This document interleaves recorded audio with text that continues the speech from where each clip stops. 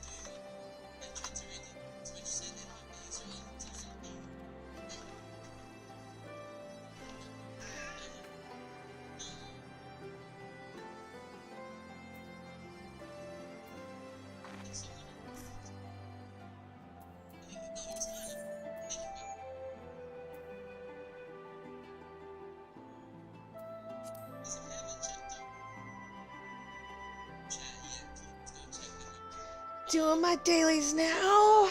Yay.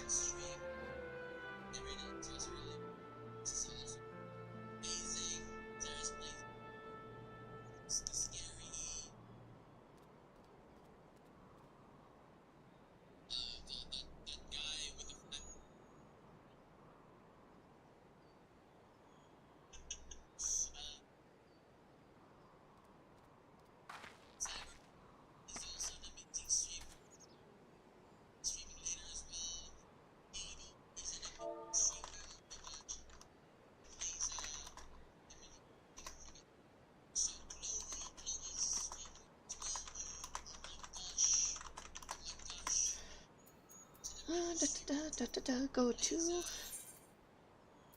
Shire.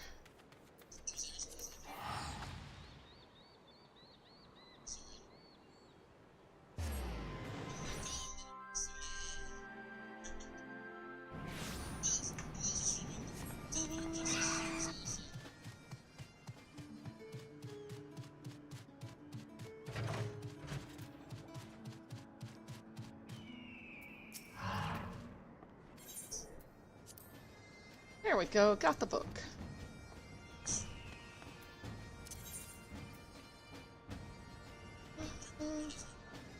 Alabama?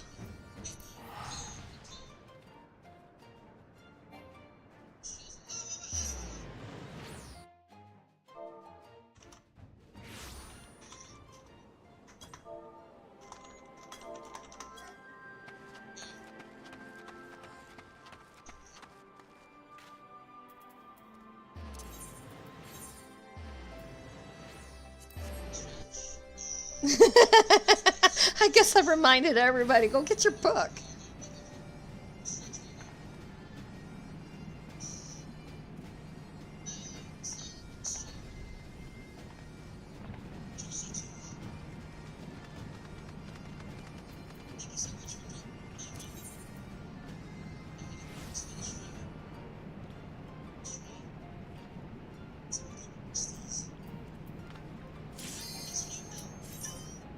That was fast.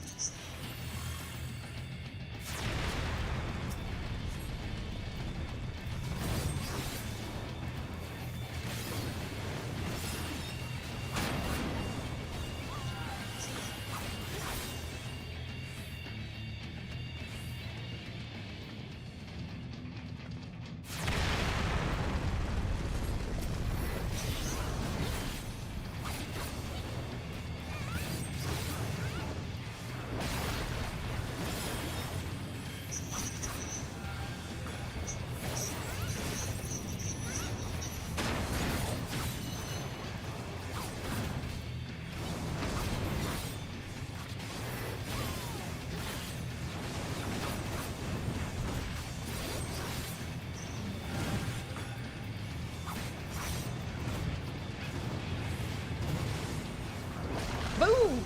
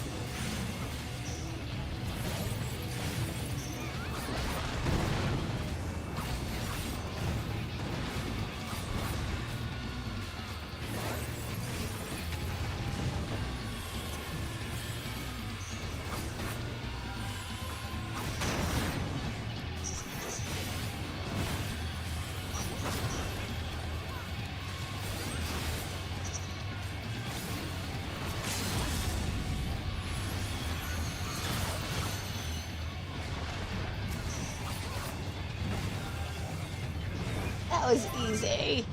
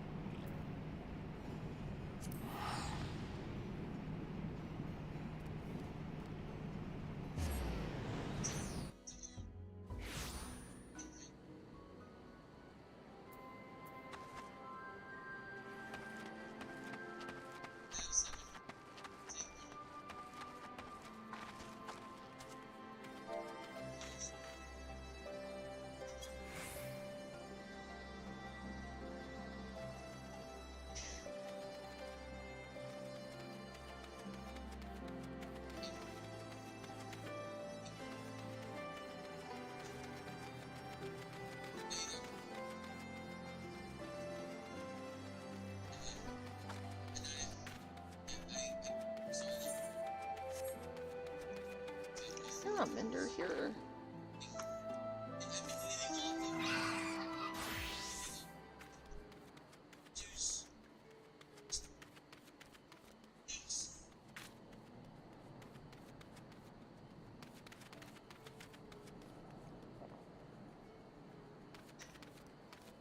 Just waiting for the party lead to cue us up. Ooh.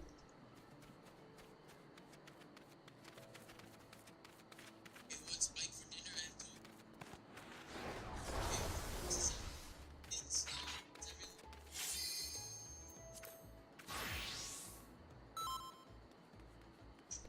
See you.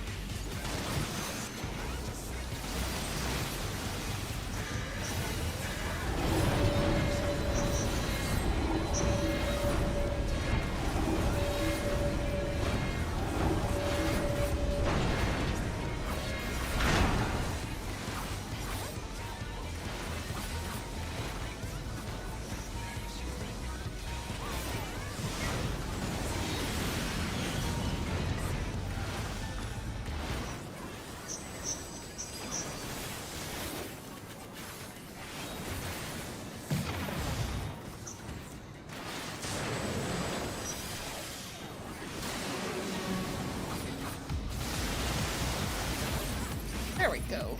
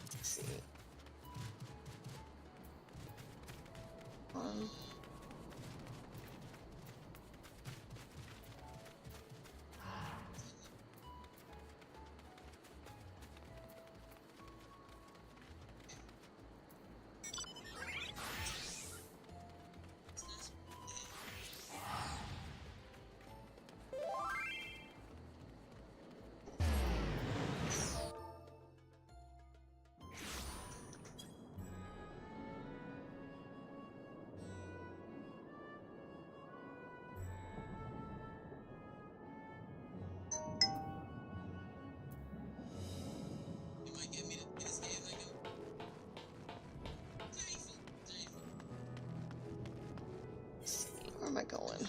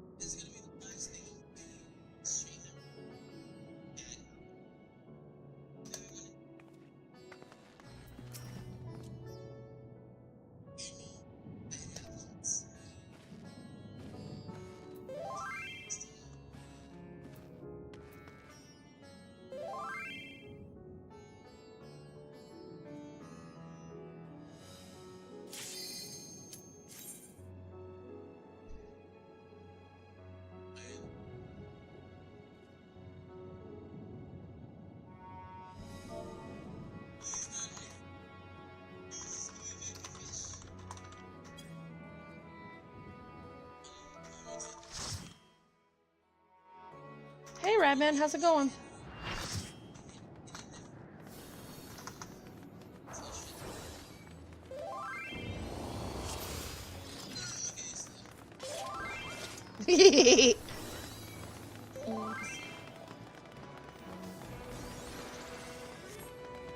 Why is my stream lagging?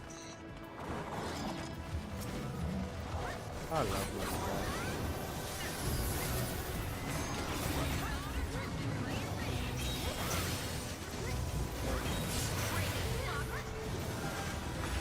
How's it going, Rad? I may not be. Getting my dailies out of the way. Oh shit, I'm gonna turn to ice.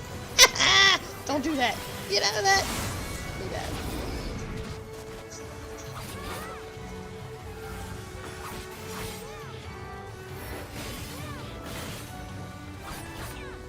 I'm good. Taking the day off. I'll double up tomorrow.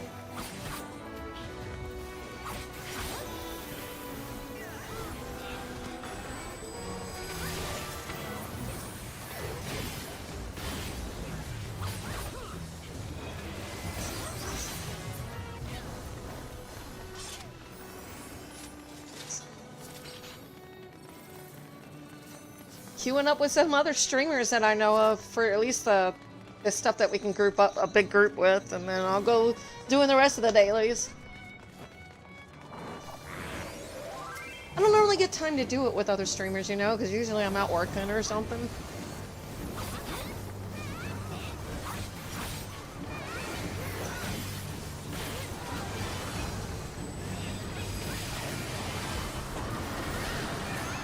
Hopefully your day's going good.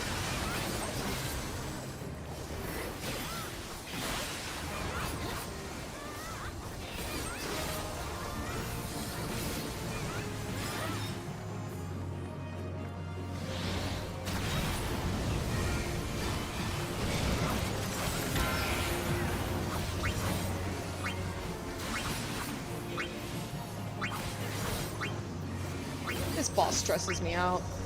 I don't like things turn in the night.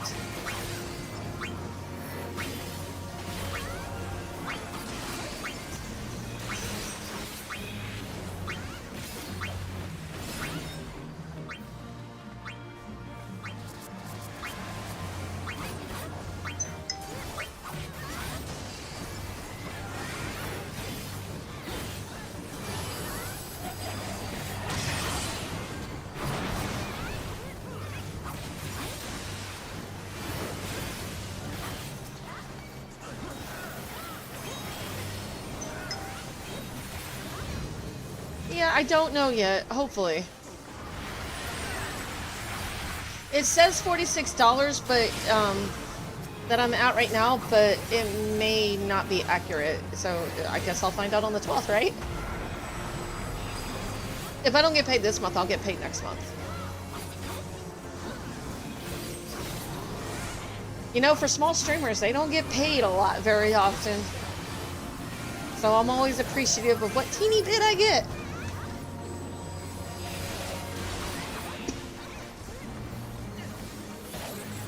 I'm probably not doing myself any favors by doing only one ad every hour, but at the same time, I feel like I lose viewers if I do like the full 3 minutes.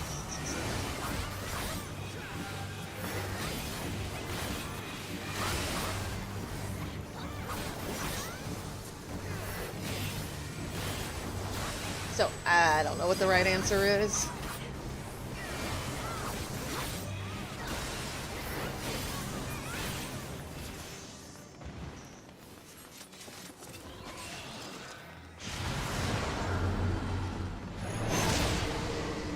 No, I mean, I appreciate what you do, but don't break your wallet, okay?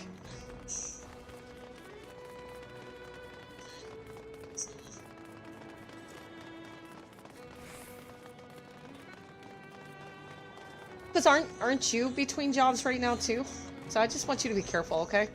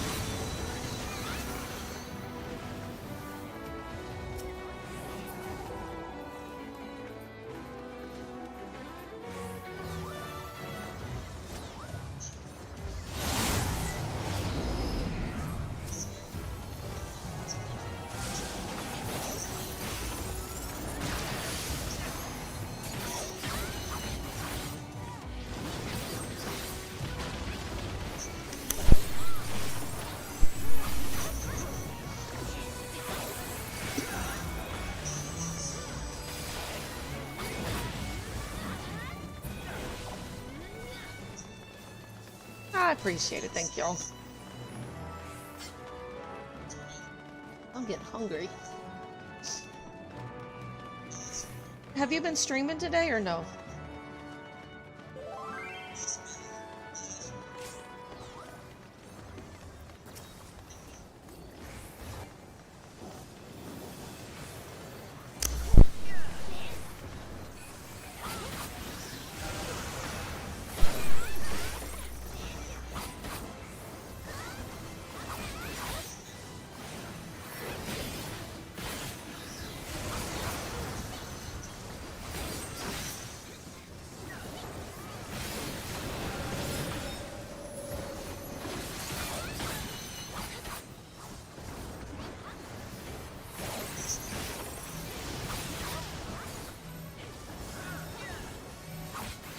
Pack for my dad's this weekend. So you're going to your dad? Do you and your dad get along pretty good? You don't have to answer that if it's bad. But hopefully you guys get along.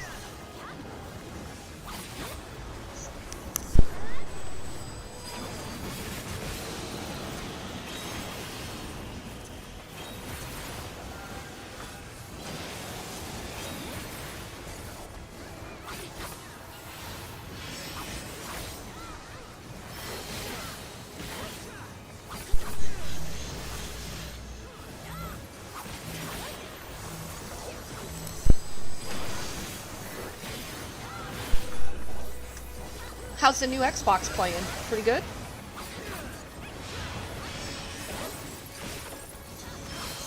Oh, nice.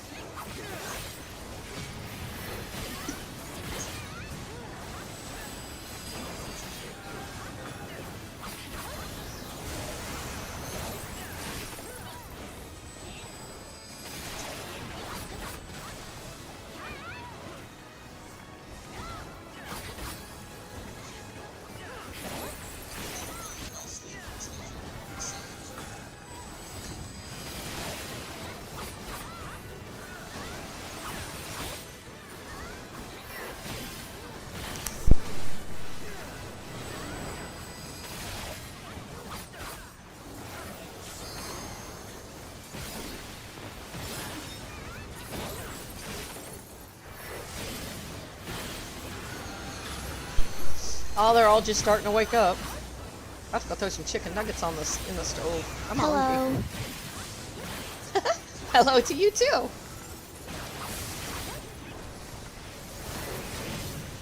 grab my drink.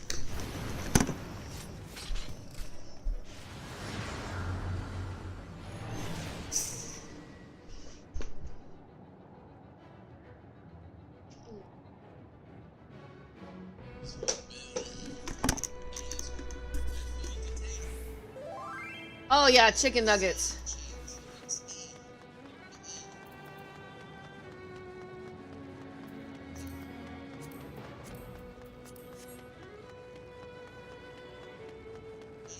So hubby went to Whataburger yesterday. I don't know if you guys have anything like that, but we have Whataburger here in the state of Texas. And for the longest time, they took my favorite sandwich off the menu. It was called a mushroom Swiss hamburger. And I honestly didn't like going as a result of that anymore, because you took my favorite food off the menu. Well, I sent him yesterday because I wanted a bacon burger, or like some kind of burger with barbecue sauce on it. And then he came back with a mushroom Swiss because they put it back on the menu. I'm like, you can have that barbecue sandwich. If you had told me the mushroom Swiss was back on the menu, that would have been hands down my choice. What?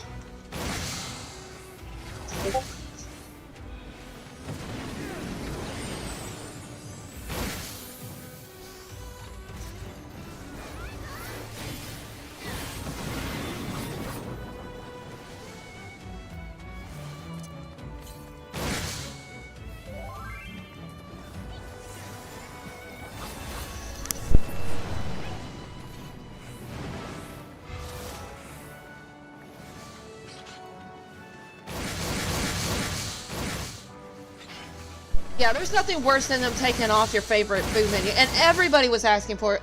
Oh, it wasn't that popular. I'm like, not popular where? At the crappy stores? It's like, don't. And then they took off my son's favorite chicken food off that place too. And I'm like, dudes, you took off my favorite. You took off his favorite. Why am I coming here still? I'm not. Wendy's tries to make a good mushroom Swiss, but they don't.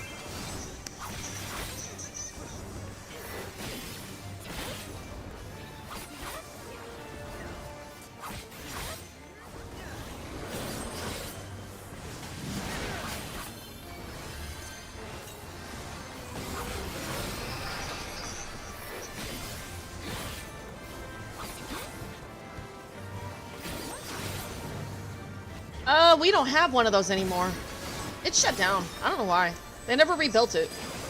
They tore the building down and then they never rebuilt it. My guess is rat infested, maybe. So probably just as well.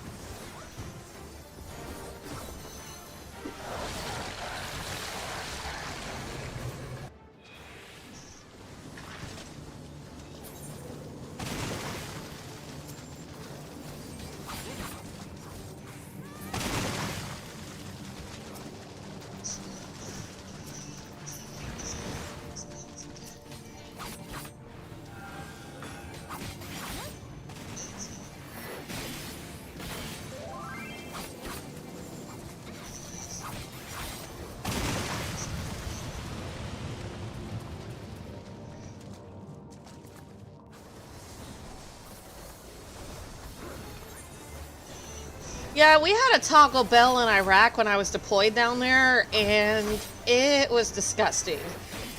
Their idea of tacos wasn't made with beef, it was made with camel meat, and it was totally gross. Needless to say, it made a lot of us very sick. So we tossed them out.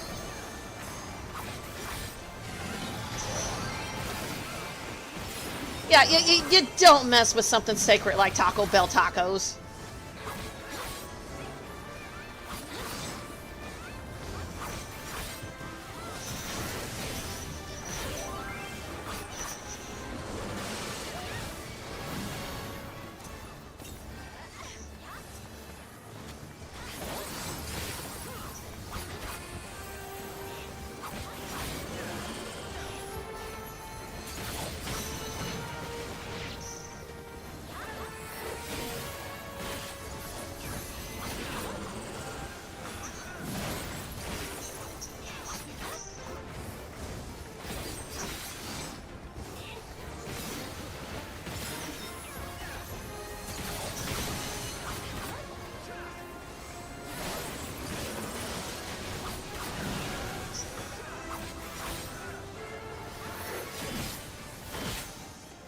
Hopefully not as bad as camel meat.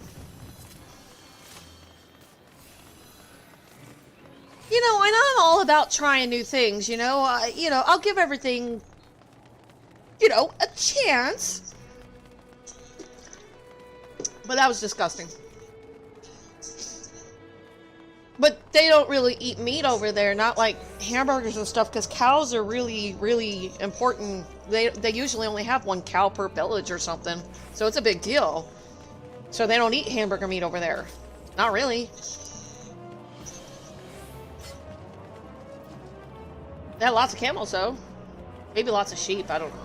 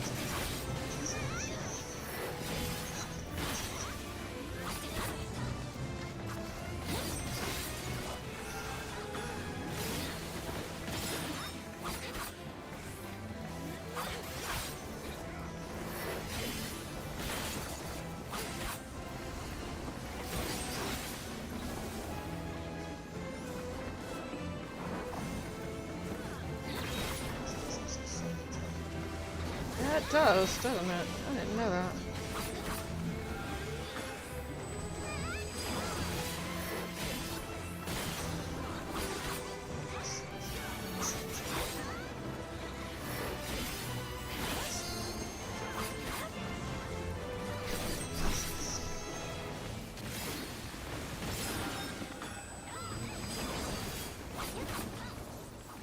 Well, she's doing good. She making a mess like usual.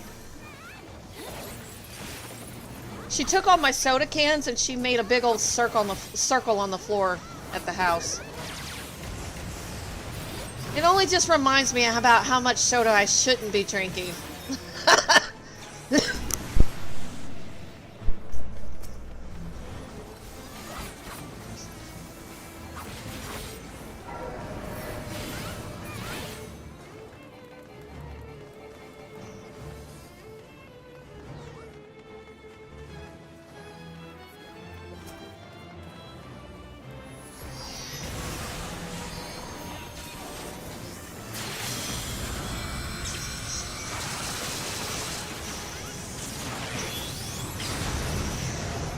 Man, we blew her up.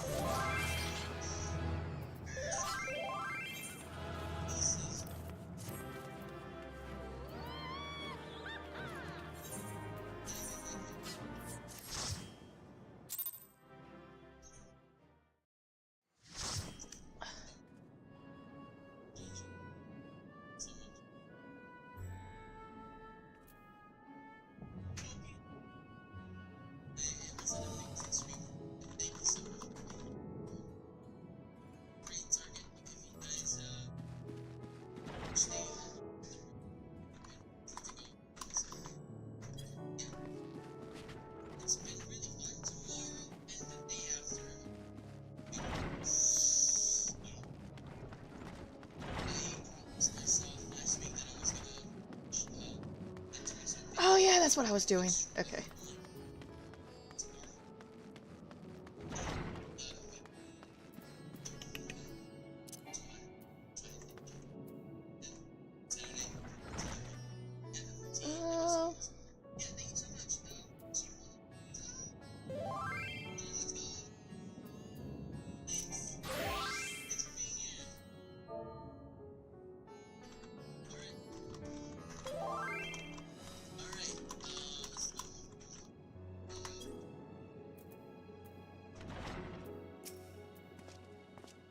Ah, my Lady Knight, by your return, dare I hope that the hunt for the blasphemy was a success.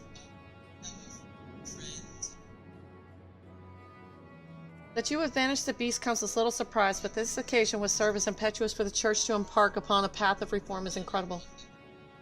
I will share these joyous tidings with our allies without delay. If I may speak candidly, I must confess to being a great admirer of yours. When you have a moment, I should like to hear about some of your adventures, if you do me the honor.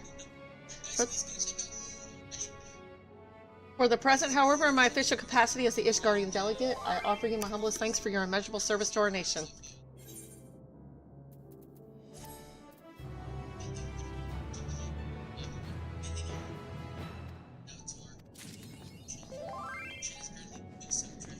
Got that one done. Okay, where am I going now?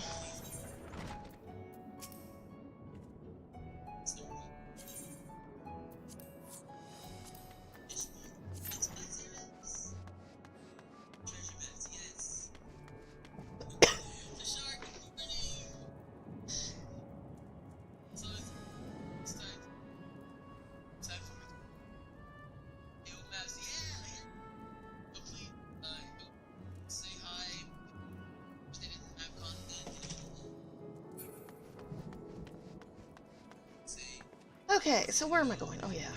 Let's go back to Crystarium.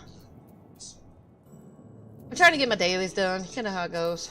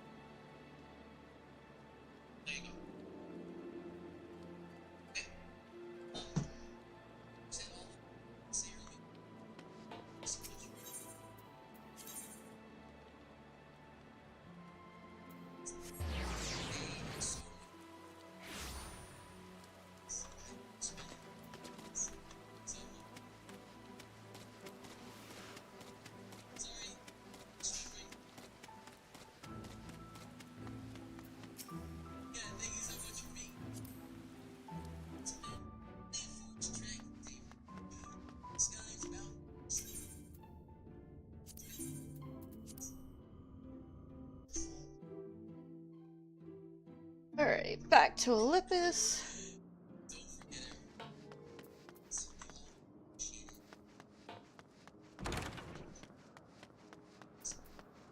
Oh yeah. Be right back. I'm going to the bathroom, and then I'll be right back.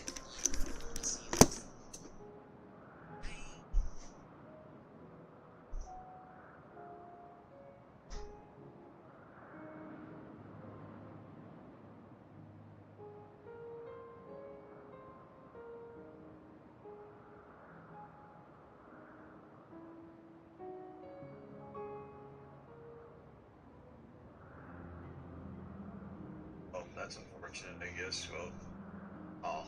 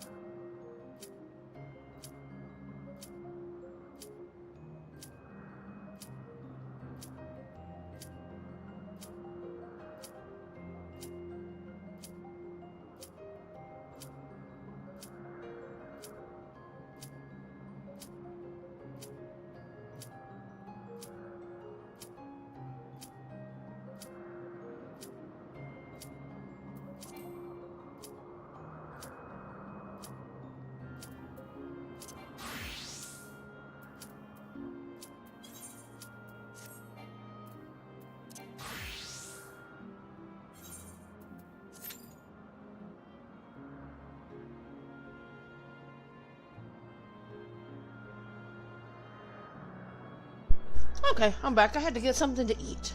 I got a hot dog. In case you didn't know, it's rude to stare. Stop. Okay, I'll stop staring. Petalooda Hunt at the latest is looking you up and down. Why are you looking me up and down? Now then, our friend Hermes, aside from overseeing the facility, he also conducts his own research. Chances are he will be at the main observation hub, so let us seek him out there first.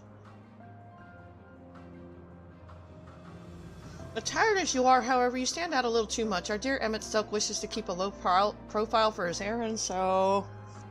He's doing good. Do you know how to make a robe? The basic concept will do. No, in that case, Emmett Silk. No, your whim, your responsibility. You're getting not another thimble of ether out of me.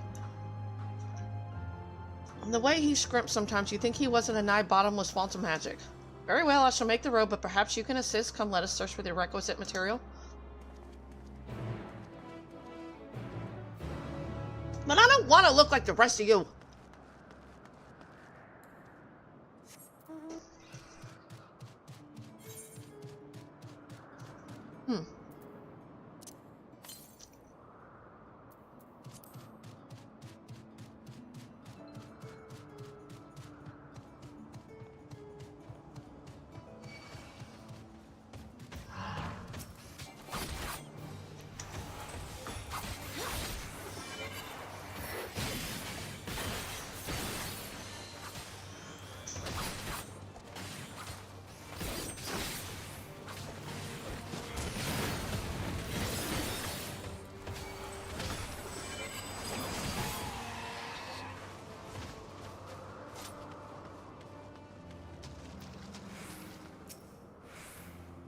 No means no, just be grateful I'm even willing to wait. And people like him. Yes, these creatures should suffice.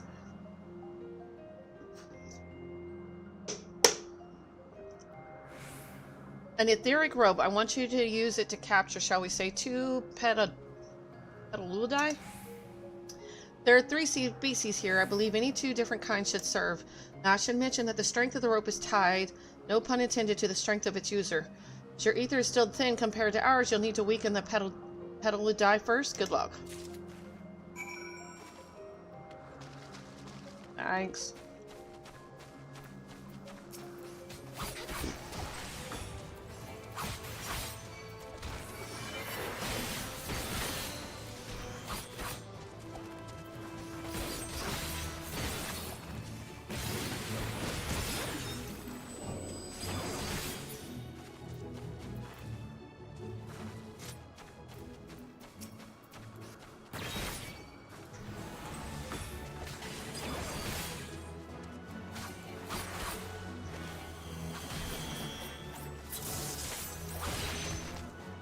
Trying to figure out what some of these abilities do.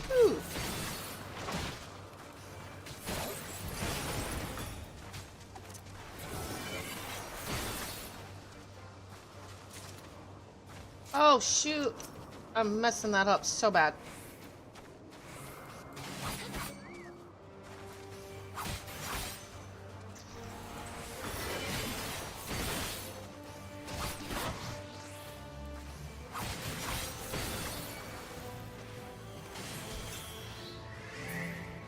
Got it. I'm supposed to be capturing them, not killing them.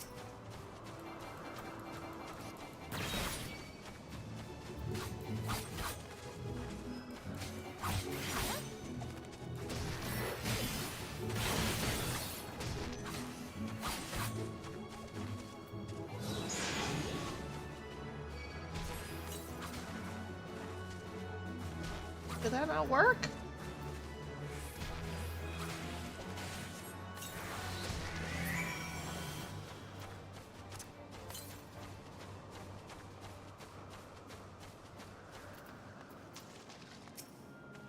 You've caught the pedotodon. Come, let us see.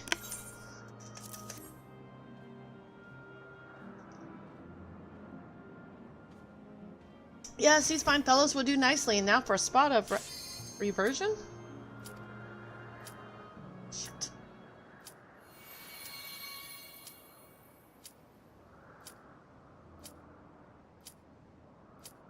God fucking damn it.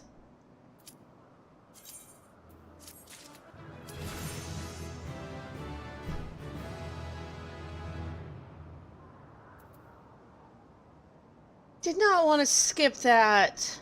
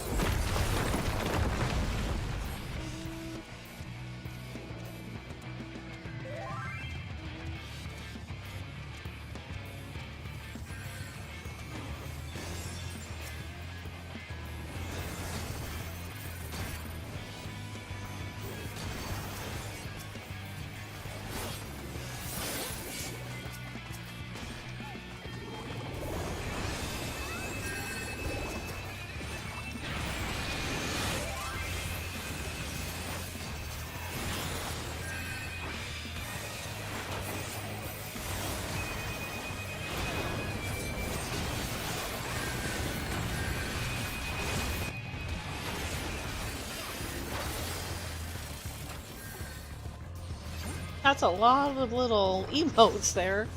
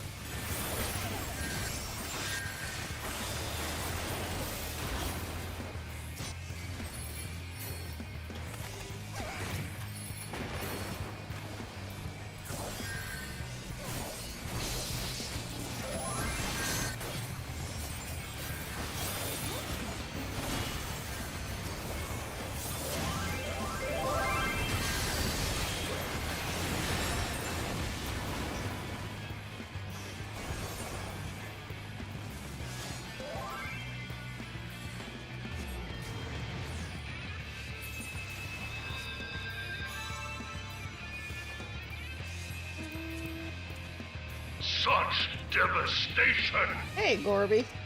Such devastation. You're right. It's just PvP.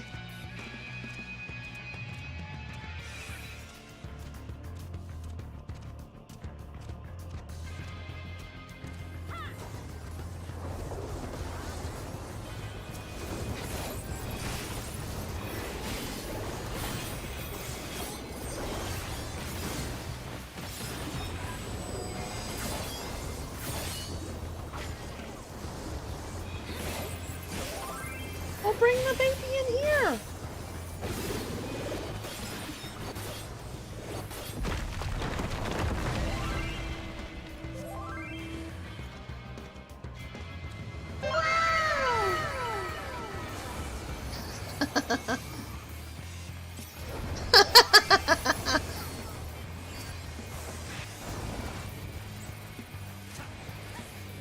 Wow, I can hear myself from my room. Gorby, how loud do you have your phone?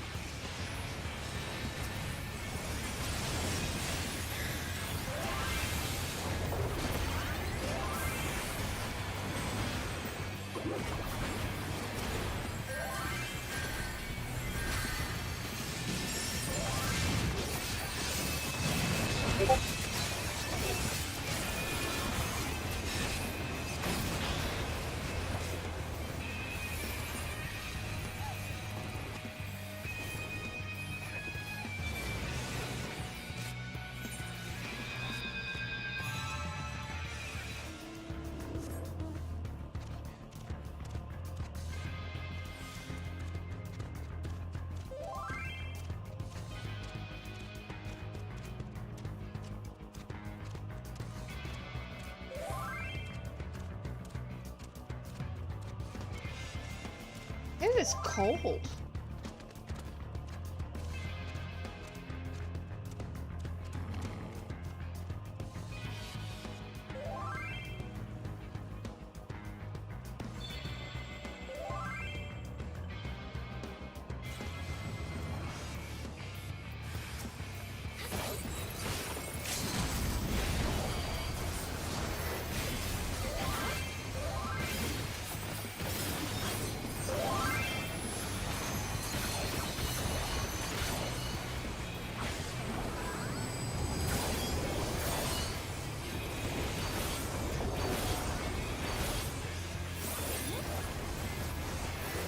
Oh, is it already cold over there? It's just now starting to get warm again, but sometimes we still have like days of cold, but yeah, I'm so done with it.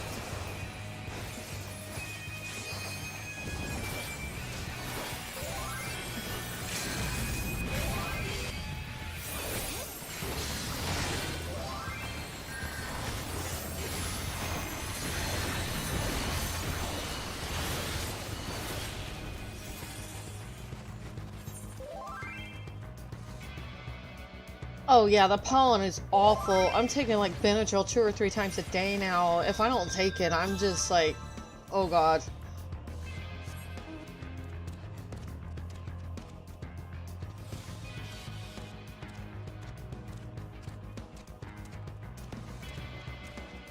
Like, it's part of the reason why I didn't go to my block this morning. I had to cancel it. I couldn't breathe. I couldn't, like, yeah, it's just yuck. The pollen is just bad this year.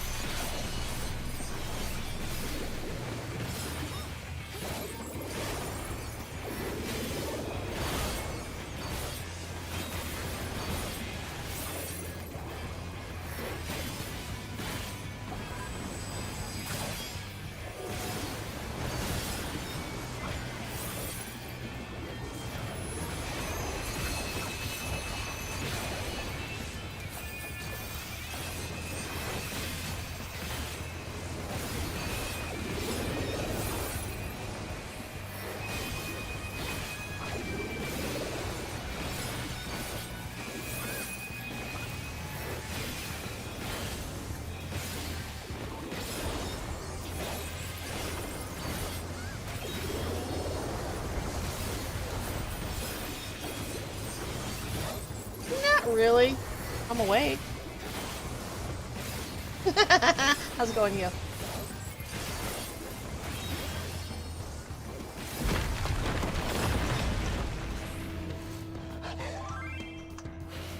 I've been up for a while. I've just been doing other stuff. No, I didn't go this morning. And I couldn't find another block for later, so I'll just double up tomorrow. And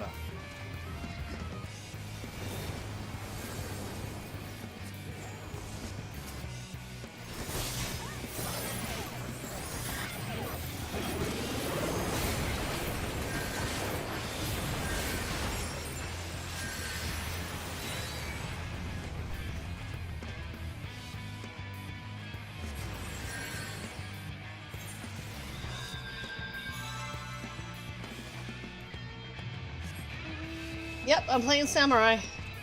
Yeah?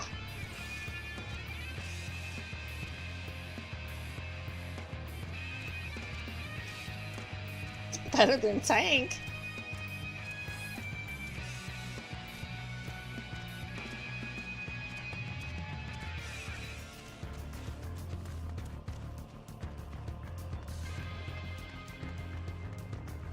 They really can't do much. No offense to the tanks, they just don't do well in PvP. I might queue up as a tank, but I won't stay as a tank.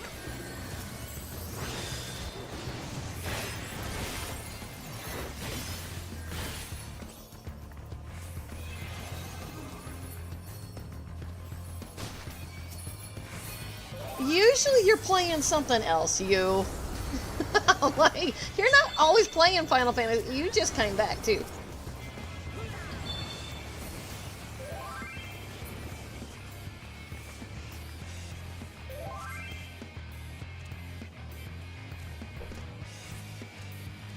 I need some chicken nuggets. I'm hungry.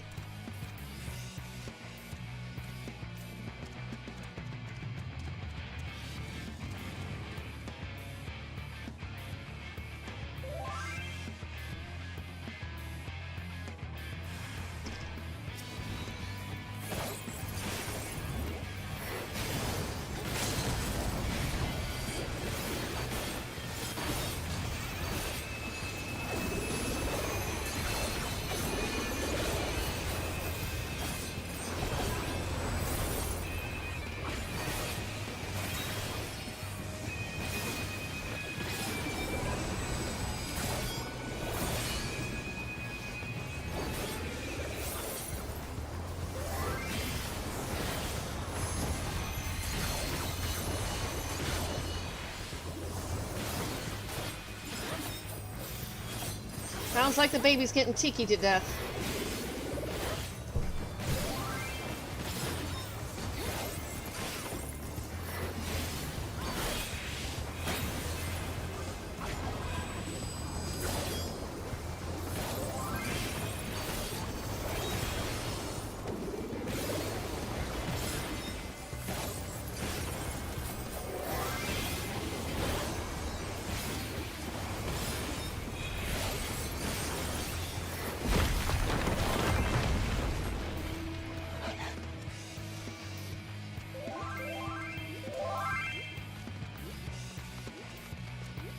Looks like a bunch of the blue ones are about to pop.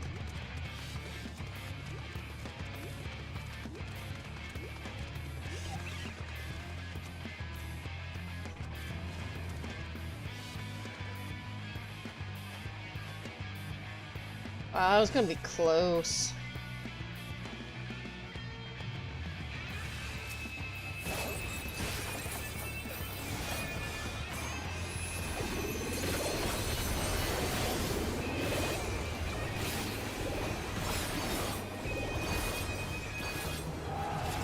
Yeah.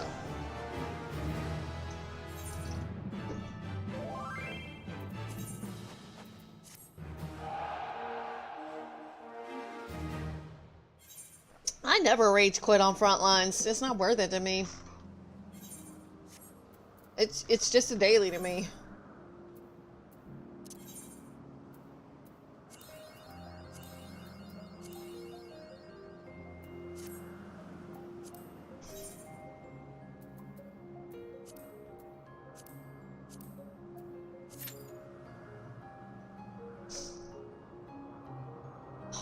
Man, if I start this cutscene again and it triggers, I'm gonna be so pissed.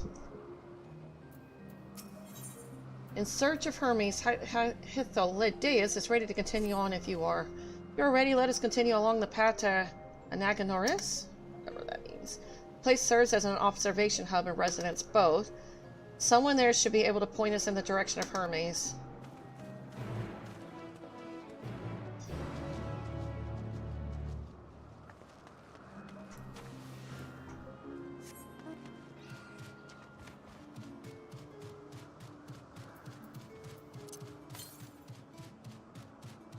Man, I just did the role quest for the Ishgard. It's the same old bullcrap. You know, religious zealots can't get over their, like, freaking past. Just to move on already.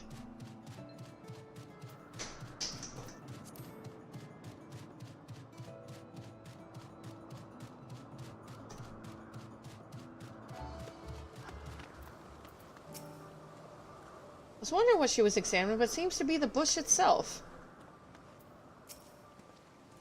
Let's see if this observer knows Hermes' whereabouts.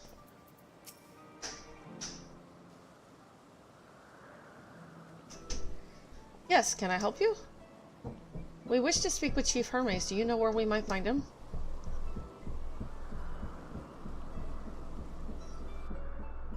Well, now, by your mask, I assume you are one of the 14. I wasn't aware that there was to be a visitation. Between you and us is something of a surprise. Your discretion in the matter would be appreciated. I see. My lips are sealed. Chief should be out conducting observations as usual. His focus of late has been aquatic creatures, so I expect you will find him at one of the pools here. The pools, you say? Many thanks and apologies for disrupting your work. I say, Hythlodaeus, while I've never met Hermes, you know him well, do you not? That being the case, couldn't you simply find him by his ether? Aye, that I could. As you know him, it's Silk and I can discern the color of souls. By the same token, we can also see ether quite keenly and from great distances.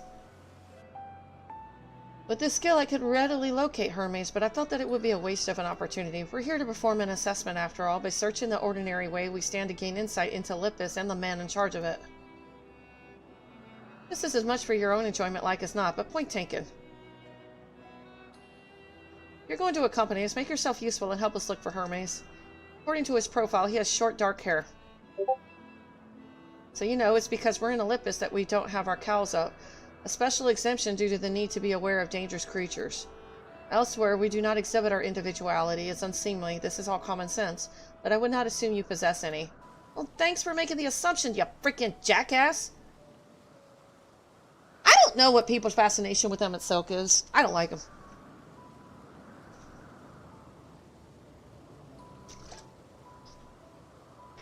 I prefer Elidibus. No, I'm not ignoring you. Do you need something there?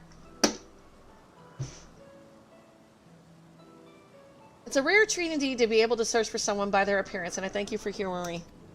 What? Don't you dare come and tickle me. I'll smack you.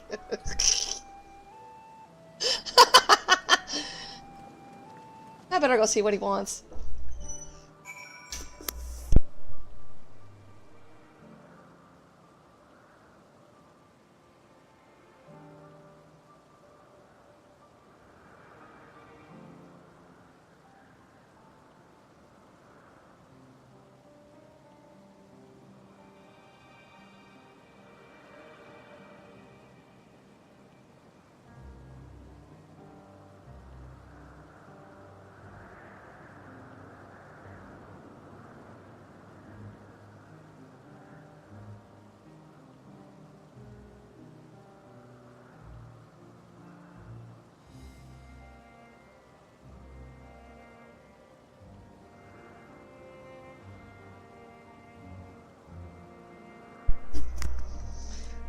Okay, Gorby, tell me why you like Emmett Sulk so much, because he's a very obnoxious little butthead.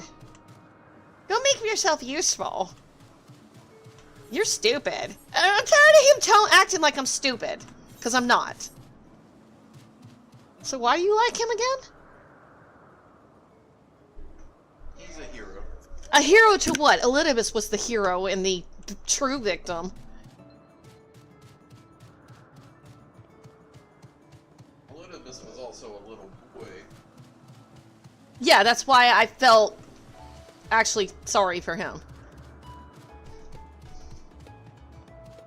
What am I looking for? Of course, you says Emmett is greater than everyone else. Not. He's a greater obnoxious butthead than everybody else.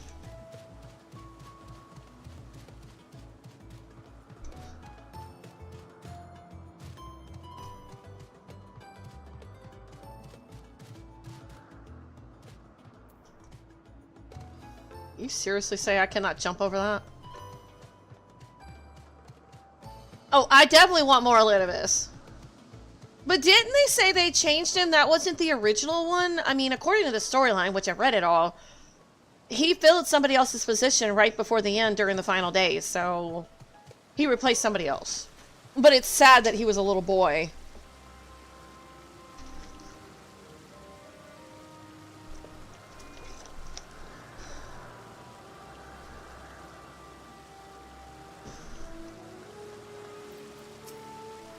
They have such funny faces.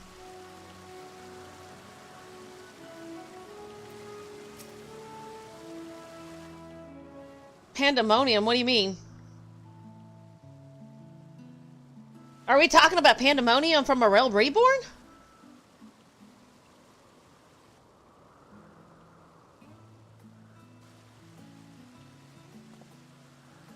Huh. You are... God, I can't stand this guy, but I don't know. I might end up liking him too. I don't know. No, I haven't done them yet. No. Oh. Different. You're different too. You and me. We're alike. Friends. I want to be...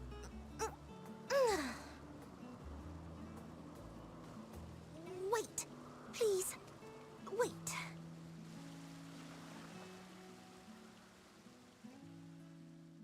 Greetings and salutations. Can you hear me? Do not be alarmed. I mean you no harm. I wish only to hear your words, share your feelings, and know your thoughts. May we please be friends?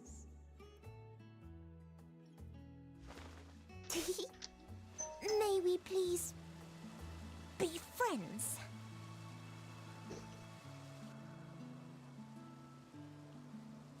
Ah, I see you found him.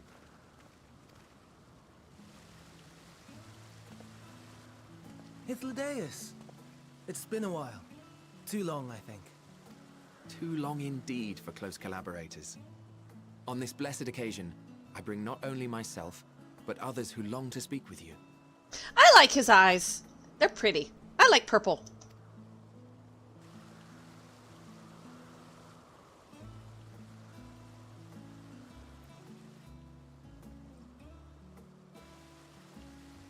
You were of the convocation.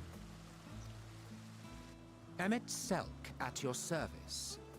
Do I have the honor of addressing Hermes, Chief Overseer of Elpis? You do. You have traveled far for it. Given your facility's purpose, its remote location is something of a necessity. Would that I didn't have to rely upon a guide. Oh, you wound me. Have I not ever been an attentive and helpful friend? But moving along to more agreeable company, this one we chanced to...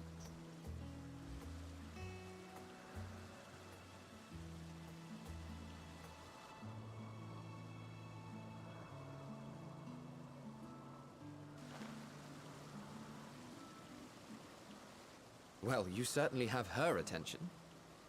Is she one of yours, Hermes?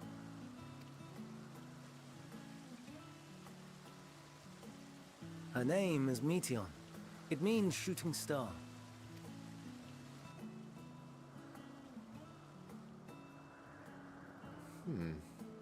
If I may make an observation, her ether is terribly thin.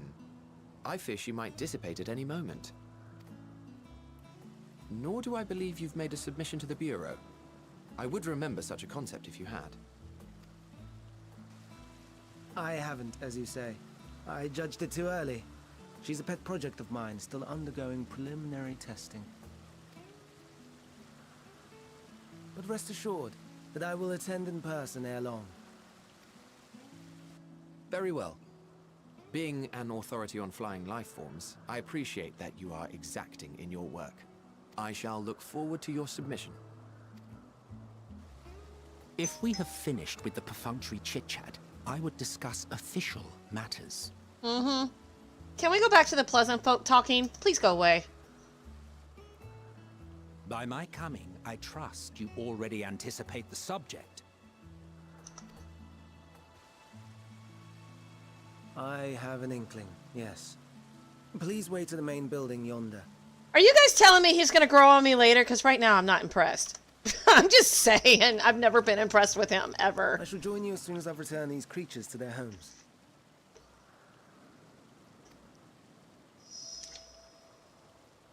What's wrong, Hermes? And that Mastoma is missing.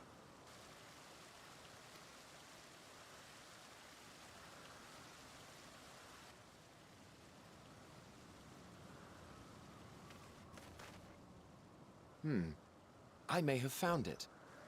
A creature with the self-same ether as those there, nestled in the boughs of a tree outside the grounds.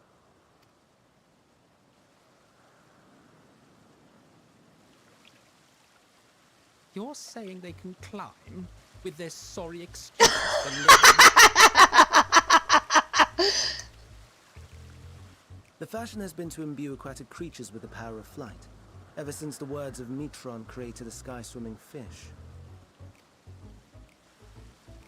The Ambistomas too can fly, if only slightly, and they could conceivably climb a tree. Whether they can come down safely, however... Excuse me.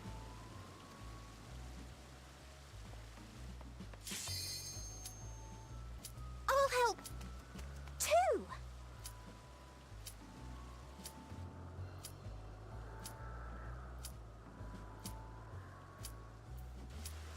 And what are we supposed to do with this lot?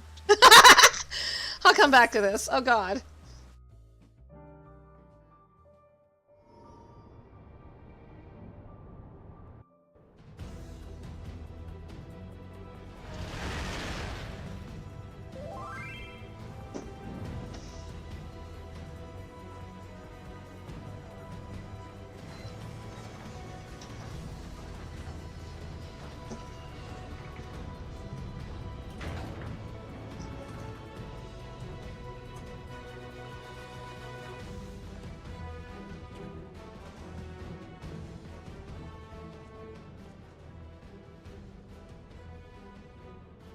Guess the Reaper will be next, because she's about to hit 90.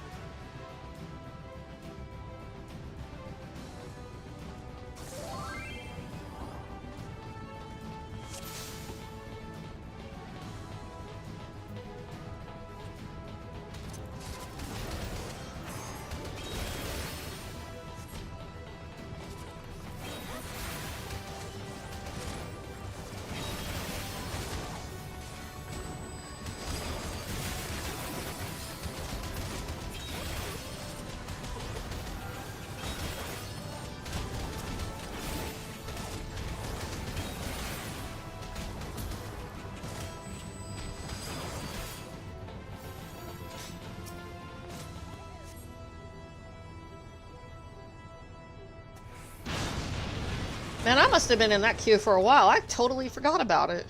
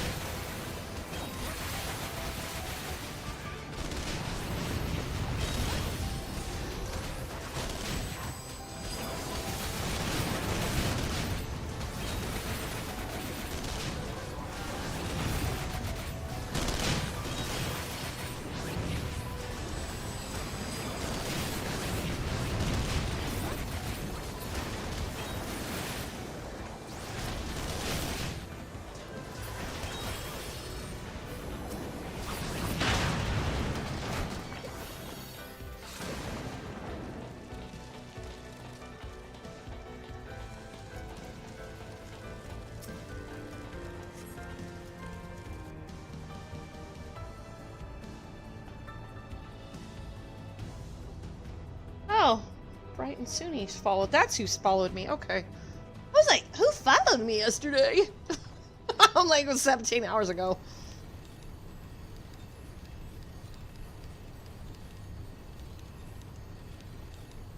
Oh shit, my boy, you're late. You're late. You're late for an important date.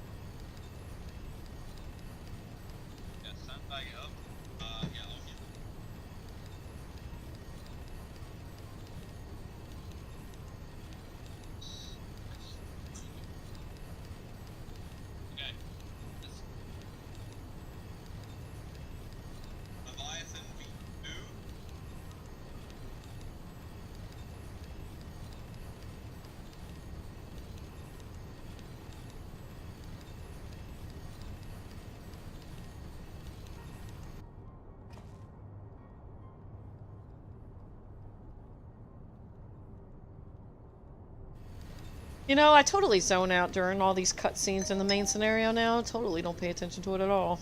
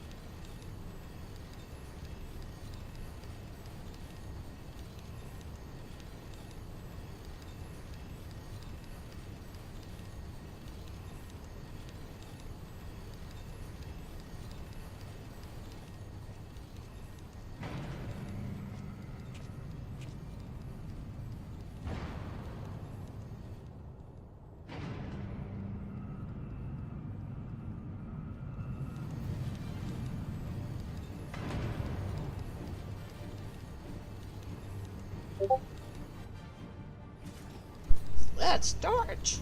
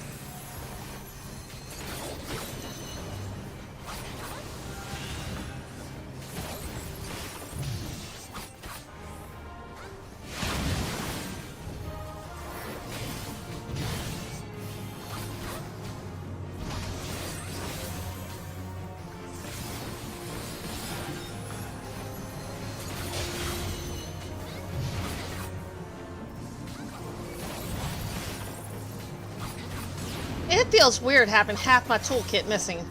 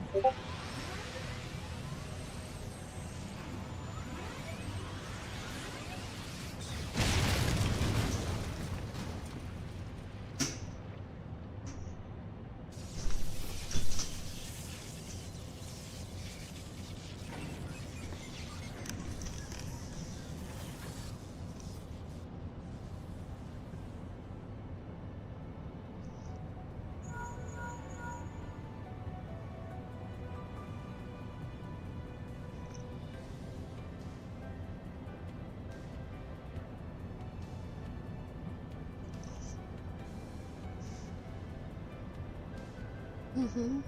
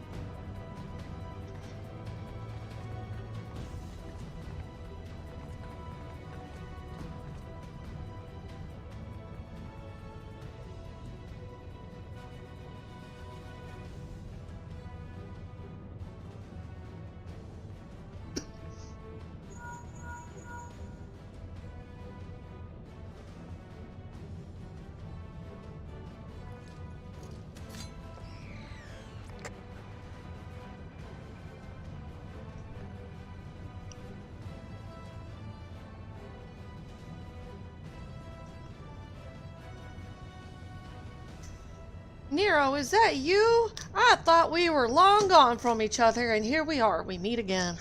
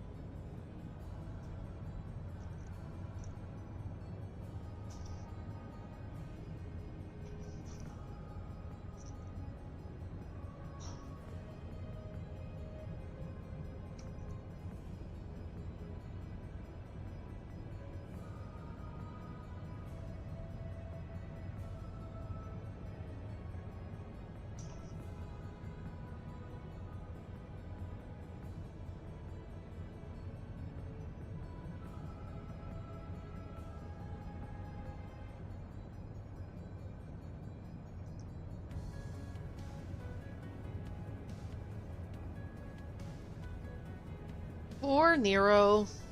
So mistreated.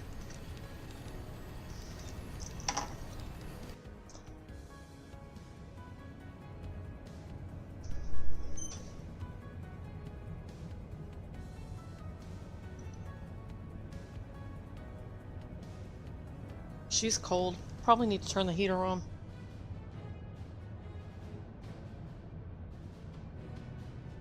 Is it really 81 degrees outside? It doesn't feel 81 in the house.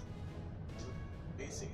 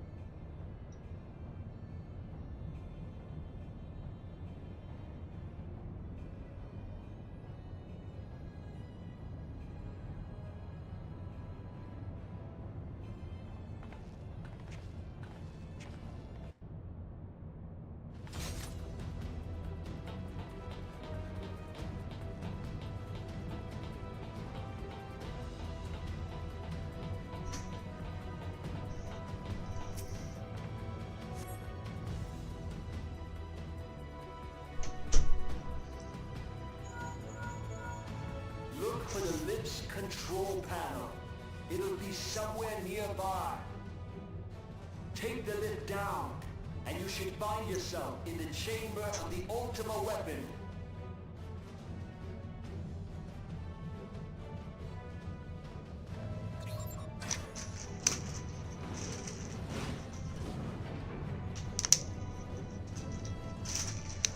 Do we want to just get her a tiny cake to smash? Or do you think she won't touch it? Keep your eyes peeled. Guys could be waiting for you down there. Oh, and don't even think about dying. You're too bloody useful.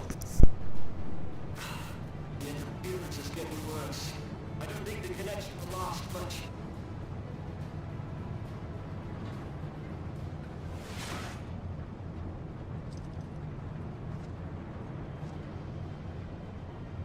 Tell me, for whom do you fight?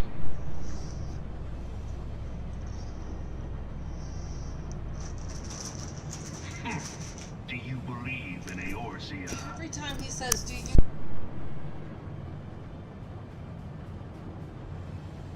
Eorzea's unity is forged of falsehoods. Its city-states are built on deceit, and its faith is an instrument of deception. It is not but a cobweb of lies. To believe in Eorzea is to believe in nothing. In Eorzea, the beast tribes often summon gods to fight in their stead, though your comrades only rarely respond in kind. Which is strange, is it not? Are the 12 otherwise engaged? I was given to understand they were your protectors. If you truly believe them your guardians, why do you not repeat the trick that served you so well in Cartano and call them down? They will answer, so long as you lavish them with crystals and gorge them on ether. Your gods are no different from those of the beasts. Icons, every one. Except for this, and you will see how Eorzea's faith is bleeding the land dry. Nor is this unknown to your masters, which prompts the question, why do they cling to these false deities? What drives even men of learning, even the great Louis Soir, to grovel at their feet? The answer? Your masters lack the strength to do otherwise. For the world of man to mean anything, man must own the world. To this end, he hath fought ever to raise himself through conflict, to grow rich through conquest. And when the dust of battle settles, it is ever the strong who dictate the fate of the weak.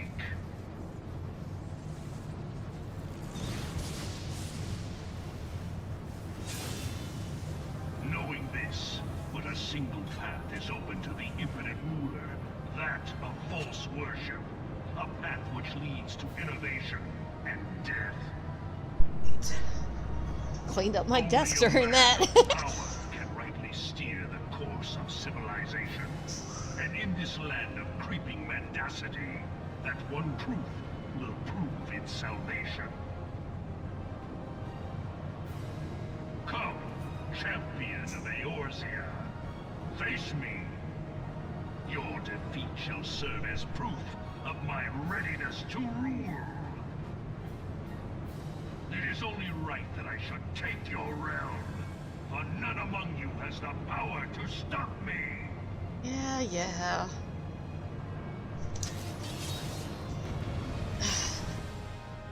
Yeah, no, those are some big boasts there, buddy.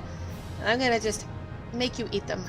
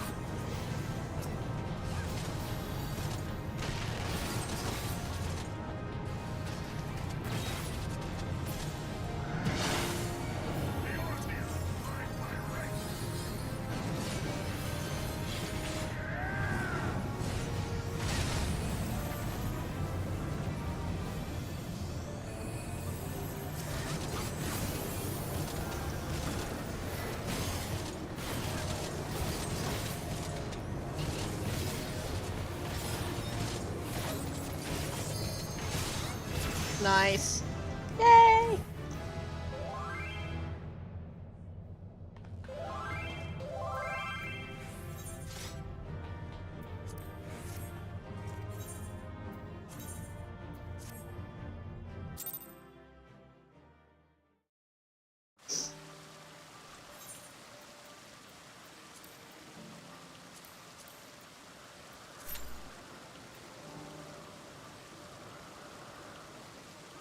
Oh, oops. Reaper.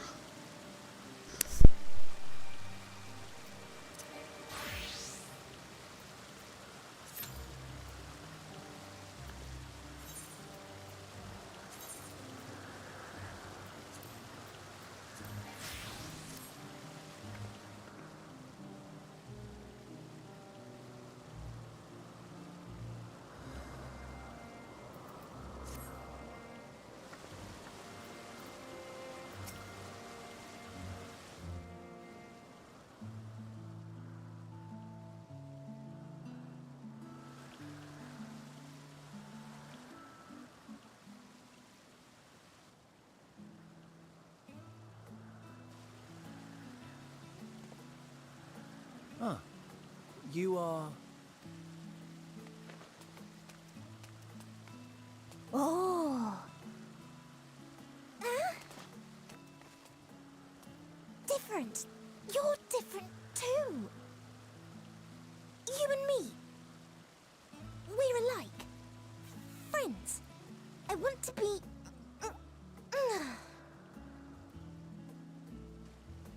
Wait. Please. Wait.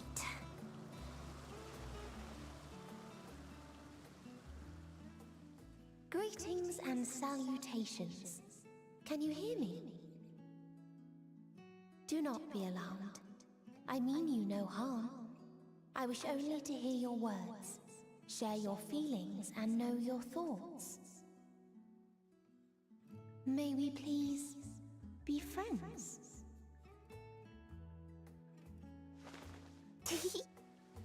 May we please be friends?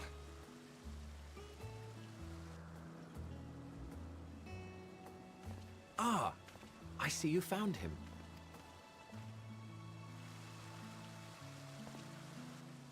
It's Lideus. It's been a while. Too long, I think. Too long indeed for close collaborators. On this blessed occasion, I bring not only myself, but others who long to speak with you.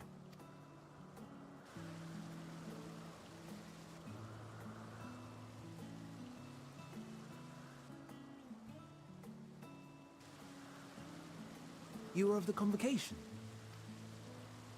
Emmett Selk at your service. Do I have the honor of addressing Hermes, Chief Overseer of Elpis? You do. You have traveled far for it. Given your facility's purpose, its remote location is something of a necessity. Would that I didn't have to rely upon a guide. Oh, you wound me. Have I not ever been an attentive and helpful friend? But moving along to more agreeable company, this one we chance to...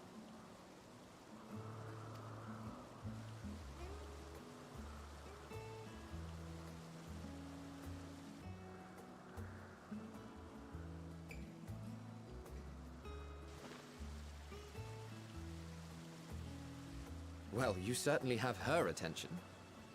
Is she one of yours, Hermes?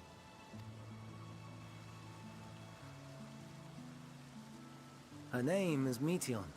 It means shooting star.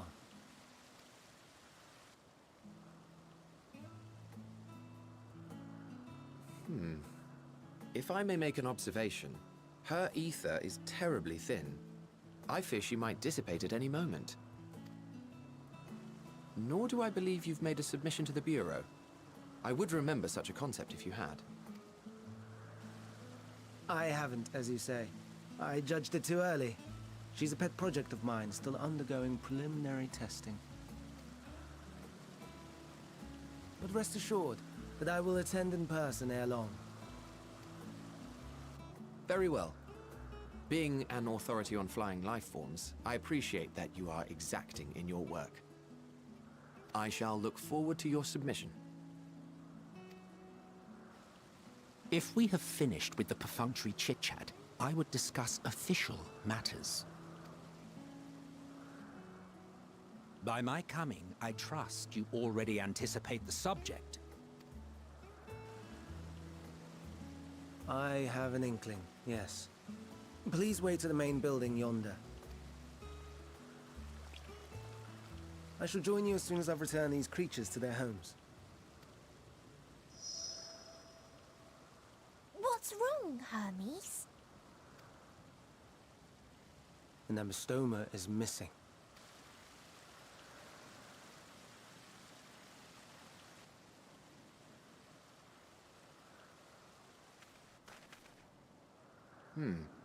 I may have found it. A creature with the self-same ether as those there, nestled in the boughs of a tree outside the grounds.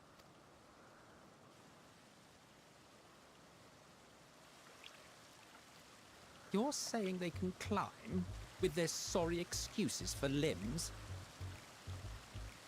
The fashion has been to imbue aquatic creatures with the power of flight, ever since the words of Metron created a sky-swimming fish. The Ambistomas too can fly, if only slightly, and they could conceivably climb a tree. Whether they can come down safely, however... Excuse me.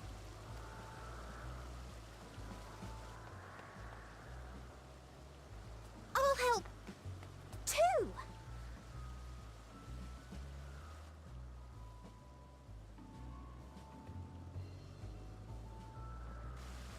And what are we supposed to do with this lot? May I suggest we split up? If you would be so good as to assist Hermes, Emmett Selk and I shall keep an eye on these adorable creations in the meantime.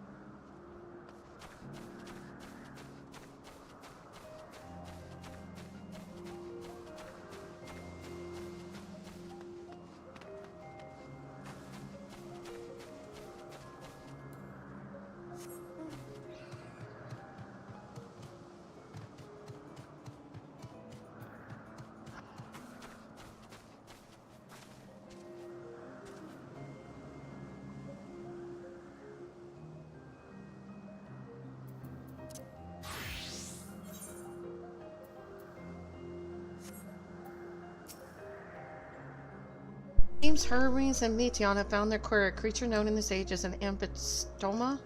Yet, though it has been safely extricated from the tree, Hermes appears to have found himself in quite the predicament. What the hell? The ambystoma, Hermes saw it high up the tree. He climbed up to get it, but it jumped on him and he slipped. Everything is under control, I trust? Yes, rest assured this is nothing new to me. I've ended up in far more compromising positions in the course of my work. Now, for your own safety, please stand back.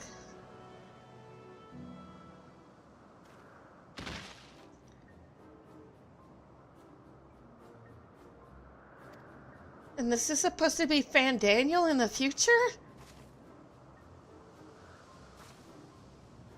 Hermes, are you alright? Quite alright, yes. My apologies for making you worry, Meteon. Both you and, Night Moon, you are called. An intriguing name, somehow reminiscent of a new creation. Thank you for coming after me.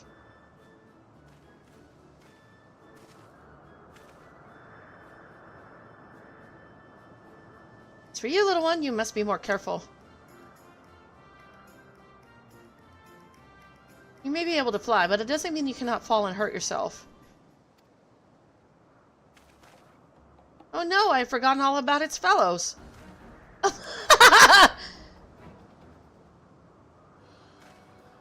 Truly, what a relief. I must thank Elmetzelk and Hythlodaeus when I return to them, but first, with the distractions out of the way. As Chief Overseer of Olympus, permit me to welcome you to our facility. I hope you will enjoy your time here.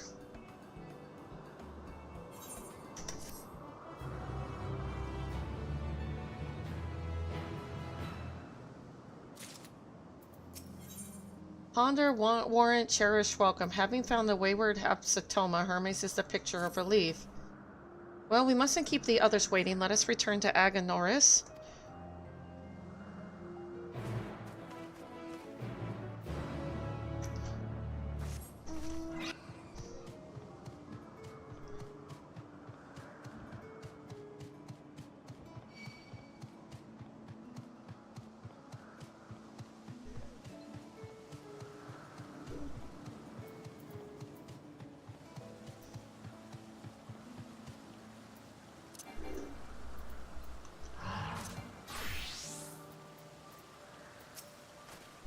My apologies for the trouble. Owing to your kind assistance, all the Ambistomas are safe and well. I will presently send them back to their space. If you would go on ahead to the main building. Upon entering, you will see a table and chairs, a meeting area. We may speak there. Very well. Take care not to let the creature slip away again.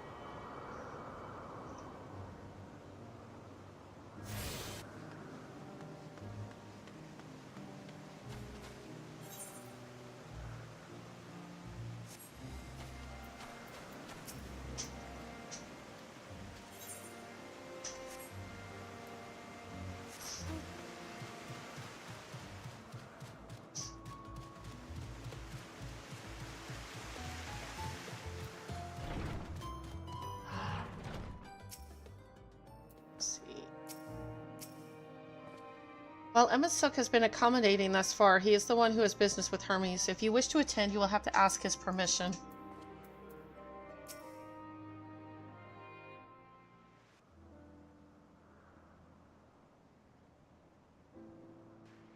This appears to be the place.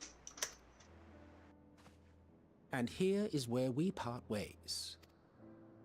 We will be discussing highly sensitive affairs.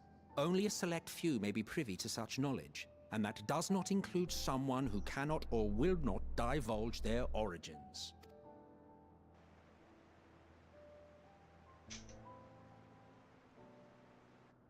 What? Will I have to remove you by force?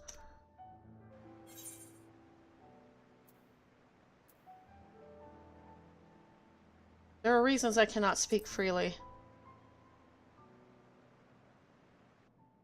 Let's hear them then, these reasons of yours. Who knows? If I deem your mysterious cause worthy, I may even be inclined to offer my assistance. I do not object to her attendance. Hermes, this is highly irregular. Perhaps, but I believe she can be trusted. Meteion would not have taken to her so quickly otherwise. Moreover, the presence of a third party may help me to maintain composure.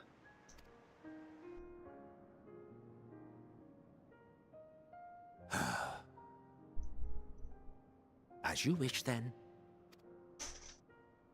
Behave yourself, do you hear?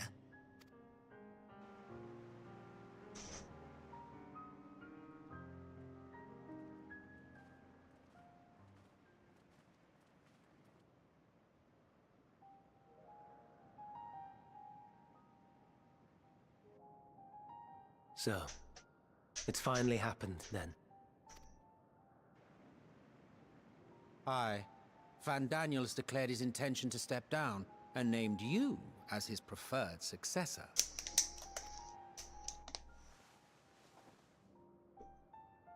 In recognition of your knowledge and your works, the Convocation is giving the recommendation due consideration. As one who does not know you personally, I am to use my impartial eye to take your measure. And above all else, to ascertain your disposition towards the invitation.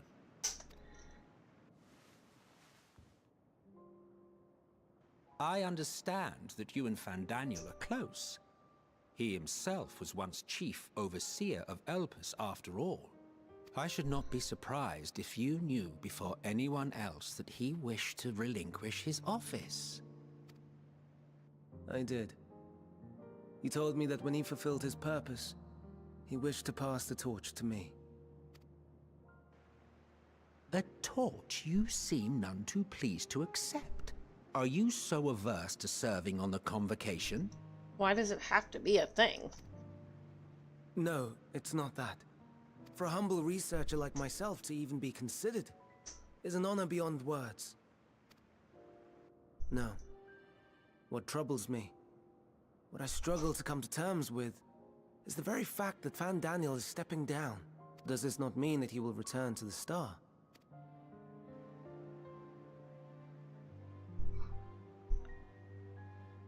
Of his own volition, yes, like so many others have before him. Return to the Star? Does that mean die? Well now, that's not a word I hear often. Is that what you say here in Elpis? Mankind is the life of Atheris. Each of us, a drop of blood flowing through its veins, bearing sustenance. In our finite time upon it, 'tis our duty to make it a better place, that all who call it home, now and in future, may abide in happiness. To that end, we have dedicated ourselves to the pursuit of enlightened creation. And by our efforts did we transform this once untamed wilderness into the peaceful paradise you enjoy today. To return to the Star whence we came is a privilege afforded to we who have so loved and nurtured it. A choice embraced by those who have lived their lives to the fullest, in service to our world. And when they depart upon this journey, it is beautiful, always. The 14 are no exception. 'Tis believed no occasion is more felicitous than the fulfillment of one's duty. Our office becomes our lives, and to retire is to return, or so the majority of us hold. Some few have elected to eschew custom. Mayhap you feel Fandaniel's deeds do not warrant his return. Yet you should know his accomplishments as well as any. During his time, he conceived of countless outstanding concepts. And channeling the wealth of experience he attained here in Elpis, he brought forth many new specimens. I know of all this. I do. It's just, I cannot fathom why someone so great and wise, who could still do so much good, would want to end it all.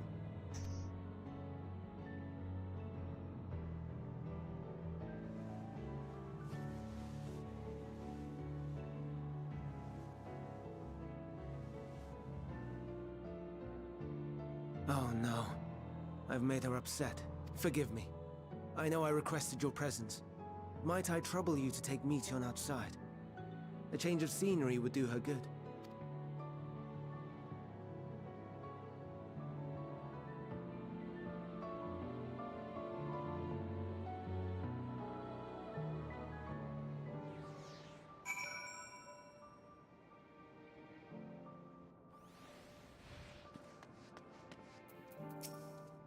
Forgive me, I will make it up to you, I promise. Most would jump at the chance to serve in the Convocation, and yet...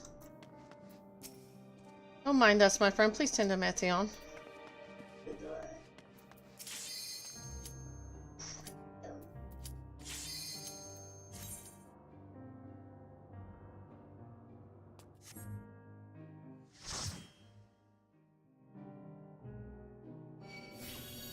Oh well, at least it's not the hard one.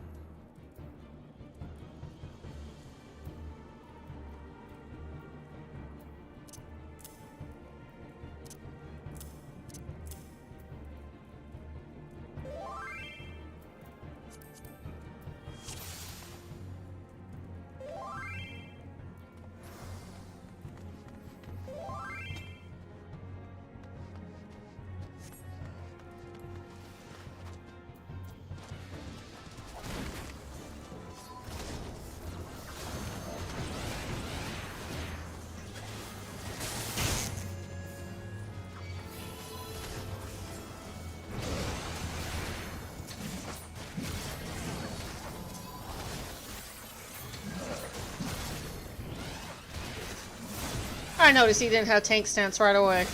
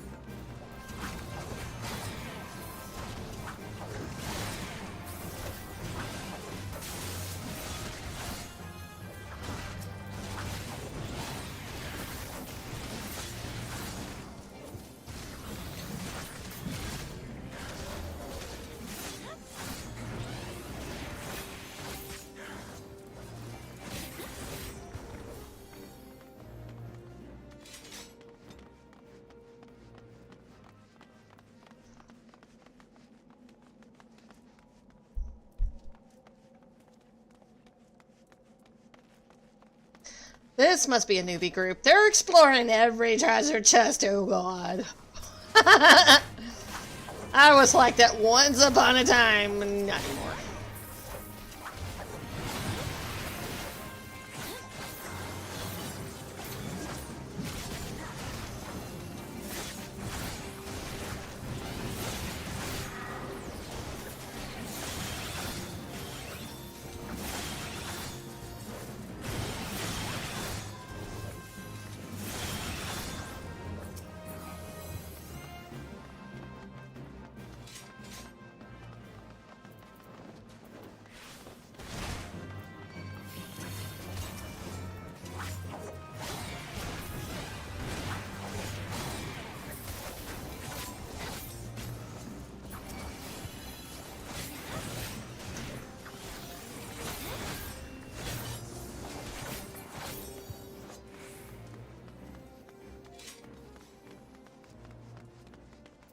Oh, it's gonna be one of those slow groups.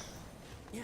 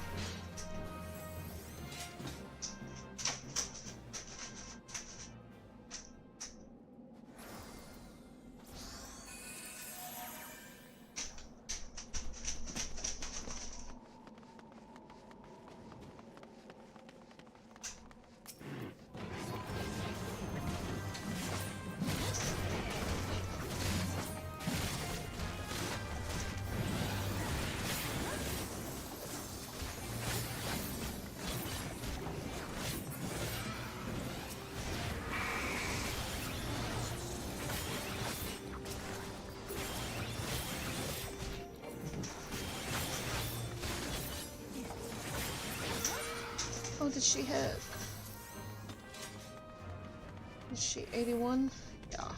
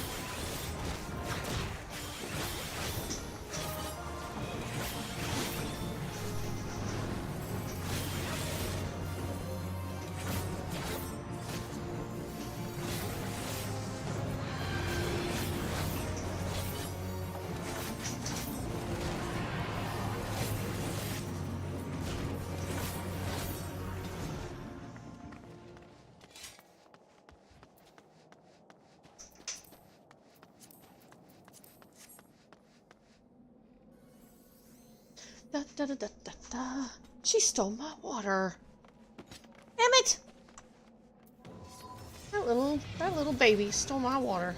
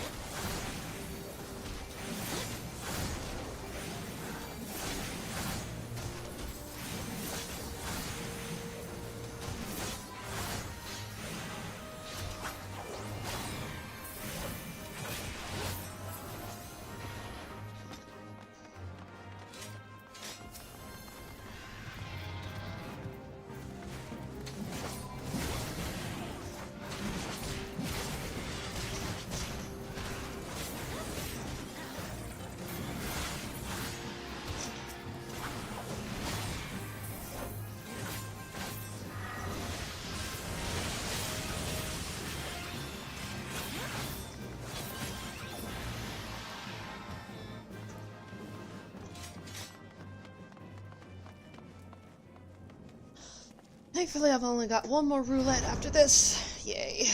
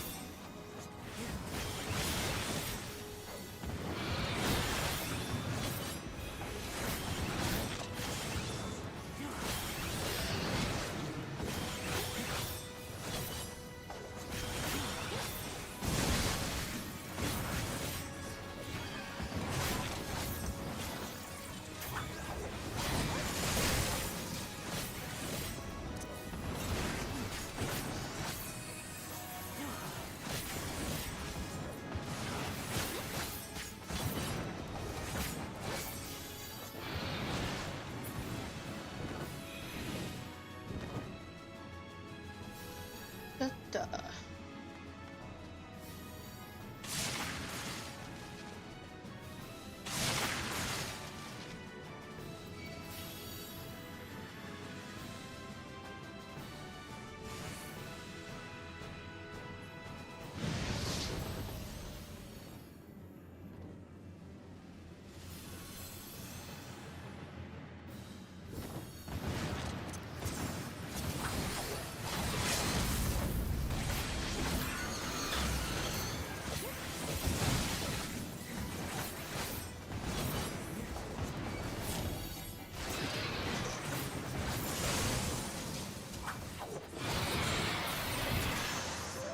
Dungeon Master.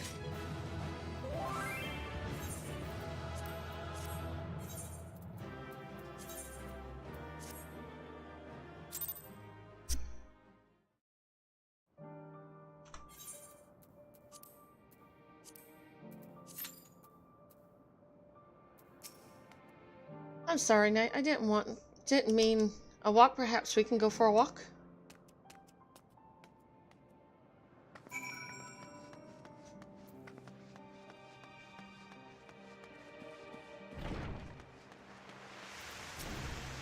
Hermes gets sad when he thinks about death. When others are sad, I'm sad too. That's how I am, how he made me. But don't worry. You want to learn about Olympus and Hermes? Oh, teach you. I can teach you. We could take turns. I tell you something, then you tell me something. Sounds like fun.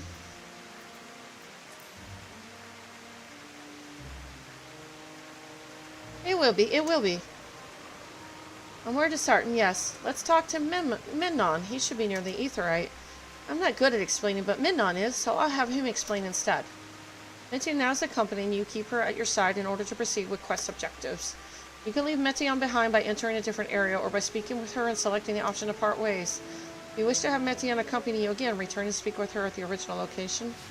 I wonder if I lose her if I go into a dungeon. Be interesting.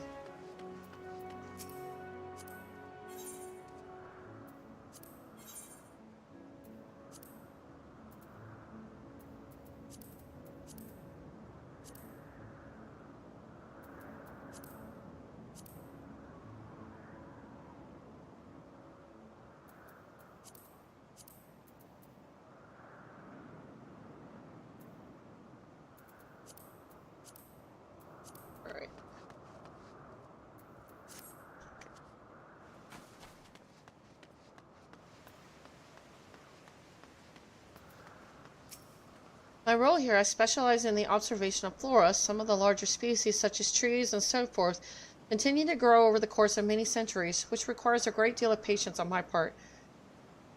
I'm liking it so far. And just because and I'll let everybody know, I know who the bad guy is I'm going to be fighting later, because my oldest daughter and my husband have already cleared Endwalker. I don't know all the details, but I know this little girl, and it's going to make me sad too.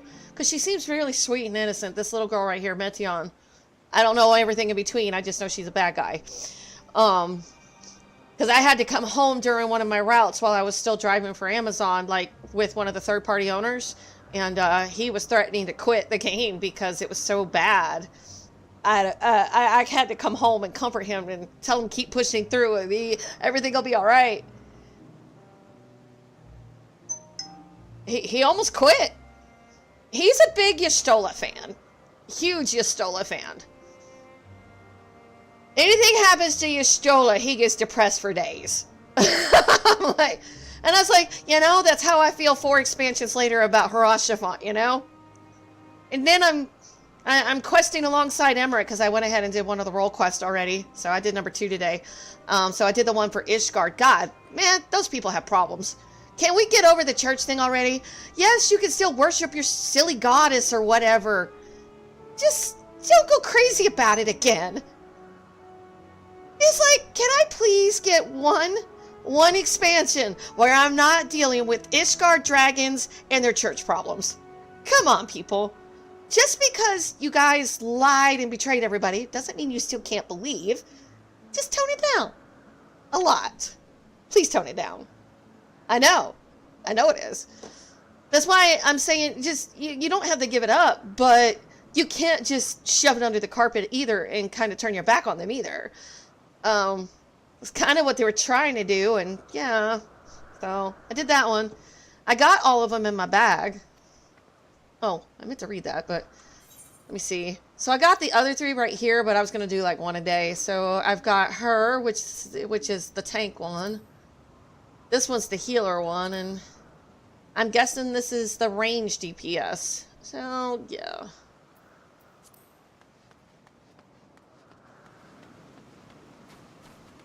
I'm just waiting on my last roulette, so I don't want to get too into another cutscene and then I have to cut it short again. She seems like a sweet little girl. She's cute, too. Yeah, right now the only range I have high enough to do it is my bard. Ah, the aetheryte. Anyone can use it to teleport anywhere. Well, maybe not anywhere. Not to the ground or other isles. For that, you need teleporters. Oh, and permission. I need permission?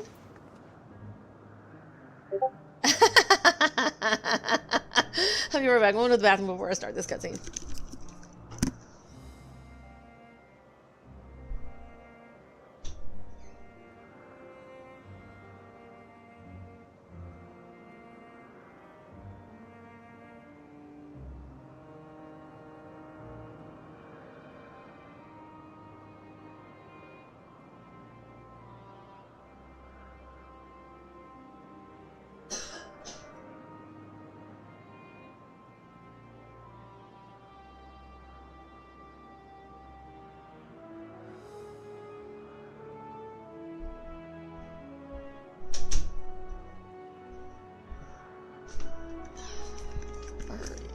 You know, watch it. It's gonna do the cutscene. And the only reason I'm on Crystal today is because there was another streamer and he invited a bunch of us to go along and do like the normal raid, the trial, and the alliance raid. So I got those 3 knocked out today, like with like 6 other people. And I'm like, oh god, I don't have to wait in queue for those. Thank you. Oh yeah, he's a really cool streamer. So, but he doesn't do Final Fantasy every day. I think he does it like twice a week. I always forget what days, but I got him on a notification, so if he's playing Final Fantasy, I'm tuning in. But today's the first time I've actually got to play with him, so it's kind of cool. He's just got into Stormblood, so he never gets to watch my streams because he doesn't want spoilers, and I'm cool with that. What have we here? Though you look like a person, you have the ears of a beast. I assume you are familiar like Metion. Is there something you need? This is Knight. Could you teach her about Olympus? Ah, newly arrived. Familiar is she? Very well. She'll be glad to introduce our fair facility to her. As you know, it is a mankind's duty to make the star a better place. As part of this duty, we employ creation magics to bring forth new life. However, we cannot simply release our works into the world, for it would lead to chaos. No, any and all life forms must undergo extensive testing to determine their fitness to exist. Testing which is conducted here in Olympus. So they think I'm a creation at the moment? They better not do any weird experiments on me. Every candidate is subjected to rigorous study in which we identify their properties, summarize what habitats might be suitable, and speculate as to the effects they may have on the environment and other species. Should it be judged a beneficial addition to the star, it will be allowed to take its place in the world. The 2 of you, too, were created with the hope of making the star a better place. So heed your masters well and be good, do you hear? We will, Menon, we will. Thanks for the lesson. But I'm not a familiar. You had a turn, now I get a turn. Where did you come from?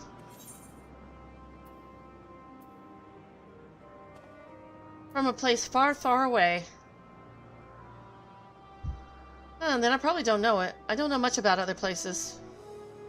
But this place is important to you, I can feel it. Oh, my power, I haven't told you about it. A creation, let's find a creation, one not being watched, then I'll explain my power. Okay. She is so adorable. I'm gonna get upset, aren't I?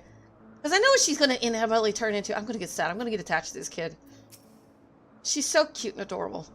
Extraordinary. It's not every day I see such a charming familiar. Why, I'd much rather observe a pretty little thing like you than all of those brutish creatures everyone insists on making. Were you hitting on me? And here I thought most of the... When Twitter was pure... When was that? Back when back when Fort Hood during the first shooting and Twitter was like a brand new thing and I didn't know nothing about it back then. That was back in 2009. So, about that Fort Hood shooting that happened in 2009, I'm not going to go into the gory details because that still, like, upsets me. But, so they cut off all phone communication, all the cell towers and stuff like that. Apparently, Twitter was the brand new thing, and all the information got out through Twitter. Because nobody decided to take down the internet. So, like, my mom heard about what was going on before most of us found out, because a lot of the soldiers were on complete lockdown. We weren't allowed to leave and walk around with all this stuff that was going on.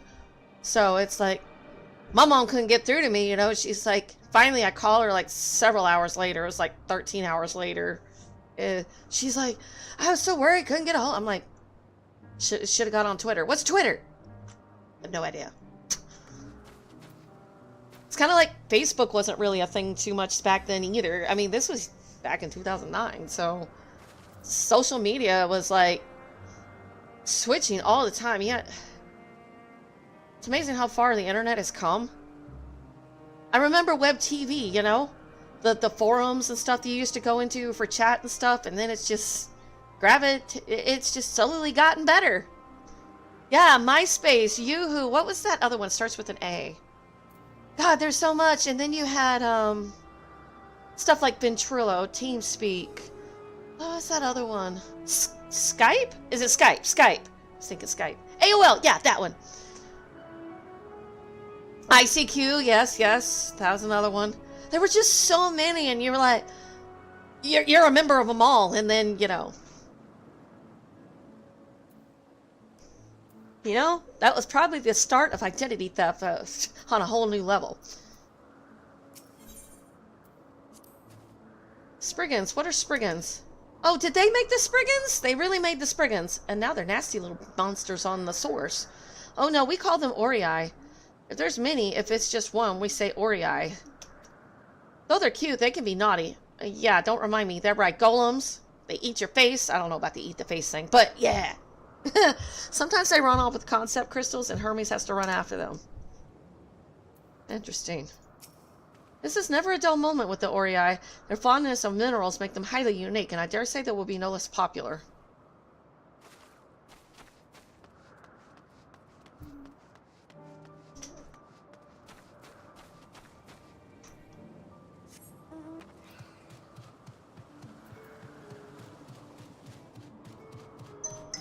This is like my last daily for the day, so...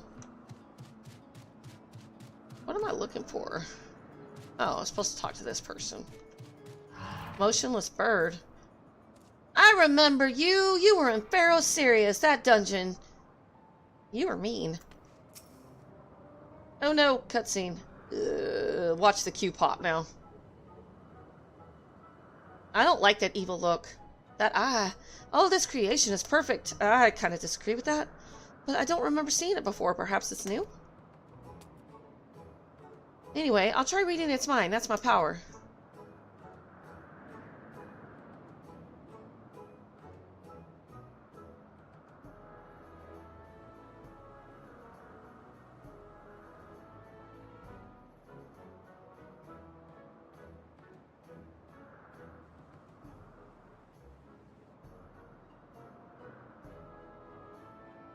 Oh, is it evil?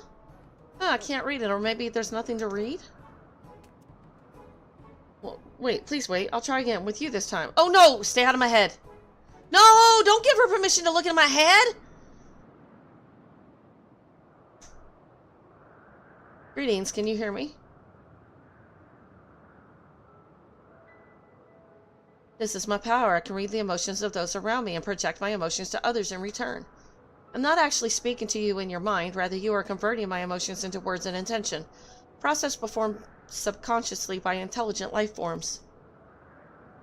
This ability is vital to my mission, for it allows me to interact with intelligent beings even should they communicate via unknown languages or other nonverbal means. As a consequence, I am clumsy at speaking. Yet though I struggle to express myself in this fashion, Hermes wants me to speak as much as possible, for everyone has thoughts and feelings that they may wish to hide. I harbor an affection for you, one that is difficult to define. Aside from the fact that you share common traits with us, your thoughts are complex, prismatic. They draw me in and leave me wanting to know more. Out of respect for your privacy, I will refrain from using my power when speaking with you. Nevertheless, I want you to know that I wish to be your friend.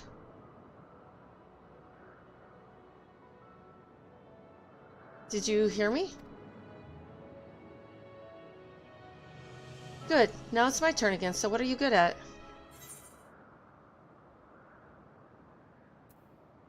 I don't think I need to tell her about fighting. How about playing?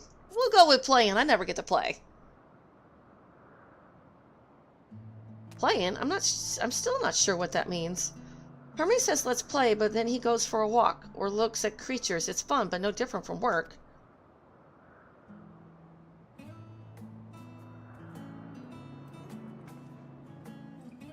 Yeah, that thing gives me the creeps. I think we might be bothering it.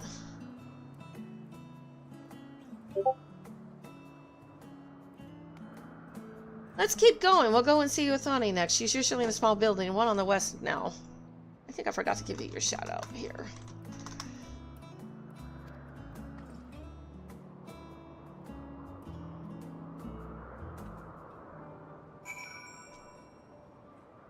Hey, Wolf. Yo. So, Yeah, I got it now. yeah. Yep, no, I got it.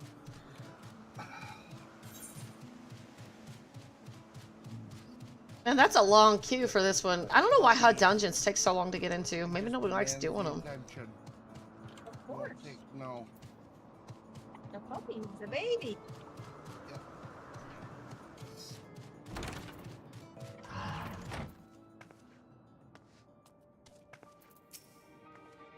Well, well, if it isn't Metion, I see you've brought a friend today. Greetings, Uthane. An apple? Could you make me an apple? The kind Hermes likes, covered in syrup. I want to share it with Knight. Oh, candied apple? Hermes is certainly partial to them, but you know you can't eat, Metion. You weren't made to do so. But I like it, too. It may seem that way, but it's due to your ability to share other feelings. You've taken Hermes likes for your own. In any case, I can't prepare an apple right now, but I'll bring one for Hermes soon, I promise. I'm sorry, Knight. I wanted to show you my favorite thing, then I could ask about yours, but I failed. Tell her what you like. Oh, that's what you like. Yes, yes, I can feel it. Your joy and happiness. And it makes me happy too. Thanks for sharing it with me, Knight. Well, we've walked and talked a lot. Maybe Hermes has finished talking too. Shall we go and see?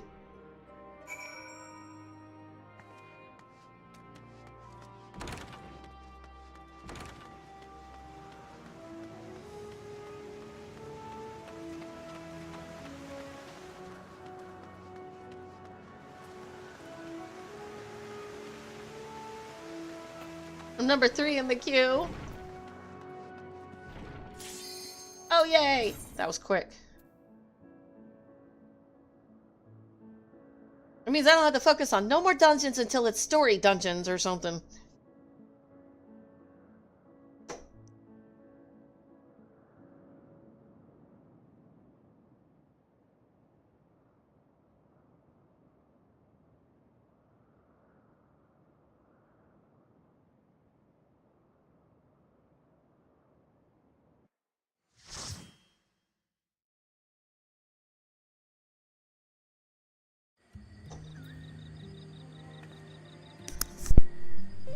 Man, I get this one a lot.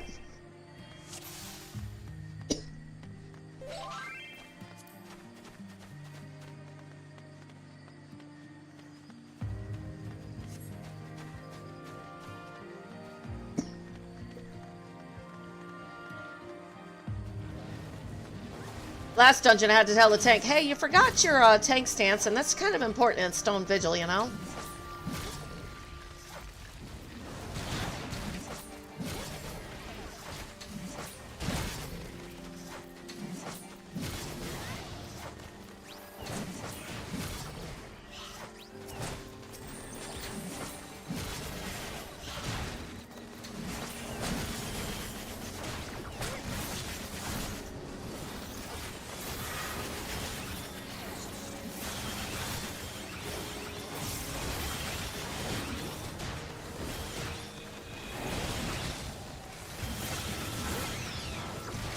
Man, the Reaper does a lot of damage.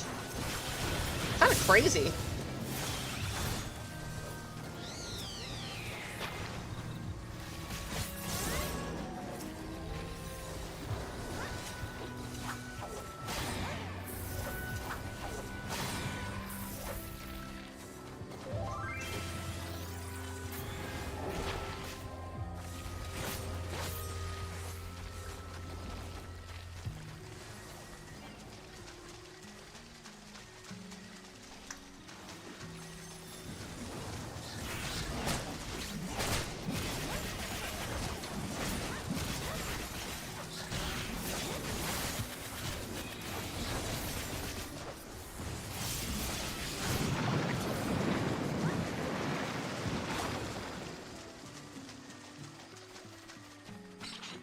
At least this one shouldn't take that long. This tank ain't pulling one at a time, so thank God. I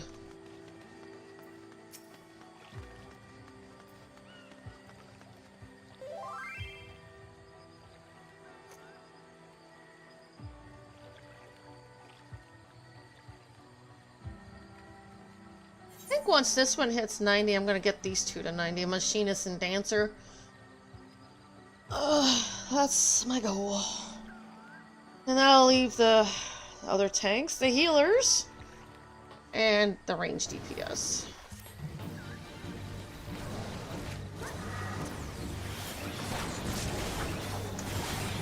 There's just so many to get leveled up.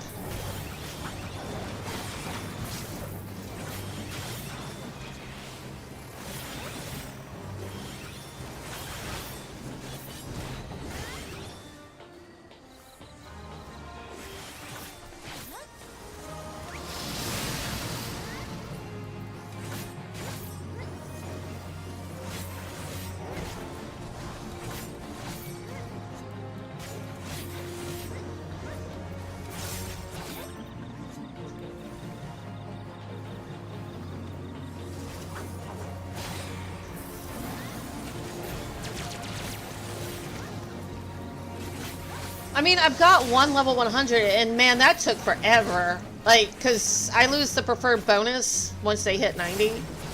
So it's like, once it hits 90, I feel like everybody else just painfully grinding, and I'm like, so that's what it feels like to do it normally. And you guys had to do it all the way through? Kudo respects.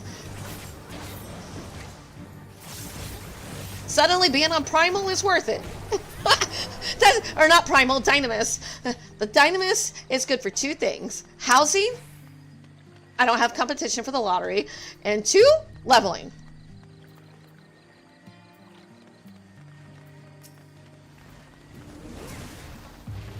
Because you can transform anywhere you want after that. But you know, the way I got to looking at it was, I could data hops travel anywhere. There's no restrictions unless it's a new expansion.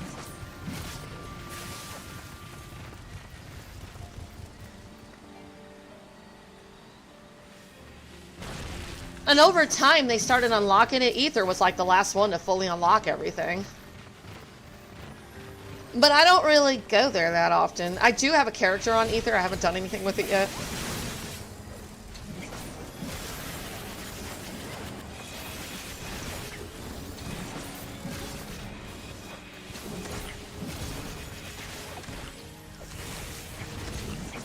Oh, you mean to Europe and stuff? That would be nice, because there's so many streamers that I know that are in Europe, and I can't help them unless we both go to Oceania or something. And no offense, I don't ever see anybody from Oceania. It's either Europe or North America.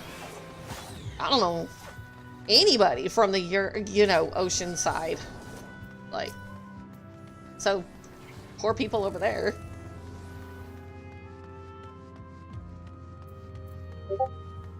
And then, you know, I haven't met nobody from Japan or anything like that. Or is there's also, is it Japan's one? Is there any others?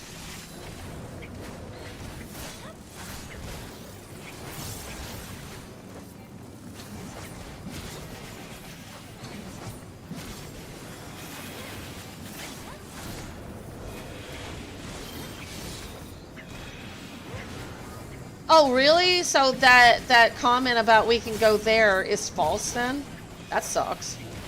Or can we go there and she just can't go anywhere else?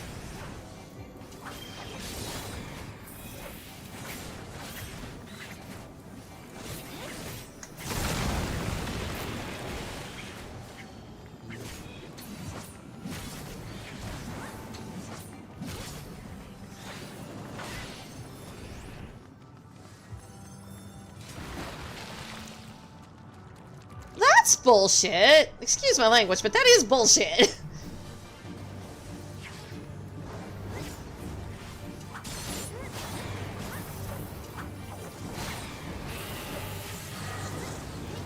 With so many people streaming this game, I'm surprised they hadn't done anything about that before now.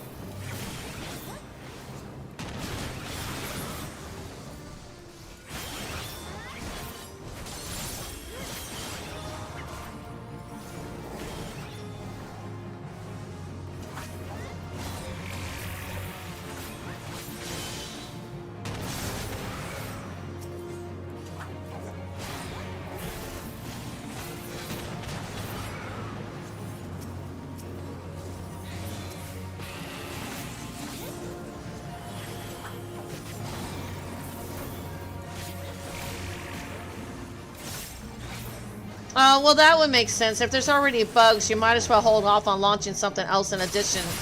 Because you want to deal with the first bugs first and then introduce it. That would make sense. Because you could cause the system to crash even further, so...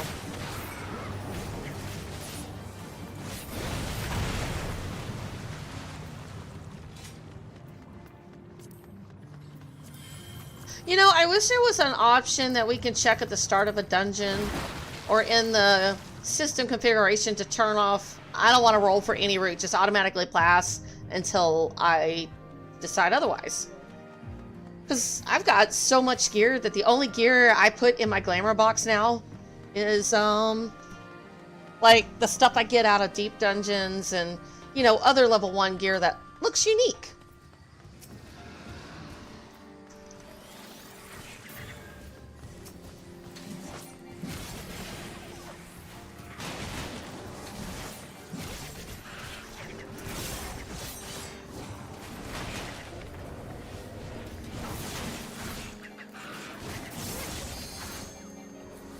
Yeah, I wait until everything's like in the same category level-wise, and then I get rid of my old gear. So, because a lot of this gear is cross, so like monk. So say like right now I'm using Reaper. It's crossable with Lancers and Dragoons. So once I hit 90, all the gear that I'm wearing on my Lancer, well, Dragoon, I can automatically just put it on. The only thing I have to buy at this point is the,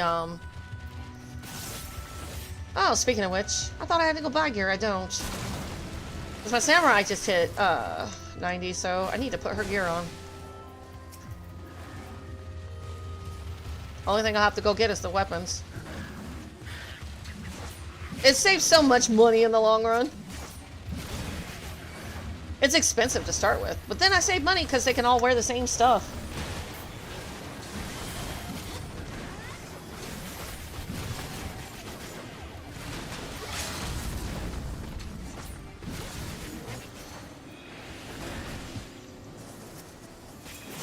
That was such a waste for a limit break.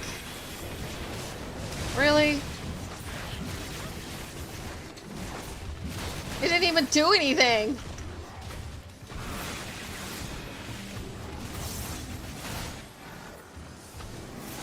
Oh, I save it anyway, so if you're saving your gear, it should be fine.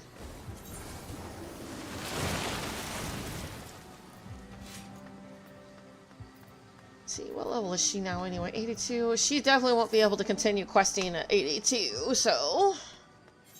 Guess I can work on my paladin.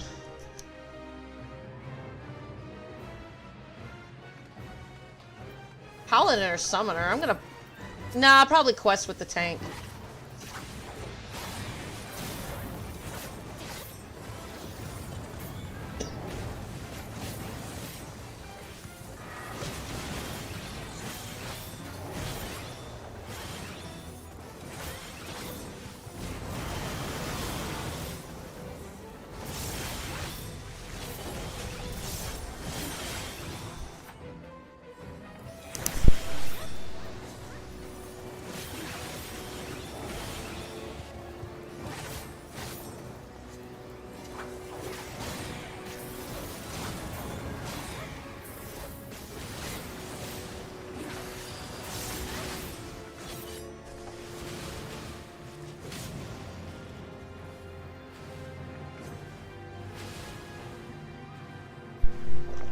God, I hate it when water don't want to open, and now it's all over me.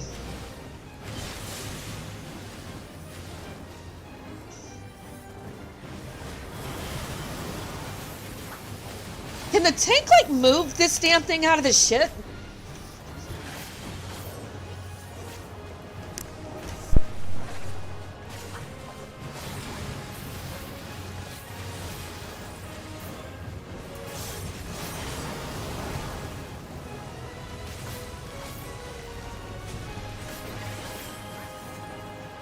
That would be nice, yes.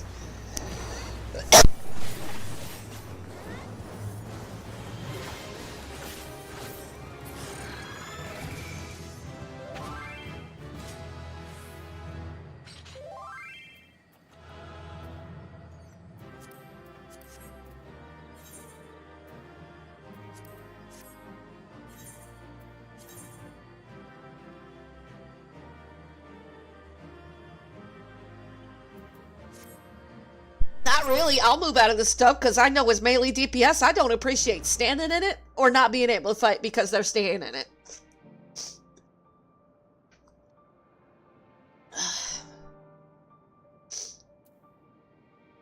Oh, my allergies are so bad right now.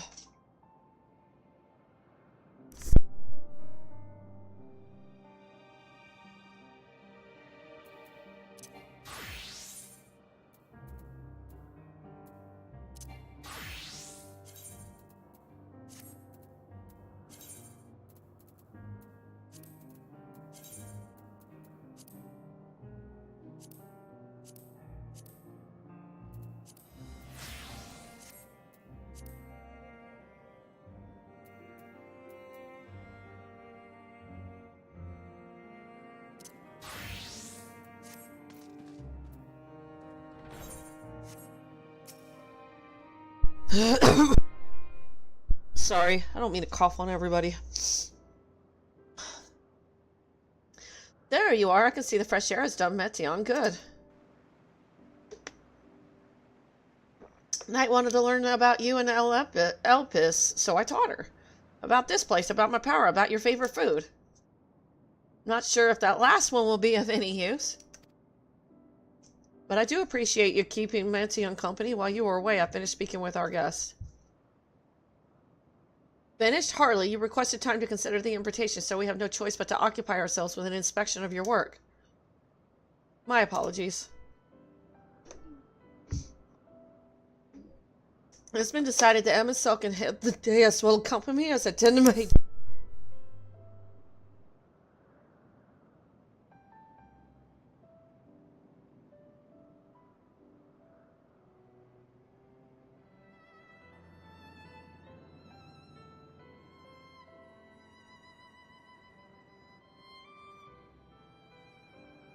I am so sorry. I'm just not feeling really well today.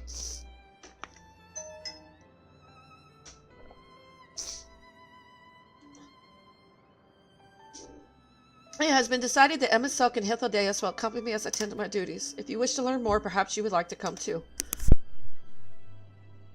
I'm compelled to remind you that she is no way associated with the convocation. We simply chanced to meet at Propylaeon? Yeah, me too. There's no guarantee that the matters we discuss will remain private. Do not mind to see the joy her presence brings, Metion. I cannot imagine our mysterious friend harbors malicious intent. Knight is kind, really truly. She taught me as much as I taught her.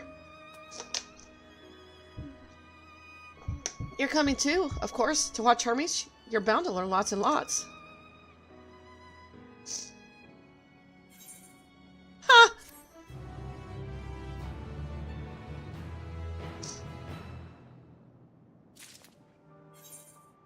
See.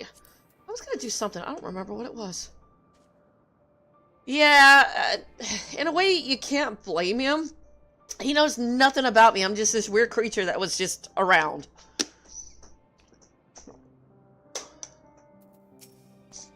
Though I see new creations on a daily basis, here they look at them with a different eye. It will be interesting to observe Hermes at work. It is held that all civilized organizations should conduct their affairs with total transparency, and the convocation is no exception. But that doesn't mean we are obligated to show our work to unknown entities such as you. Consider yourself privileged and behave accordingly. I mean, he doesn't know what I'm at, what I am.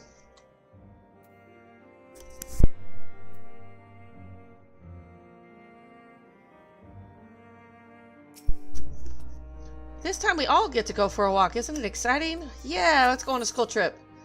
Lives apart. Composure regained. Hermes is ready to return to his duties. If everyone is ready, there are a few creations I need to check on. First, we shall return to the spot where we found our wayward abstoma. Have care when you step outside a hub, for they may be more unruly creatures about.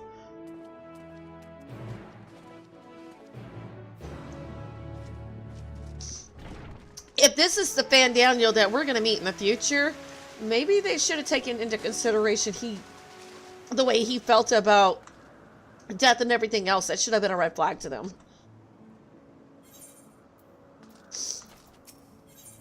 Break in the eyes. You are just the thing the vivacious observer needs. You, my dear familiar, are precisely what I need. Pray help me with my research. One of our new creations has an extremely weary disposition. Try as I might to go near it. For observation, it senses my ether and flees. As a familiar, your ether is thinner than mine, yet you seem more intelligent than your fellows. That being the case, I believe you may succeed where I fail. Come with me behind the building. I will take you to the creation.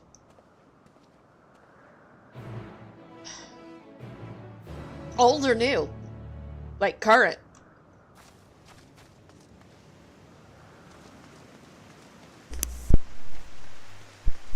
I think Astinian.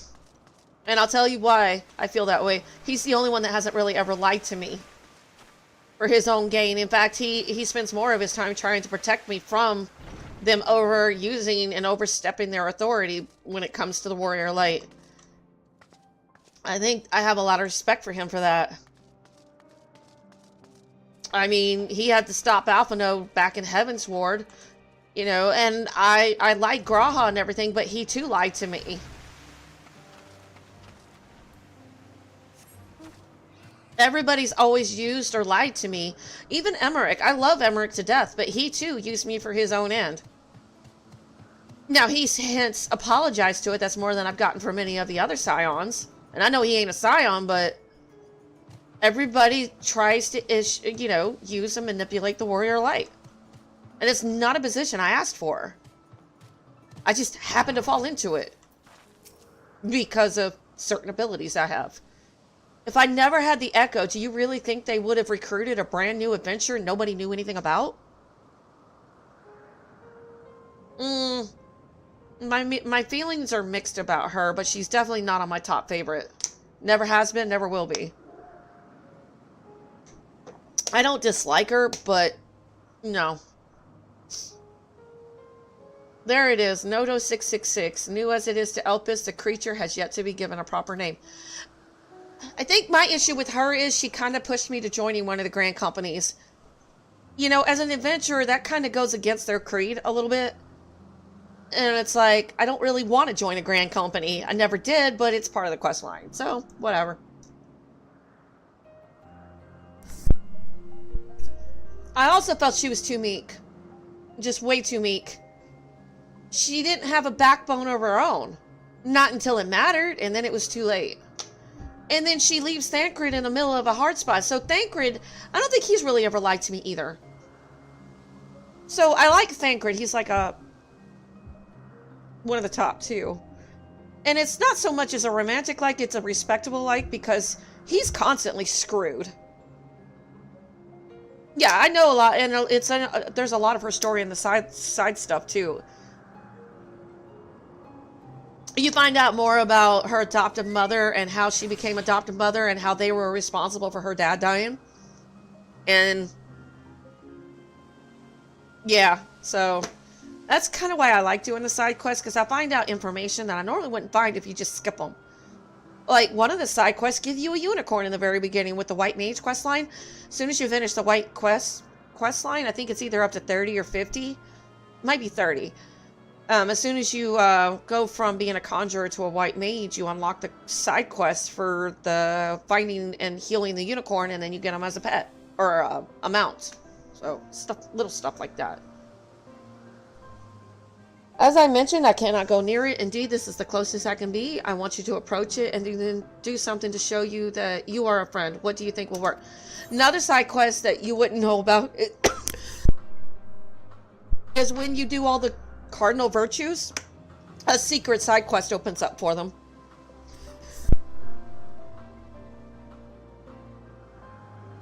You've got the inspector, the white-haired Ellison. He's a yellow side quest in Heaven's Ward.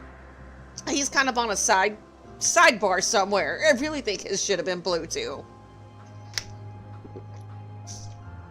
But a lot of people skip the yellow quest, so they wouldn't know about him.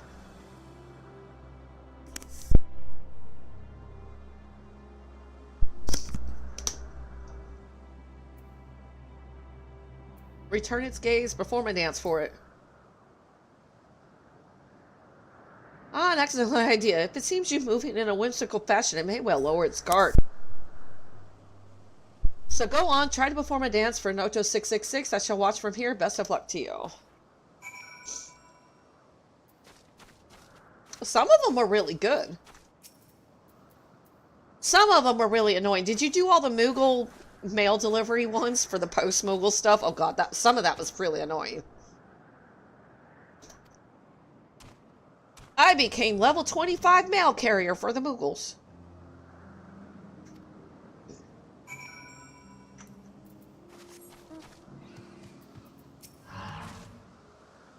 I witnessed it all. You did very well, my dear familiar. Noto 666 is designed to facilitate the proliferation of fruiting trees by bearing their seeds to faraway places. While the young are still unable to forage for themselves, 'tis the duty of male creatures to bring them food. God, that was just like, I just had to push myself through it, but yeah. In leaving you the fruit, it appears to have taken you for one of its own. I wasn't sure how it would respond to your overtures, but I wasn't expecting that. Go on, take your gift and let us return to Aganoris. You deserve a reward for your troubles.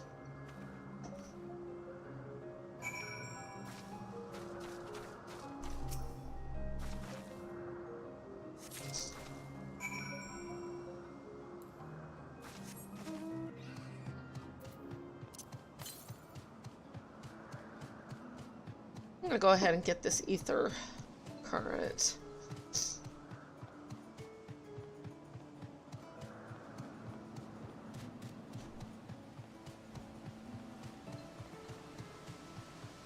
Do they have role quests in Dawn Trail as well? Because that means I'm going to have to level 1 in each category to 100 at some point.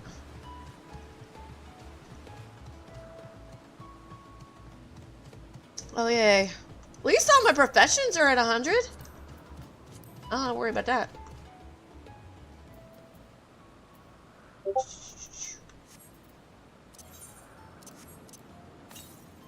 Oh yeah, I can turn that in, turn that in, turn that in.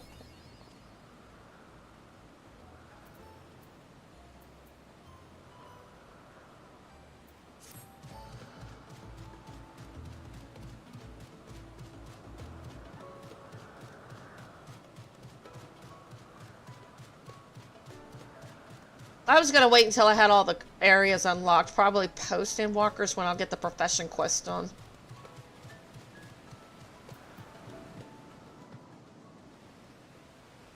Where is it?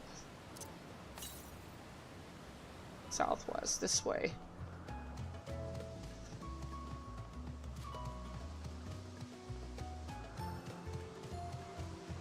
You know, despite being excessively tall, these people actually seem pretty normal.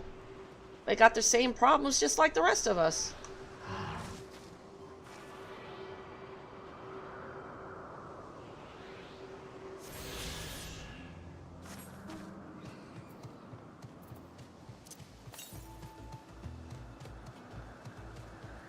I bet it's all the way that way.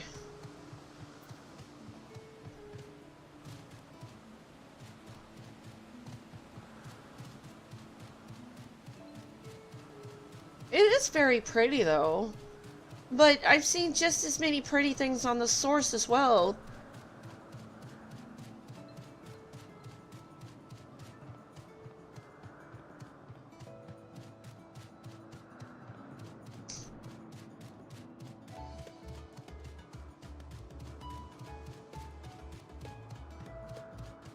But I think I'm already starting to see the red flags for what's going on. Wife and Daniel snapped. Because I'm just trying to see the rest of the story, and you can't put a good you can't solve the mystery without the rest of the pieces. Because they're like the most important pieces that make the picture seem to make sense. Thanks to your invaluable cooperation, I was able to acquire some very insightful data. Oh, they're fruit. They are rightly yours to enjoy, so go on, enjoy them. Fruit looked good, but it tastes even better. Each bite a small piece of heaven in your mouth. Well, okay then. Judging by your expression, Noto 666 saves the choicest fruit for its young. Though it has but come to us, I have a good feeling for the creature. When the time comes, we shall have to think up a suitably fine name for it. Here's the reward I promised. Thanks again, my dear familiar. Be nice when they stop thinking of me as a familiar. Did they make the Viera too and all the other races? Interesting way to look at it. The ore the merrier. Eucalyptus eyes you curiously. A visitor touring our facility, are you? If you wish, you can assist us with one of our latest arrivals, the Orei. The creatures identify by their long ears, which they use to detect danger. They're also keenly attuned to minerals and can find deposits even in pitch darkness. Now we were just testing the effect of minerals on them when they reacted acutely to mana stone, becoming visibly agitated. They each grabbed a stone and scurried off. We need to round them up again and could use a helping hand. If you're if you are up for it, please seek out my colleague, who is out searching. She should be somewhere between here and First Bloom and can give you instructions.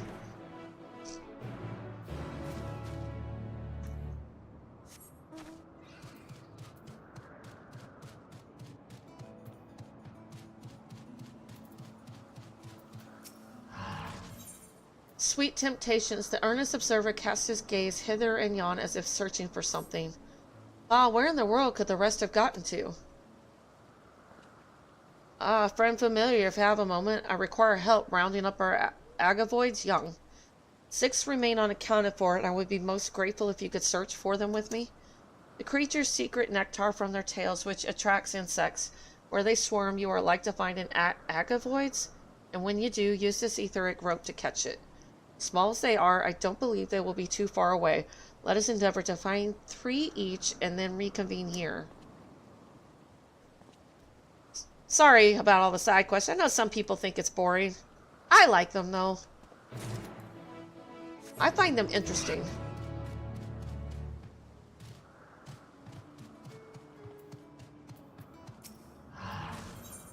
Kick some asp. Oh, wow. That just sounds wrong.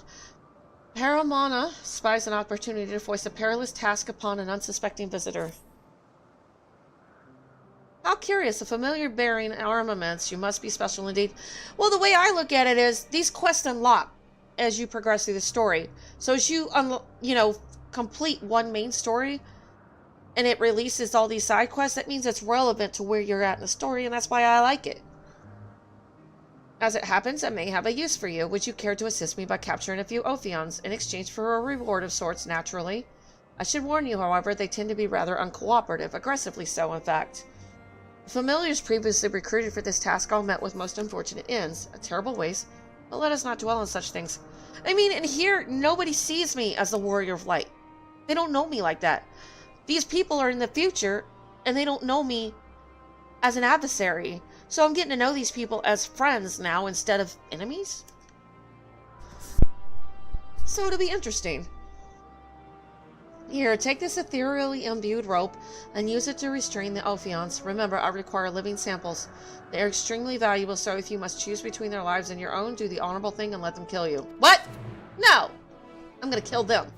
He just said do the honorable thing and let them kill me? F you. That almost deserved a good punch in the face.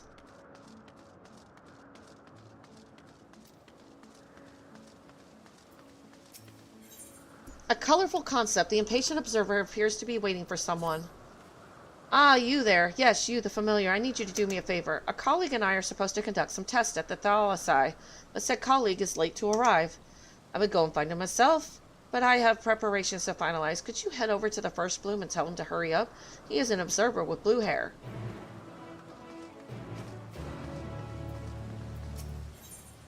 Digestive problems. Susix needs a helping hand of steel.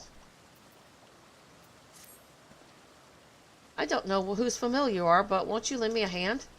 A plant creation has recently dropped its fruit, and I'd be grateful if you could gather a few samples for me. You should find some along the northern edge of this isle. Large as they are, you won't mistake them. I just seem like I'm becoming another errand girl again.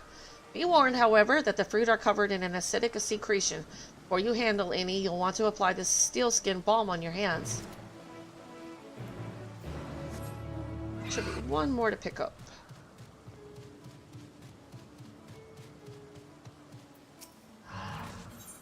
Clutch devastation. Callias is supposed to be keeping an eye on the creations.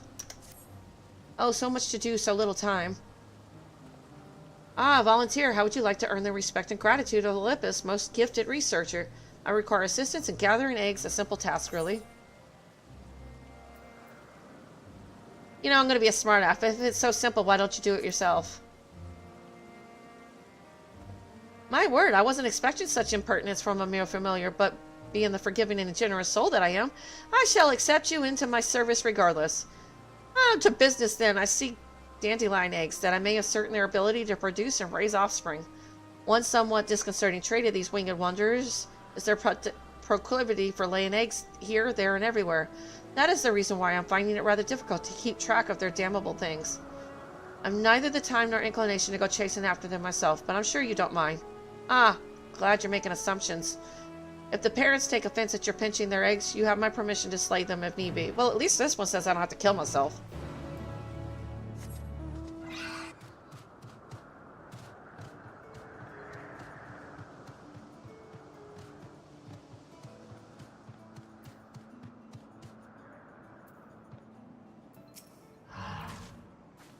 Come to help us find the Aurea, you say? We're much obliged. 3 of the critters have been sighted yonder.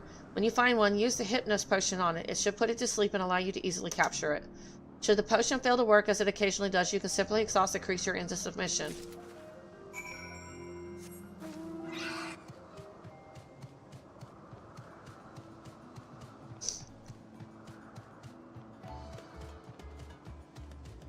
You know, the place is probably not as big as it looks. Let's see.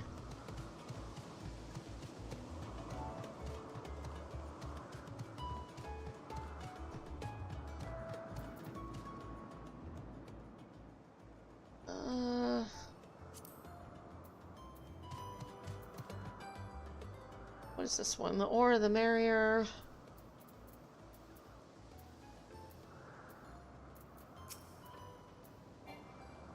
Oh.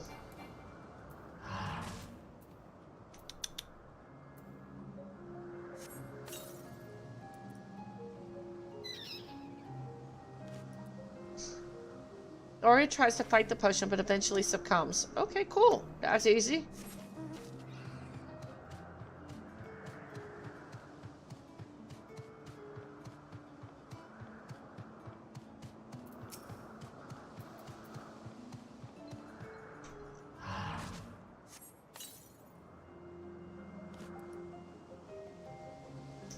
He falls asleep.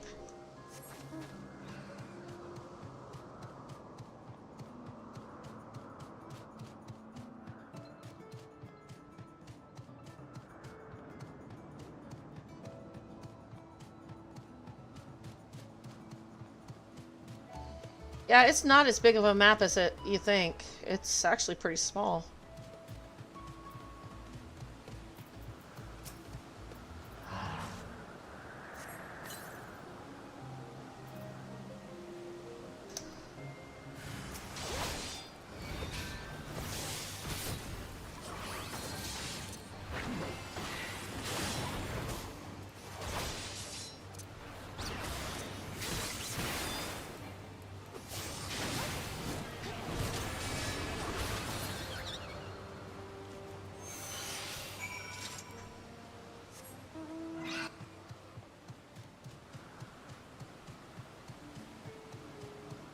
I got told a lot of people like this mount. It just shows that somebody put a lot of time into leveling all their different combat classes. It did take a lot of time. Everything to 80. And completing all the job quests too. Or was it just hitting level 80? I think it was was just hitting level 80 on everything.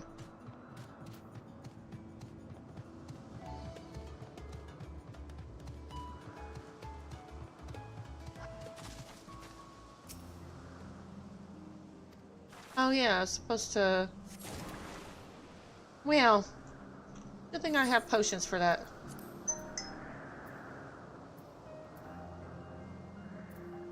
Where is my antidotes anyway?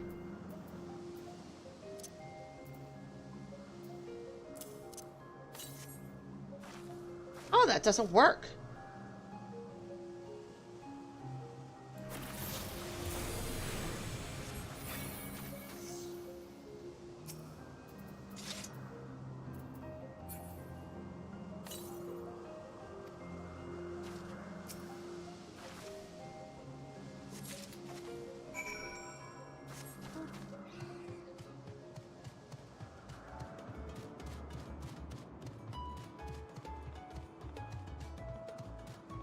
You know, is it me or is there really this expansion? I don't know about Dawn Trail, but this expansion seems very, very quest heavy, both main story and side story, because it's like, oh my god, there is so much here.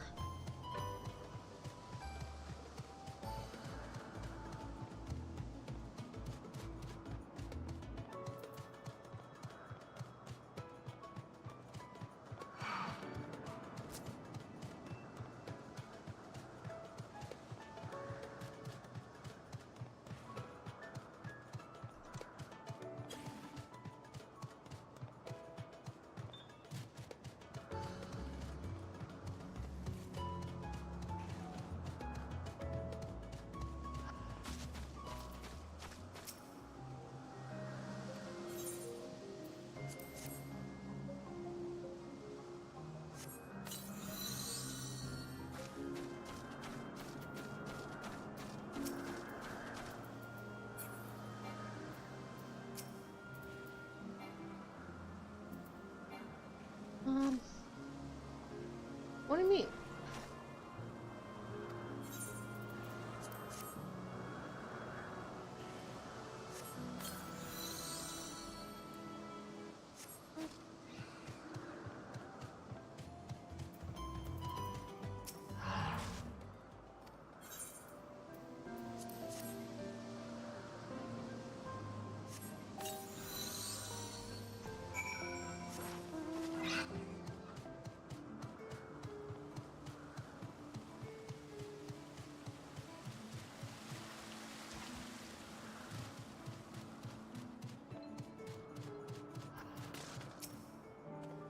Ah, you returned as well. I managed to find 3. How about yourself?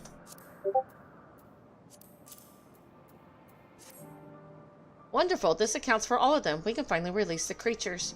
Lest you wonder, the agavoids were created to curb the insect population.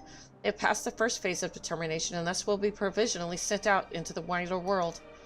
Though a few steps remain before they can fully take their place in nature, I've no doubt but that they will make our star a better place. This isn't much, but please accept it by my way of gratitude for your assistance.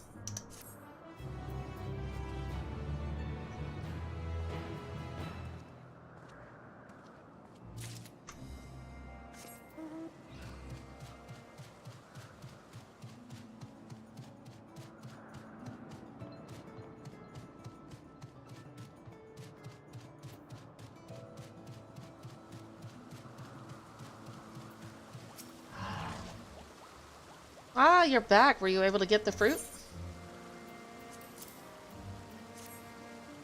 Oh, such marvelous specimens. My thanks. You may be wondering why the fruit is covered in acid. One day, each fruit will become a carnivorous plant that preys on herbivores, keeping their population in check. But until it matures, it needs protection from those self-same herbivores. So this guy is the one that made these things? That we have to fight in Amador later? Really? So you're the one I want to kick all over the place. To that end, we tried giving the mother plant the impulse to spray its fruit with this digestive secretion. The fruit you brought, we will examine to determine its resistance to the acid and make adjustments as necessary. My thanks for your help. Oh. You're looking a bit unwell. You must have gotten secretion on you, you poor thing. We best treat you at once. There, you'll be fine now. You did well to endure the pain, but you should have used the balm. Remember to do so next time, alright?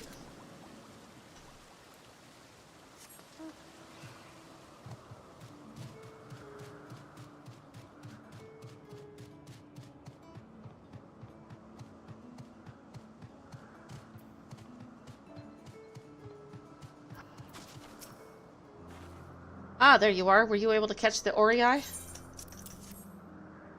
Thank you. Now only 2 of the critters remain at large. I received word that they've been sighted in another area, so I'll hurry there at once.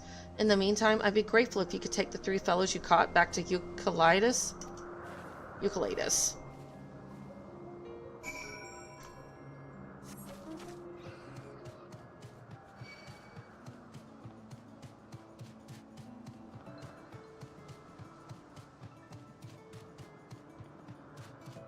At least the Bratahan quest didn't take me long because they were all in the city, so it was kind of cool.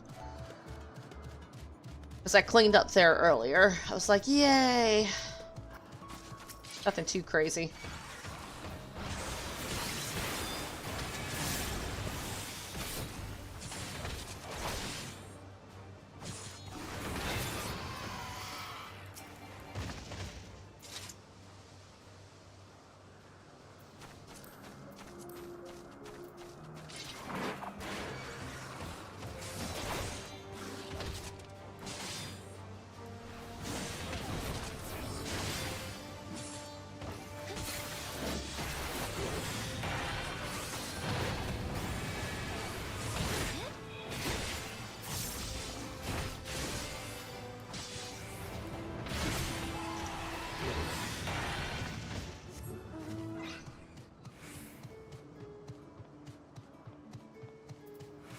Paladin has a really kind of cool toolkit.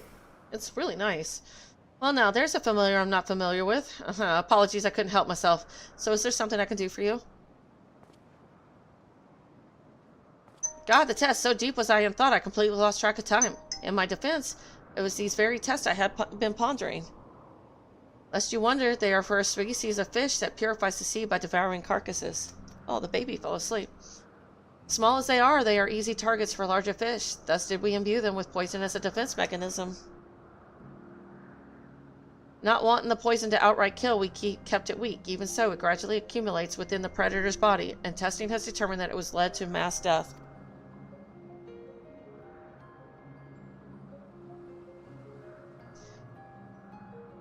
Though we wish to avoid this outcome, the concept for this fish is truly marvelous, and it would be a shame to abandon it, but what to do?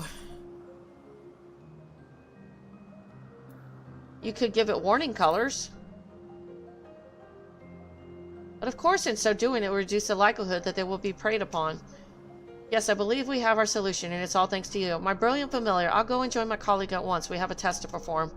Do you suppose you could fetch something for me? For the test I have in mind, we'll be needing some bird of Elpis feathers. These can be had from a colleague of ours who specializes in avians. The man should be somewhere back on the main island. My thanks again, and see you shortly. What?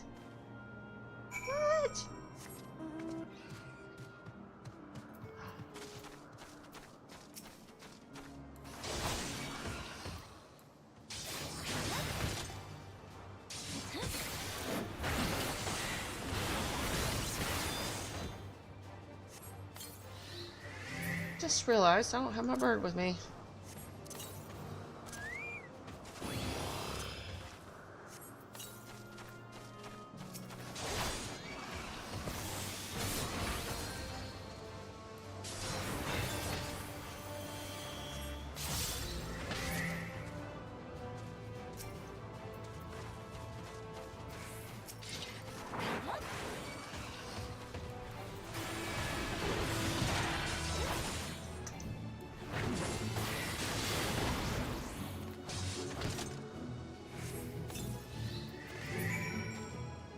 Oh, what level's my companion now? Almost there, almost there.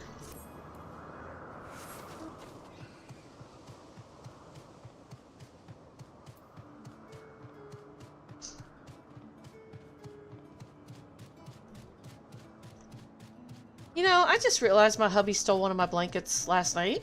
I have like 3 blankets at night because he keeps the AC so cold. I'm like, eh.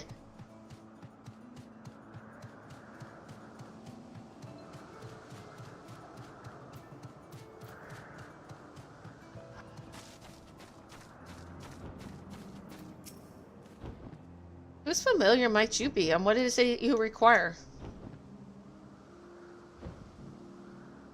Bird of Elpis feathers, you say. I assume they are for your master. Here you go, then, and run along.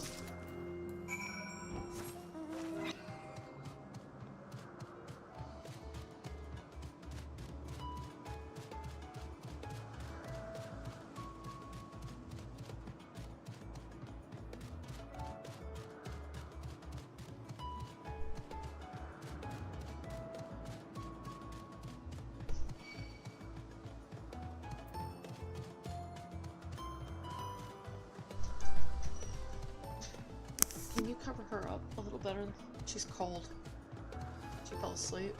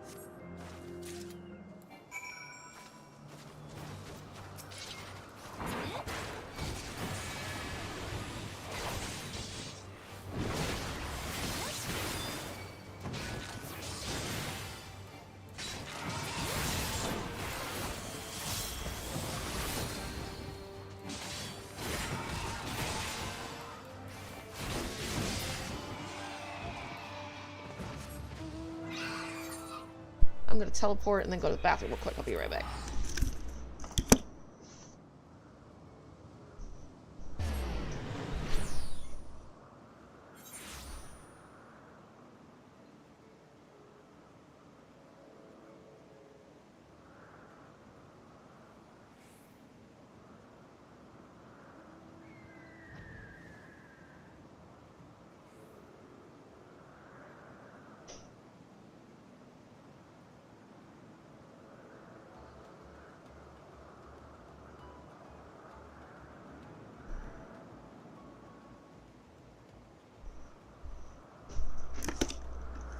Okay. Hopefully this will finish up this group.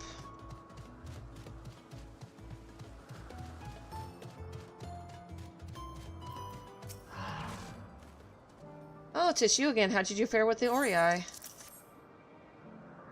Well, now that you should bring the creatures yourself, I hope they didn't give you too much trouble. Their abnormal behavior was most certainly caused by the power harbored in Mana Stone. Still, we have the highest hopes for the Orei. In their digging for minerals, they prime the earth for plant life. If we suppress their sensitivity to magical influence, theirs will surely be a beneficial existence to the star. And you, my friend, can be proud in having helped to bring them forth.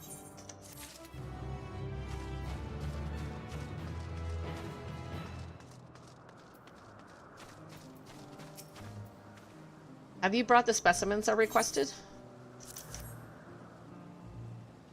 Well, well, to overcome such ferocious creatures and live to tell the tale, your maker certainly placed great importance in durability. As for the Ophians you've brought with me, they will be delivered to the Academia a nighter. Like the other creatures in Elpis, they are currently under observation that we may determine their suitability for existence beyond these confines. Samples are carefully selected and sent for further study. If they are found worthy, they will receive official approval. Only then can they be submitted to the Bureau of Architect. As even you can imagine, the evaluation process is particularly strict for voracious predators such as Elfians. It would reflect rather poorly on those involved if they were to wreak havoc when unleashed into the wider world. Not that it is any concern of yours. Here is your reward. Now run along, would you? You know, these people are actually kind of rude. It reminds me of Gridania when I first arrived. And not so bad that they cuss at me, but like, you're insignificant because they think me as a familiar. It's like I'm beneath them. Just, well, he's finally here, but apparently we still need something for the test.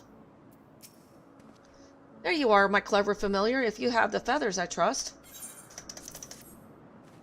Yes, these colors are perfect. We shall grant our fish the same to warn would-be predators of its poison.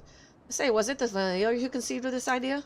It was. Thanks to her, we won't need to revert our fish to ether. So not only did you find my colleague, you thought of a solution to our problem and fetched the feathers? You've been very busy on our behalf, and we're grateful. Here's a little something for your troubles.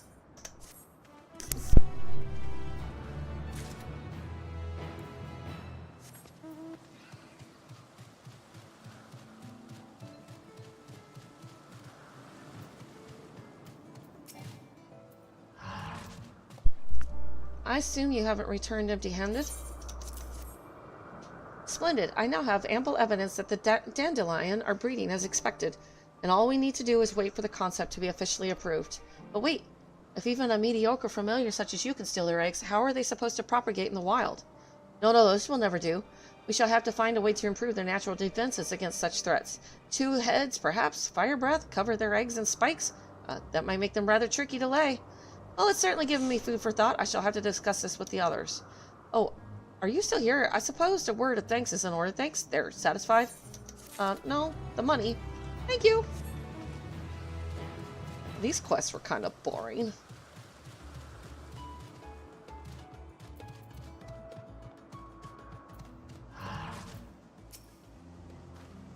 All vim and vigor now.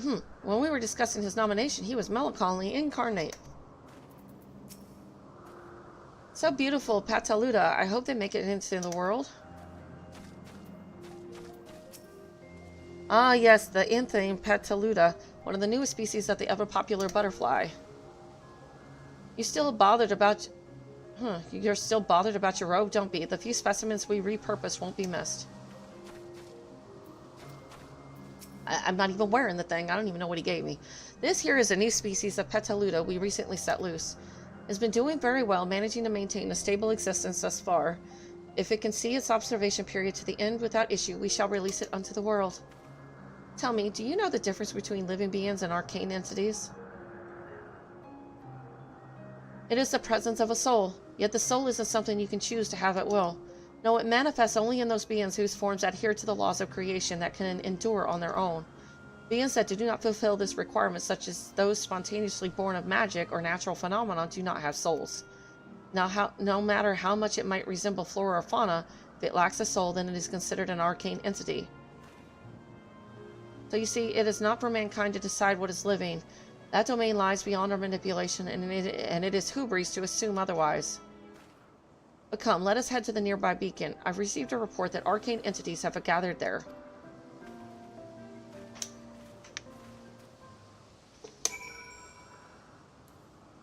Oh, I didn't even know your power went on. Sorry. Yeah, hopefully it stays on. I finished all the side stories. Or side quests that were over here. Didn't take long.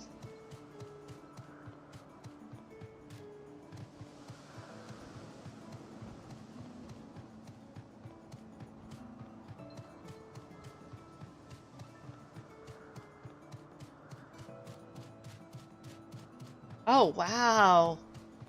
Are you in a place where there was bad storms or something? Tornadoes or something? We're meant to be observing Hermes, but instead we're stuck with Meteion. Well, I suppose she herself serves as proof of his prowess as a researcher and creator both. Interesting. You're interesting too. Tell me, how did you find this, the Opsoma?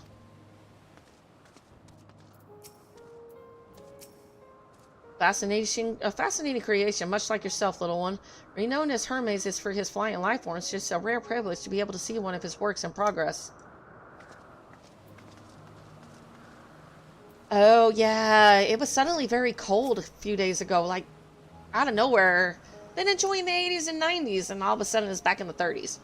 Ah, yes, lightning pneumonia, just as the report said. Oh, you little shits. Lightning sprites.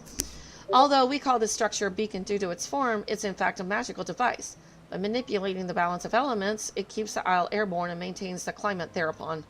In the course of its operation, it often sees an internal shift towards a given element. Right now that element is lightning, which draws the pneuma here to replenish their ether. And it appears Meteion is busy. Would you care to assist me in her stead and feed the pneuma?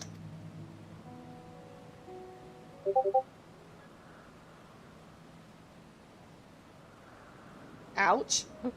By using this lightning converger, you can harness ambient lightning and focus it into a ball. A veritable feast for our dazzling friends. Go on, give it a try.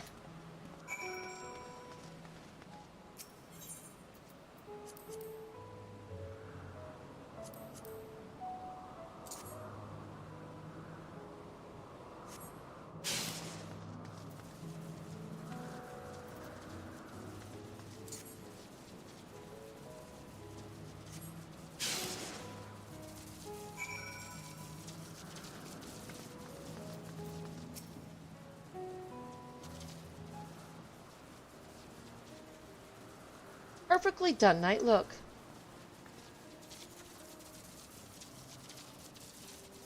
Van Daniel actually seems like a nice guy. Before he went crazy and threw himself in a pit and killed Zordiark. See how they gather to feed? How they express themselves through their actions despite their lack of words? Speech is not the sole defining characteristic of a thinking, feeling creature, nor is silence an indication that they do not possess these qualities. Be it a soulless arcane entity such as the Noma, or an ephemeral life form such as the Pataluda, all seek to perpetuate their existence, to survive. Is Meteon a living being?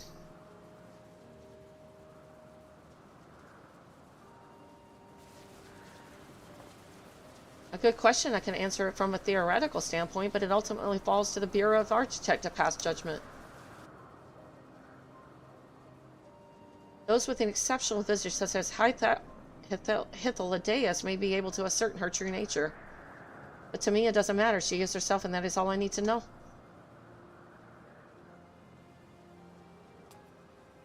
Oh, you finished already? I'm sorry, I was in the way.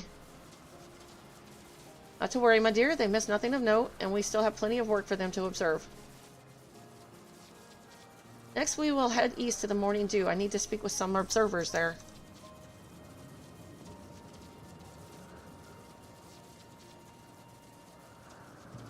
He seems kind of sad.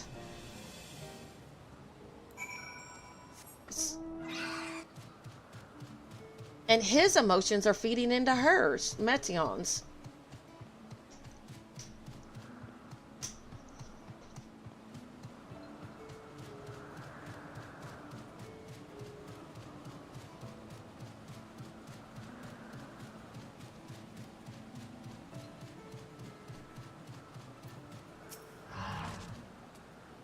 It's adorable. Oh no, you guys created the Goobos too? Let me just assume they created everything then, you bastards. It's adorable, but beware its sneeze. Hermes went flying once. Was there a guiding theme or any method to the madness that is his random assortment of features? Poor Emmett. This fellow has been the talk of the Bureau. The combination of a carefree aspect and endless rows of fangs is strangely charming. Wow.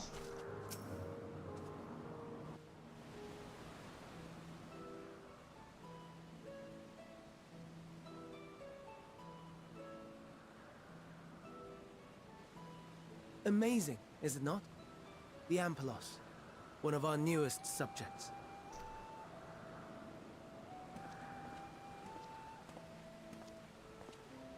So, how are we coming along?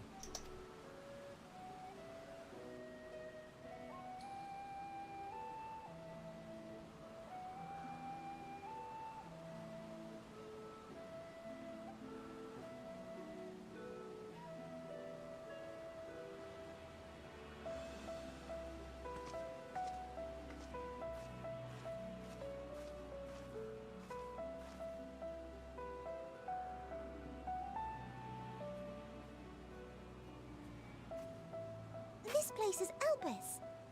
Those flowers. Elpis. Entelekis. Like me. Entelekis, what's that?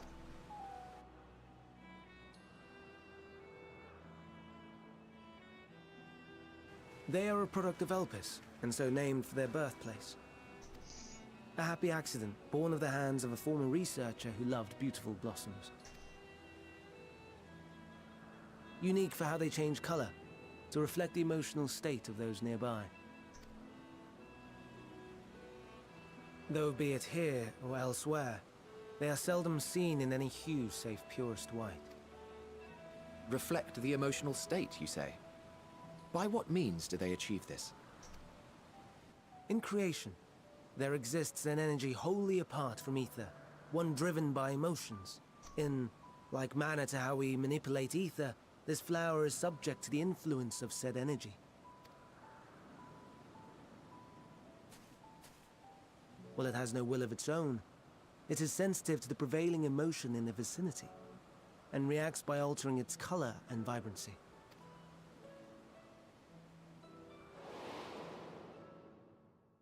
Akasha? It is one of the unseen energies defined by Harnish alchemical theory. Though a gross oversimplification, some describe it as an essence influenced by feelings.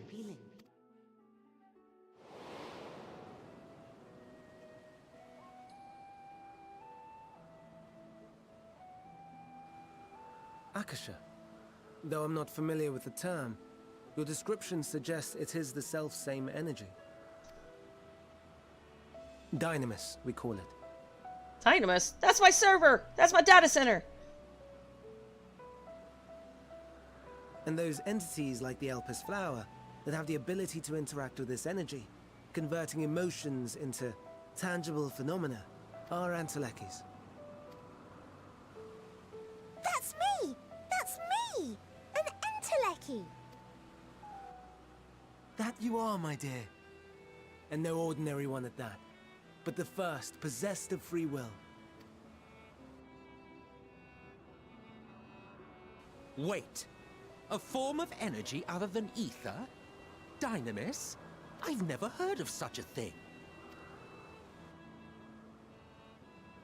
Hardly surprising. Dynamis cannot be seen, much less felt. And though its existence has long been theorized, we had no proof until the flower's serendipitous creation. What's more, Dynamis is far weaker than ether. Under normal circumstances, its effects are drowned out by the latter, on account of which, beings comprised of and reliant upon the ether, like you and I, are unable to make practical use of Dynamis. 'Tis a truly esoteric thing, known to but a select few scholars. Intriguing. Then, given the limitations you described, why create Meteon?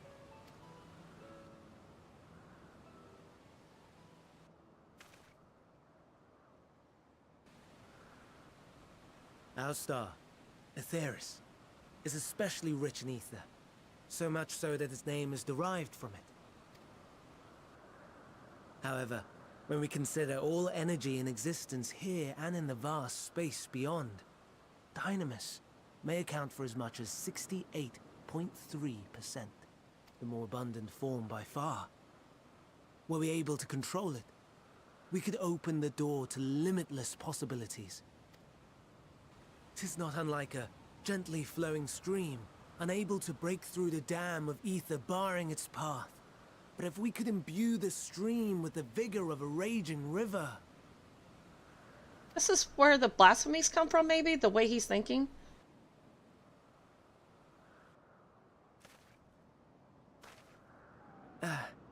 Not that I have such grand ambitions. Nay. I merely wish to create a being that could traverse the great expanse.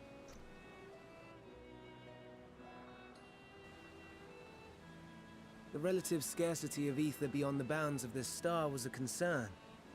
And so, I looked to another source of energy by necessity.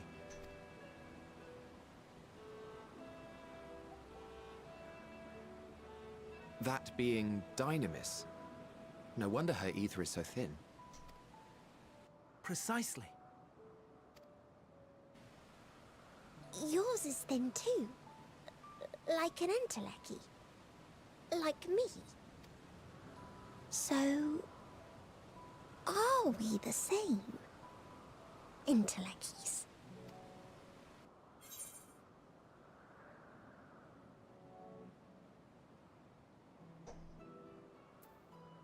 Well, I have been known to transcend my limits with nothing but determination.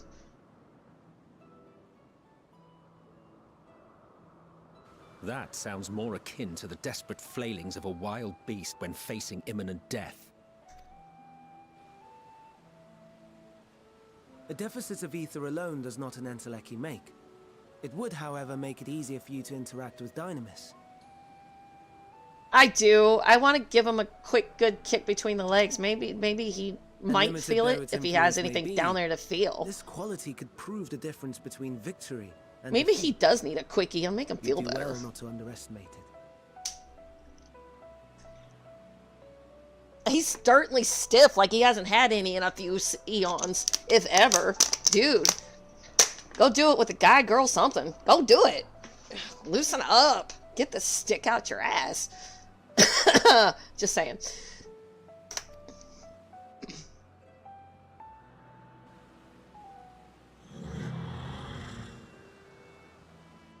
Oh dear. I'd forgotten about the poor fella. You must excuse me a moment while I go and verify a few more things.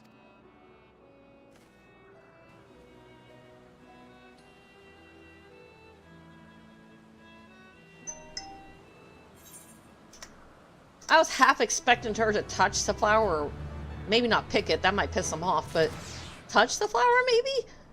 But she didn't.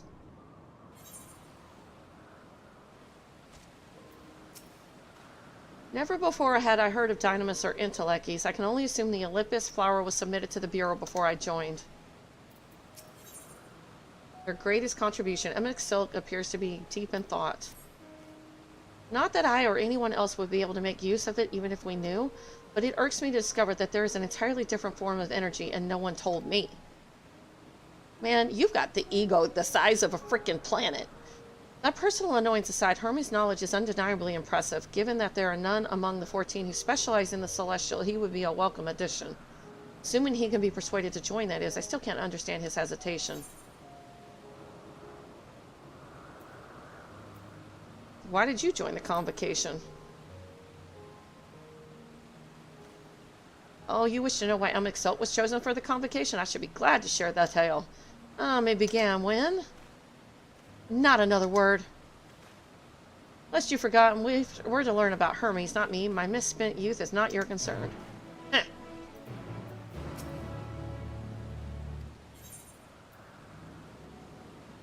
I want to learn about the convocation. If you would accompany us, I suppose you should at least know that much. The Convocation of 14 is a governing body that determines myriad policies. Our goal is to ensure that all is right in creation, that our star may know a brighter future. As the name suggests, the Council is comprised of 14 offices, each of which is held by an individual chosen for their surpassing abilities. Depending on the office, one is required to either be an authority in a certain field or possess skills that would facilitate the performance of their stipulated duties. The former category includes Metron, specialist in aquatic life, Logris, specialist in terrestrial life and husbandry, Halmrut, a specialist in fungal and plant life, Elmaroth, specialist in medicine and healing, and La Habrea, specialist in creation magic, who has brought forth phantom beings of the highest complexity. For the latter category there is Ultima, advocate of the arts, Igarum, champion of enlightenment and rhetoric, Pashtarat, preserver of discipline and order, Amixelt, keeper of the ethereal realm or underworld, and the Vernacular, Vandaniel, pursuer of extant phenomenon, and Azim, traveler of the world and counselor to the people. What, should I be revealing such details to you? Don't be silly. Even children know this much, and you would do well to remember it all. I'll tell you the tale when they're away from sensitive ears.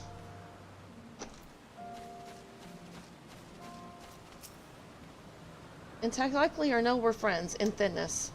Thinness? Okay, at least you're not calling me fat. My apologies for the wait. I have inspected the Ampulos to my satisfaction. All is well with the creature, and I dare say it won't be long ere it is released unto the world. Another creation, however, reportedly isn't faring so well. The Shabridi? That is what we shall tend to next. You will follow me, my friends. We shall return to the main isle and head north.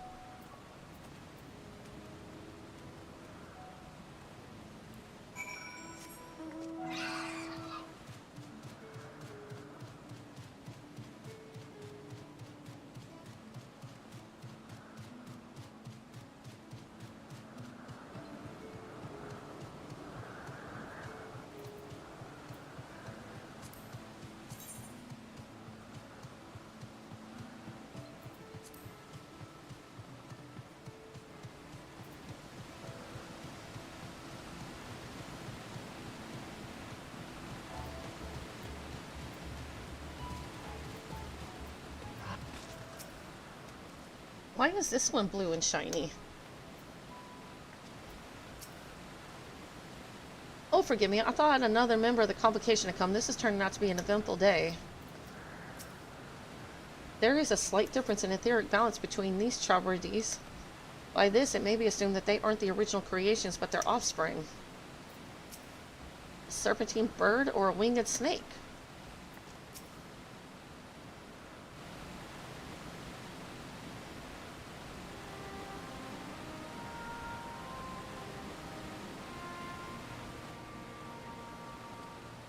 I understand there's a problem with one of the Shabrdi. Yes, that's right. As you know, the Shabrdi is based on a sea creature. Owing to adjustments to enhance its affinity to wind, it's capable of flight. The specimens created from the concept could all fly without issue, but a problem arose in subsequent generations. This third generation creature was born with an etheric balance leaning strongly towards water. Its aquatic origin reasserting itself, it would seem, the result being its affinity to wind is diminished and it cannot fly. No matter what we try, we can't get it to rise even the slightest bit. For such change to manifest in so few generations, I fear they are too unstable, flawed.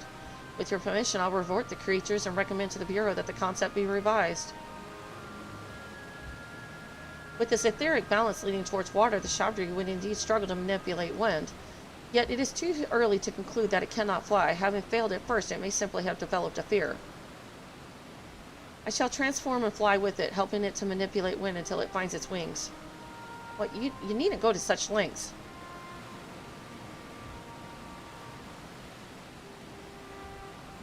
You don't know, but of course not.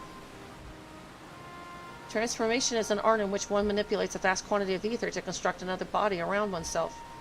In practice, this allows one to assume any conceivable form and thereby transcend the limits of one's flesh. Yet, convenient though it may be, transforming in the presence of others is considered vainglorious in the extreme, as uncouth and unseemly as running about robeless, shameful. Am I to understand you make a habit of this? Nothing of the sort, it's just that when transformed I can will the wind and fly. It may seem excessive, but what is our shame next to the lives of these creatures? They deserve a chance and we owe it to them to do all in our power. Be that as it may.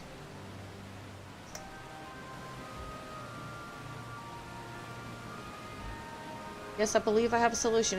May I trouble you to move that Shabrdi away from its fellows somewhere out of sight?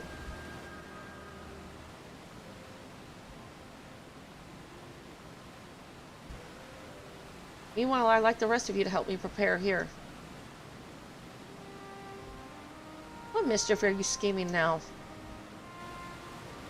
No mischief, I assure you. I would but spare you the need to report to your colleagues that Hermes committed an indiscretion. So have a little faith and run along.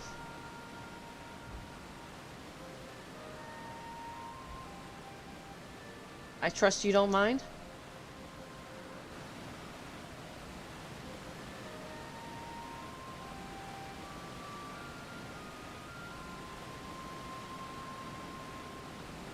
It's like a major stick in the mud. Emmett Silk is out of sight. Good. Let's speak of the plan. It's a stroke of genius, really. We have Emmett Silk train the Shabrdi. Aside from being able to fly on transform, he can readily see ether currents. And with his adept spellcraft, he can also employ suitable wind magics to guide the creature along. While he is indeed capable of all you described, it is not his duty. I'm loath to trouble him with it. Don't be. As I mentioned, it would also be for his own sake. With that settled, let's begin at once. And I want you to go to Emmett Silk. Tell him that you have a favor to ask. He will be disinclined to cooperate at first, but you mustn't be discouraged. With our friend, the trick is to be unflaggingly persistent. Off you go now, and good luck. Oh boy.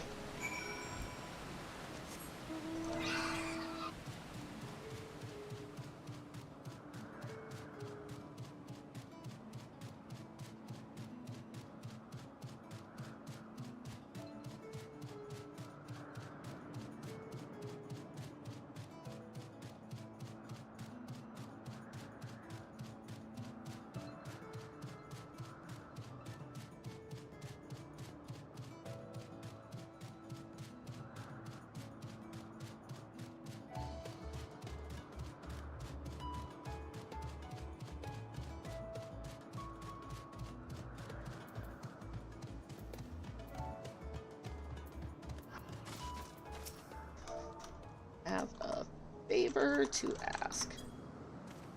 Oh, no, you don't. I'm not lifting a finger. I don't know what Hythlodaeus is up to, and I will not be made to know. I refused. Hythlodaeus is to believe relentless assistance may serve to wear down the ever-weary Silk. Oh, wow. Why is he so... Oh.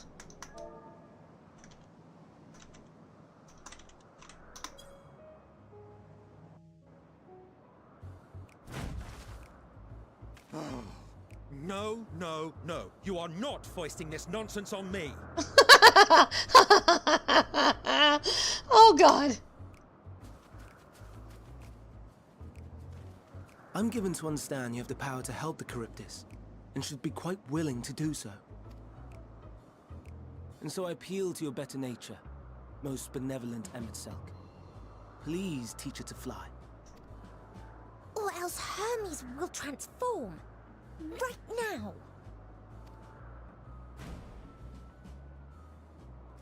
Now, there's no need to go quite that far. Altruism is its own reward, as I'm sure he would agree. Oh, would he now? And who contrived to put me in this position, pray tell?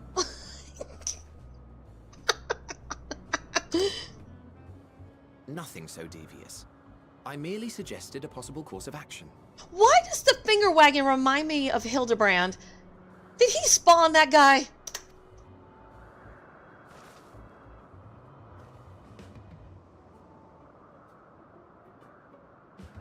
Please, Emet-Selch. Please.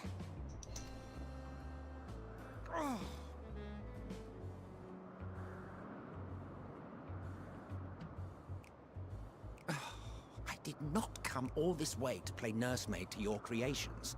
I thank you to remember this favor, and let it be the last.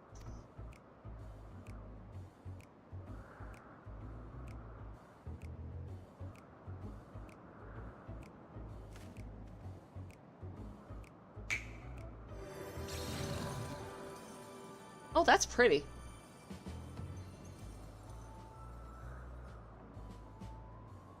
I will aid it once it has taken to the air. It falls to you to shepherd it skyward.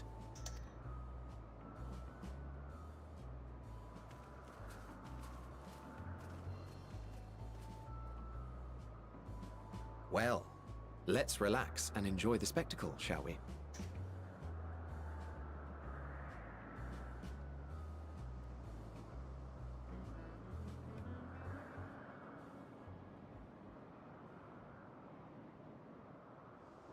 I'll let the ads finish.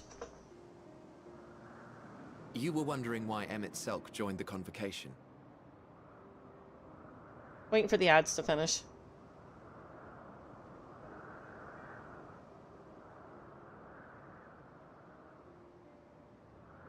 Truth be told, he wasn't the first choice for the office. I was, on the strength of my ability to see ether. But I declined the offer. For though my vision is exceptional, I am pedestrian in all other aspects. Worse even, quite abysmal when it comes to manipulating ether, for example. Couldn't transform even if I had a mind to do so. What good is the ability to perceive a problem if one cannot act to address it? Emet-Selch has no such shortcomings. He excels in vision and manipulation both, the latter to an extraordinary degree. If there is a mage more powerful, I do not know of them.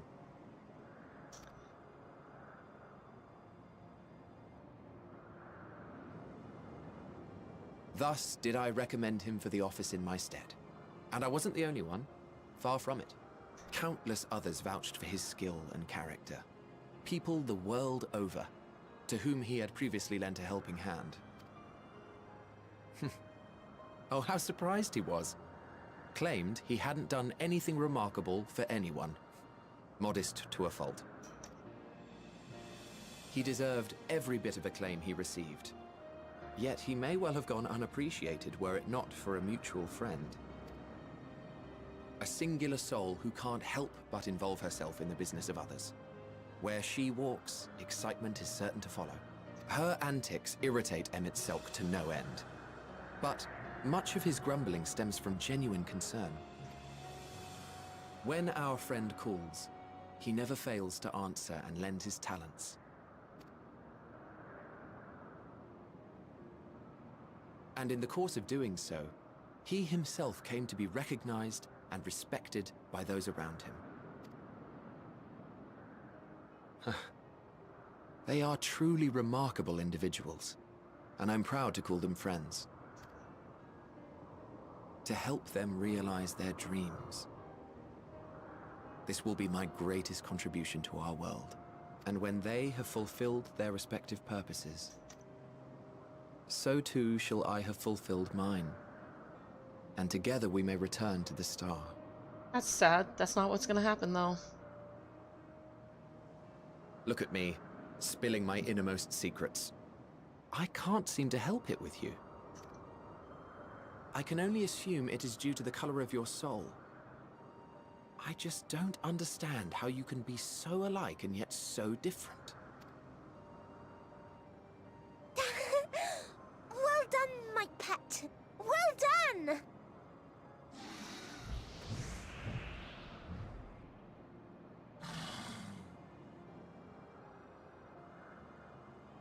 Ah, yes. I dare say the Charybdis will be fine here on. Why don't you go and signal to Emmett Selk? Let him know that his arduous task is at an end. You need me to go get it? Oh.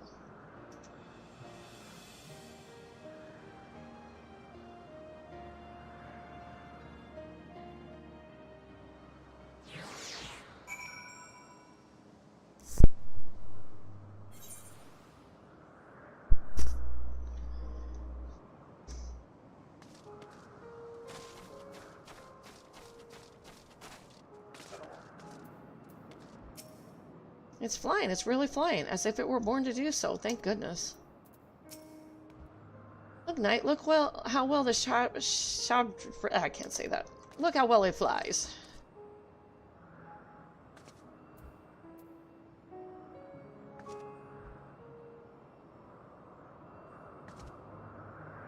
Emerging from his reverie, Ominous Selk notices you and begins to descend with the Shabrdi.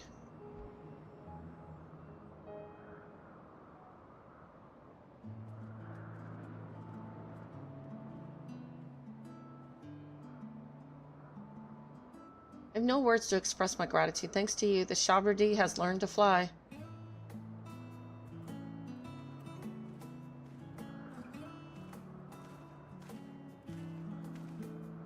And Knight and I could relax and have a pleasant chat. I'm sure you did. The creature needed some small assistance at first, but soon it was flying more or less on its own. I doubt you will need to repeat the lesson. That was truly impressive.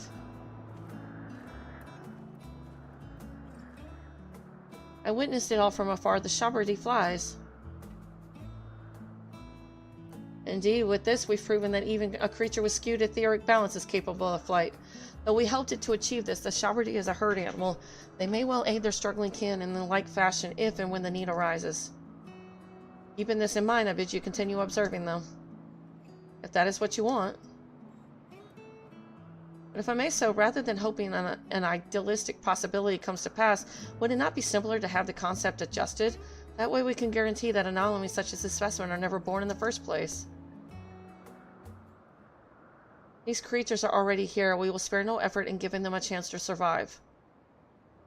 As you wish, Chief, as you wish.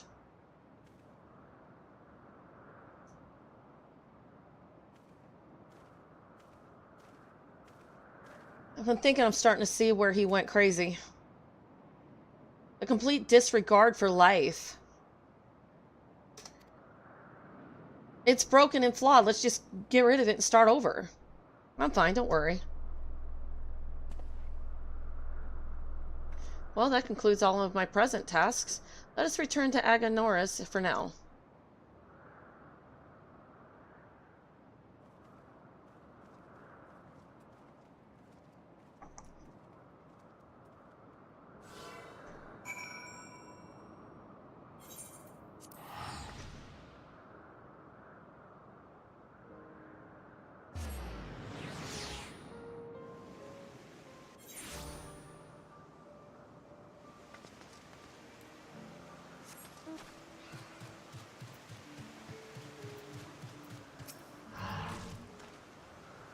I thoroughly enjoy myself at the end most of all.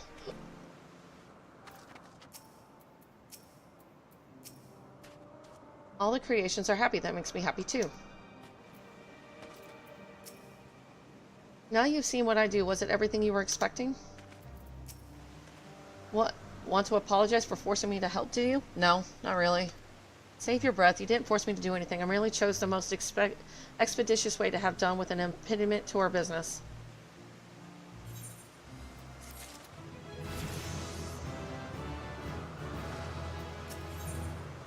Ether to ether. Something seems to be weighing on Hermes' mind.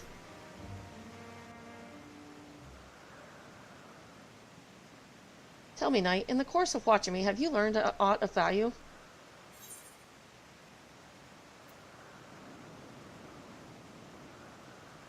Dynamis seemed promising.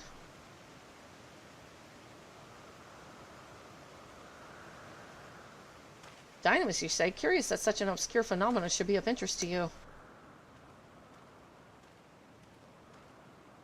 Chief Hermes, what good fortune to find you here. Is something the matter? The Lycon, I'm afraid it's done it again. No sooner did we release one for observation than it set upon the nearby occupants, slaughtering them. Was the creature hungry or somehow provoked? I had just fed them myself, and the occupants were keeping a wide berth. It is the nature of the Lycon that is to blame, their innate viciousness. Temperament aside, it is an outstanding creature, perfect in form and function. Though it may not be suited for release, I've no doubt the Bureau would accept its concept for preservation. In any case, there's no point in postponing the inevitable. Doris will revert them all once the paperwork is in order. Where is the scene of the incident?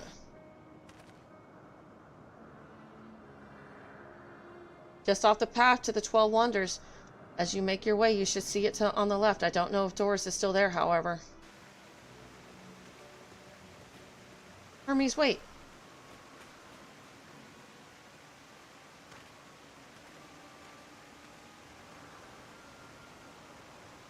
This is part of his work, then I would observe. We follow.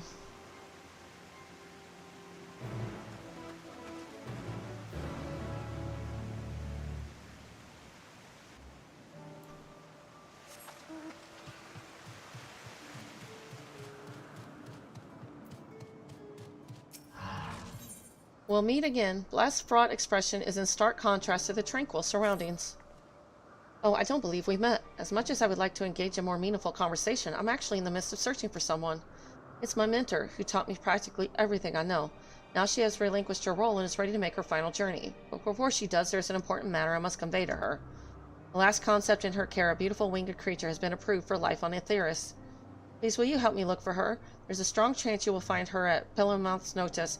Her most distinguishing feature is her chestnut-colored hair tied into a single flowing lock, much like Monoceros' tail.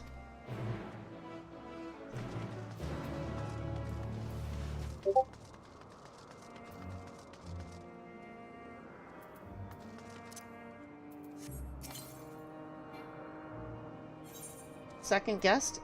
The Uridome has a use for unique charms. Oh my, aren't you adorable? Actually, there's something you might be able to help me with. A visitor from the Bureau of Architects has arrived at Propylaeon to deliver new concepts. I'd like you to offer her the warmest of welcomes. Normally we have our own familiars attend to such duties, but most of them are already entertaining other guests. There's been a lot lately, you see. On the other hand, this would be the perfect opportunity to show her an entirely new, and what's a nice way to put this, idiosyncratic familiar? That being you, of course. I'm sure she'd be delighted to meet you.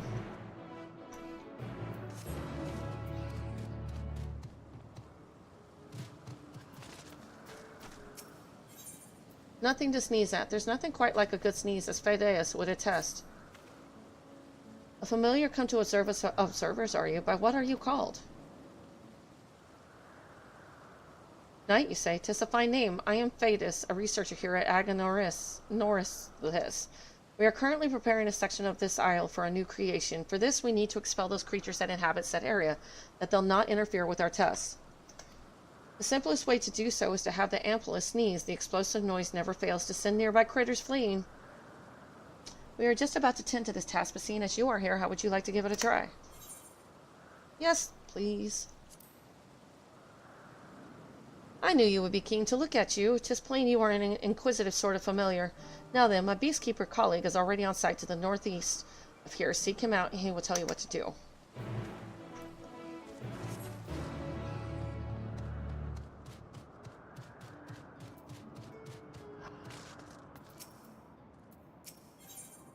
Torian Agonaris, Part 1. Sulcus regards you with poignant interest. Welcome, friend. To Agonaris, I am Sulcus, and I manage this region under the authority of Chief Hermes, the head overseer of Elpis. And you are, oh, how unusual, a soul-bearing familiar. Familiar must have a mission, and yet you offer no message and carry no cargo. Are you perhaps here for the purposes of observation? Yes, that must be it, in which case you need only mention my name to Charmian, and she will gladly give you a tour of our domain. Soak it all in.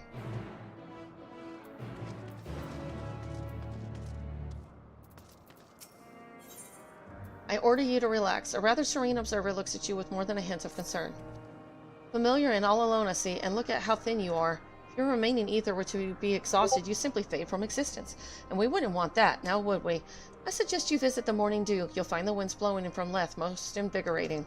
Perhaps while you're there, you might seek out a friend of mine and invite him to share a meal with me. It's not too much to ask, that is.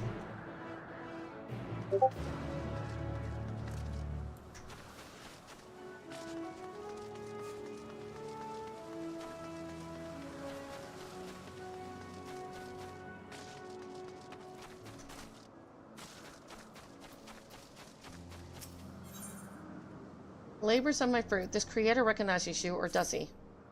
Azam, what in the blazes are you doing here? Hold on, you seem thinner somehow. Oh no, that was my phone. I'm not in Discord, but it is on.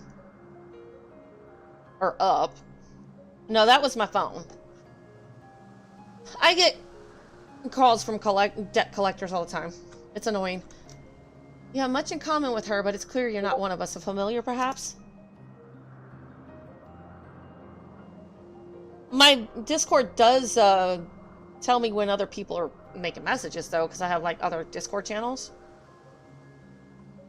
I suppose it's just like her to send one of her minions to poke its nose into our affairs, but since you're here, instead of hanging around like a bad smell, why don't you make yourself useful? I want you to take this latest work of mine, a new variety of fruit, to my colleagues. In the meantime, I will be cultivating more specimens in the Conflict Horns. Yes, you heard that correctly. Cultivating, not simply conjuring with creation magics. The fruit I produce is a labor of love. Yeah. If you're talking about the little... I can't make the sound, but yeah, that's Discord. Now that my newest masterpiece is close to completion, I would have my fellow researchers sample its delights. I wish to hear their impressions before I make the final adjustments. Unfortunately, for all their wisdom, I find them intolerable at the best of times. Never mind when they're critiquing my work. For that reason, I would have you go in my stead. And be quick about it, lest the fruit spoil as a result of your dawdling. Damn, aren't you rude? I don't know if I gotta put up with that with them itself. Damn.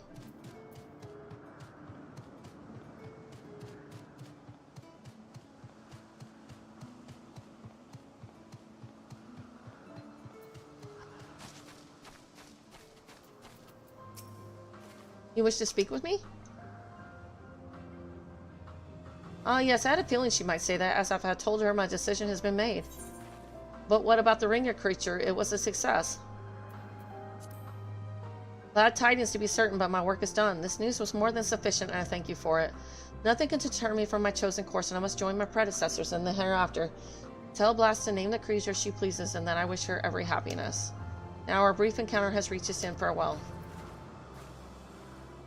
Well, she doesn't want to live no more. Far be it from us to convince otherwise. Yes, suicide is a thing here.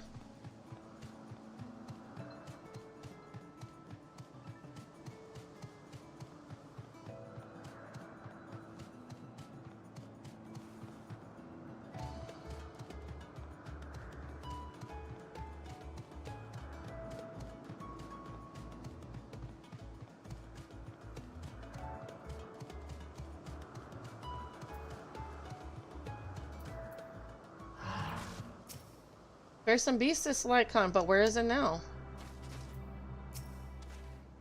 The Okapit is no easy prey. With its hooves and horns, it was designed to be formidable even on land. Yet they didn't stand a chance against the Lycon. The lacerations and burns are unmistakable. A Lycon was indeed responsible. But the creature is nowhere to be seen. Doors must have taken it away.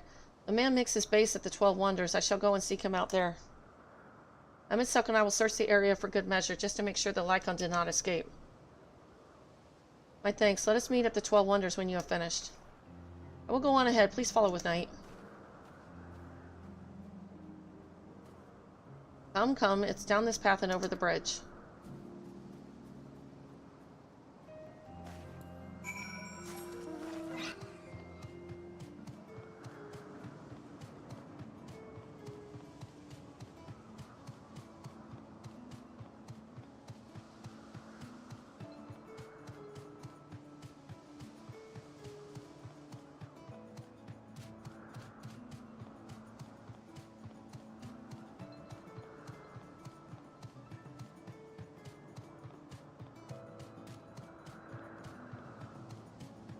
Guess I'll be running into Heidelin soon, I hope.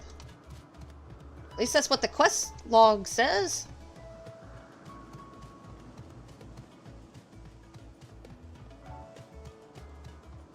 Oh, chicken nuggets are almost done. We'll get those. I'm hungry.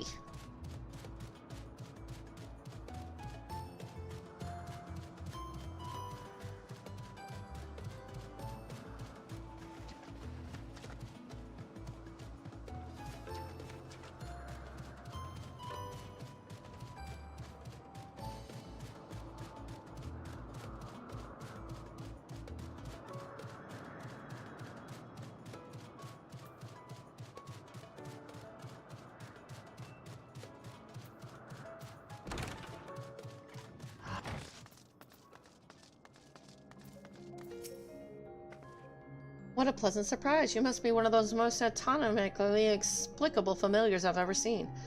Iridone chose her representative well, it would appear. As a matter of fact, I too have an errand to ask of you, namely the delivery of these concepts.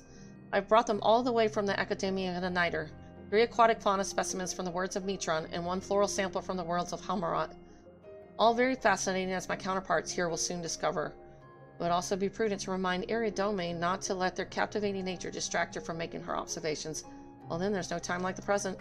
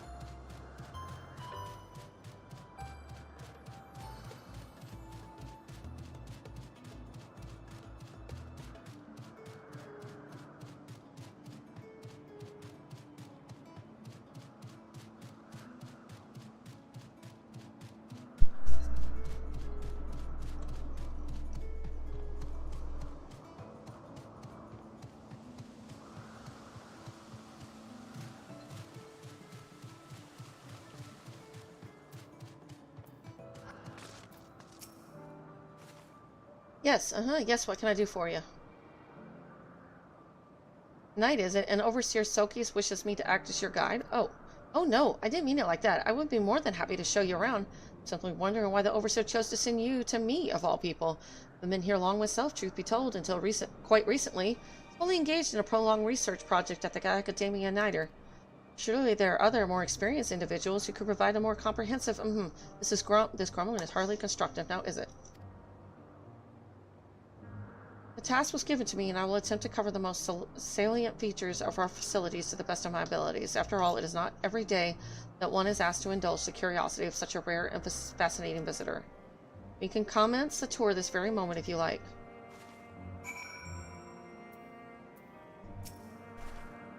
Then let us begin. You know, rather than have me lecture you as we walk along, I think observing firsthand what we do here in Agnoris would prove more beneficial. I'll point you in the right direction, and you can question my colleagues to your heart's content. Once we completed a circuit, we can return and speak to the Overseer Sokis. Nice. Not. Are you lost, little familiar? For me? Why, yes, I should love to try a piece. I don't mean to be rude, but this falls somewhere between rather foul and positively revolting. It's so bitter it's practically inedible. More important, however, is the question of whether this fruit would serve its intended function. If wild animals cannot bring themselves to eat it, the seeds will never be spread. Cannot imagine this creation being approved in its current state.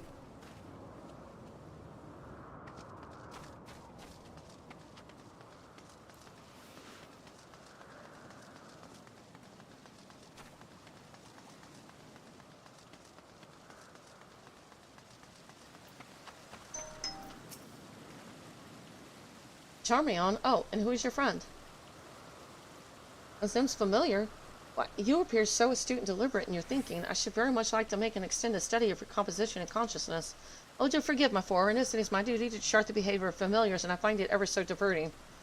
Arcane servants are rarely permitted to roam the world at will, you see, but our research here is given special dispensation. Once the subjects are properly registered as concepts, of course. There are times when familiars are tasked with tending cattle or must otherwise coexist with other living beings. Such projects are brought to me, and I'm responsible for observing and evaluating the potential compatibilities.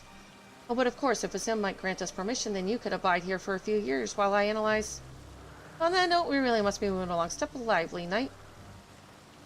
Wow. No, I do not want to become your study pig. Guinea pig.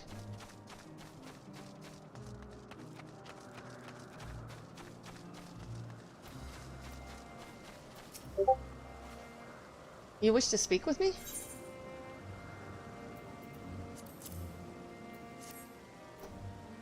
My impressions? Very well. Good gracious, what is this? It's so outrageously bitter, something akin to a wavy, icy cold is spread throughout my entire body.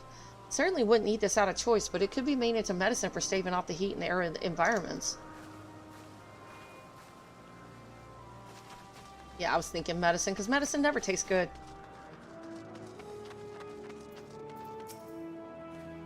What do we have here? A familiar of some kind, judging by your ethereal structure. Yes, I am accompanying the knight here on a tour around Agnorisis at the behest of the Overseer. A tour, feel free to wander as you please, of course, but I advise keeping your distance from the larger creatures. The fauna I have under observation occupy the top tier of the food chain, and do not take kindly to intruders in their territory, especially the specimens found on the other islands. They can be exceedingly hostile. While I am sure you are quite capable of defending yourself, no one appreciates the surprise tusk about through the abdominum, eh? Thank you for the warning. We will proceed with due caution.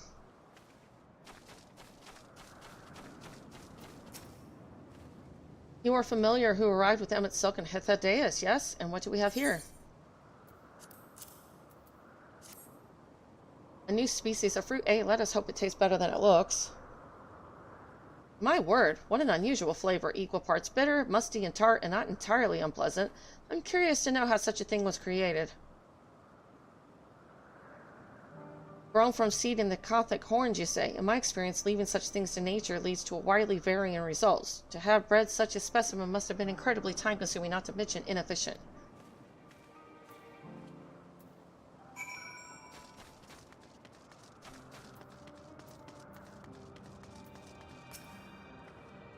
I trust our guest was enamored with you as I am. New concepts for us, and fascinating to the point of being distracting.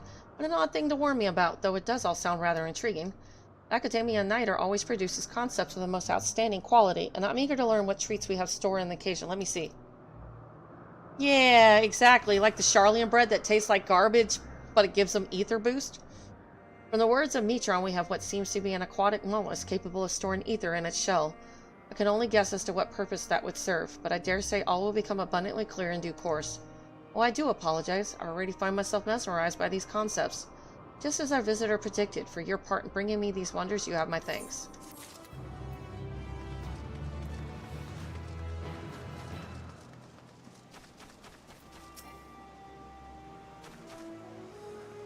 She's not with you. Did you at least find her? I should have known nothing would sway her. All I can do is hope she finds blessed respite in the ethereal sea, and that we may one day be reunited in another life. And until then, I will carry on her legacy, beginning with the naming of the creature she cared for so deeply. I think I shall name it after her. That way she will live on through her work forever. Hello, Charmion. Was there something?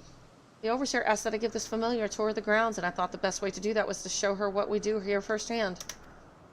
I see. Well, as my work is rather difficult to demonstrate, I hope a brief explanation will suffice. Our creations are many and varied, but I mainly preside over the plant life.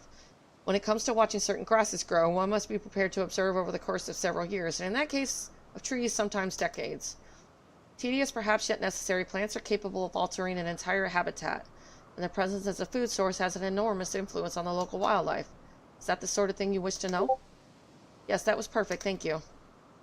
I think we've covered the main areas of interest. All that left now is to speak with Overseer Sokis.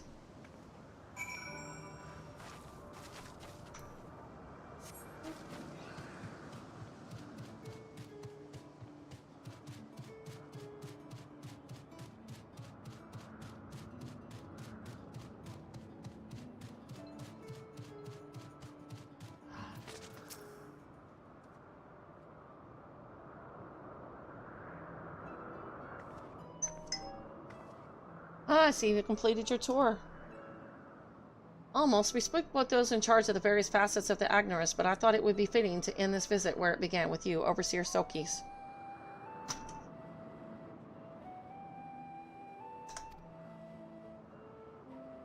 I see, and what is your impression of the work we do here?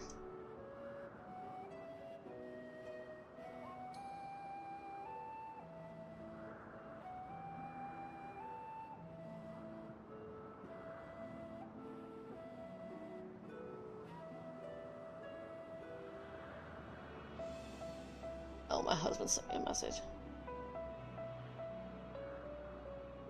Okay. I see, and what is your impression of the work we do here? It requires equal levels of passion and patience. I'm glad we could help further your worldly education. And I am glad to see you enjoyed the experience, at least I hope you did. You are truly a masterpiece of creation. Only a soul-bearing familiar could demonstrate such robust cognitive and cognitive faculties. Were you perhaps designed to inspire others? I feel something special has been woven into your aura. You have an intriguing presence, to say the least. Please stay a while, and I share more of your thoughts with us. As I second this invitation, in all the long years I've resided here, never have I encountered such a unique entity, and one of Azim's, no less.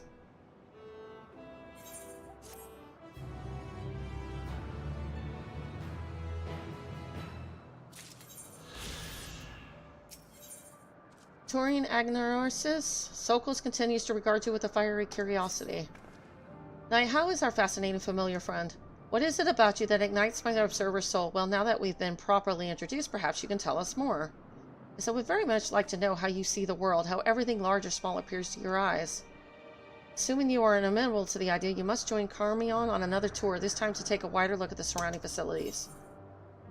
I am interested in learning about you as well. I see, then we shall delight in teaching in each other. But where to begin? Which facility do you suggest, Overseer? Oh, any place you feel will best elicit a response from our guest. Right, yes, of course. Well, then, Knight, come with me and we'll visit the arcane entities on the south side of Agnorsis. Okay.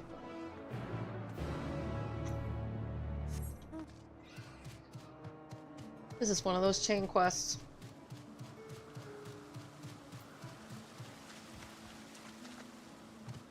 Blues never stay blue. They turn yellow. You are returned. -3 fruit samples, I presume. Is that so? Not one of them found it to their liking. They claim my last attempt was too sweet and now it's too bitter. Honestly, the nerve of these so-called experts. As they shall soon learn, I am not so easily deterred. For my next creation, I'll cross-pollinate sour and sweet varieties and see what they have to say about that. I'll show them it's these wildly varying results that come from adherence to natural processes that have the power to defy expectations. And as the familiar of Azim herself, I am sure you can appreciate that. I guess?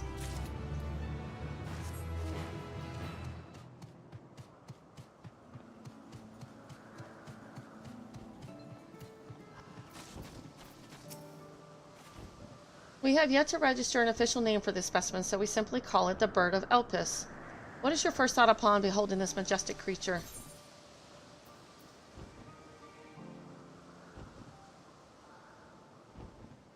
That I want to fight it. Oh, are you equipped for battle as well? That would explain the weaponry. In any case, I'm eager to hear more of your responses. You truly are unlike any construct I have ever met, familiar or otherwise. Let's continue southward, shall we? I'd like to hear your opinion on this next facility.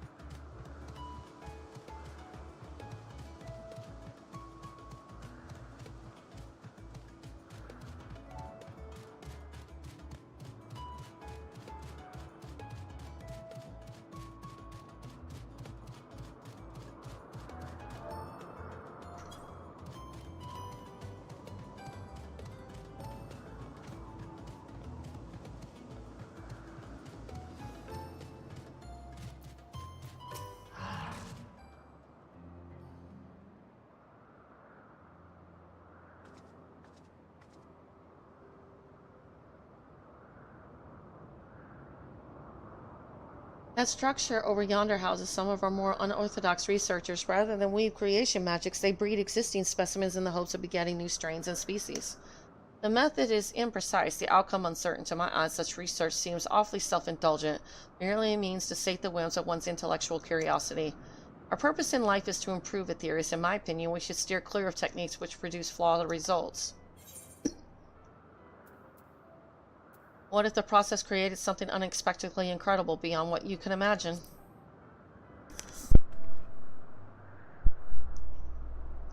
A serendipitous discovery. I suppose it is possible. Thank you. I thought to broaden your horizons. Here I am realizing how narrow my own views can be. Hardly a desirable quality in an observer. Time for a spot of rest and reflection, I say. Shall we move on to the morning dew? It's favored by many an observer for its calming tranquility. I'm going to go get my food real quick. I'll be right back.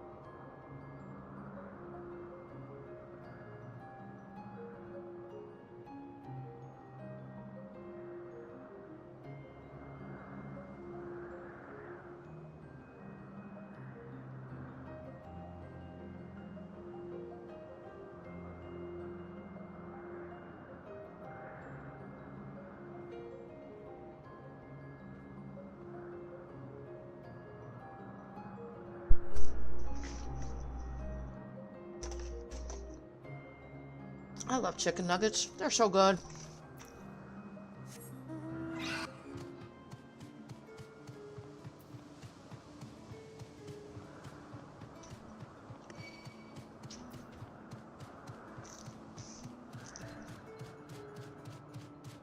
Add some barbecue sauce or ketchup and it's incredible. Masterpiece.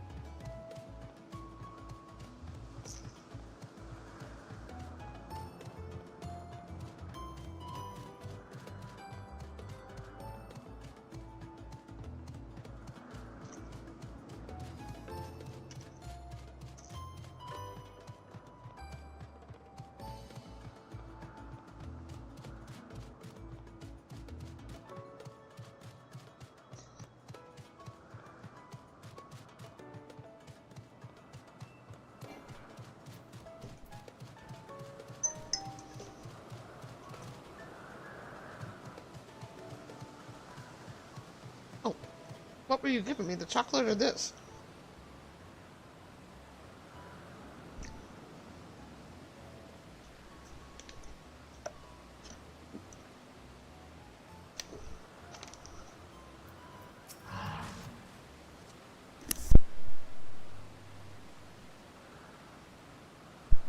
Oh, he's supposed to be here by now, but who might you be? Oh, you're clearing the site in Feldalia's stead. How very kind of you. Come then, let's get you on the Ampelos. Once you're securely mounted, ride it yonder and have it sneeze at the bushes. The noise will scare away whatever creatures may be hiding.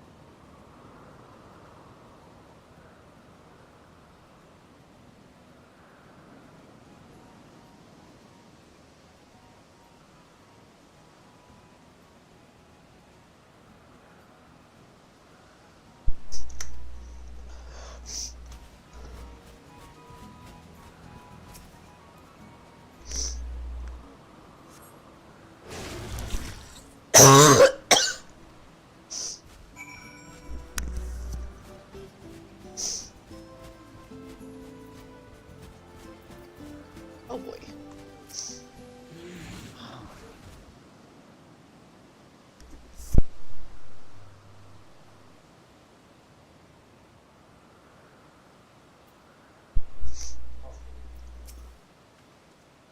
The creatures came running all the way here, frightened as they looked. I dare say they'll keep away from the site for a good while.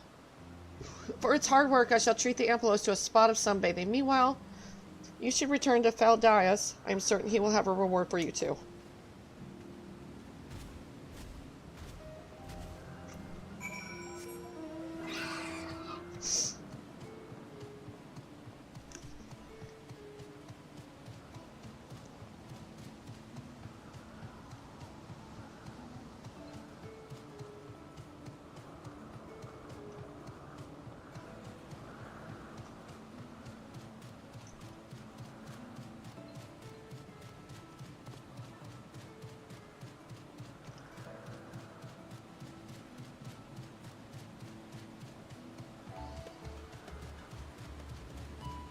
Wow.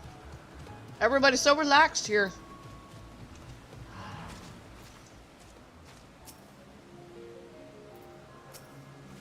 Welcome to our Garden of Respite. We can explore more of it later, but first, I want to hear more of what you think of people, of us. I often sat here musing upon the nature of our creations and wonder how a familiar might perceive its creator. We are not so different. Ha, perhaps that's true. You do seem far closer to us in nature than most other familiars. Let us set aside such musings for a moment and bask in the morning dew's serenity. Familiar food. Carmion prepares to launch into another lecture on life on the Agnorisis. Are you well rested, Knight? What cannot perform at one's best without allowing the mind and body time to recuperate? Here on Agnorisis, we often encourage one another to nap or partake of some of the fruits we grow.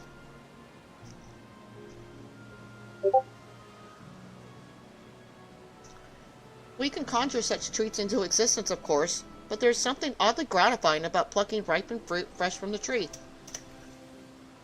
Oh, how remiss of me. How exactly do you sustain yourself? Is the Zem supplying you with ether? No, but you'll fade away without the proper nourishment. The tour can wait. We must feed you immediately. Would you mind picking some of the white blossoms to the west of here? And bring them to Overseer Soki's. Orchestratus flowers, we call them. I'll have everything else ready by the time you arrive.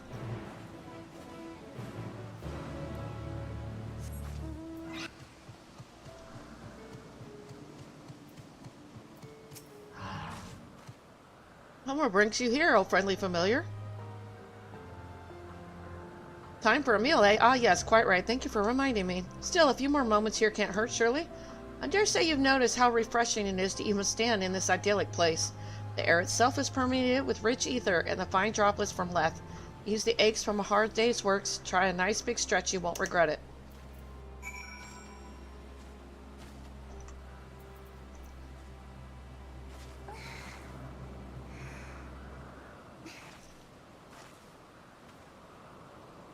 See what I mean? The wind through the leaves, the waterfall's soothing spray, and there's nothing quite like it. In our busy day-to-day lives, it's all too easy to forget to look after ourselves. Naturally, that includes familiars. Speaking of which, I must get something to eat, as you so kindly came here to tell me. As you seem new to these parts, my friend will probably be wondering whether you've lost your way. Go and put his mind at ease, would you?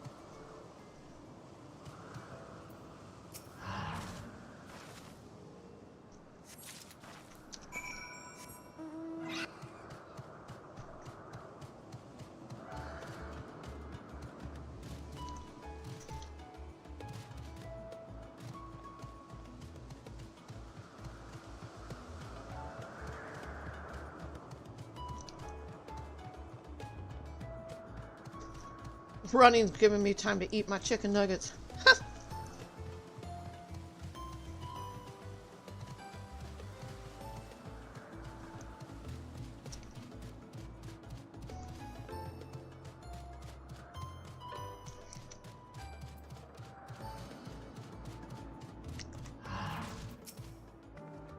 Archistratus flowers are an edible bloom, you see. Hand them to Overseer Sokals, and he'll mix them with the fruits I gathered to make a delicious juice. Chairman explains to me the crisis at hand. Have you brought the flowers?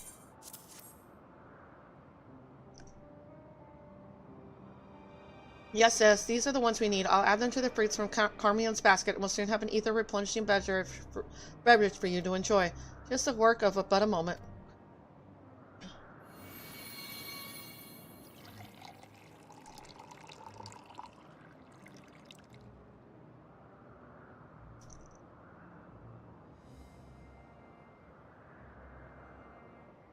And here we are, freshly squeezed Agnorosis juice medley. Go on and drink up. I'm curious to hear what you think of it.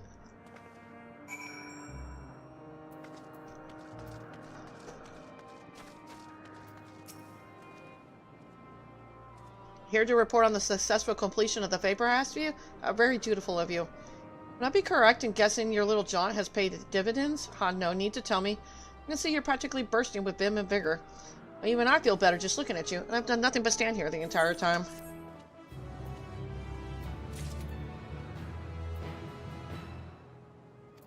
Oh. And you can observe my reaction.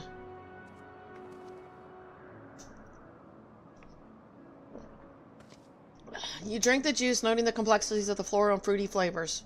Ah, good, it seems you're able to tolerate liquid sustenance. He didn't appear to be suffering from any loss of material form, but a familiar must have a regular infusion of ethereal energy.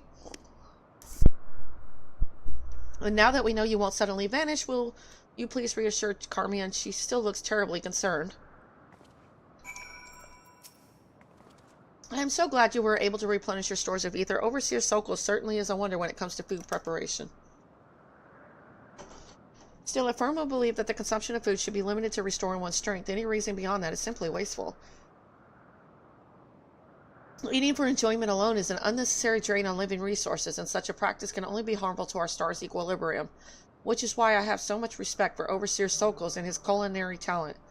He employs ingredients and methods which not only optimizes a dish's ethereal concentration, but also produce flavorful results. Save your compliments, Charmion. I won't be flattered into making another batch until it's time for our next meal. Well, of course not, and I would never dream of attempting such base manipulation to begin with. Familiar fate. Hermie has one last question to ask you. Are we sure it's one last question? Knight, I feel if we've grown to understand each other. There's one last thing I wish to know. As you've seen, our purpose is to improve life on this star, and we each have our own way of approaching that purpose. Familiars, too, exist for a reason, often a very specific one, and I wonder what you feel about your place in the grand scheme of things.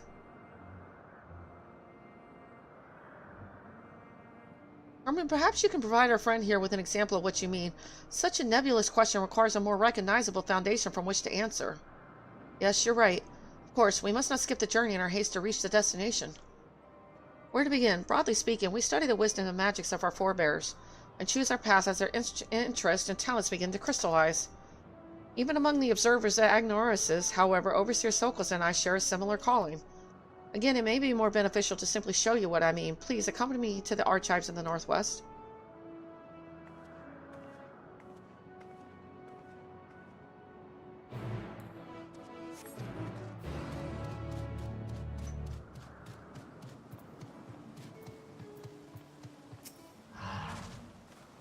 Welcome back, Knight. Thanks to you, the site has been nicely cleared and we can release our new creation. It's a species of ambulatory plant, lest you wonder. While these have been popular of late, this one dwarfs the rest. A veritable tree that can use its branches like hands to catch prey.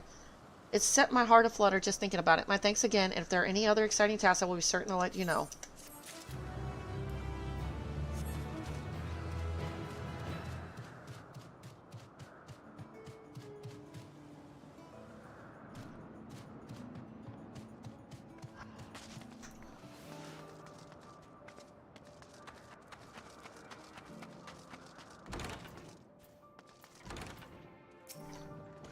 Between you and me, Hermes' eating habits are atrocious. We may not be relying upon food to the extent that our smaller creations are, but our diets eventually catch up with us.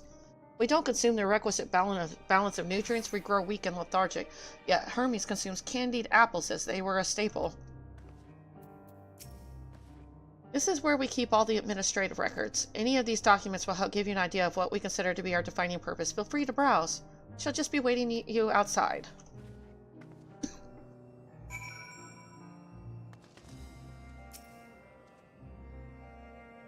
Oh, Yustola would have died and gone to heaven if she'd come to Atheris. These books appear to contain detailed observation logs. The name Soklos is written on each of the spines.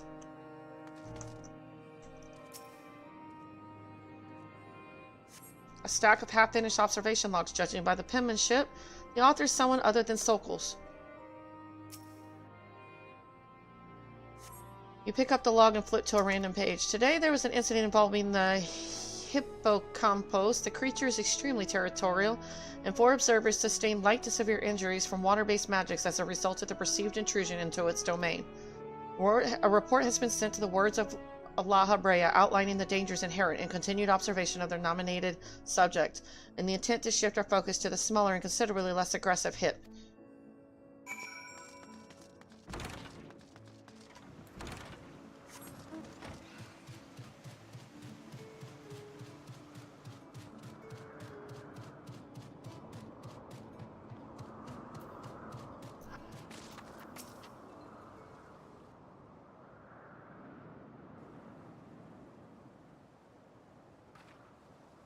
Knight, did you find the observation logs enlightening?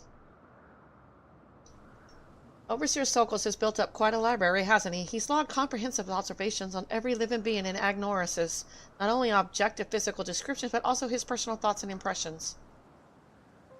And that's why I'm here, to carry on the Overseer's invaluable work. When it comes to the continued success of Agnoris, our purposes are very much aligned. Cannot help but worry, however, that I lack the same degree of perception and ability, that I am unfit for the task I have chosen. Even being in the same room as those logs is enough to make me feel uncomfortable. My insistence that you examine your purpose was, I think, born from the trepidation which surrounds my own. And uncertainty you need not feel. Overseer Sokos.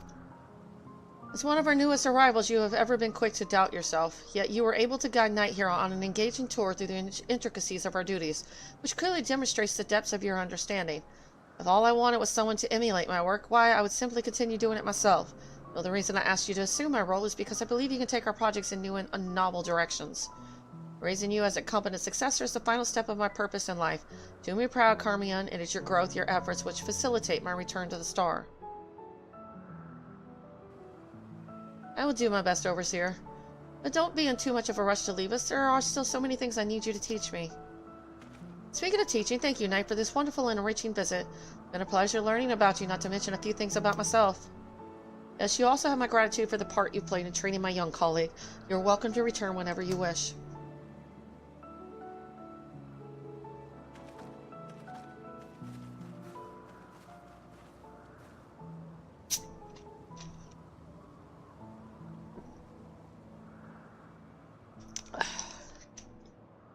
All anybody ever talks about is going to the star. It's almost like they've been programmed to think that once they've done their duty, they pass on.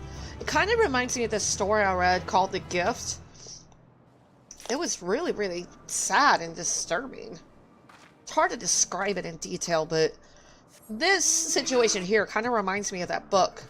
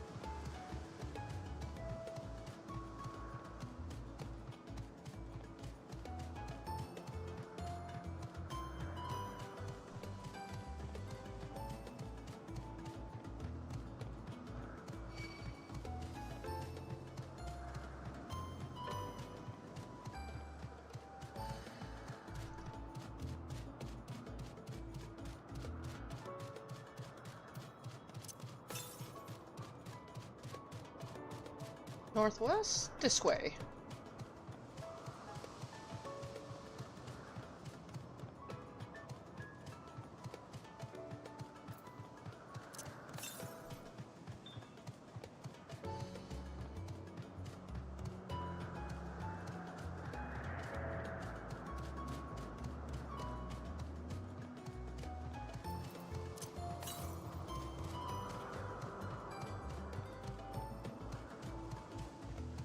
Ah, I see it. Hey, Vile Council, how's it going?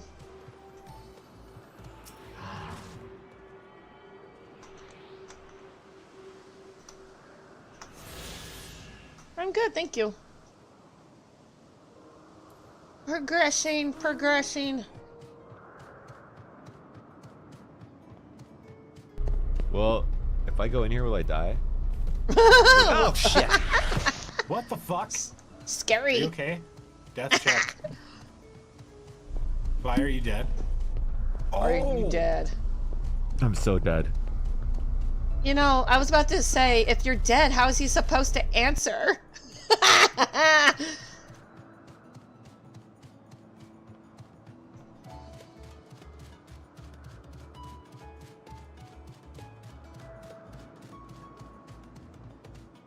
No problem. You're welcome. I like doing shout-outs because I like to see people's chats. It's one way to say hello, but I like seeing people's clips. I really do. They're very fun.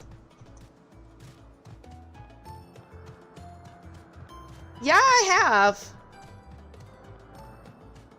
I've got the other 3 role quests, but I did yesterday. I did the melee one, DPS, and today I did the what did I do today? I think I did the magical caster DPS one today, the one in Ishgard. So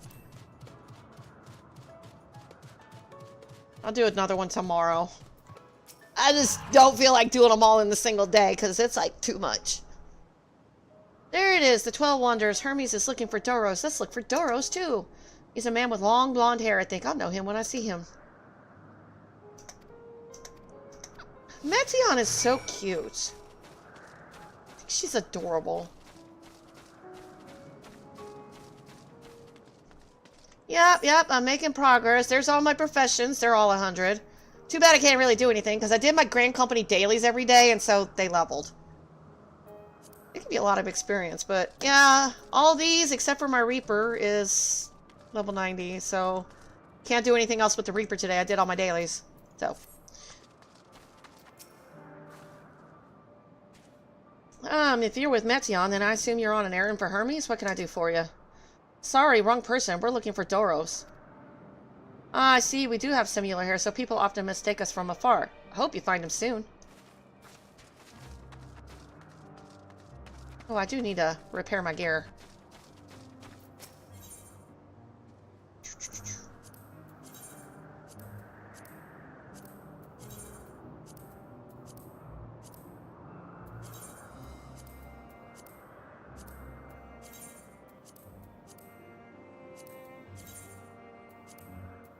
Alright, I think I'm good.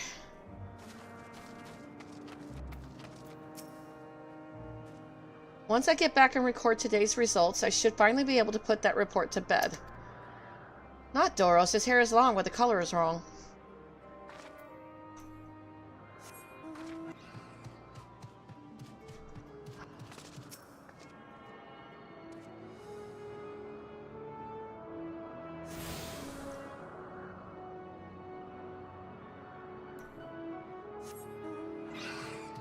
I'll wait for the ad to finish.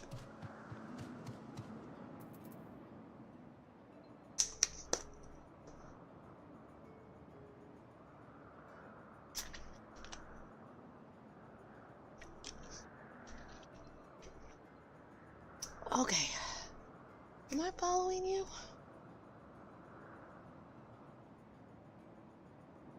Yes, I'm following. Bio. Let me see. Following Dragon. Yes, I'm following Dragon. I'm just making sure I'm following people. I always have to check every couple of days as more and more people are following. Doros, that's Doros. Well, now if it isn't Meteon, what brings you here?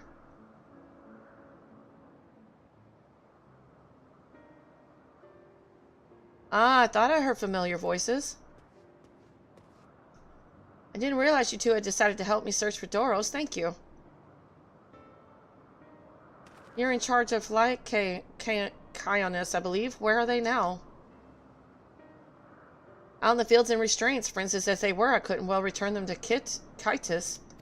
Once I've submitted a report, I'll see them reverted without delay. It's as he says, the beasts are indeed quite ferocious. You're one of the 14. What brings you here? Nothing you need to concern yourself with, as you were. We've heard the news that a Lycon slaughtered Alcheopets. As the observer in charge, you are of the opinion that they are not fit to be released? Aye, I am. Their abnormal aggression and exceptional strength makes for a highly problematic combination. It matters not where they are released. The Lycons would threaten other species and upset the natural order. Could it be that the specimens observed are an outlier? Highly unlikely. We've created a good many of them, all exhibited the same tendencies. Even when we used Kairos to begin with a fresh slate, their behavior was unchanged. Kairos? A memory reconfiguration system. The chief himself created it. It allows us to erase or alter memories that we may observe creations in different environmental conditions without needing to remake them from scratch. Quite impressive and potentially dangerous, depending on the intensity of the etheric emissions. Pastorot may wish to have words with you. Rest assured, I've kept all values within prescribed limits, and to prevent misuse, its applications are limited to those authorized by the Chief Overseer.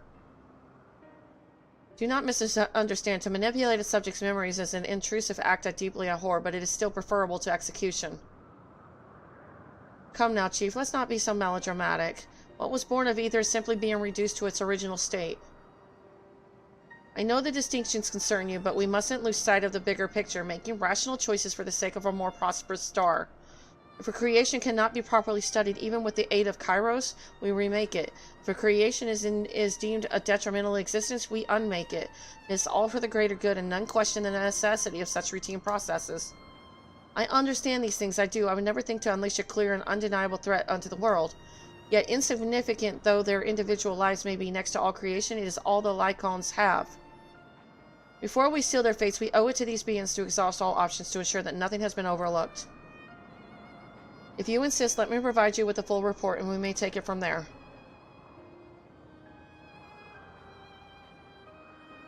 Would it be possible for us to attend the discussion, that Emmett Soak may better carry out his duties? By all means.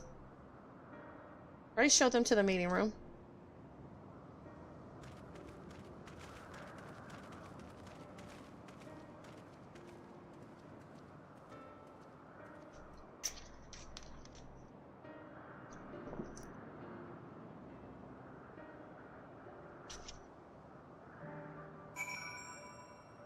Yep, I'm starting to see what's going on here. To man, other beings are just things to be used and controlled like magic. That's what Hermes told me once.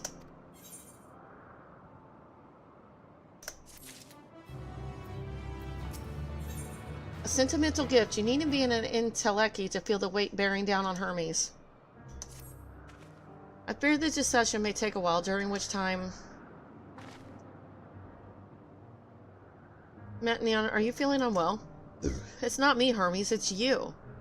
I won't go to the meeting, I'll stay with Knight. Loath though I am to impose, may I leave Metion in your care again? I am in your debt, if you'll excuse me.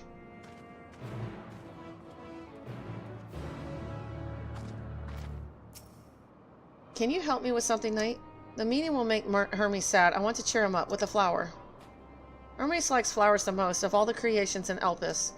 Most creations that are expected to be interesting or beautiful or strong, better in some way. The flowers are different.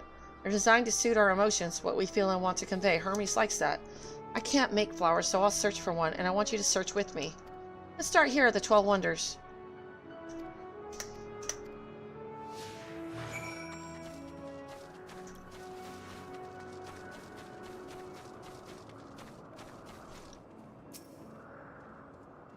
I want the other flower. I want the Elpis. I need to replace the one that kind of fell apart.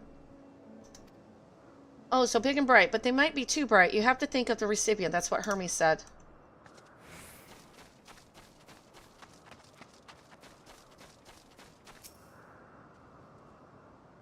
How many slots do I have? I'm still good. A tall, slender tree rises before you. You crane your neck to look for flowers. No flowers. If there were apples, we could have covered them in syrup. He really likes his candy apples. Let's head outside next. Don't worry. We won't wander far.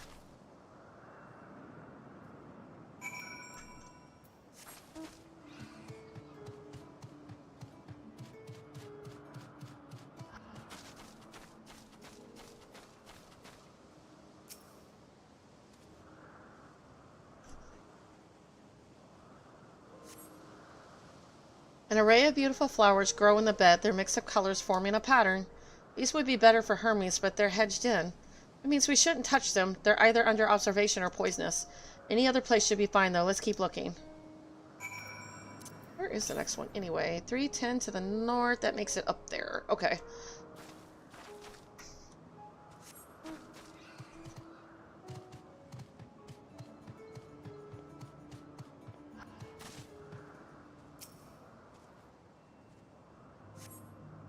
Set on a tall, thin stalk, the oddly shaped flower is mesmerizing in its undulations. Oh, a conion, a flower that can move. When Hermes wasn't looking, it shot seeds at him. Not a good gift, maybe. But you're good, Knight. It's spotting flowers. We'll find something soon.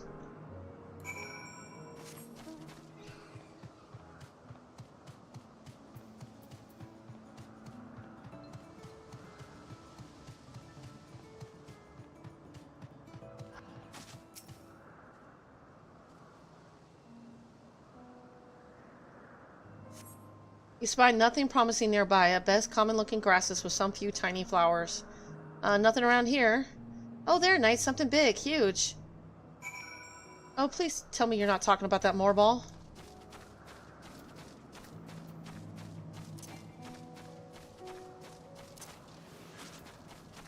Oh, dear God, she is talking about the moorball.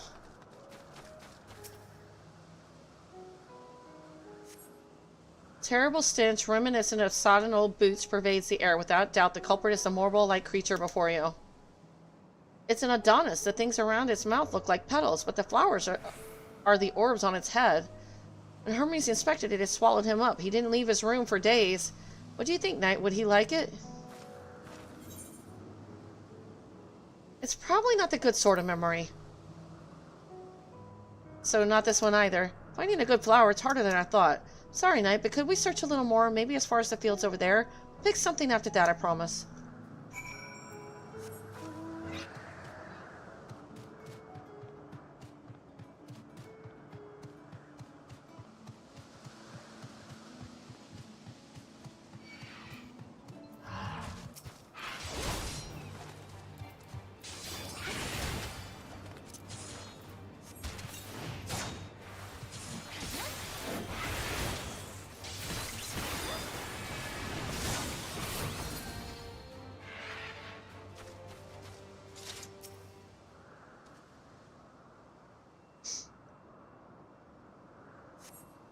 Lush green fields stretch out before you, ending where the sky begins.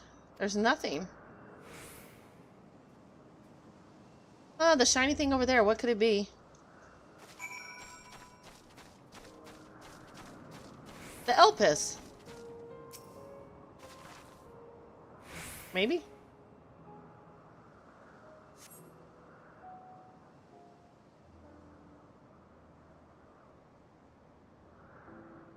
Oh, Elpis flowers, they're here too. Hermes likes and dislikes them at the same time. Like me, they're intellecties. Like me, they feel his pain and turn dark. That's only for Hermes, though. For others, they're always white and bright.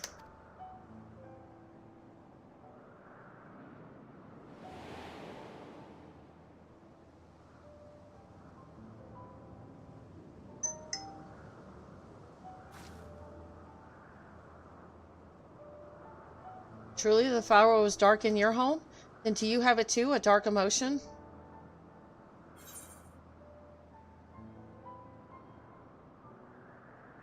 I dare say I have a few.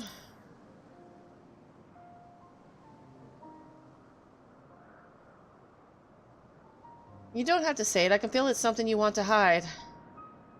Well, won't you lend it to me, the darkness inside you? I want you to make the flower dark in front of Hermes. He has been in a dark place since before he created me. He needs to know that he isn't there alone, that others are sad too. Truly, you'll do it?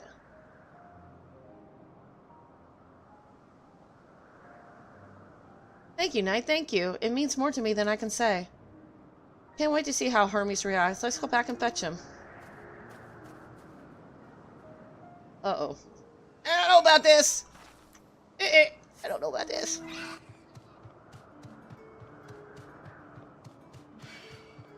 That's not a lot of side quests. Not gonna be like the calm before the storm? Let me grab all these.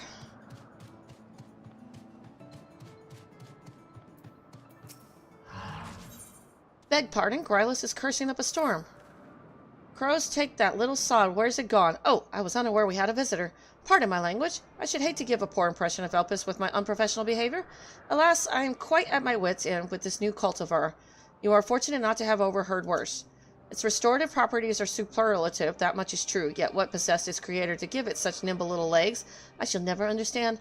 I really must impress upon those fools at the worlds of Halmarot that not everything need to be ambulatory. I've tried leashing it, fencing it in, staring at it with all my might, each to no avail.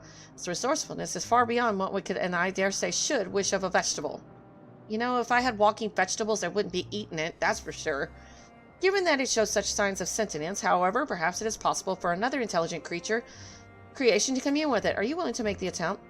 When it embarked upon its most recent bid for freedom, I sent my assistant after it. Maybe it doesn't want to be dinner. His own legs have grown quite powerful by this point, so with any luck, you will find them not too far to the west. Ow. I'm impressed. You guys are idiots. You and the Eluros at Hippotho's side is a familiar creature. Oh, the Gallicat from Palace of the Dead. The floor 90 to 100 set. Or is it the set, the 80 to 90 set? It might be the 80-90 set. These are the Gallicats. Why, what a familiar essence you have, like that of a familiar, if you're familiar with the concept. Oh, just my little joke night, was it? I'm Hippotho. Mew. Yes, we're getting to that night. Say hello to our familiar friend here. She's an Alarois. The Alaroi are one of our newest creations, highly attuned to abnormalities in their environment. The first sign of danger, they'll sound the alarm. By which I mean meow loudly. Though we do our best to observe all our creations, Elpis is simply too large to maintain a constant vigil over each and every temperamental species. A more efficient means of detecting conflict between creatures was in order. Thus I have taken this Rose under my wing to further develop her capabilities in this area. She does enjoy our little walks. This morning we are testing her ability to pinpoint sites of conflict. Would you like to observe? Simply tell her that her task has begun and she'll do her utmost to locate disruptive creatures. Please so subdue any unruly subjects once you've found them. We can't have beasts running amok.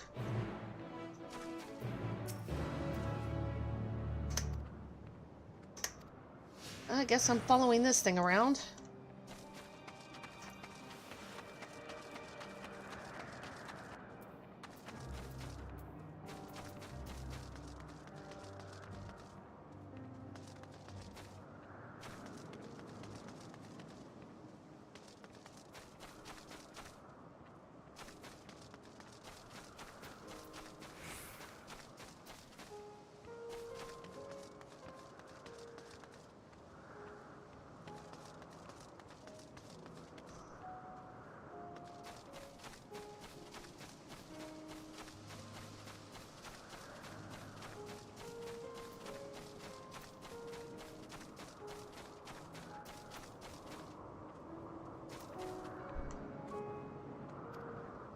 The Alatos alerts you to two nearby creatures that are facing one another down and looking at you expectantly.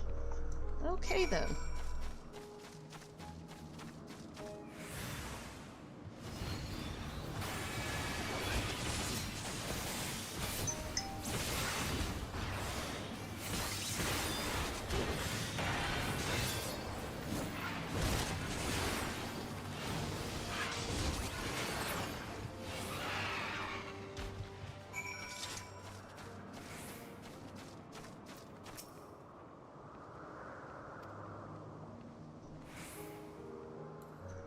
That was fast.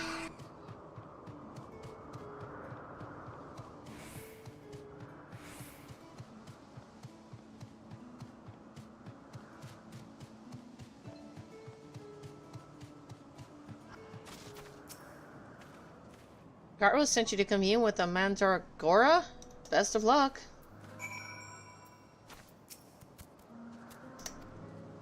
Mandragora emits a screech not unlike the sound of Magitech airships hauling rendering in twain, but it is unclear what this is meant to convey. Did that help? So even if its fellow creations cannot understand it, what a pity. Granted, I did suspect its vocal organ was unique. If you took the same form, that may be less of an obstacle.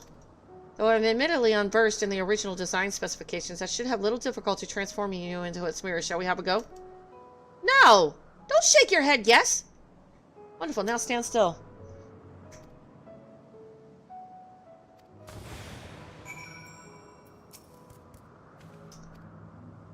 anything, you understand even less than you did before.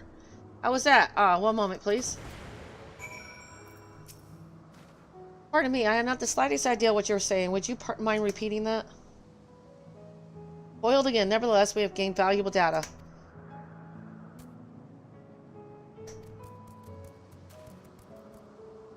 Please from Grylos that it may be sometime before our return.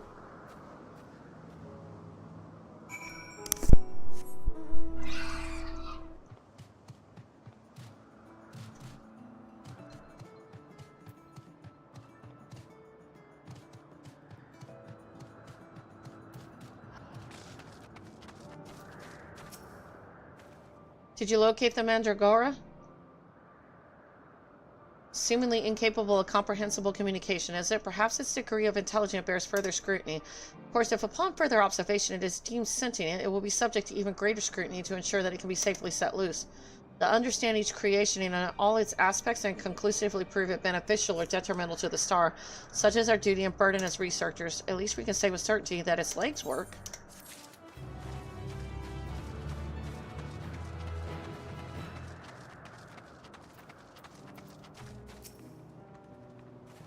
She seems quite content, but in the name of science, what were the results? As I expected, well done, little one. Magnificent creatures, the both of you. It's a shame we cannot give you a pair of tiny wings and a bell, too, but it's against protocol, I'm afraid. The Aloroi are enchanted with theirs at birth, so they are able to acclimate properly. Certain you have your own unique potential to rise to, however, in fact, why not join us for another phase of testing? Seeing no muse, Hippotho wishes to conduct another test of the Aloroy's capacity and yours. I am so pleased that you're willing to join us in further research. Thus far you have noted this Aloroy's response to stimuli. However, the Aloroi have one more very special capability. Aren't you curious? You will be pleased to know that I have dispatched one additional Aloroi to fly about the 12 wonders then. She's working as designed. The phenomena should be clearly observable. I expect that you will be able to collect evidence of it from my fellow researchers, say Aloris, Deucalion, and Chloris. Do you present your conclusions to me when you finished? Oh boy.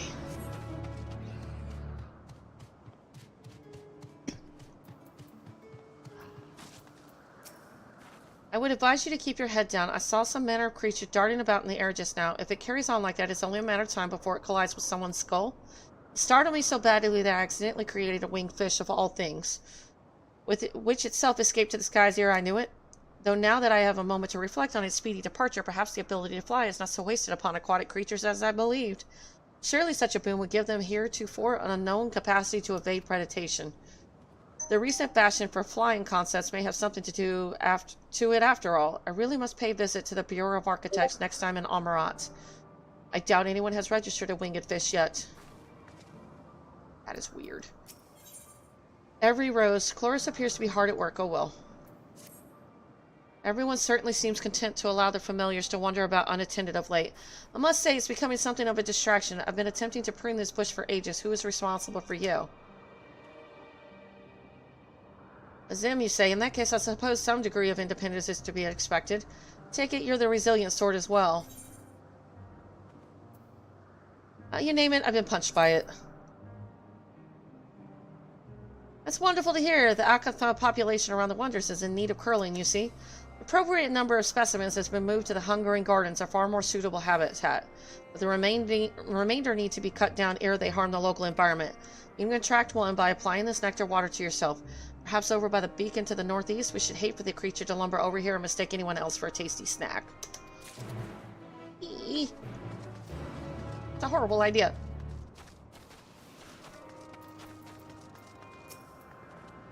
Tiny winged creature. Do you refer to Hippotho's familiar perchance? I did see it not long ago. I know not where it's gone off to, or regret to say I would assist in your search, but I must brush to parchment before I forget what I meant to write. Outside of my observational duties, I've been laboring over a treatise on aquatic floral, you see? Yet rereading my work a moment ago, I was suddenly struck with how trite my conclusion sounds. I believe I know precisely how to strengthen it, however, I dare say even Halmarat shall be impressed by my insight. Boring! Oops, wrong button.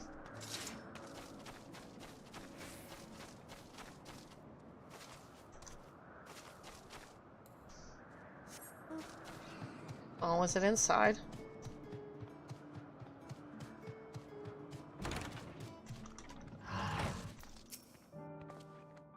Isn't this the most darling familiar you have ever seen? Behold its soft and fluffy fur, its pudgy belly, its charming little bell, its eyes that gaze imploringly into the very depths of your soul. It makes you want to dismantle it and gobble its adorable ether right up, does it not? No, not really. That's disturbing. I dare not, of course, whoever it belongs to would be quite gross indeed, and even to gaze upon it stokes with me a creative passion the likes of which I've never known. Yeah, I would run away too. Alas, my muse, perhaps I need to create my own familiar of surpassing cuteness after all.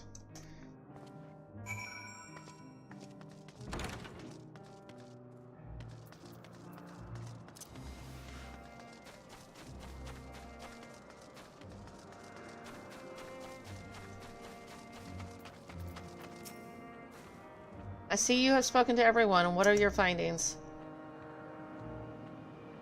Exactly right. The Alloy bless those they meet with inspiration. After all, we are at our best and our brightest when our hearts are at ease. With clarity of thought and faith in ourselves, we can do anything. What could possibly quell inner turmoil so well as a lovable creature like this? Ah, it seems duty calls. She senses another irregularity. Off you go then, dear girl. With today's results, the Alloy concept will be approved in no time. I am truly fortunate to have such wonderful familiars to work with, yourself included, of course. Alright, let's go grab that one up there.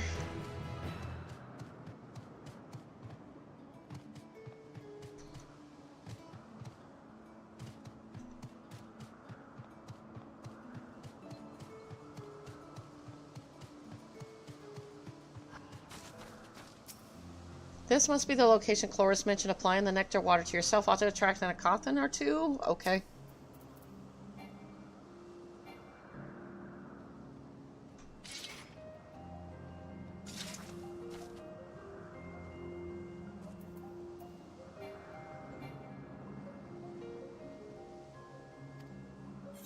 I'm trying to do that.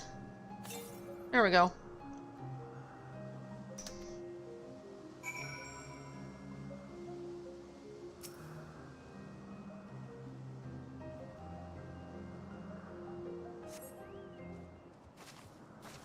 Oh, wow. You're huge, whatever you are.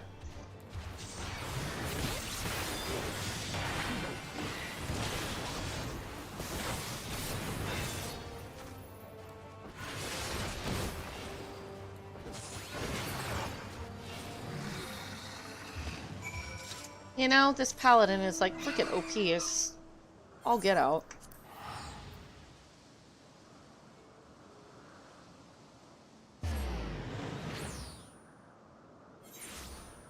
Alright.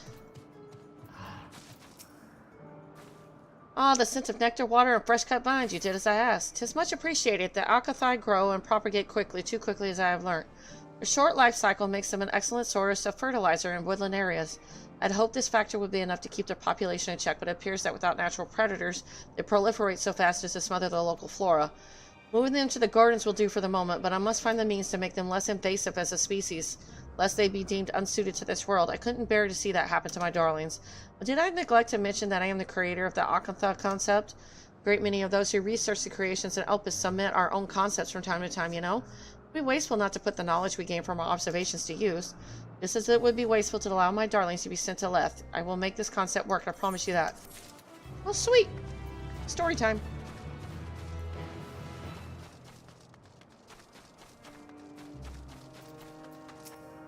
It seems they're still talking. Let's wait until they finished.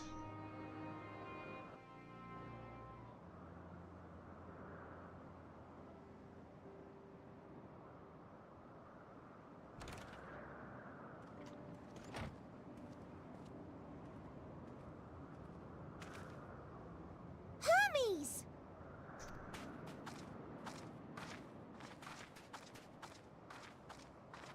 Oh, you were waiting for me. You've finished talking? Yes, we've come to a decision. My thanks for keeping Meteon company. Emmett Selk and Hithildeus have already retired to their rooms. There is room for you too, if you would follow me. Wait! I want to show you something first.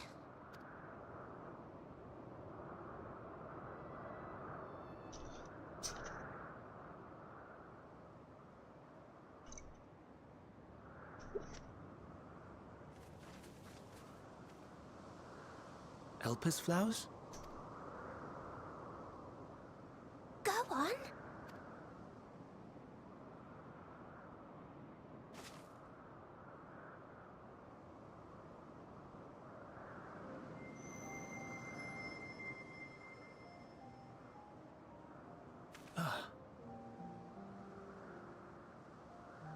You're not the only one, Hermes. Others feel sad too. You're not alone. I see Meteion has shared much with you.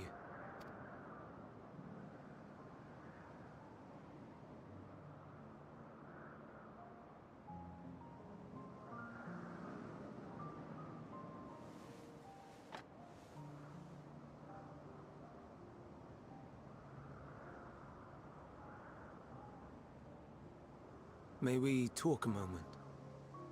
Oh, he's not bad on the eyes.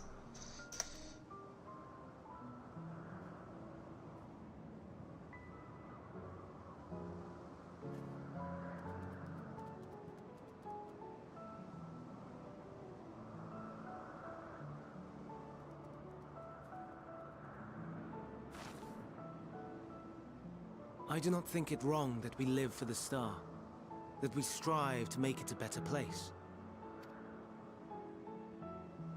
And yet, in carrying out my duties here, there are times when I am plagued by doubt. Do you recall what Hythlodaeus said when we first spoke of my nomination? Death is the privilege of those who have fulfilled their purpose, a choice they embrace of their own free will. And when they depart, it is always beautiful.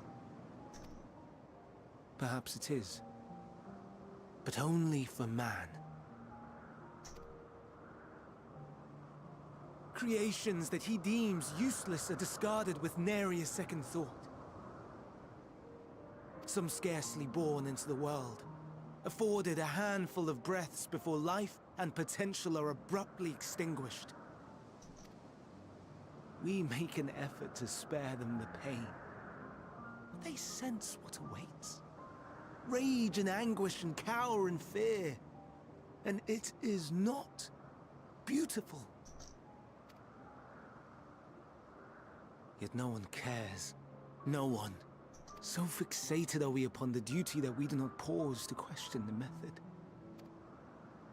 Pain and suffering, confusion and despair, writ plain in the eyes of those poor creatures. Yet no one sees. We turn a blind eye and carry on in blissful ignorance. Not amiss. And always, always the blossoms shine pure and white. A contradiction so blatant I could scream, want to scream. How can you all accept this aberration? Then I wonder, am I the aberration for thinking thus? And I'm filled with dread. But now I know I'm not alone. Not the only one for whom the flowers weep. I won't ask what you thought as you kneeled beside the Alpis, or if you only did it at Meteion's insistence. Nevertheless, I thank you.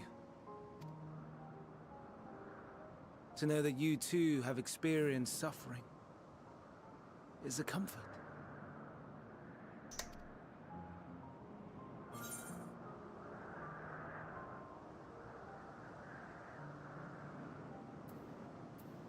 Glad I could be of service. I'll go with that. He doesn't need to know the others. To so willingly lend an ear to ease my burden. You are a strange one.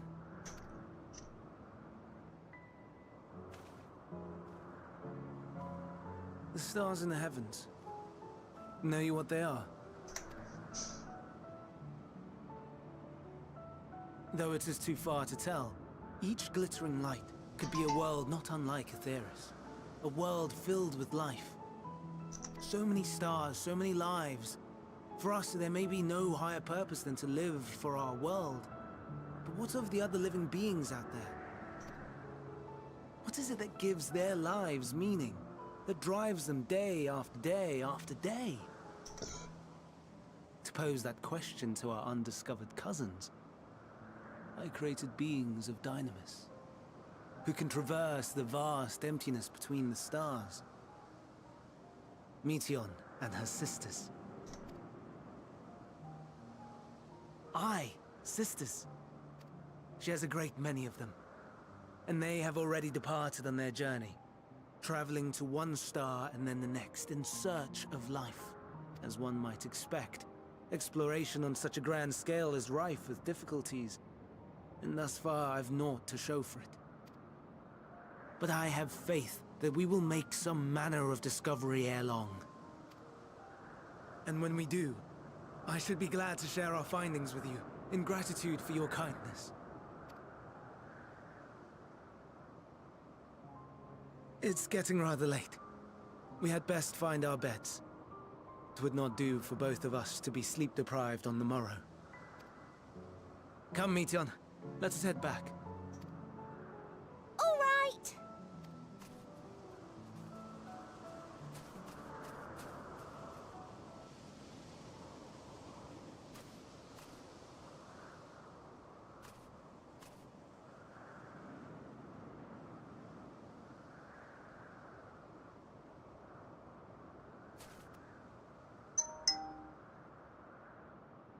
What did she sense?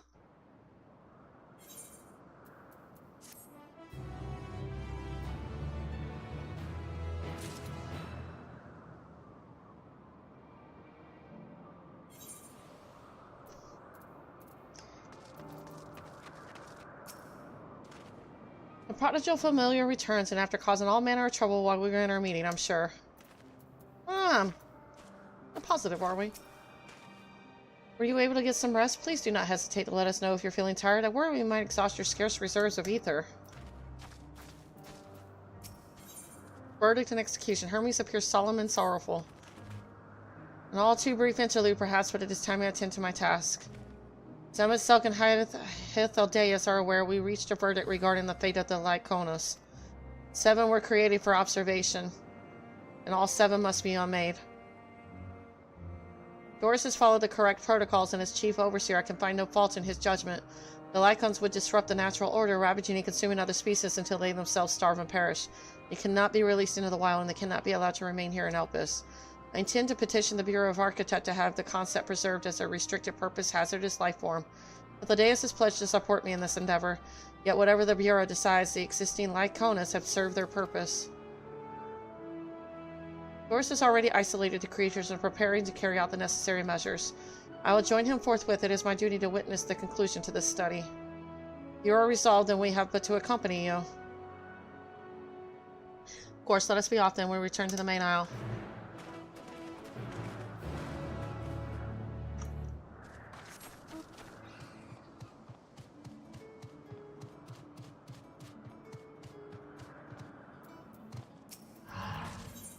Unresolved mysteries. Hyrix would ask you a question with absolutely no ulterior motive whatsoever. Oh, you are Zim's familiar, are you not? I pose to you a question. Imagine an object you truly desire lies before you. What do you do? Take it. I see. It's rumored you do show a glimmer of intelligence. Avarice is a mark of sentence, you know. Speaking of which, my pot of nectar has recently gone missing, along with the Niphi I was observing. Welcome as this confirmation of their intelligence is, they aren't meant to eat all of that at once. Or should I pursue them, they will as like as not hide for fear of reprisal while they devour the lot. However, they may respond if a fellow familiar expresses their doubt that so much nectar truly belongs to them if you take my meaning. Background research. The Isle designer believes that a little learning is a dangerous thing, though perhaps not for the commonly accepted reasons. Fortified enclosures. That would be dreadfully dull for all involved. Oh, if only there was someone who... Ah, you have impeccable timing, my friend. I am in need of a bit of assistance, you see. Do you have any money? Why, of course I do. Are not all creative minds well compensated for their work? Now listen, we have been asked to design a new island for the purposes of containing and monitoring poisonous specimens. Last, we know little of such concepts, and last I attempted a bit of research. I woke up 3 days later with far too much information about grapes. You, however, have the look of a familiar that cannot possibly care less about this subject. Let's do our required services. You need only ask the researcher at Agonorisis for a brief introduction to poisonous creatures and steadfastly ignore any niggling curiosity in favor of reporting back here.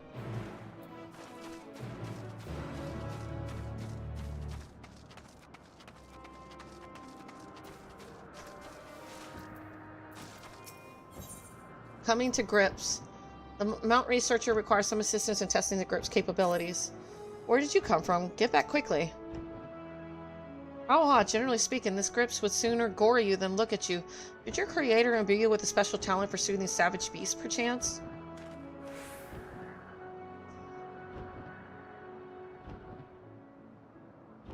Curious indeed. I dare say this calls for further experimentation. I don't suppose you would be willing to attempt a flight on its back. I hope that the grips will find you use as a mount, you see. But its aggression toward unfamiliar faces has precluded any real trials thus far. Please consider it.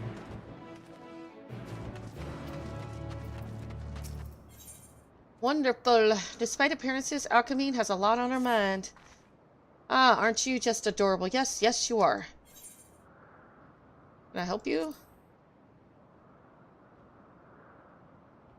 My apologies, dear. Your whimsically diminutive stature misled me. Fortunately, I have a task perfectly suited to an so grown-up familiar such as yourself. I would like you to inspect the flower beds north of here. I suspect they will have accumulated some ethereal masses.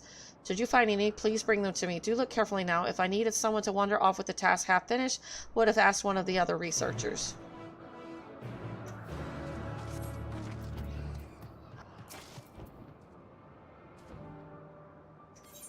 Yes.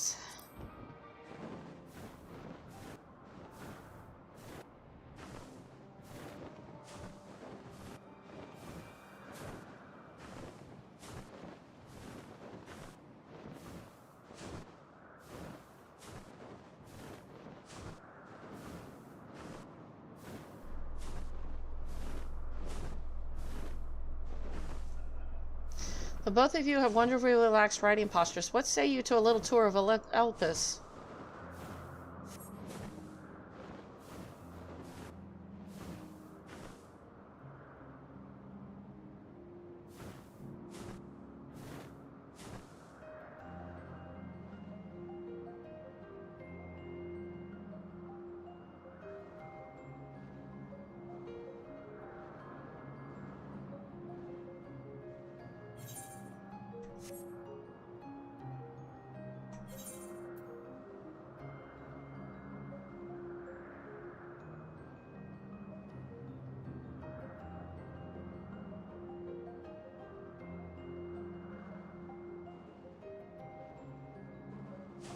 Nice.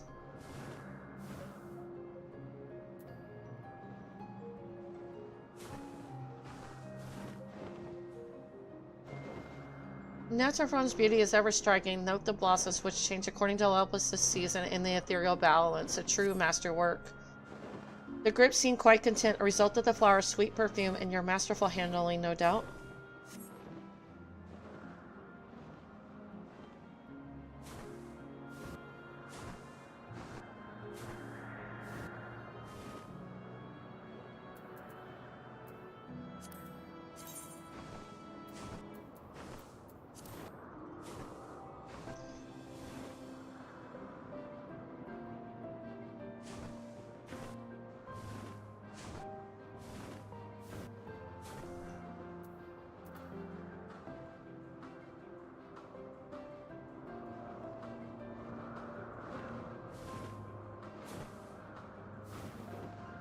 These beacons are crucial to our operations here in Elpis and make convenient lodestars for flying specimens under observation.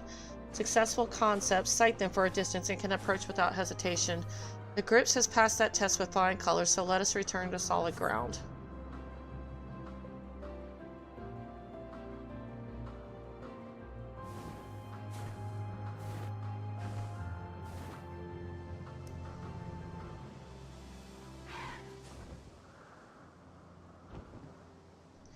An elegant landing, another mark in favor of the Grips' utility as a mount. I believe I have the data I need. Thank you for your cooperation.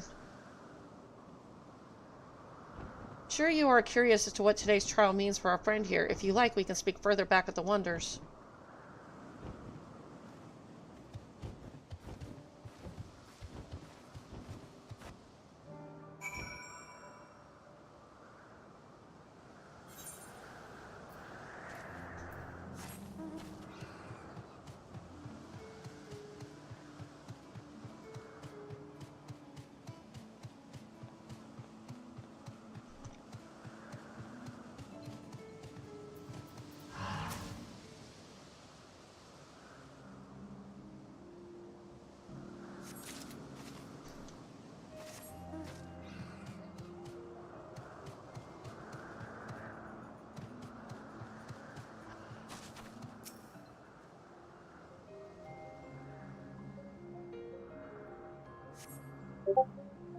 Though you examine the flower bed closely, there are no ethereal masses to be found.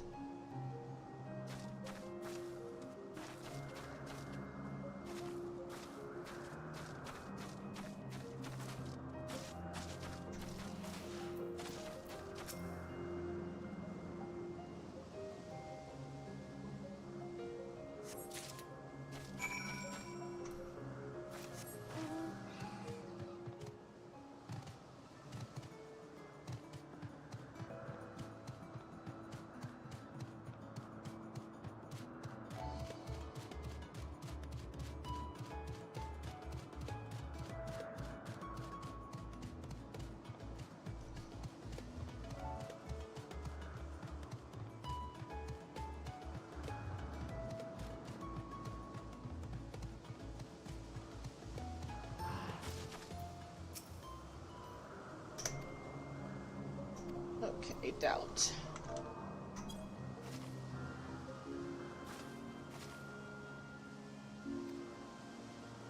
Nymph waddles away, but not before you catch a strong whiff of nectar.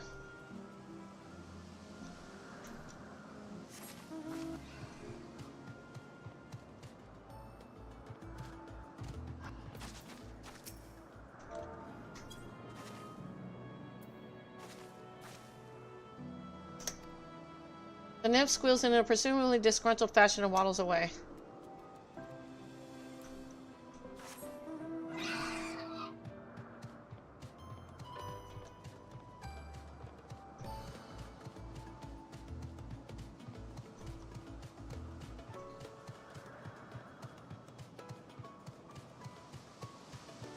There's a third one here somewhere.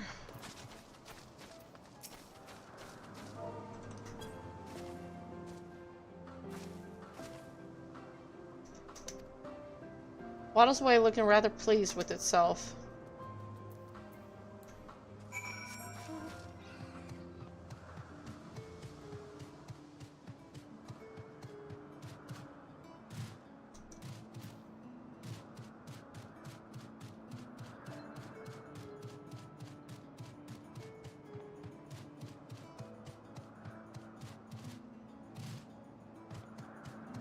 Yeah, we have fences that don't exist.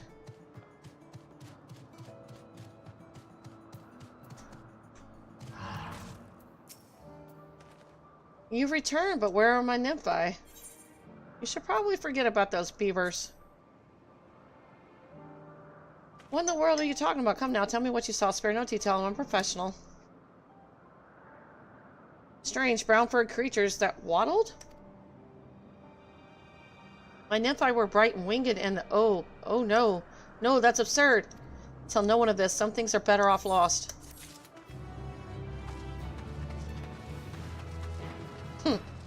That's funny. Welcome back. You will be pleased to know that based on these results, I am confident the grips can be trained to become the perfect mount. It scorns unfamiliar or clumsy hands, yes, but so long as it trusts its rider, it serves her incomparably. Given Hermes' own expertise, flying creatures are always subject to immense scrutiny before approval. Even so, I have no doubt that our proud friend will pass muster.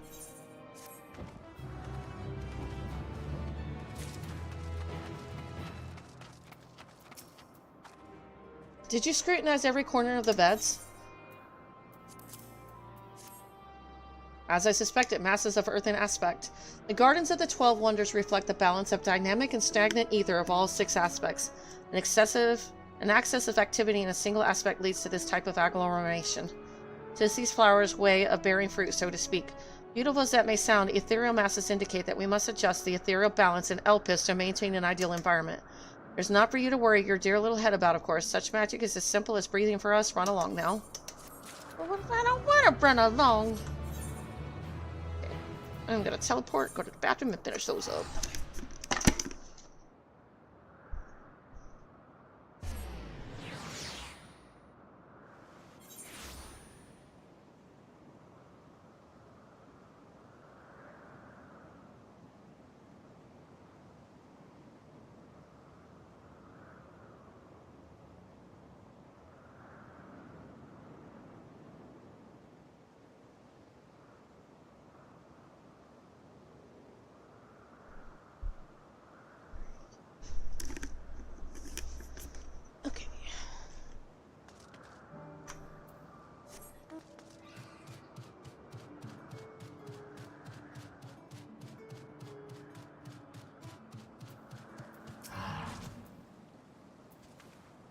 The quintessential example of a poisonous specimen is the Morbol marquis, of course. Never was there a creation so foul, so pungent, hence the name. Indeed, the concept has lately been adjusted to prevent any further accidents. But the marquis, oh, the marquis, it blinds the eyes and paralyzes the body, even as the mind desires nothing so much as to vomit continually to purge its stench. Why did they ever make that thing? You learn the odoriferous origin of Morbols.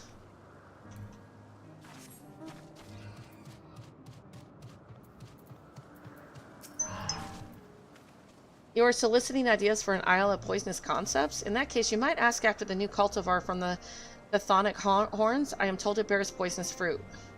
You learned a new deadly new cultivar.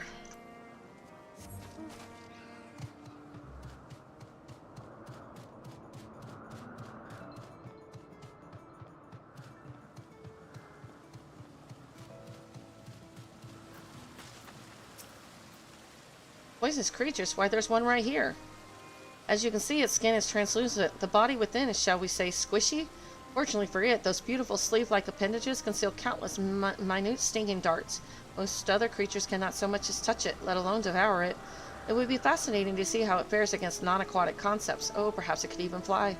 Should a light enough gas be incorporated into the membrane? Alright, so go back this way.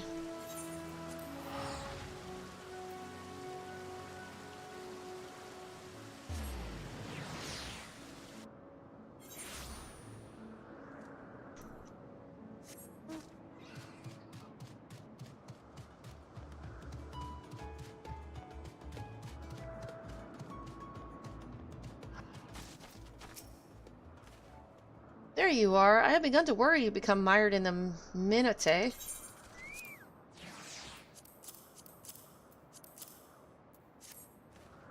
3 notes, enough to see our option, yet so many as to lead us into the weeds. Well done. My, this marquis is fascinating, isn't it? How might one contain such a specimen that, if not befoul its environs beyond repair? Simply must know. Excuse us, we are off to see a man about a moorball. As long as you don't ask me to do it. I'm cool with that. Alright, main story time. Yay! Quest cleared.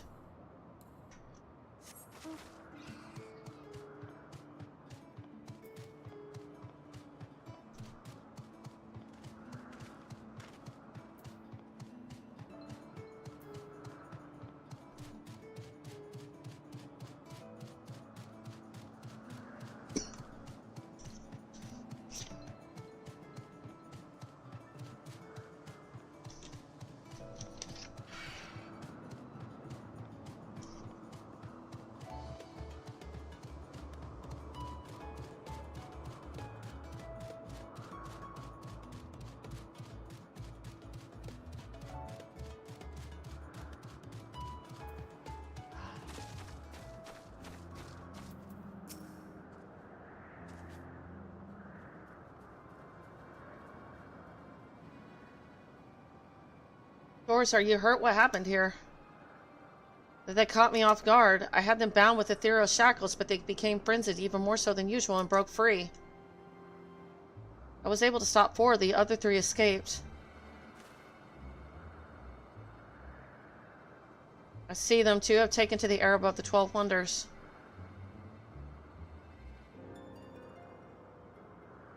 The last is up ahead, lurking in the fields. You and Knight handle that one. The pair in the sky you can leave to me. If this is how it must end, then so be it. I will render assistance to Emmett Silk, unneeded though it is.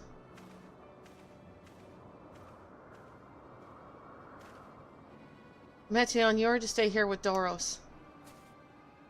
But Hermes, the Lycons must be reverted. I would spare you their pain and mine.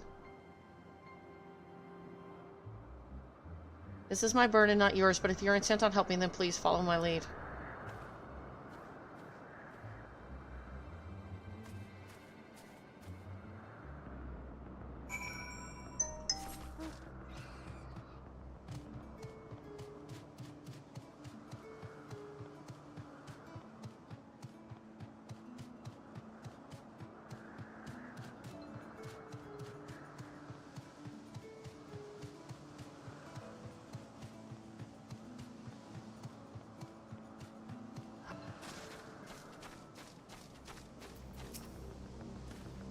I appreciate your help and lament that it is necessary.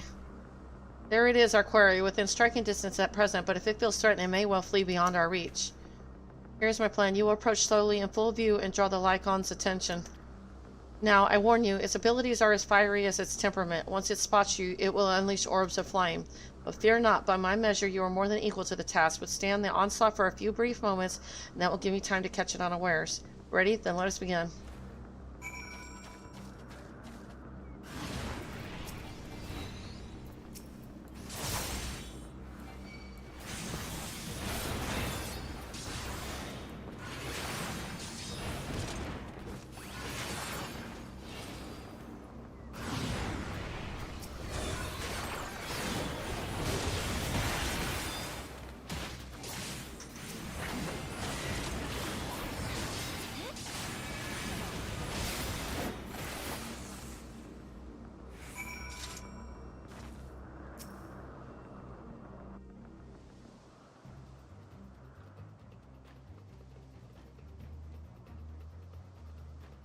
Now.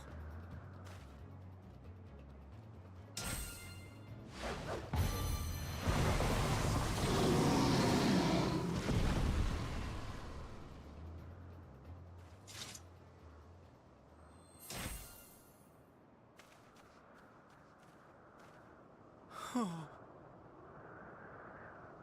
Forgive me. Please, forgive me. May you and your kin find peace. Wherever your souls may drift in the underworld, may you find tranquil seas.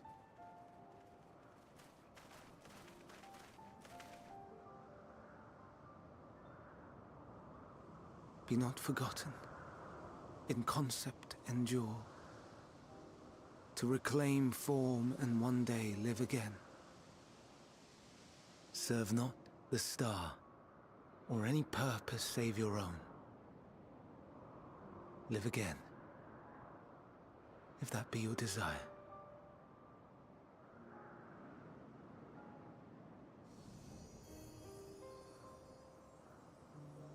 Hate, if that be your want. We are worthy. But leave your suffering behind. Lay down your burdens, be born anew. Fly high, fly free.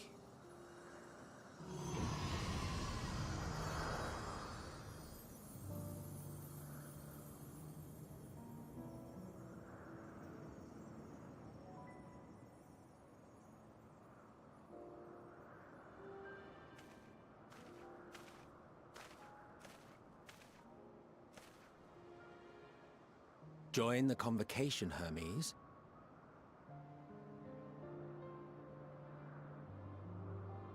You do not belong here.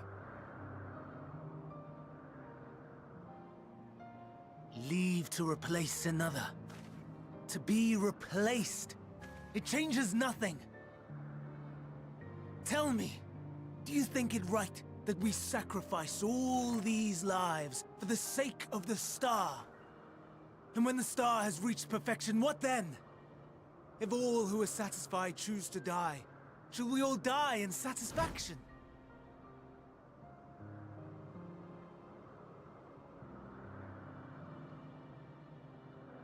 I do not know.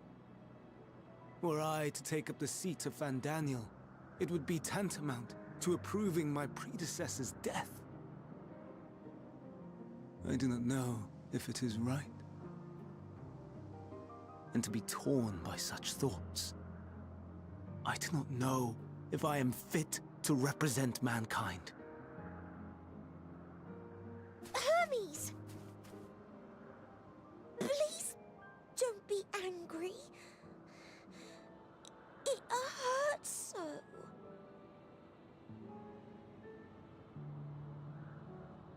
Forgive me. If you would still consider me in spite of everything, I beg some time to gather my thoughts. Meanwhile, Hythlodaeus, I fear I must trouble you to attend to the others. 'Tis no trouble at all. Take as long as you require.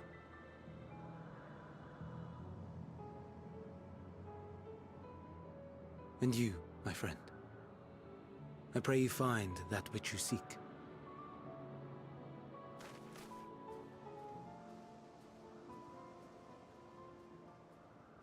I expect we have some few matters to discuss. Shall we return to the 12 Wonders for a time? Aye.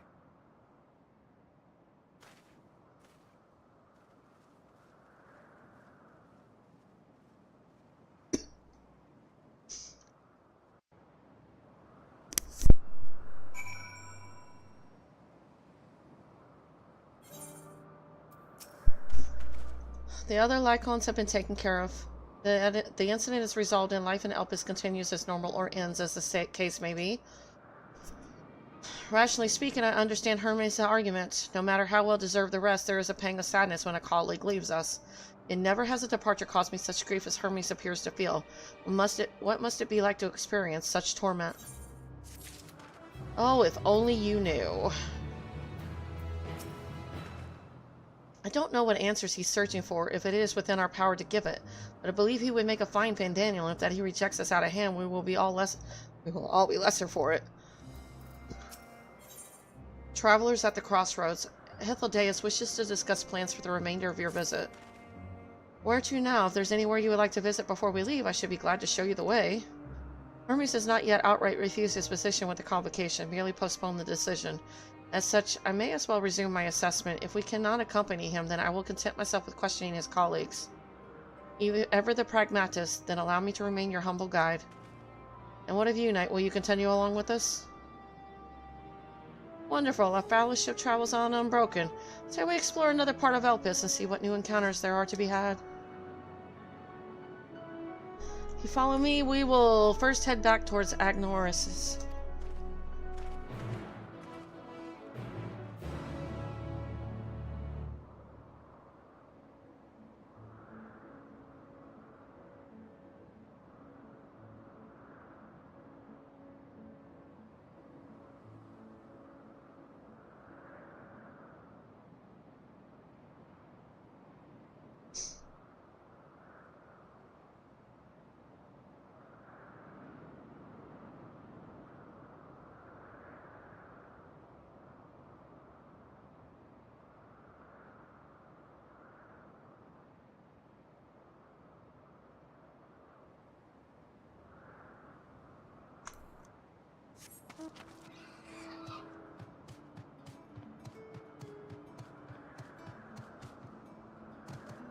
Okay, we're going this way, I guess.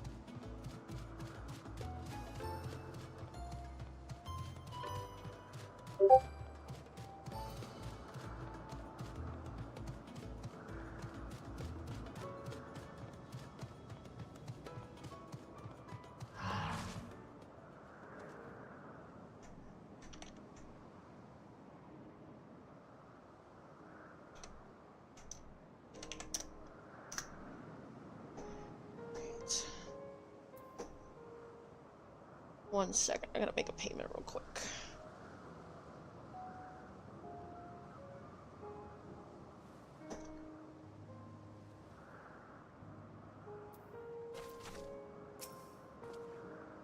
Didn't we part ways with Hermes not far from here? Given the size of Elpis, I expect our paths will cross again before long.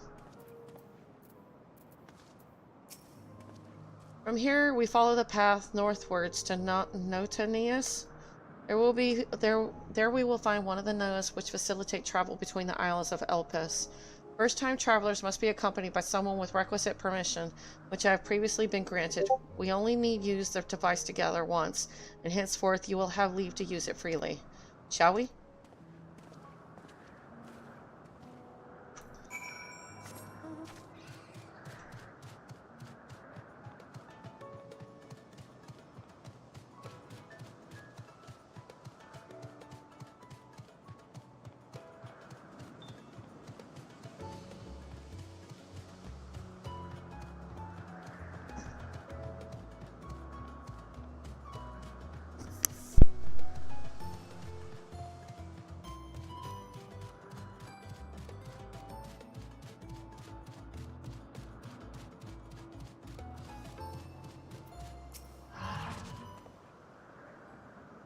Here we are, Notanius. This newest will take us Calimelis Zephyros, the western island. That's it right there, looming large over us. Step this way and we can soon admire the view from above.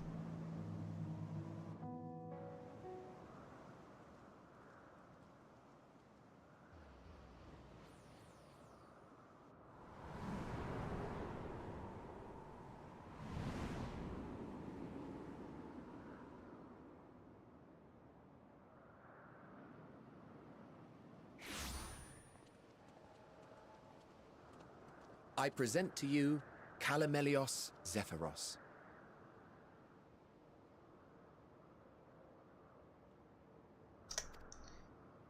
Here you will find a number of testing facilities, as well as the observation hub of Poiton Oikos.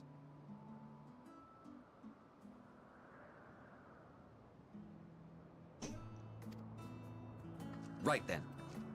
Let's begin by...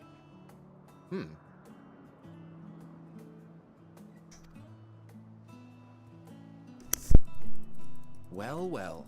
An Arrhaeus. How delightful.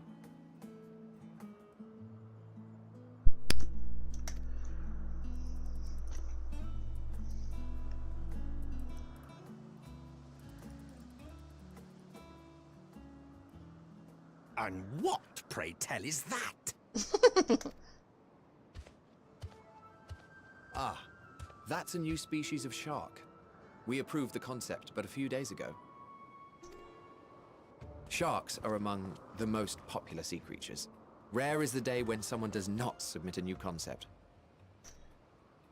At first, they were largely orthodox, consideration given to such things as size and environmental impact. And then a whimsical someone thought to bestow it with flight, another superior intelligence. And then the floodgates burst. Concepts with multiple heads, or arms and legs, and so on and so forth. It was getting absurd. A part of me wanted to tell them to go away and find something else to create, but in the end I couldn't deny their passion. And here we are.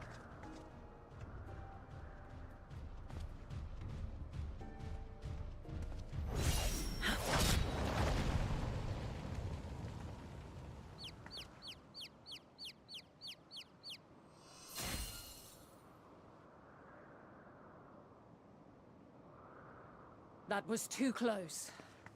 Are you unharmed? Well now, if it isn't a pair of familiar faces. Banar, that we should meet you here.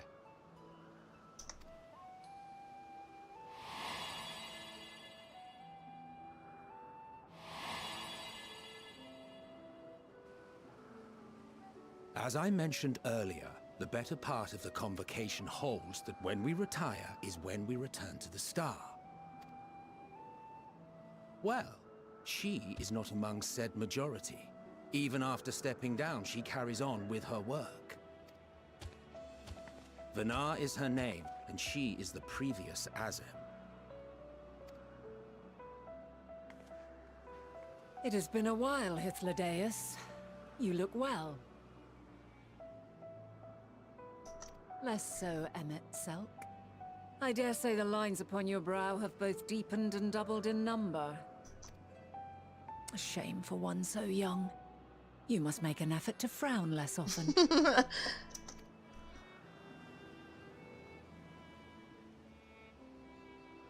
Easier said than done, thanks to your unruly successor. How is she, if I may ask? Incorrigible as ever. Rushed headlong into a volcano on the brink of eruption just the other day. I should be glad to share the tale in its entirety later, if you're so inclined. Oh, you know I am. Now then, you are?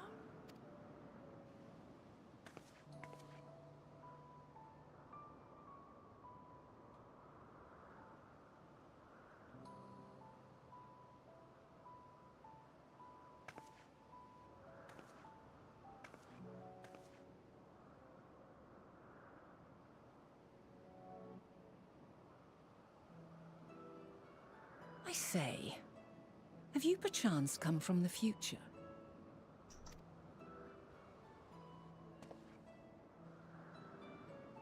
I do not believe we have ever met, yet I sense my magic upon you. Therefore, if I wove the enchantment, I could only have done so at a later point in time. What manner of magic is this, if I may ask? A traveler's ward, of course. It prevents the corruption of one's ether.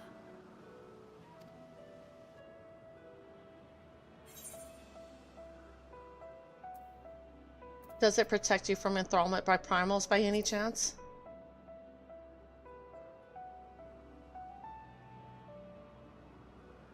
Primals, you say? But I'm not familiar with such beings. But if they enthrall by warping the balance of ether, then yes, the magic would afford you a measure of protection. I gather from your question that you are not ignorant to its presence. Hold on. From the future? That's absurd.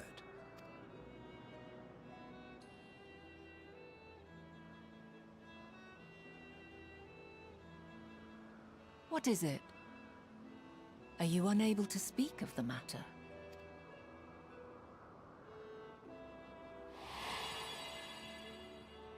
The reality to which you must return exists as a result of the final days.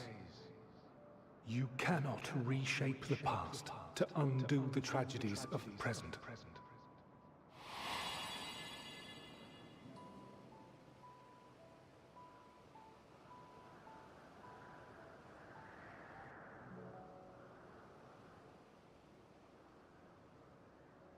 So, your actions here will not change your history, but they may yet affect the course of ours.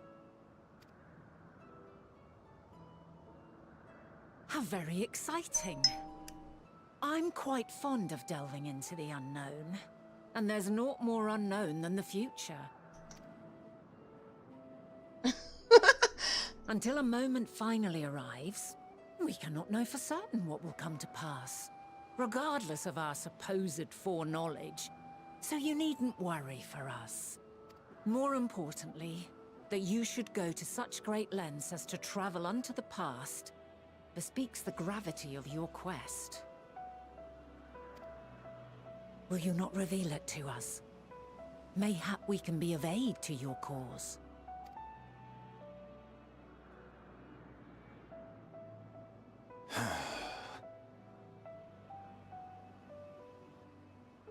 If this is true, then you've been keeping quite the secret to yourself. As a representative of the Convocation, I will hear it all. Your identity, purpose, everything.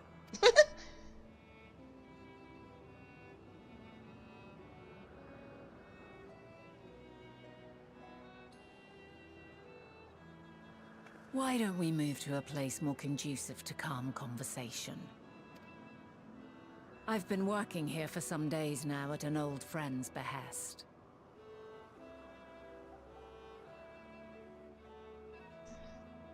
If it is agreeable, we may make use of my accommodation at Poiton Oikos.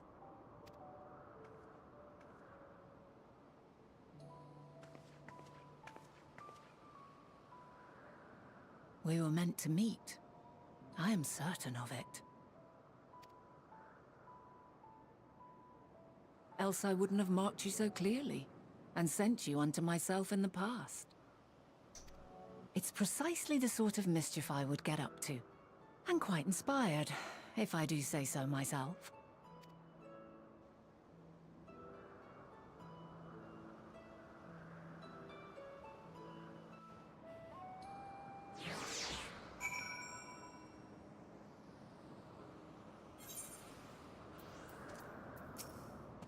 And there I thought you were a harmless stray familiar. As far as I'm concerned, this nebulous talk of future this and changing history, that can wait.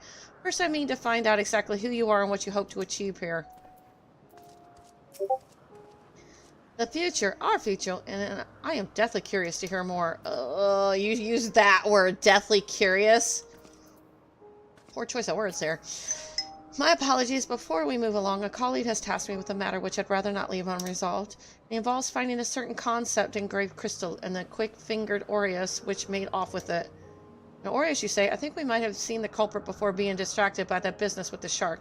Would you like us to follow its ethereal trail? That would, of course, lead us only to the Aureus. There is no guarantee that it hasn't dropped or stashed away the crystal you seek. Please, even in that much would be enormously helpful. While you are hunting down the thief, I can follow behind and scour the forest floor just in case.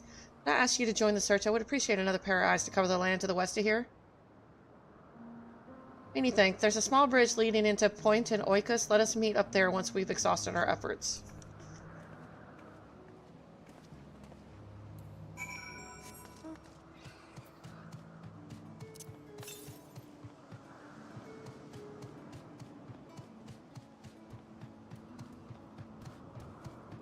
We finally beat the nut. It's cool. AKA Heidelin, because I know that's her. She's pretty.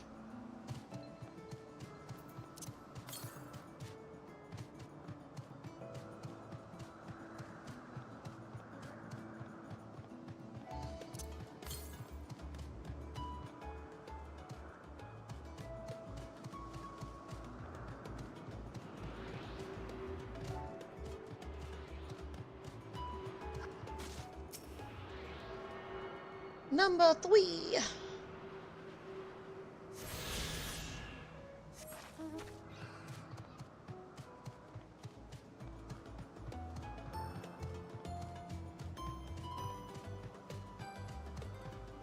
Oh, there it is. I see it. It's shiny.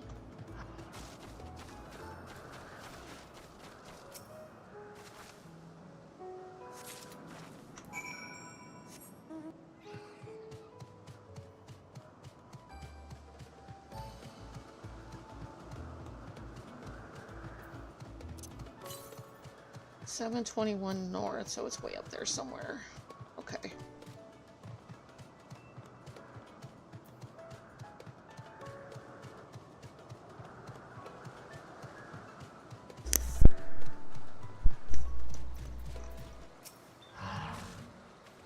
The problem you present is vexing enough without adding the old ism into the question.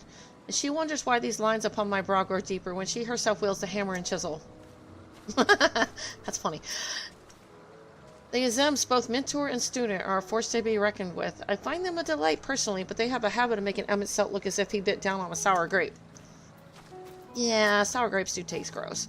Our last searcher returns. I'm afraid the Aureus no longer had the crystal, nor was I able to find it as I followed in its wake. I don't suppose you fared any better.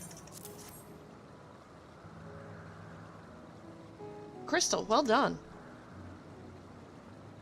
Wonderful. Now I can focus on your tale without that missing concept nagging at my mind. Have you always had a knack for finding things? I've often been asked to do so.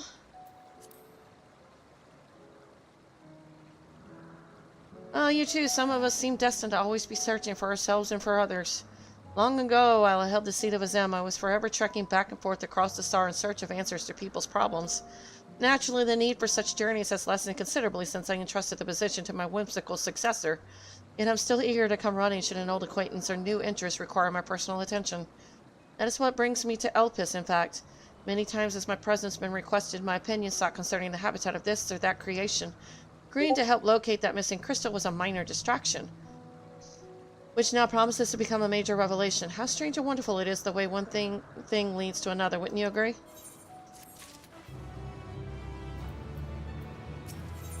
A pass not yet come to pass. Great. Thank you again for your timely help. Now then, 'tis time I return this stolen property. You would go on ahead to my accommodation. I will join you as soon as I have attended to that task. Follow the path straight ahead to the building at the top of the slope. I have the entire place to myself, so we can speak without fear of being disturbed or overheard.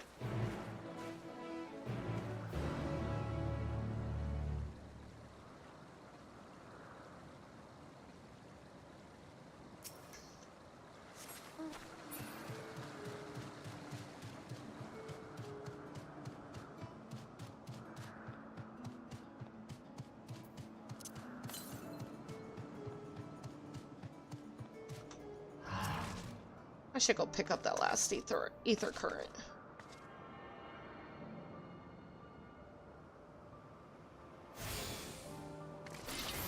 Oops, wrong button. Go get that last current. I'm thinking about it.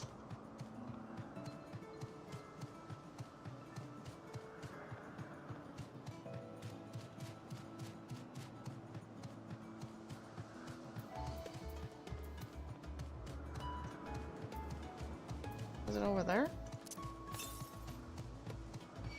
Ah, it's way up there somewhere. Okay.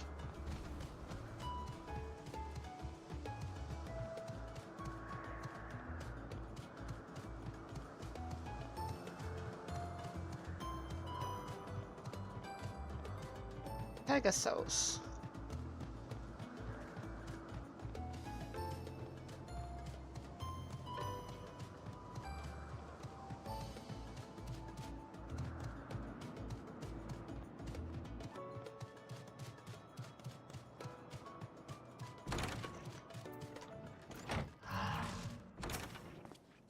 You need to be nervous around Banat. Those white rose markers one of the fair and impartial reasoning. Aside from the emissary Elidibus, such garb is worn only by those who have stepped down from public office to serve as advisors. Whatever you have to say, she will listen without judgment. Yes, this would be far more comfortable than interrogating you on the side of the road. Welcome to my temporary abode. Please make yourself at home while I put on some tea.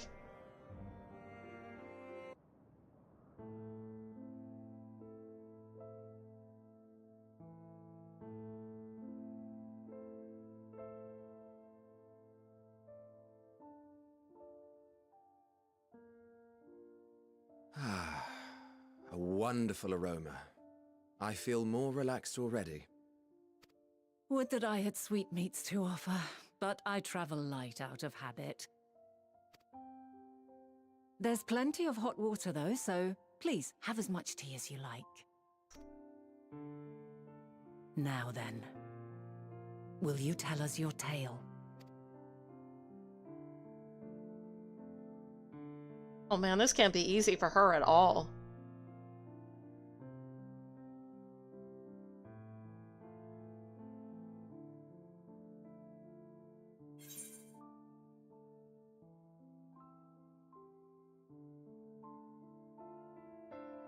I don't even know where to begin.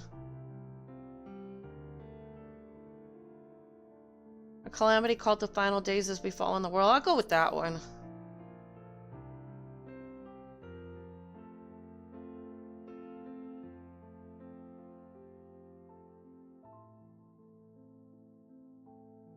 Why don't you start from the beginning?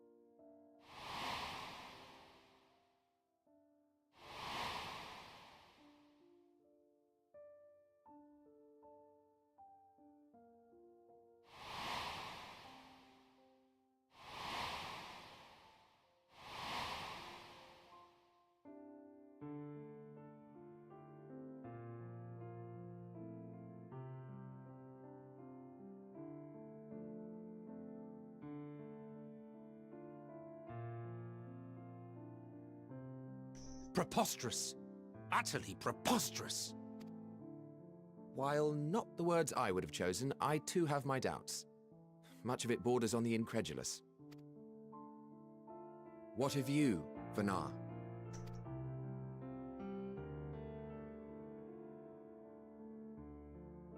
Not knowing the precise details of the first final days, it is difficult to determine the veracity of the tale. Supposing it is all true, I must ask myself why I would do what I did. Why would I feel I had no recourse but to oppose the 14 and create this Hydaelyn? Circumstances change, of course, but it would not have been an easy decision regardless. No, there must have been a reason. One compelling enough to force me to take such drastic measures.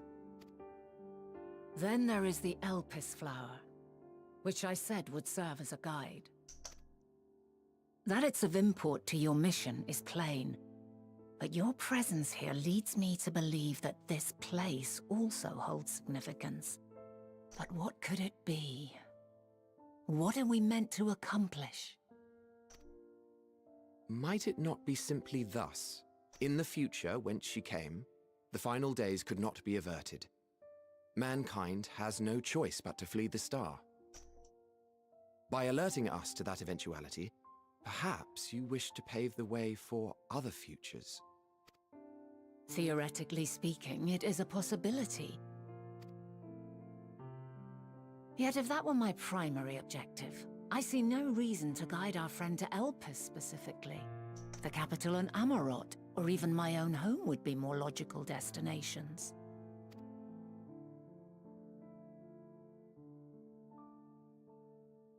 True, true. I note also that Hydaelyn did not specify a point in time to which she must return. By this, it may be inferred that it was not critical that we should meet. Alternately, she had reason to believe that our paths would converge, coincidental though it may seem. This is quite a puzzle, and we do not have all the pieces. Hardly any, but we do have one immutable fact. If the final days are indeed as described, they will bring death to all that I hold dear. Yet despite being afforded long years of preparation, the only provisions I could make were for flight. Nay, my first and foremost endeavor would be to find a way to forestall the coming doom. Given that even the 14 failed, mayhap you deemed it impossible. Nothing is impossible. This I have always believed. And if Hydaelyn is indeed me, she would believe the same. Listen to yourself. Are you seriously entertaining the notion that you are a messianic figure in some far-fetched tale?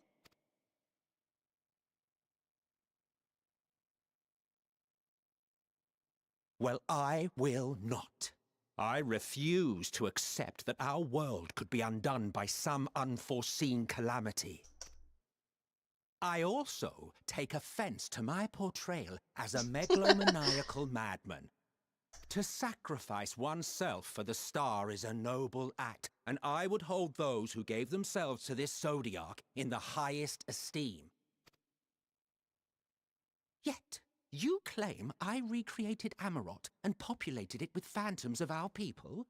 A bizarre indulgence that would be insulting to their memory. Worse still, I even invited you there. Literally invited my own downfall. Why would I do something so idiotic and inexplicable? Oh my god.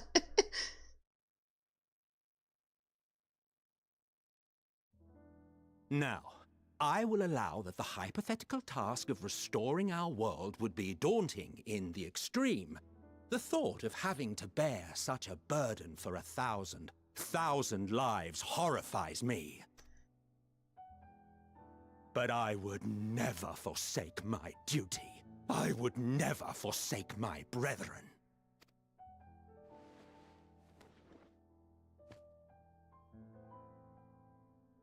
You do not know me.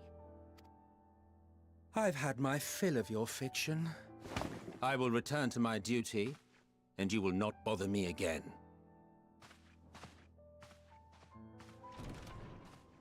Emmett Selk, wait!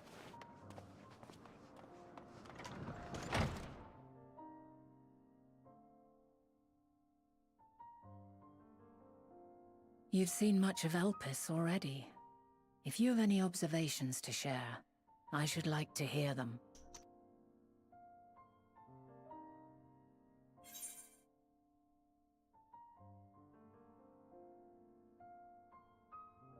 I'm gonna go with this one. Hermes and Metion are somehow involved. I know they are.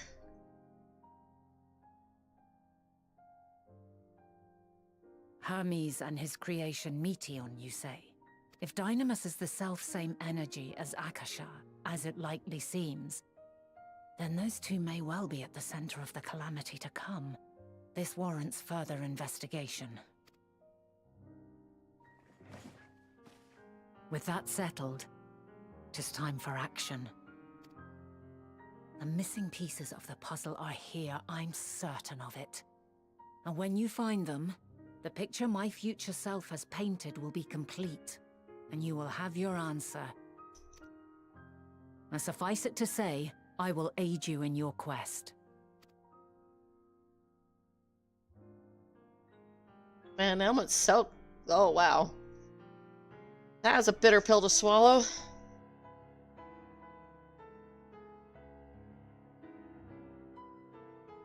Have faith.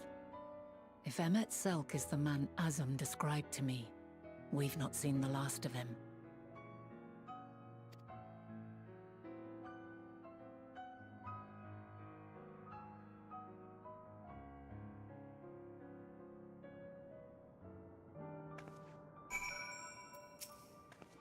Shall we begin our investigations then? I am acquainted with Hermes, of course, but only as a visitor received by the chief overseer of Elpis. Of the man himself, I know only that which is common knowledge. Thus, I suggest we fall back on the tried and true method of conversing with the locals. The observers who live here can surely tell us more of Hermes and Metion, and I have a good idea of where we might begin.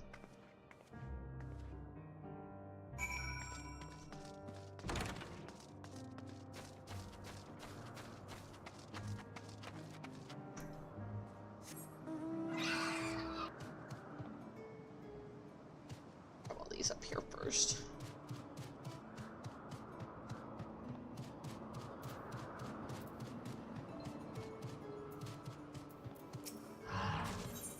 What's in a name? Meligros has a request for you.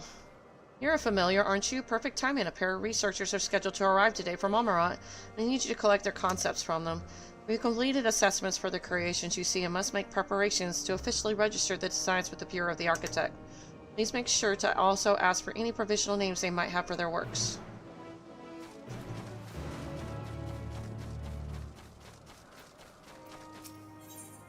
Small size advantage. The combat concept observer has a test to run. You're a familiar, aren't you? Have you any prowess in battle? Good. I could use your help with something. You see, I was asked to assess a one-eyed giant created as a facility guard, and so pitted against a Lotus to test its fighting skills. Not only did the giant fall into a single blow, the Lotus went into a frenzy and escaped. In my opinion, combat familiars like you are far more effective than these overly large brutes. This is my chance to prove it. Do you think you can handle our runaway combatant? Fine, I'll help. Of course you'll be well rewarded for your efforts. Our experiment was conducted to the east, so that's as good a place as any to start looking for the Lotus.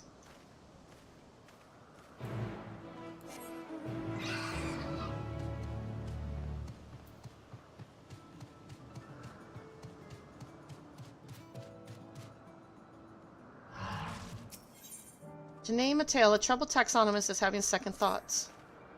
Perfect timing, familiar. I have a favor to ask of you. It's my job to name the creations brought to us, but I can't seem to decide on one for this particular concept. It may be because I'm the one who designed it. It's a species of plant which I intended as a gift for my love. A clear conflict of interest, unfortunately. My names are always fair and logical. Don't you dare wake her up or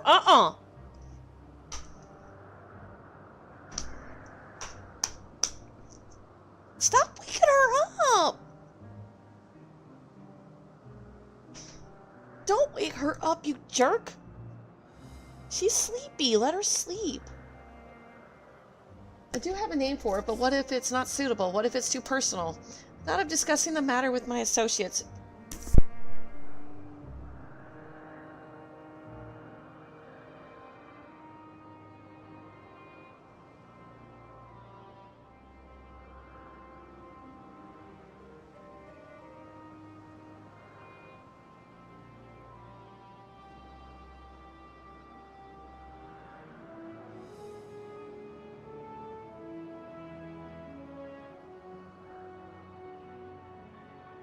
I thought of discussing the matter with my associates, but my dilemma is far too embarrassing. Would you ask if they think the name is appropriate in my stead?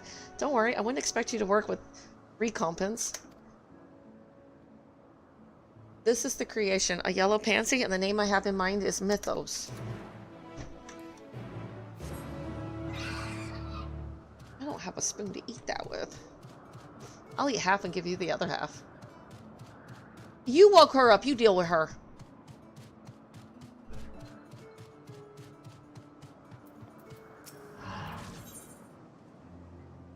Meaningful measurements. An Isle surveyor is searching for an assistant. Would you assist me, familiar? Oh man, Emmett's silk went off. He was so upset. As I'm sure you are aware, the floating Isle of Elpis were created to provide suitable habitats for various creations. In order to maintain their respective environments, however, surveyors such as myself must make regular assessments of their ethereal composition. To that end, ooh, that's a nasty alright. But it seems he had an urgent engagement, something about an unscheduled meeting with a member of the Convocation of 14. Though I'm now faced with handling this rather grueling task alone, waiting until he returns is simply not an option. As I said, it's important to gather data at regular, specific intervals. Certainly. Many thanks. I'll be sure to reward you for your efforts. Right, let's hurry along then. We'll need to make our way to the south.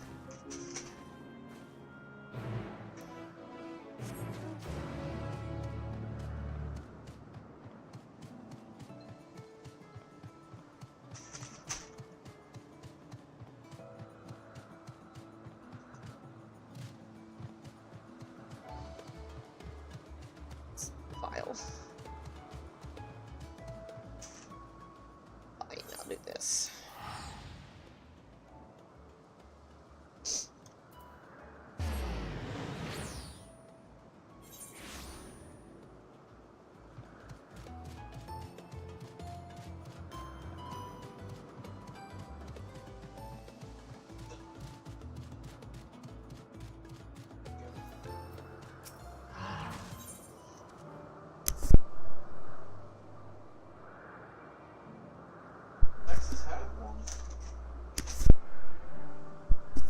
Naughty little ones, the Calm Observer's colleague has been gone too long.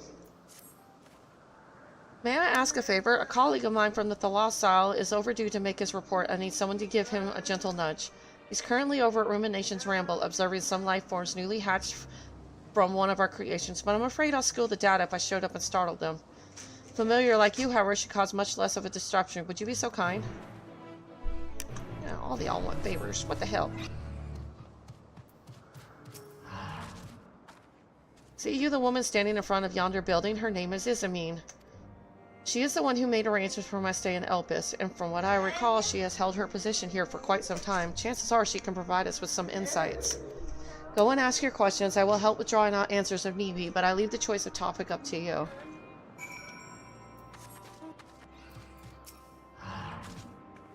Question for me? Well, I suppose I have no other pressing duties at the moment. While an event cannot be skipped, you may wish to cancel any pending duty finder registrations. Okay then. Guess I'll be doing this. What we got?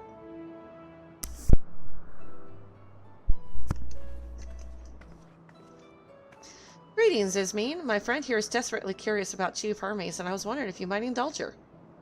Certainly, Mistress Vanatos. Anything to be of service. What do you wish to know? What are Hermes' interests? His interests? Well, he is an authority on flying life forms and has an expansive knowledge of living creatures in general. Is that what you wish to know? How would you describe him as a person, as a colleague? He is a quiet man, reserved, you might say, and occasionally somewhat poor with his choice of words. His reticent nature, however, does not prevent him from carrying out his duties as chief overseer. Should have got 2 of these. I hope that answers your question. Was there anything else? How long has Metion been here?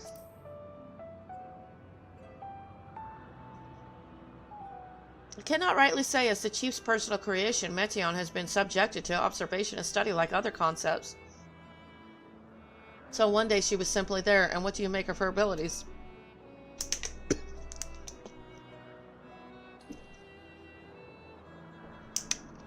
I understand that she's a highly unusual familiar.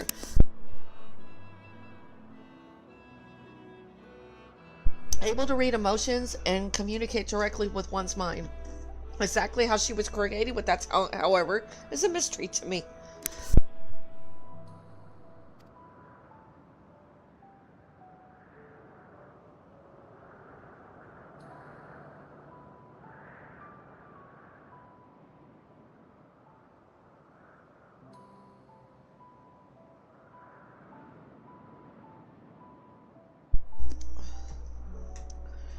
My apologies. I wish I could explain her nature in more depth, but I've not had occasion to discuss it with Chief Hermes. Do you wish to know him better? The Chief may not be the most gregarious individual, but he engages with us as is necessary for everyone to perform their duties. I wouldn't want to intrude upon his privacy for the sake of curiosity. Though if you wish to learn more about Metion, you could try speaking with Timios, another expert in the creation of flying concepts. He should be conducting his observations on the banks of the stream, somewhere to the east. Oh, and unless you take a particular joy in rambling discourse, I suggest you keep your questions concise. We shall keep that in mind. Thank you for your patience and your insight. Think nothing of it. If there's aught else you need during your stay, please do not hesitate to ask. Come, Knight. I think we've taken enough of Izamine's time.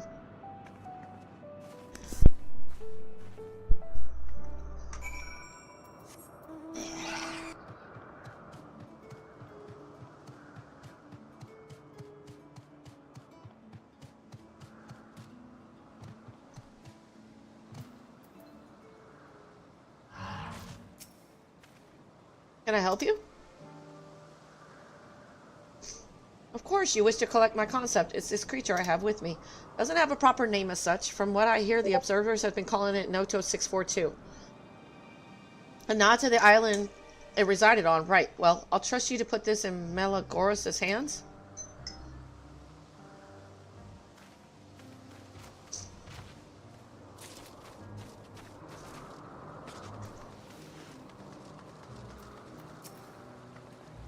Yes, what is it?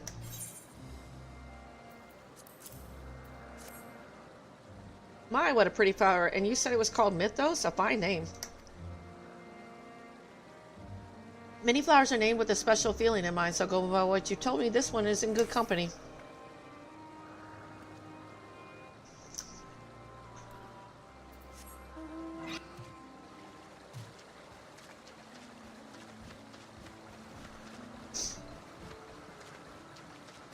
What are those things? Those are some weird looking plants.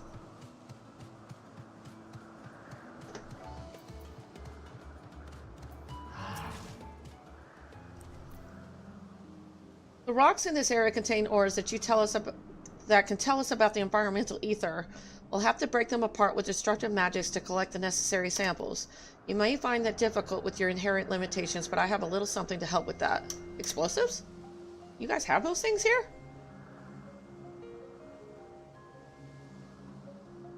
Here, use this concept crystal to shatter an outcrop of rock, then bring any ore fragments back to me. Start in the east, if you would. I'll start working elsewhere, and we can meet back here.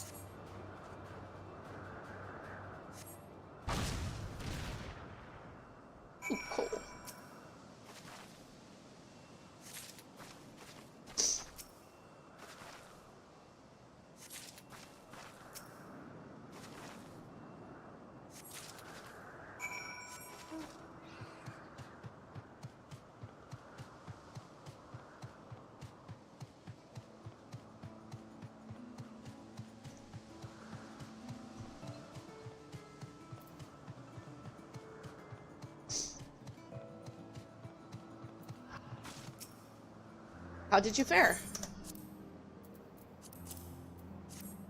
I thought I could get at least more than 3. Excellent. This should give me all the information I need. Let's head back, shall we?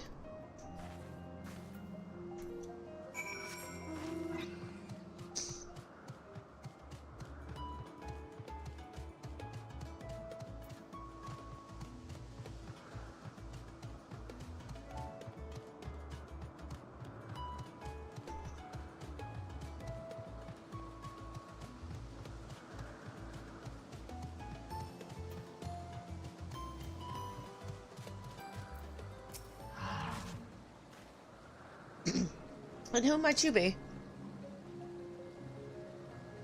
Ah, you're here for my concept. Well, here it is in the flesh. I call it the stone mole. It secretes a fluid that eats through solid rock, giving it the ability to burrow into even the hardest terrain. It can also toughen its skin by ingesting the rock it has liquefied. Based upon those traits, I humbly requested to be given a good, strong name.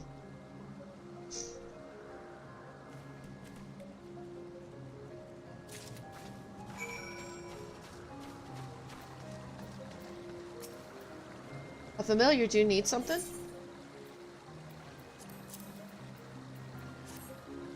A flower? It's beautiful and it smells so lovely. Is it for me? Oh, you just want to know if the name is suitable, do you?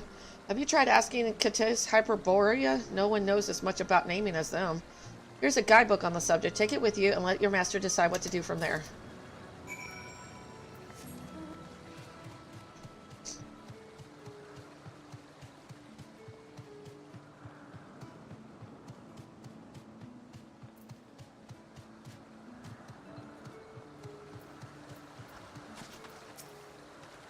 A familiar, can I help you with something? Oh, time to head back, is it? I was so enraptured watching the young ones frolic that I lost track of time. Come, come, everyone. We really must be going. Still want to play, do you? I guess we shall have to appeal to your bellies, then. Would you like to try feeding them? They become much more compliant after eating some of these treats, and they're so adorable when they nibble.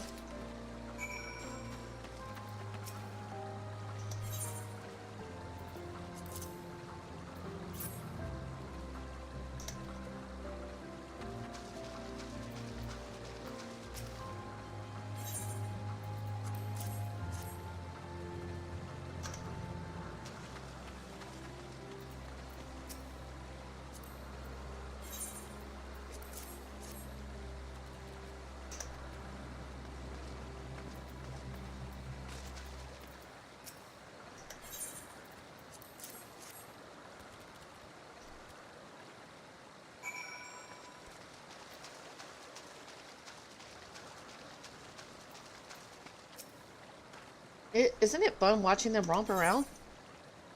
Not really. And they really seem to like you. Do you work with young ones often? These babies are aquatic creatures by nature, but we're modifying them to adapt to life on land.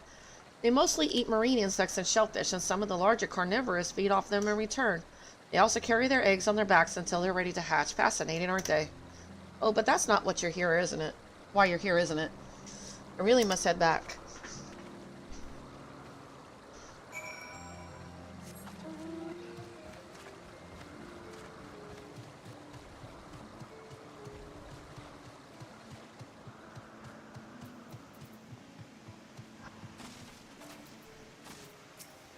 There it is. It would seem the escaped lotus came back of its own accord. They usually feed off their foes to revitalize themselves, and I imagine it hungers after running amok like that. Take care of the situation here. The lotus is all yours. Well, thanks?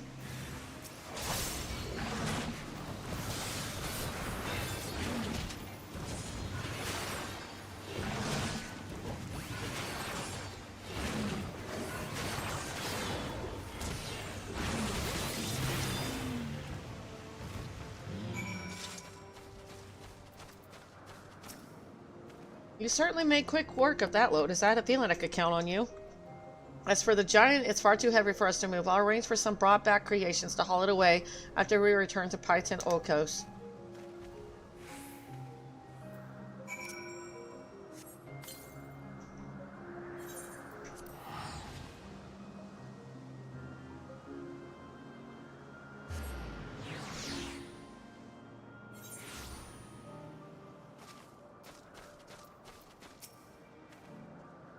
How did it go? What did everyone think of the name?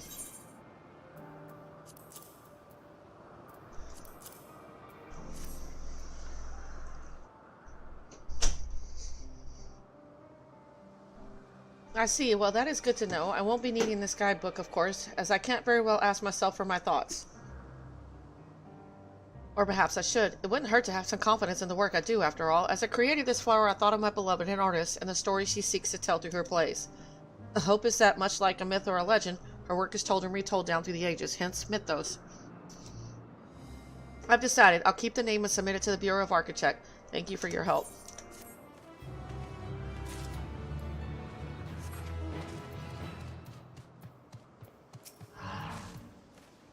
You've brought the concepts I asked for.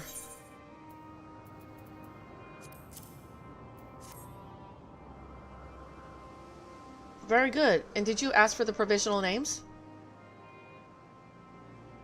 Huh, the Stone Mole in Nota 642 and the Mole's creator requested that it have a powerful sounding name. Some researchers do become quite attached to their creations, don't they? It may seem inconsequential, but the appropriate naming of concepts is of the utmost importance. Allow me to explain. Once it has been determined that a creation is beneficial to the star, we can proceed with registering the creator's design with the Bureau of Architect. First, however, the approved concepts must receive their official names, and as a taxonomist, it is my task to bestow them. When naming, one must strive for elegance and simplicity, all the while taking care to adhere to existing conventions and avoid repetition. The more creations we name, the more difficult it becomes to maintain this high standard. It is a demanding job, to be certain, but one which I am proud to do. For as long as the purpose guides me, I will fill this world with the most marvelous appellations I can imagine. Please take this in exchange for completing your errand.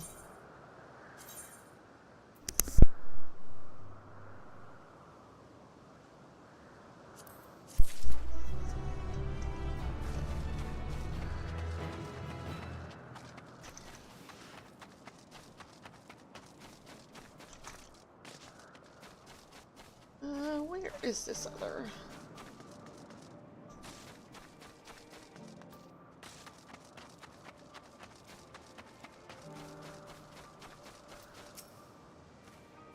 As I suspected, a smaller, more agile concept has far more facility for adapting to combat situations.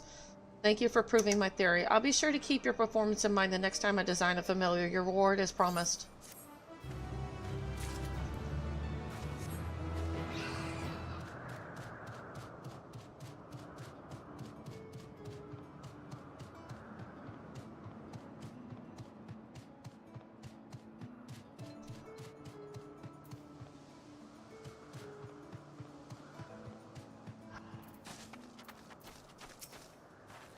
Thank you. Without your aid, I wouldn't have been able to properly observe how the introduction of melanoi has affected their habitats either. It's important to keep careful track of the environments here to make any necessary adjustments. The terrain, the flora, everything that makes up the habitat must be meticulously controlled, with each subject under observation. Though I applaud my partner's enthusiasm for learning at the foot of a convocation member, we cannot neglect these fundamental, albeit tedious facets of our work.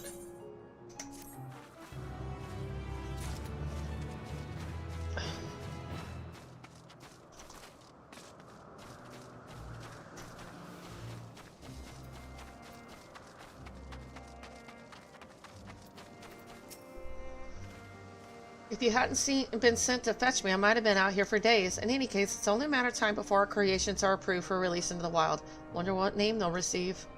Thank you for all your help today. Here is thanks. Okay, quest cleared. Our investigation is off to a fine start, wouldn't you agree? From here, I propose that we split up. I shall continue making inquiries with the resident observers. You could track down the colleague Izamine mentioned. While I did feel compelled to interject once or twice during that previous conversation, you seem more than capable of drawing forth the answers you seek. All I ask is that you watch your footing around the stream. We can meet back here once you finish speaking with this Tamiyos.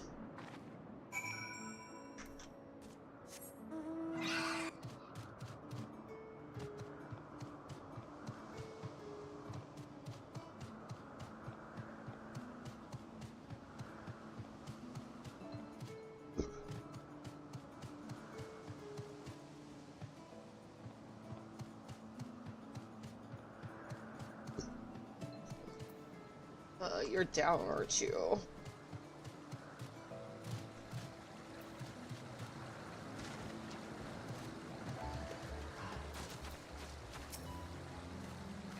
Yes, I am Tim. I'll just say Tim. But please keep your voice down. You'll startle the birds. Following event cannot be skipped. You may wish to cancel any pending duty finder registrations. Okay.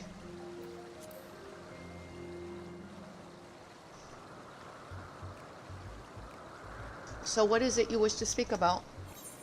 Is it true you're an expert on flying creations? A fellow enthusiast, are you? Well, settle in and we can discuss the finer points of this fascinating craft. My deep and abiding love of avian artistry can be tracked down to when I was but a young boy. Oh, God. They weren't kidding. Stricken by the transcendent beauty of a glorious golden-feathered creature my father had designed. It was then and there that I vowed to one day surpass that masterpiece. Oh, wow. Tim launches into a rambling and unstoppable discourse.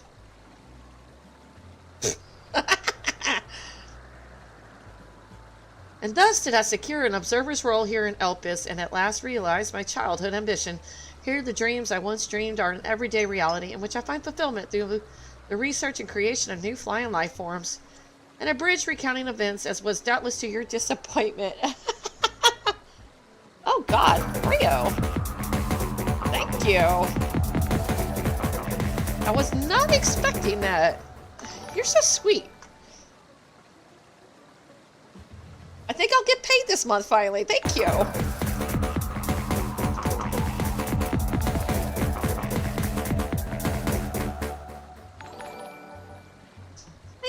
Thank you. What you been up to? Flash up. Happy Thanksgiving, Ryusei. Thank you. Happy Thanksgiving, you too. Ooh, a Thanksgiving. That looks okay. Who do you think he's the most beginner-friendly mid laner in case the Vex doesn't work out? I'm sorry to inform you that I think Lux is the most beginner-friendly. Is that Gosu? I wish, bro.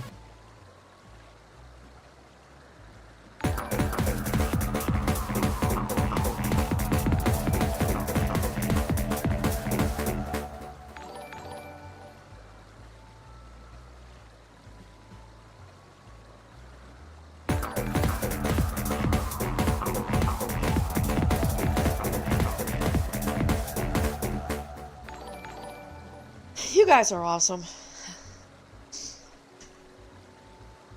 I might have to put my commercials back up, you know?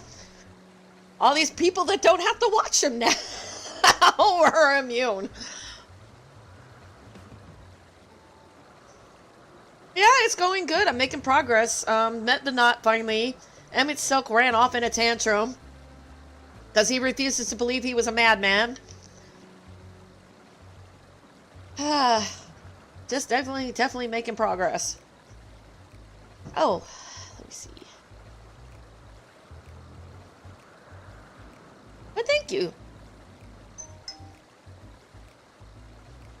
Ad start in 1 minute and an hour.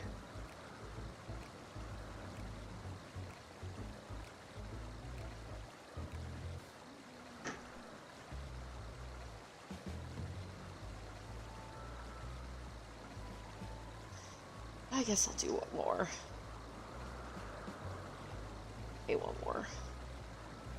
It's not like I won't get it back. There.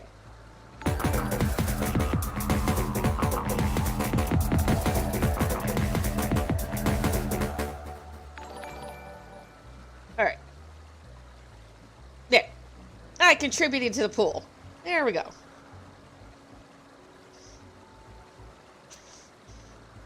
So I'm guessing you're not at home then? You're driving, so be careful, I guess?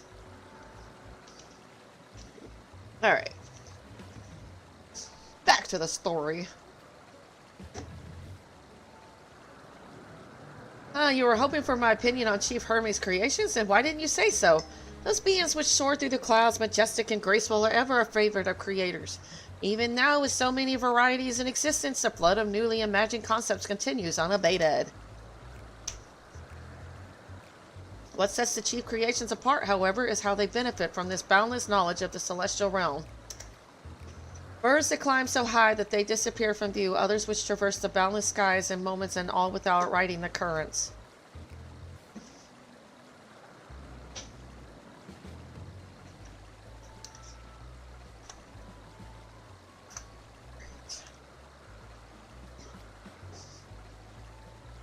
I know of none save he who conceive of such marvels. Even we who prize elegance of form above all else are dumbfounded by his genius. Meteon too is a marvel then? My opinion on that matter would be superficial at best. Despite my admiration for Meteon as a concept, I have never delved too deeply into the inner workings of her nature. I know that she has a gift for communicating via emotions, but otherwise her abilities are a mystery to me. If Chief Hermes should choose to submit Meteon's concept to the Bureau of the Architects, then will the design be registered for public scrutiny? Analyzing a colleague's creation before that step is frowned upon, to say the least. Of course, if he came to me, a fellow artisan, looking for advice, that would be an entirely different story. Do you know of Dynamis and Intellecties?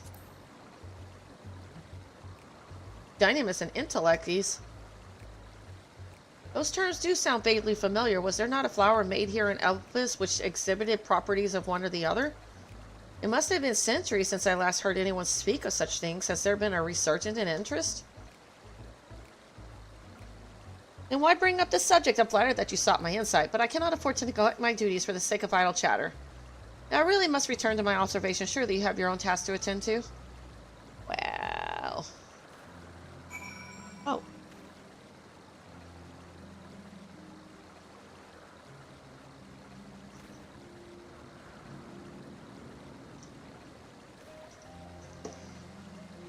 Okay.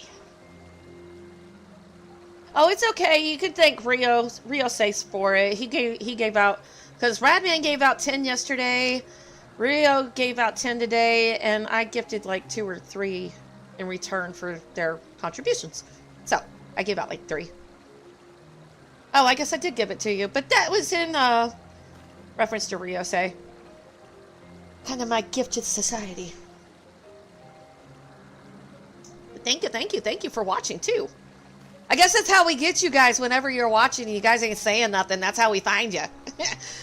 But welcome.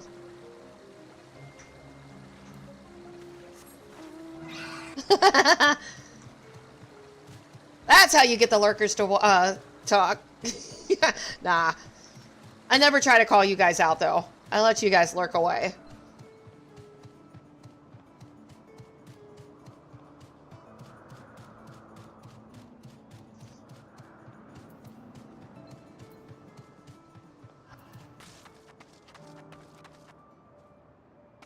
No, I lurk sometimes too. Sometimes I'll raid into somebody's channel and, you know, I'll leave it up, but half the time I'm sleepy, need to go take a bath, go eat some food, something. Ah, good timing. I finished my own investigations not long ago. So have you any new findings to share? See, even an expert in the field has little understanding of Meteon's capabilities, let alone an awareness of Dynamis. My questions resulted in much the same answers. Hermes' colleagues view Meteon as his personal project and could provide no details beyond those which you just told me, which leads me to believe that the only person with any significant knowledge of Dynamis is Hermes himself. Yes, we made some progress here, but more information is needed if we are to reach any definitive conclusions.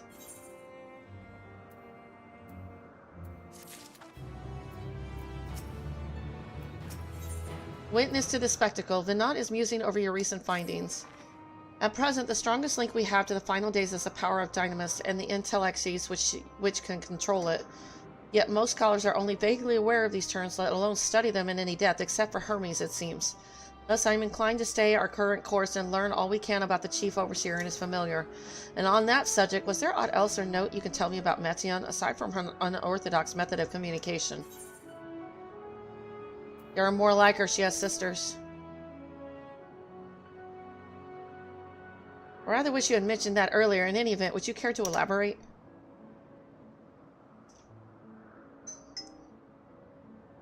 So these siblings of hers, how now travel the great expanse in search of deeper meaning? Was that even allowed? Thank you. Though the mystery at hand remains unresolved, I feel you've touched upon a vital clue, one we should keep in mind as we continue.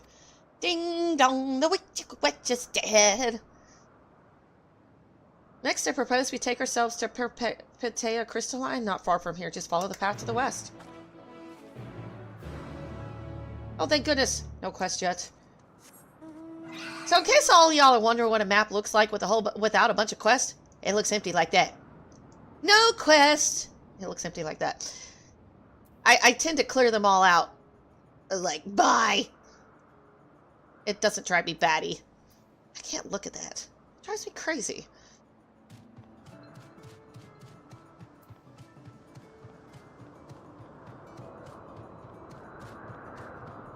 It's like trying to find something on a map with a bunch of quests up there. Oh, yeah. Yeah, I know all of y'all's are full because y'all don't do them.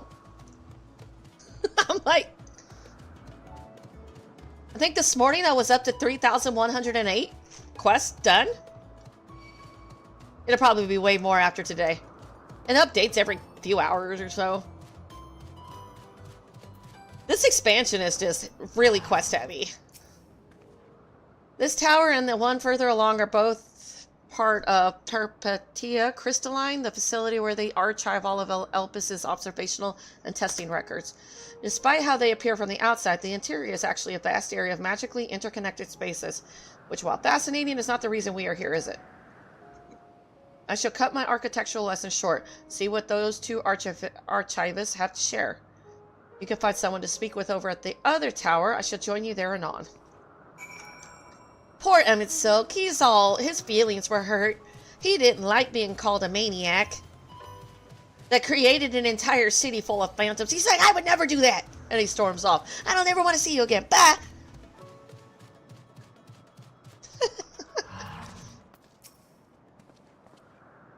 You have questions for me? Certainly. Just a moment while I conclude my current appointment.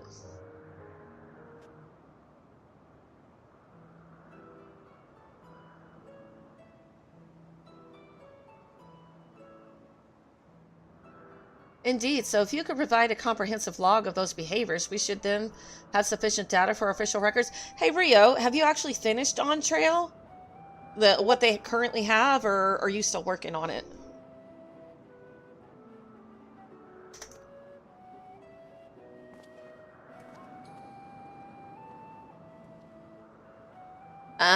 You better hurry. I'm going to catch up soon.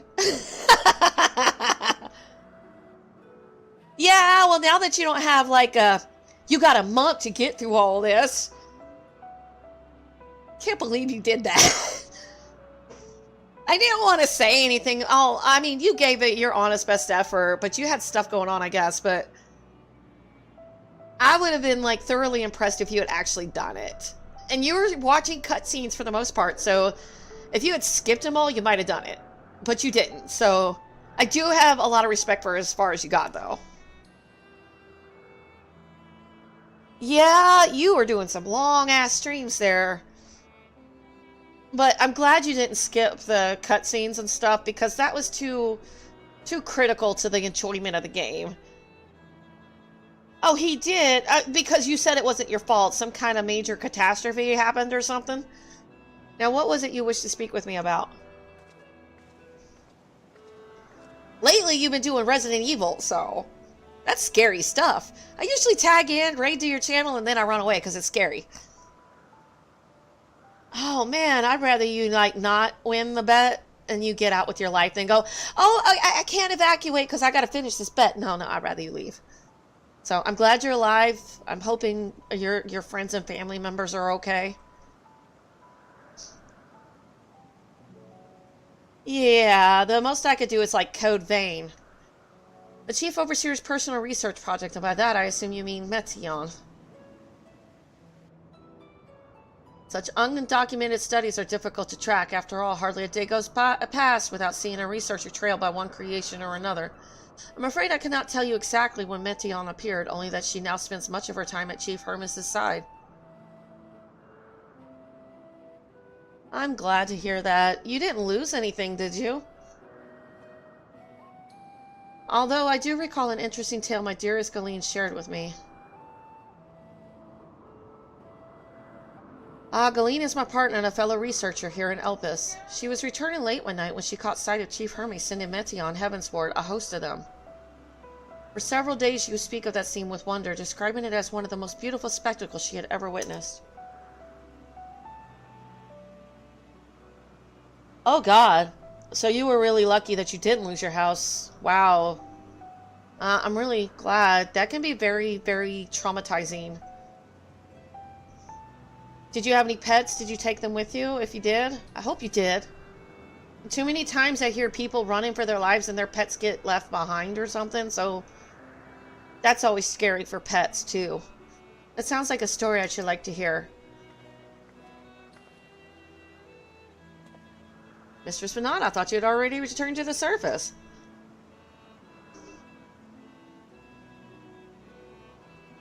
Yeah, I'm glad. Permit me to thank you again for your invaluable contribution to our concept placement proposal. Pray do not mention it. As you say, my original plan was to leave after that task, but I have since become engrossed with Chief Hermes' research. Would you favor me with a retelling of this sight which so delighted your Galeen? Of course, or you could hear it from her lips directly if you prefer. At present, she will be observing a subject in Matabaseos Thalasai. She does enjoy her time there, watching the sea creatures hunt and play, gazing upon the salty waters of the world's oceans, recreating in such sublime detail. You know, Y'shtola really would have loved coming here. This is the kind of stuff she loves. Her or Oriange.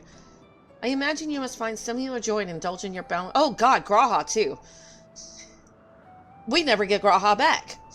Joy in indulging your boundless curiosity, Mistress Venat. Oh yeah, her and Graha both. Even though such pursuits must continually and regretfully delay your return to the star. I don't think they know I went to the past, though. It's not like I went back and said, hey, I'm going to go do the past. You think I should? Nah, I just did it.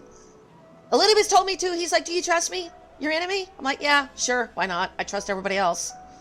I've only been poisoned. You know, betrayed. Stabbed at. You know, all kinds of things.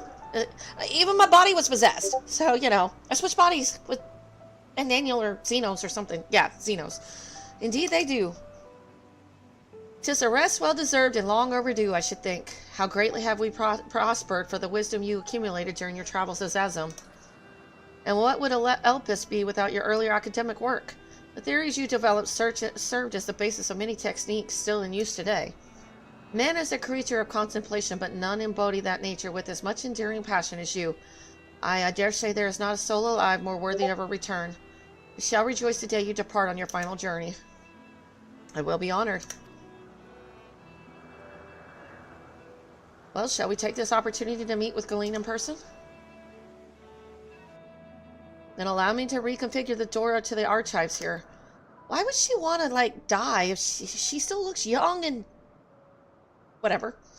It will take you up to the skyward and spare you the need to avoid hostile concepts on the ground. That would be most helpful, thank you. She looks like she could still hold her own for a while.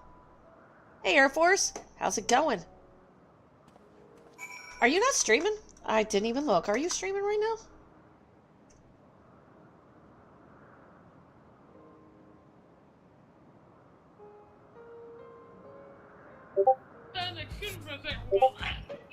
The hard work's done. Let's step back and admire our work. Okay then. You know, maybe it's less Well, it looks about the halfway painting, decent. Foxy, more about the time your we thoughts? had together. Now that's so this is the way out. Loading is Nope, I don't see you on here streaming. Are you streaming? Are you streaming? Loading Isabella's pic. Nope, you ain't streaming. I was like, I normally don't miss that. I didn't see the notification come up. I have opened the path to the Skyway. Once you pass through the door, simply walk straight across to the next tower and ask for admittance to the upper tier. Ah, cool. Upon arriving at the upper tier, walk straight across the Skyway and you'll find yourself at the entrance to Metabasos Thal. Galeen will be eager to share her tale with you, I'm sure. So, okay, maybe she's not as cute as I thought she was, that little girl. Something's starting to be fishy.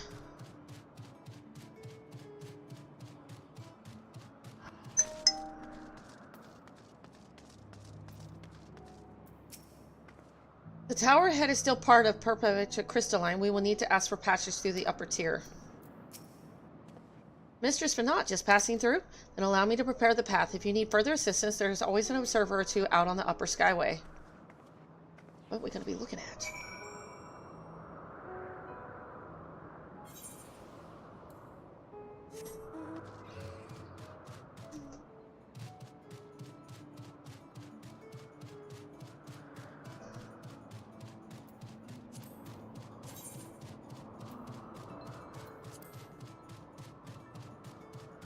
Oh, is there one up here somewhere? Oh, it's to the northeast. Okay. That door leads into the Thalassai, but perhaps we can trouble this person for assistance with finding Galeen? Mistress Fanat, I was not told to expect... We would have prepared an official welcome. Please, there's no need for fanfare. I only wish to speak with Galeen if that might be arranged. Yes, Galeen, of course. I will inform her immediately. But she may be engaged in a testing phase. You could be in for something of a wait. Should I let her know your business is urgent? That won't be necessary. This lovely view will keep us occupied until she is ready to receive us.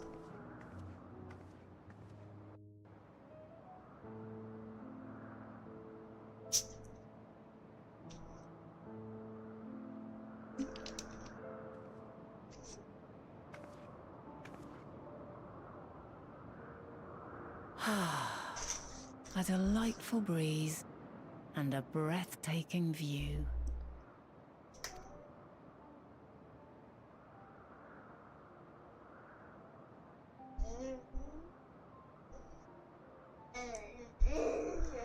What is it like in the future? Is the world still a beautiful place?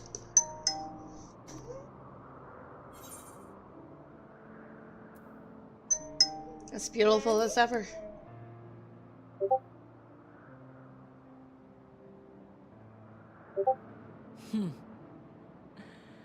I swear I could hear the glimmer in your eyes and the adoration in your voice.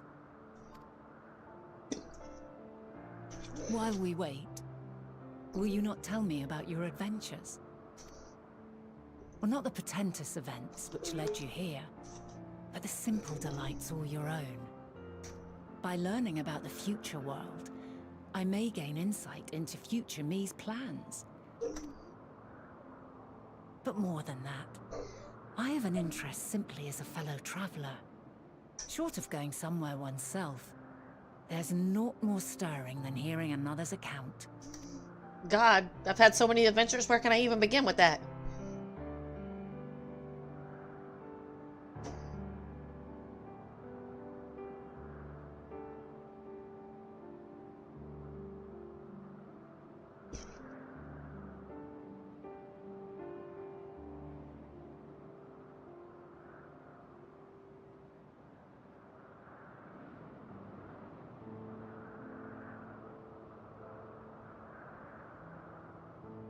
God, I sometimes wish my character could talk. I'd like to know what she's telling this woman.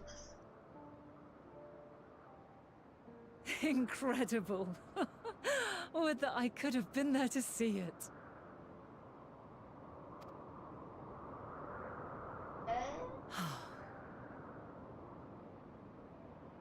Yours is a harsh and unforgiving world. Yet in spite of this, your brethren hold fast to their virtue. To know that the light of mankind's potential still shines, even in that faraway place, it gives me heart.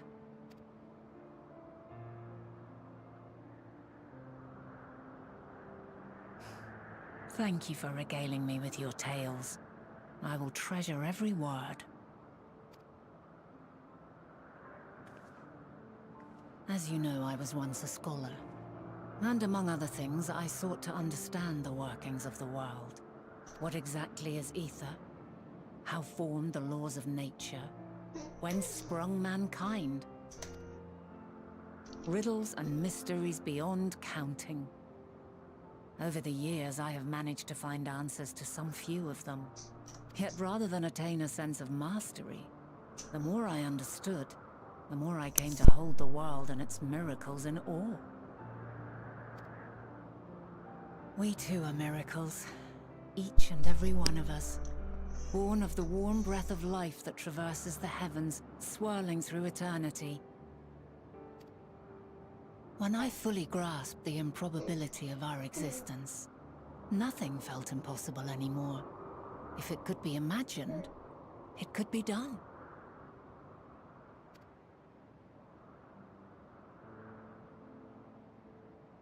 A passion swelled within me.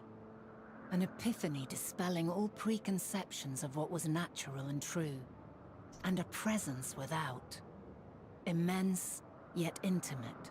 Fate, perhaps, holding us in its tender embrace. As reassuring as it was intimidating. How keenly aware I became of creation's fragility, built as it is upon precarious happenstance. I was overcome with an irrepressible urge to know the world more intimately, to hear its voice, feel its breath. I ventured forth on a journey that very day, so very long ago now. Freed from presumption and prejudice, I saw the world through a newborn's eyes. Everything fresh and new, and so beautiful. Lands that stretched on forever. Skies one could drown in. The heartbeat of nature, silent yet strong. And amidst it all a people. Beacons of light and life. Laughter that warmed my heart like naught else before. They are my meaning, and my purpose, my love. And so long as they need help, I cannot return to the star. Perhaps my future self is still waiting for it. A moment she can let go and walk unto the end. Safe in the knowledge that man will find his own way.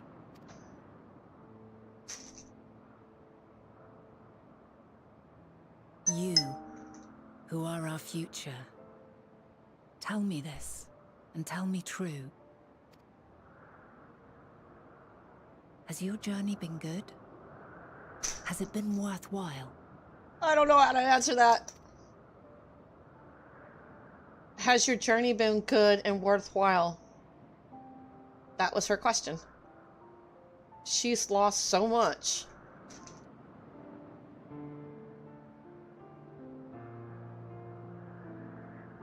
Pray forgive my lateness.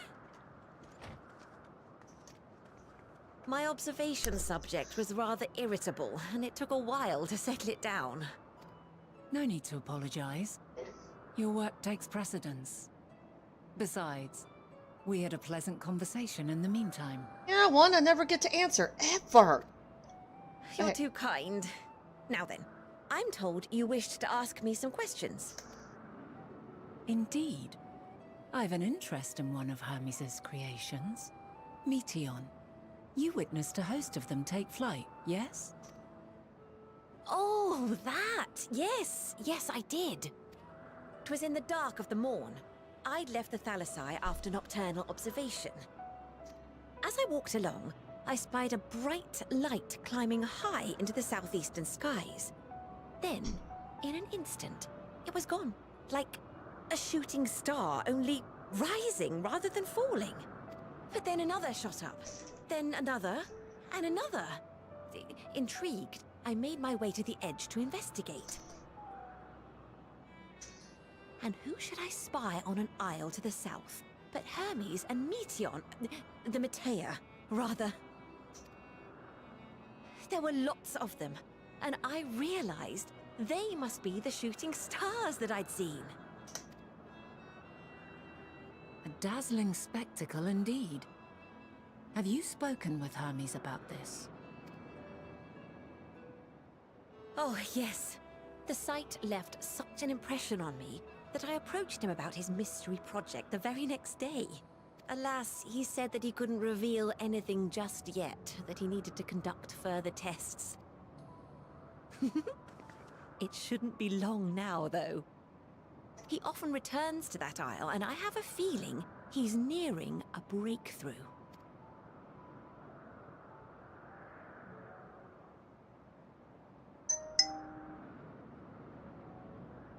Splendid. We are likewise eager for the details. Well, that is all we wish to ask. Thank you for taking the time to indulge our curiosity. You're very welcome. It's always a pleasure to speak with other inquisitive souls. Oh, and will you be descending now? If so, I shall link the doors for you.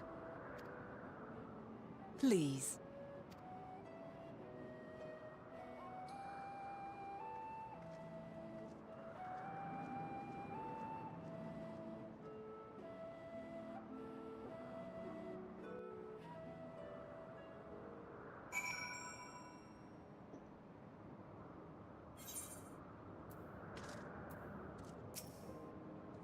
So another piece of the puzzle falls into place. From what we've learned thus far, I think we can safely conclude that Hermes hasn't been revealing the details of his research to others, which suggests that either someone will appropriate his discoveries and make use of them, or that Hermes himself will have a hand in causing the final days. Since we have no reason yet to suspect the former, we should consider the latter the more likely possibility. Proceeding under that assumption, our next step should be to divine why, or even if he might desire such a terrible fate for our star. I can think of a few reasons why.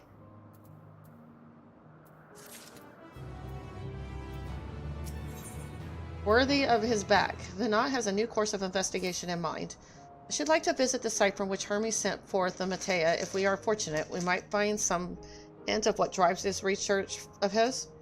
Colleen said she spotted them in the southeast, rising from an isle she could see from the edge. If we stand at the same vantage points, it should not prove too difficult to locate the isle in question. Let's take a look, shall we?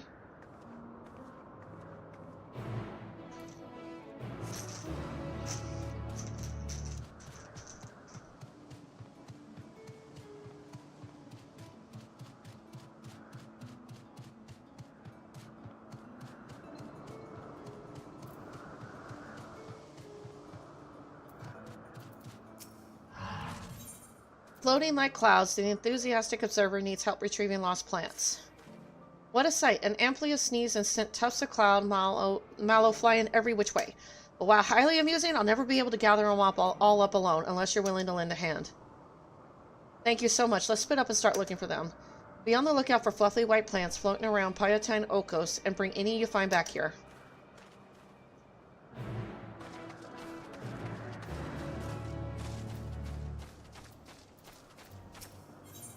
Taking the minutes. The forbearing visitor seems to be eyeing you up. Aren't you a sweet-looking familiar? Tell me, to whom do you belong? Oh, you're Azem's, are you? She is a goodly sort, wouldn't you say? Always appearing in times of trouble to extend a hand to those in need. Given that I am one such, I'm sure she wouldn't mind if I borrowed you for a bit. A lengthy debate was held in Kittis Hyperborea regarding the evaluation of creations. Meticulous minutes were taken during said forum, which I would like you to fetch for me. Dear friend in Amaranth asked for them, you see, and I plain forgot all about it. Now, if you would be so kind, send word to the scrivener in charge and ask them to await your coming in front of Perpetua Crystalline, where the documents are being held. Once you've the notes, return to me here.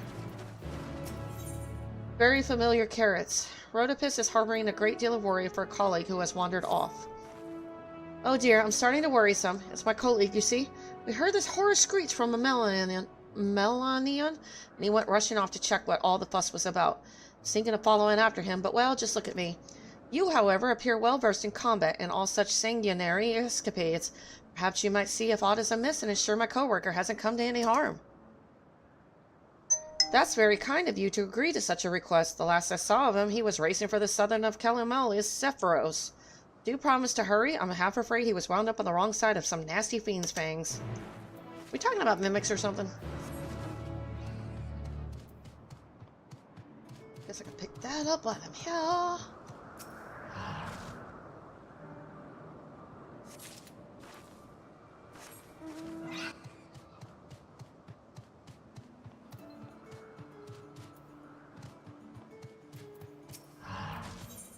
A most succulent name. The priggish taxonomist is desperately hoping for inspiration to strike. I need a name for it. One that will stand the test of time as it passes through generation after generation. When you break it down, what's in a name, really? Oh, hello. I didn't see you there. You're a familiar, I take it. Very good. But whose, I wonder? Well, that's not important right now. You've ears enough to listen to my plight. I'm tasked with a job of great import. Nomenclature. Currently, I find myself facing down a sort of creative blockage in regards to this fellow's name. This is a creature who has not only survived the vicious wilds of the Hungering Gardens, but has thrived in them thanks to its ossified spines. Thus, it deserves a name befitting its rugged tenacity. Despite its singularly unique physical properties, its creator never bothered to refer to it as anything besides its designation. Euros 310 cannot abide so uninspired a name for a creation as remarkable as this. But therein lies the rub. For all its captivating qualities, I've yet to hit upon a captivating name. I was just on my way to take a turn about the grounds to stimulate the creative juices, so to speak, but seeing you, I realized 2 heads may be better than 1. So what do you say? Would you care to join me on a walk? Sure. Excellent. You, my quick-witted familiar friend, will be a boon indeed to my imagination. What say we take a quiet moment to cogitate beneath that large tree to the south of here? Oh my god, you're using words I don't know!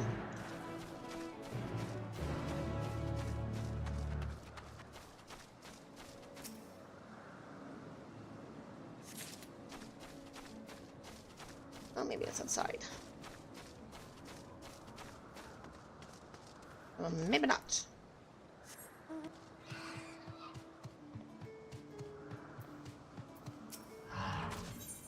Worry weighs on Ephron's mind. I hope she's alright. Oh, I want to go after her, but what if she comes back while I'm away? Oh, you must be a familiar. Can you help me deliver a message? I have an associate who works much too hard. I want to tell her to take a break and join me for a nice relaxing meal. I sent another familiar already, but it's failed to return. As an experimental entity, it is too simple to handle more than one order at a time, so it might be stuck attempting to fulfill my request. Well, would you mind checking on them both for me? I can give you a little something if you're willing to help out. Wonderful. Knowing my associate, she's probably dozing off somewhere around the trees to the north. This wouldn't happen if she'd get a good night's rest for once. You might need to give her a poke to wake her up. Is that even safe?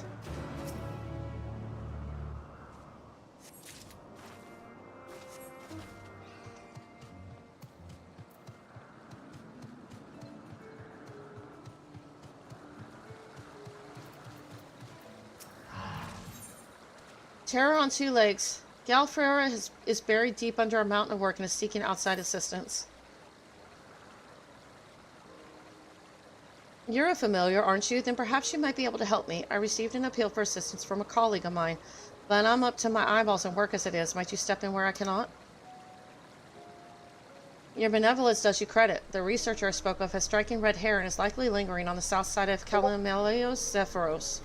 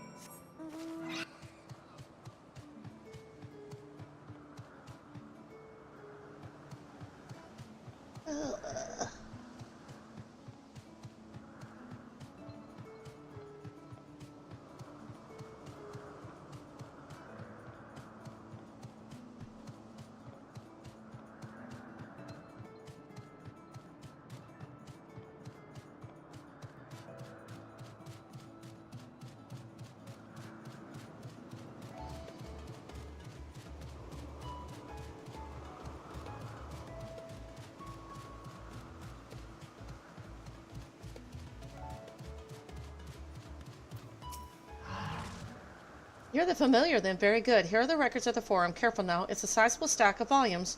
Try not to drop any on your way back. Oh man, I hate these type of quests.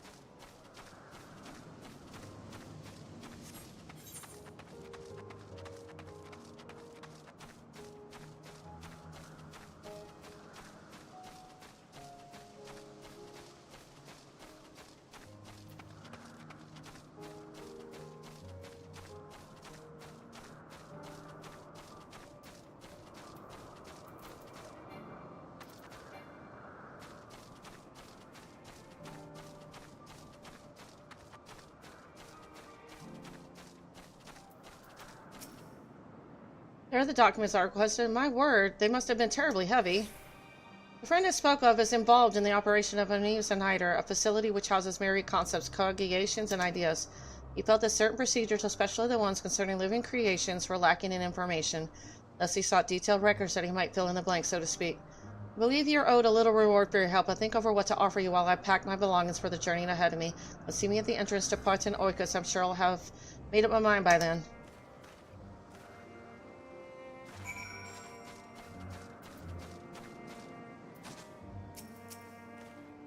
Did you find any of the plants? Perfect. It's such a relief to have them back. A somewhat amateur creator invented the concept to bring more life into the clouds, which is all well and good, but they get blown away far too easily. It would be nice if they were a bit more wind resistant. We need to know they can settle in a place without fear of them flying off because some beast breathed on them too hard. Well, I'd better put them back where they belong before a light breeze undoes all your hard work. Here, take this as thanks for your help. Be right back. I'm going to the bathroom real quick.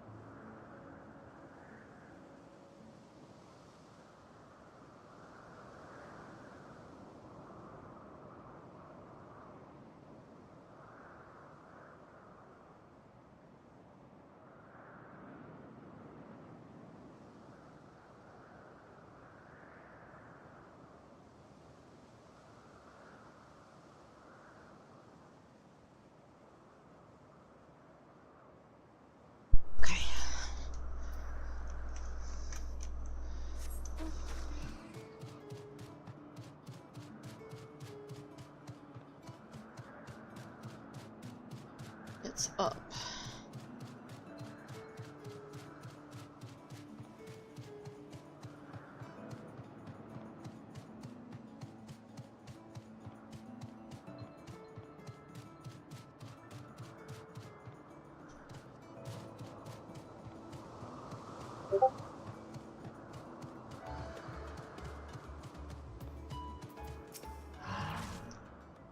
Oh, I gotta poke her. Okay.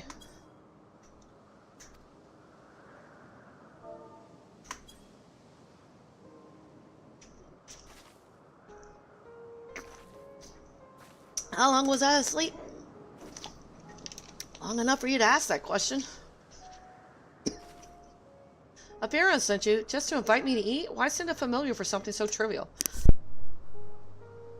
Though come to think of it, I could use a meal. Please let him know I'll be along soon.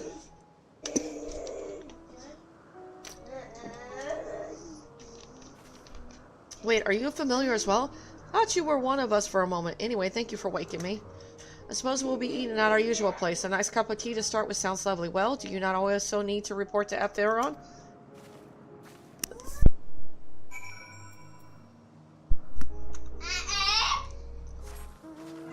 Calm down, little one.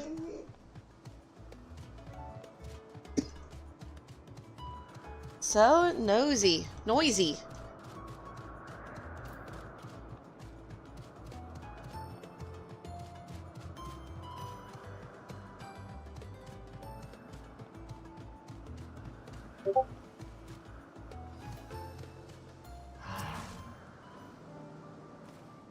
Thank you for your help. My familiar says my associate has accepted my invitation. That is what happened, yes?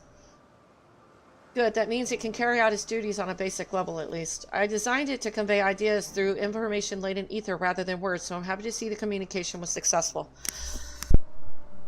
It does seem, however, that this method is ineffective when the recipient of the message is asleep. I'll get to work on fixing that.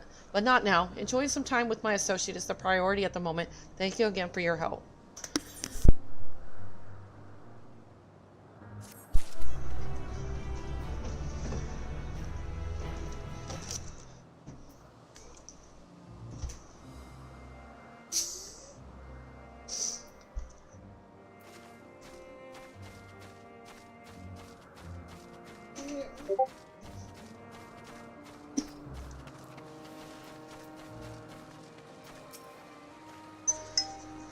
There you are. I finished my packing, and as it so happens, have hit upon a most commensurate gift? My favorite food and freshly made too. Try it. I'm sure you will love it. Farewell, familiar. Give my regards to Azem.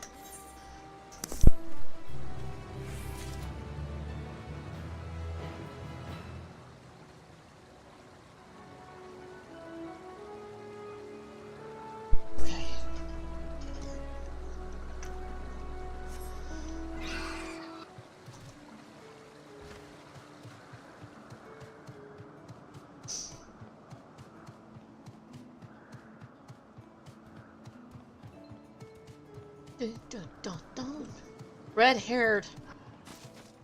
They can't come up with better names than that. Red-haired researcher? What? You guys don't have your original names or something? Oh, you're a familiar, aren't you? One sent by Gallifrey, no doubt. Well, thank goodness you're here. I confess I'm still in a somewhat of a daze, but with you here I at least feel safe enough to stop and catch my breath. Something came over the specimen I was examining, though I'm not entirely sure what. I've never seen it behave so erratically before. At any rate, it managed to slip my grasp and escape. I tried to chase after it, but I'm not half as so fleet-footed. To complicate matters, the thing has a very nervous temperament, and will flee if anyone so much as approaches it. I consider imbuing some sort of sleeping spell into a dart, which one might shoot from a height, but who has such impeccable aim? Not I, to be sure, do you? You do? I admit that proposal was made somewhat in jest, but this works out perfectly, so it's settled. You shall put our skittish beast to bed? Okay. Find yourself a vantage point from a rise southeast of here, and with this blow dart, bring the frenzied fiend under control again. Me? Oh, I will stay here and take a moment to collect myself. How convenient.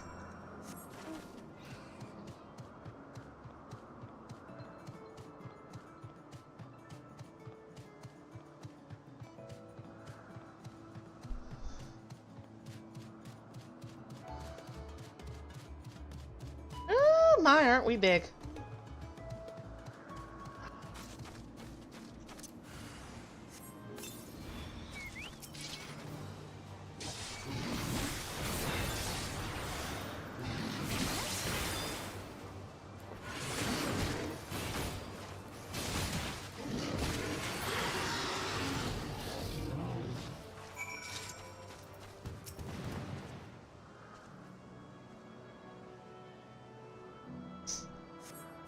That was much too close for my liking. Your timing was truly immaculate. I was quite tapped and would have been gobbled up if not for your timely interference. It was the agitated cries of the Melanion which brought me here. When I arrived to see what inspired such howling, I discovered this fellow being set upon by that raging creature. I didn't hesitate to insert myself into the fray, of course. Should be fine, but it's the familiar for whom I'm most concerned. Could you make it sure it's unharmed? But he's, like, right here.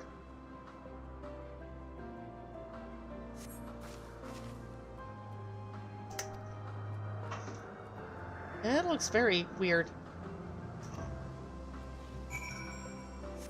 Oh, wait.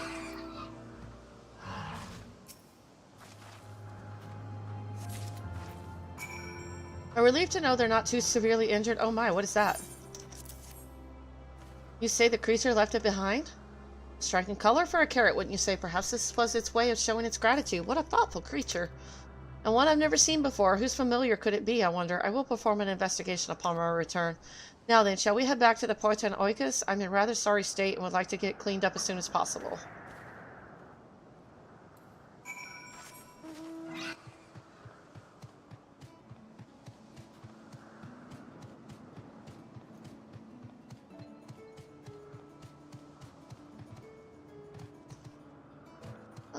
You guys are gonna make this a pain in the ass.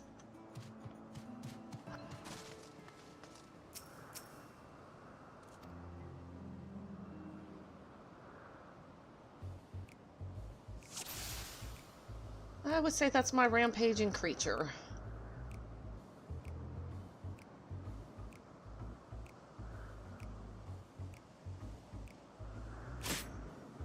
Gotcha.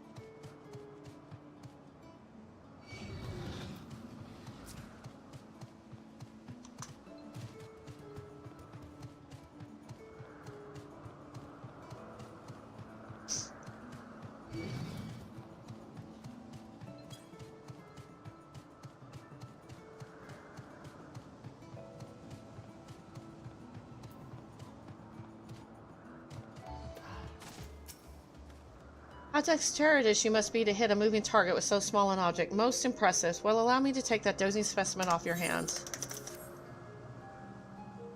Why, what a precious sight our little beast makes when it's not running amok. A shame it can't be this adorable all the time. This was, in fact, one amateur creator's answer to the walking shark that recently gained approval. A somewhat hasty and ill-advised attempt, if you ask me. Credit where credit is due, though. The specimen is bipedal, despite its base being that of a quadrupedal beast. Its predilection for being an excitable nuisance, however, means it cannot be of any real use to our star. What it needs is a healthy dose of intellect. I will write a report stating as much. While I do that, return to Glafira and tell her of the assistance you rendered. Oh, and offer her my gratitude, would you?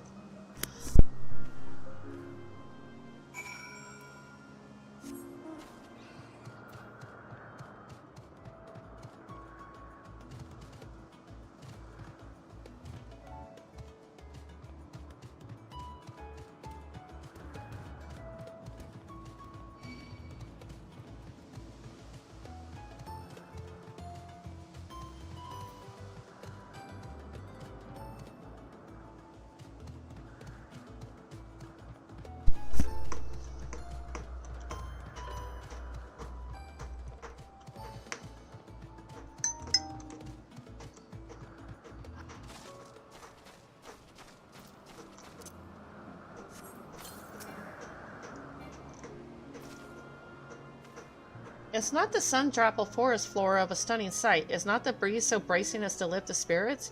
Is not the susurrus of the melanoid's whiskers so pleasant as to introduce great thoughts? Surely with all the inspiration that surrounds us, you have been stirred into contemplation too. Tell me, what is it you have now focused so squarely upon? The innumerable tasks that sit waiting to be done.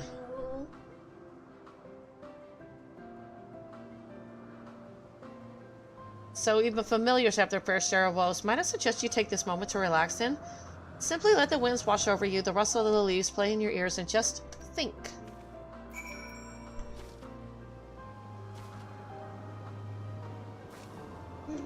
Okay.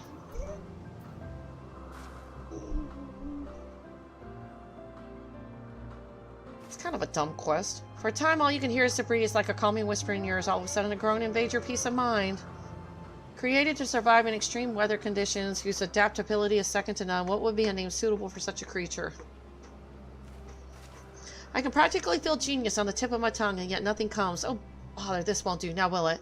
Hate to ask, but would you accompany me a while longer? Come, let's away to a westerly waterfall. Oh, dear Lord.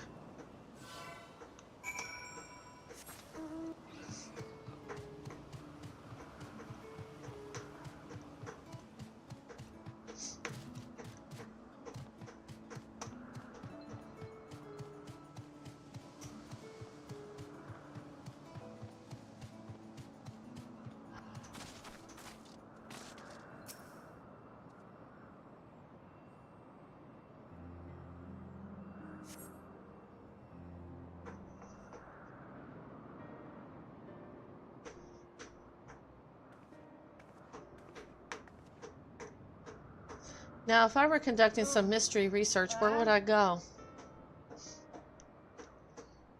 What about that one?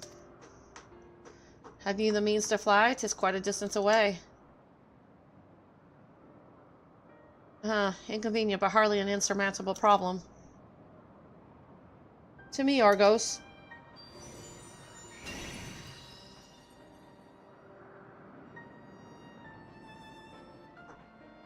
My friend, would you mind creating a double to carry Knight here over to that island?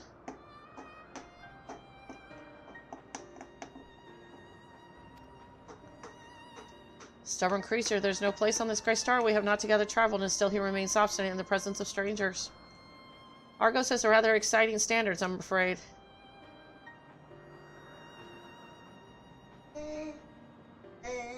What, you've ridden it before? Ah, your before meaning it my after, not at all confusing that. Interesting, 'tis certainly not unthinkable. But speaking of the here and now, the quick solution is for us to face off in a sparring match. Demonstrate to him that you're capable of holding your own against me in battle, and you should convince Argos that you are worthy of his back. And besides, I might even teach you a thing or two into the bargain.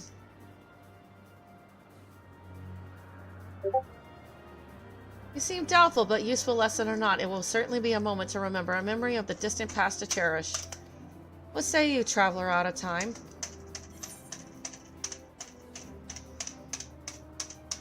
Choose your battlefield.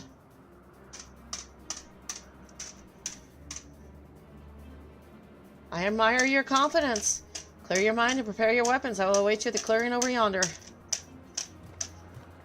Oh goody! I get to fight Heidelin herself. That's awesome.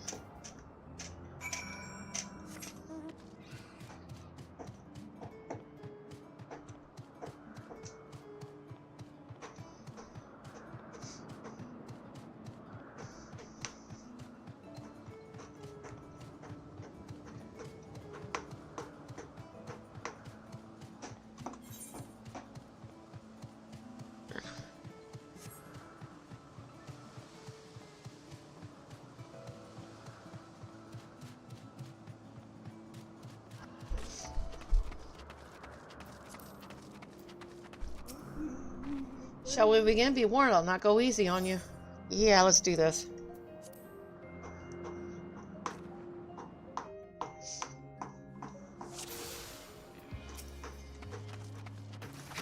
Let neither side hold back.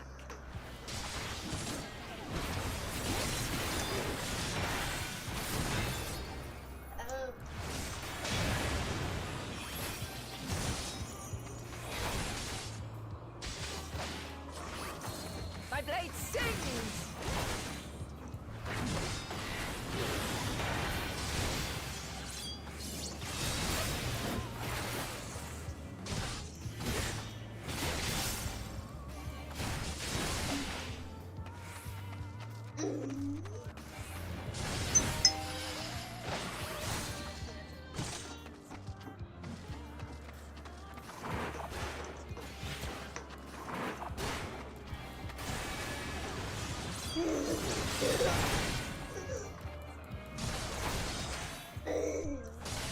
Uh-oh. She's wearing a shield and a sword too. Oh, good gosh, two tanks fight each other. That's like a battle of attrition.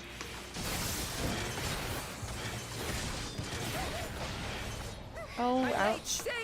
I need you to stop. You're distracting me, BB. Yeah, don't tell me that. You're distracting me.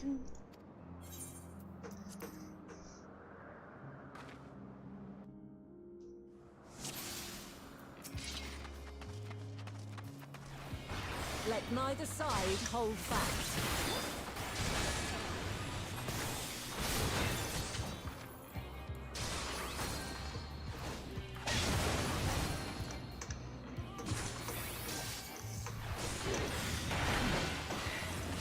My blade sings!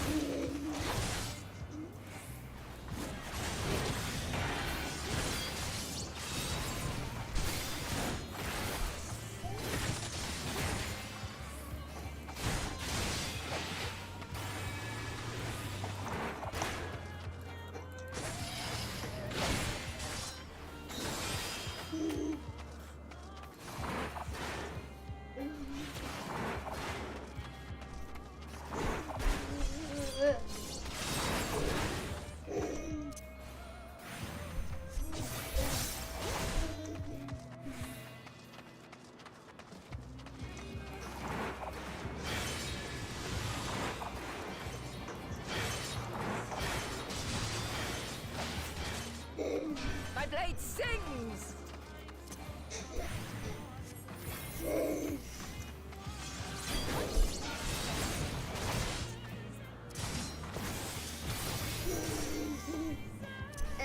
Impressive. I shall have to try something different.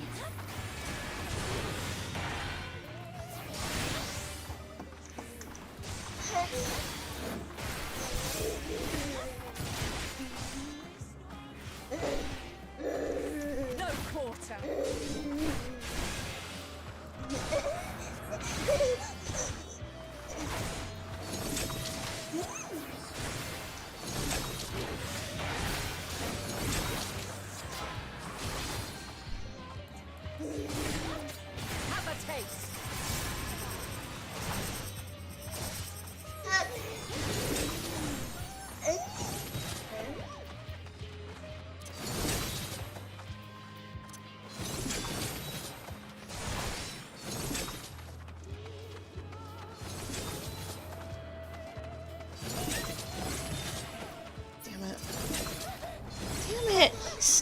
Go!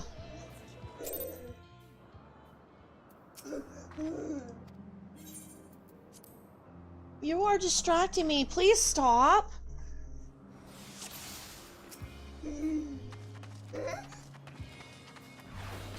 Let neither side hold back.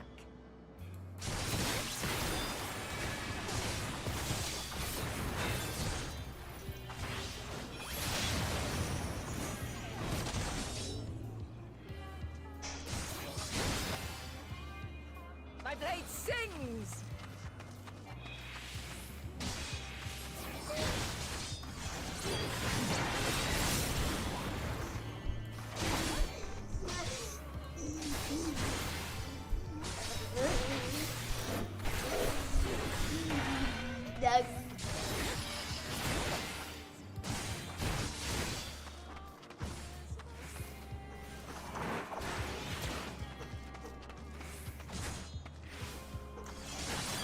Ashlyn, I mean it. Stop it.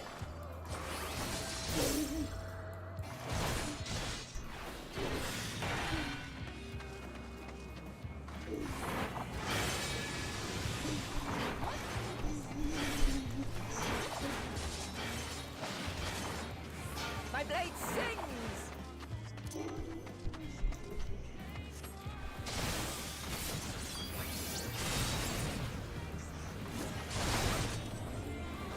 Yeah.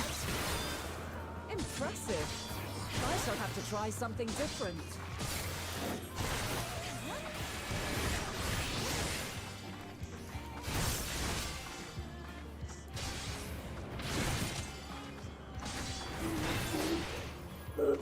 No quarter.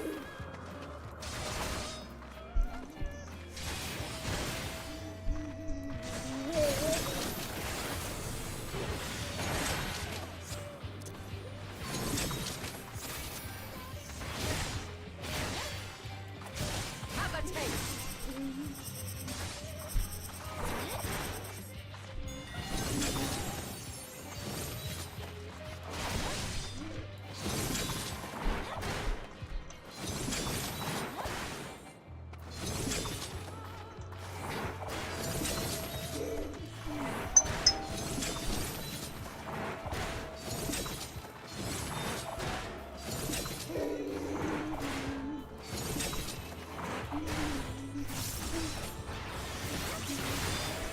I see you won't be easily overcome, but neither will I.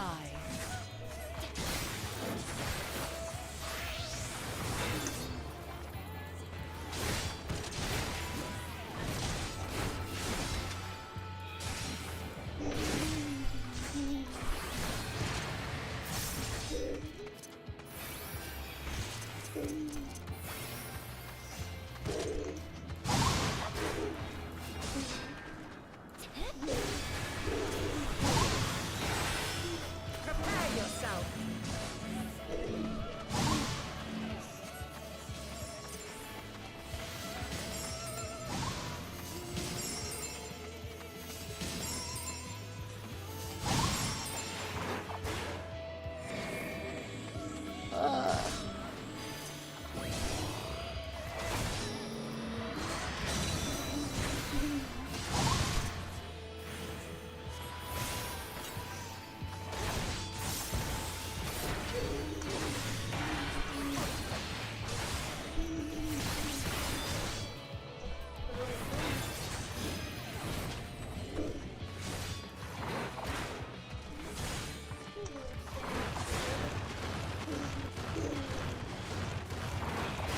Oh, she's a tricky one.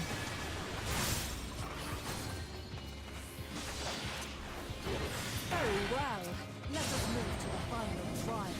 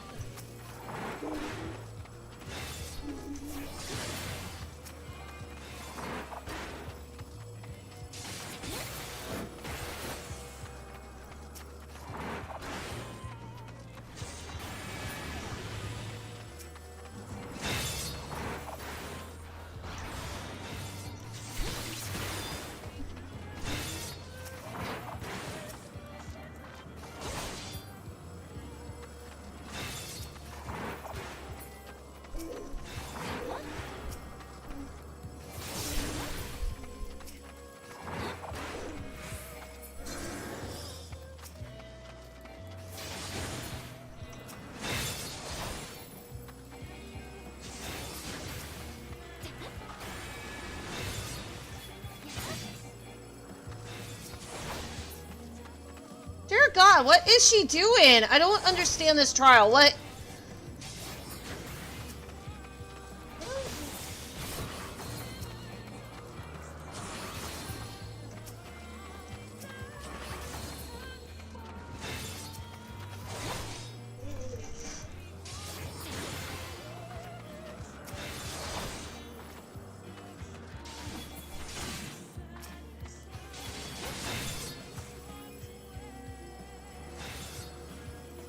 What is the point of this trial? I don't understand this trial, Gorby. What is she doing? Break your chains, shed your bones, and show me the will.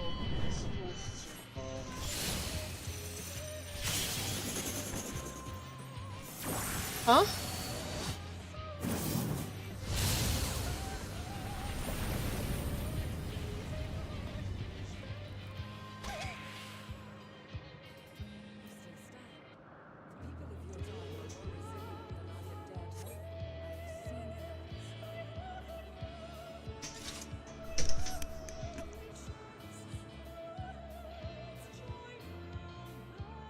Well, fighting a dozen orbs is kind of annoying.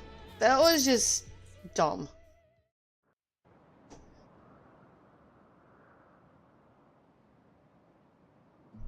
'Twas my intent to finish it, but clearly I underestimated you.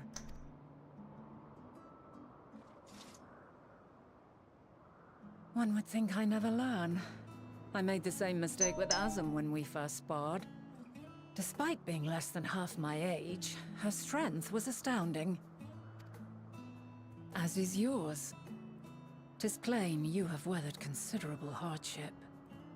Far more even than your tales would suggest. It seems we have both learned much on our journeys.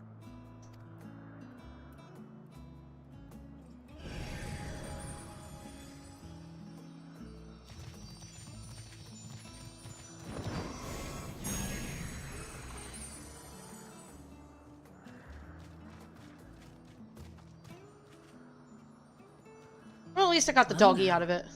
I dare say he is warmed to you. It's kind of like an boon Omega to be sensing sure. the alpha of the pack. He never forgets his favorites, and is ever eager to come to their aid.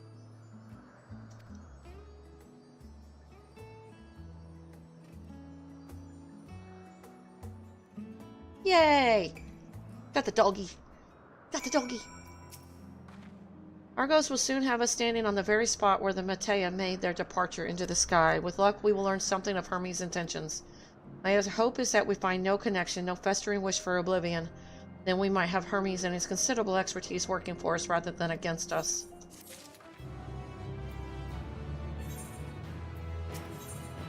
A flower upon your return. Venat has Argos and his double at heel.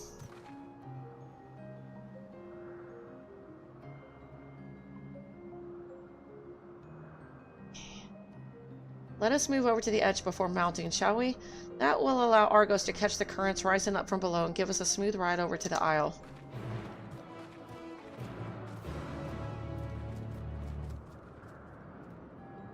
Guess I should turn these in real quick. Be right back. I've had it happen where I'm in the middle of side quests and then since I'm near it, I'll click on the main quest and then I'll get taken away and I have to find my way back. Because I don't have flying yet. I'm like, no, I might as well just turn these in now.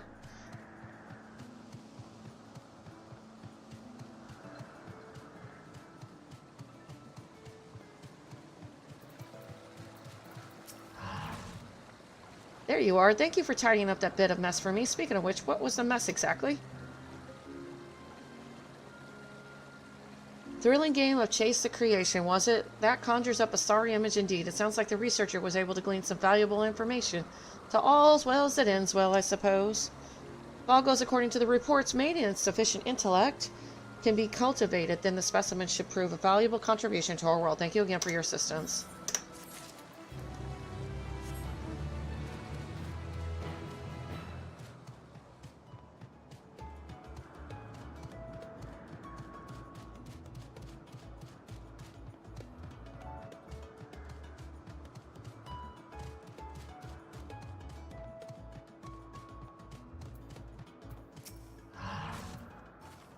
How very good it is to see you again. My friend, the one whom you plucked from the jaws of death itself, is seeking treatment for his wounds as we speak. I heard the entire tale, how a rabbit familiar was on the scene. Mistress Finot was said to be researching one such familiar, or that's the story anyway. Perhaps the one you came across is related to that business. Oh, I wonder if they're like the descendant or the ancestors of the Lupri or whatever on the moon. Well, regardless of its origins, it sounded like a rather polite creature, as I was told it left behind a sort of gift. And it shan't be outdone by a bunny, charming though it surely is. Here you are, a present. Nothing special. Yeah, something like that. How you doing?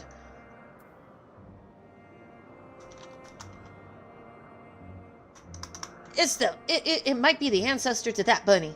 I'm just gonna call them bunnies. I can't say that word. I'm not even gonna try.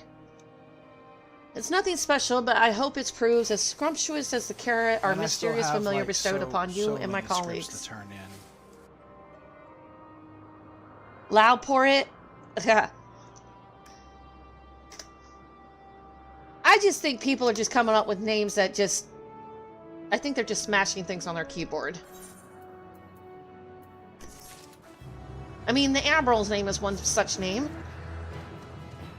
Let's just smash the keyboard and whatever pops up on the screen, that's what we're going to call it.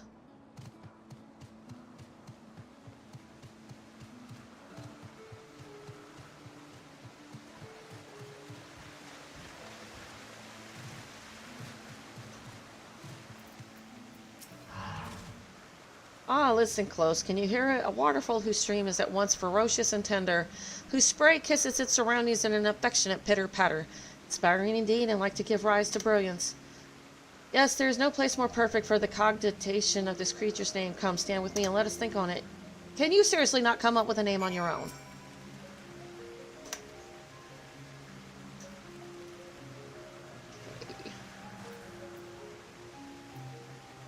And these are supposed to be the smart people?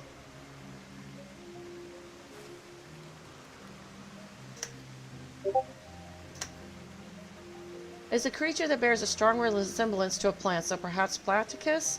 It's also a deal similar to a succulent. Ah, got it. Succulum. Oh, goodness gracious, no, that's just foul. No, they're not. If this is what Emmett Silk wanted to bring back, I pity the poor man.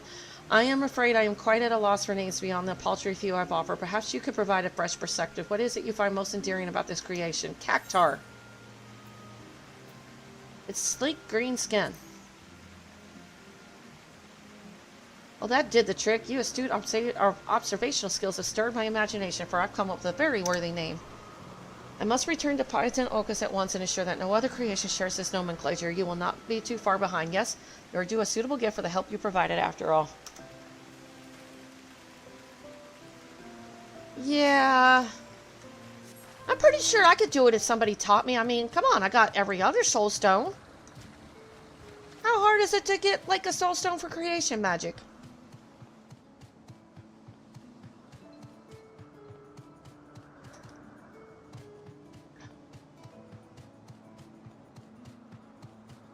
You know what?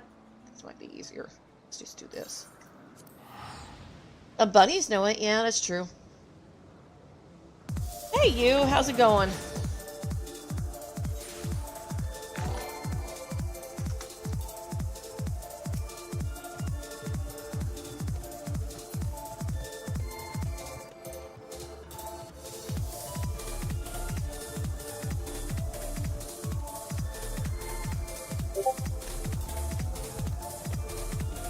Okay, where is this guy? Oh, there he is. I must say I greatly enjoyed our time together. I believe nothing cultivates creativity quite like the sharing of ideas. So often am I forced to work alone, and though it pains me to admit this, it's not much fun to ponder in the silence of one's own company. In fact, I credit you for the name I devised. All that remains now is to go to Peripetia Crystalline, ensure there is no record of any similar name creation, and appoint Eros 310 with its official name. And should I hit another metaphorical roadblock, I shall remember to always ponder while perambulating. Thank you again for your help in this matter. It was most appreciated. Thank you for the money. Alright. Back on to the main story. I hope you had a good stream, you.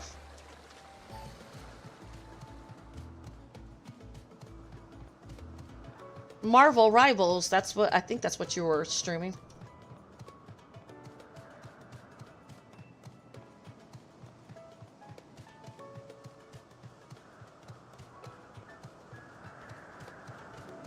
Yay! Well, welcome in, everybody. That's true. That's kind of a newer game that just recently came out. I think, what, 2 or 3 months now? Or has it been longer than that?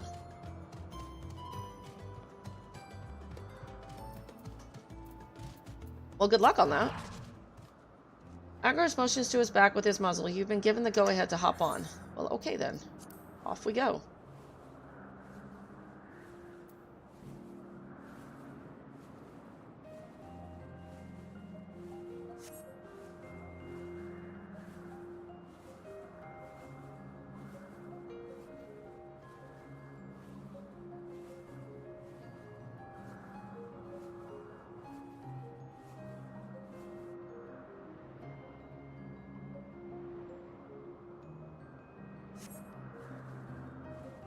Know something on that?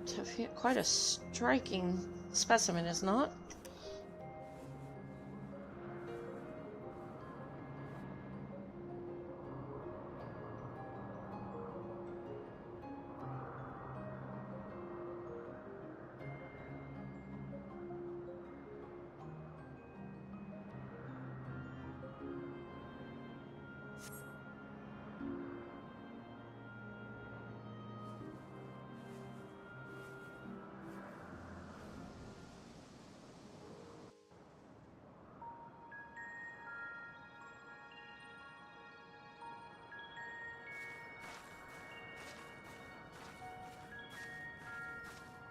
Quite a small place, lacking even the most basic equipment.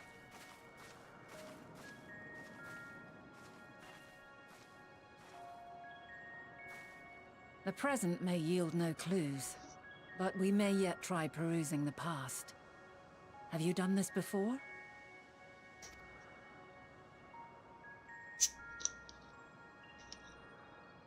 So you cannot control the power freely. Worry not. I shall assist you. Come and stand before me.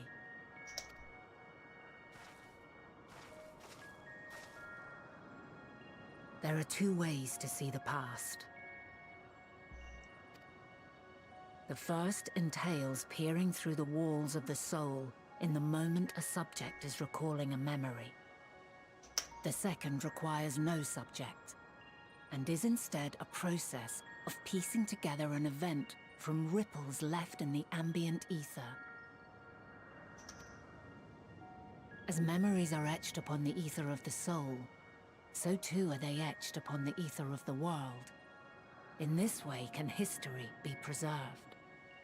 Such memories are given to fading, however, and can prove challenging to visit. But come, let us try. Close your eyes.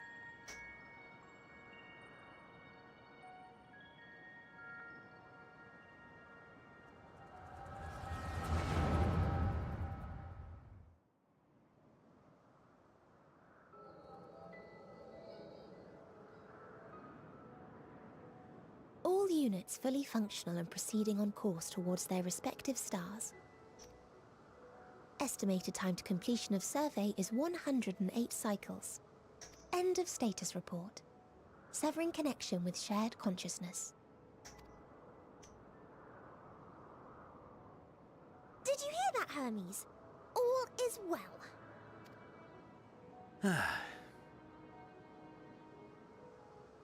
Yes. Good tidings at long last. Every step of the way, I've been reminded how little we understand creation. How the universe defies imagination. But soon we won't need to speculate. We'll know the answers. What others live for.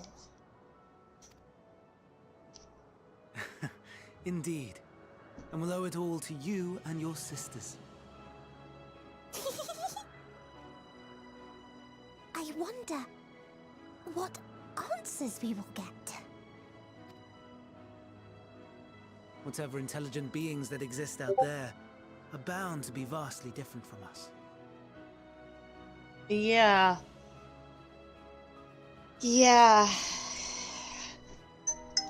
Diverse in form and Couldn't have been good if he went freaking crazy. Unique ways of thinking. And he was going crazy at this point in juncture from what I've seen so far.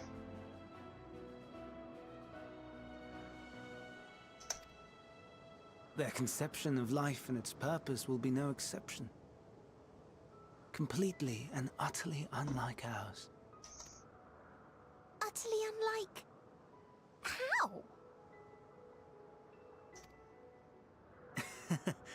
I have no idea. Yet whatever answers we receive, I will not dismiss them out of hand. No, I will think earnestly on them all. And I will share them with our people, that together we may contemplate our own existence. Perhaps then our star will become a better place. Not only for man, but for all life. I think I'm understanding why he went crazy, though. I kind of sympathize with him. To soar the heavens, I did not teach you how to walk the earth. So loath was I to bind another living being. In the course of your long journey, you will learn from those you meet. Learn to walk and run and so much more. And when you return, older and wiser, we will have a celebration to mark your homecoming and coming of age both. Will there be apples? Covered in syrup? And how are you supposed to eat them? Rather than food, perhaps a flower. Yes. Upon your return, I will gift you a beautiful flower.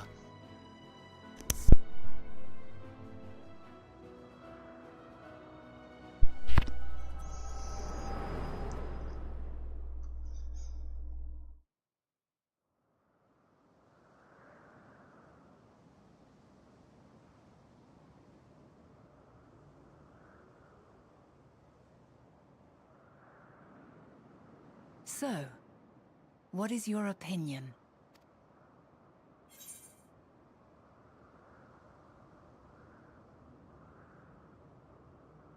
Hermes is a gentle soul, and yet...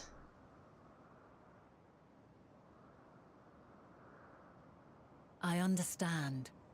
He is a gentle soul, and well-intentioned. Yet it does not take ill intent to beget ill. We must consider the possibility that something may have gone awry. Perhaps it was oversight, or simply an accident.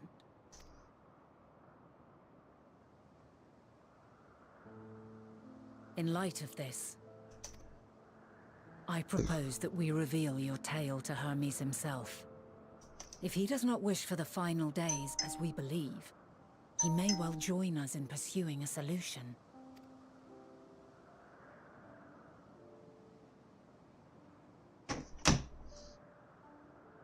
Then it is settled. Let us seek out our friend with all swiftness. 'Twould not do to let such a pure soul be blackened by tragedy.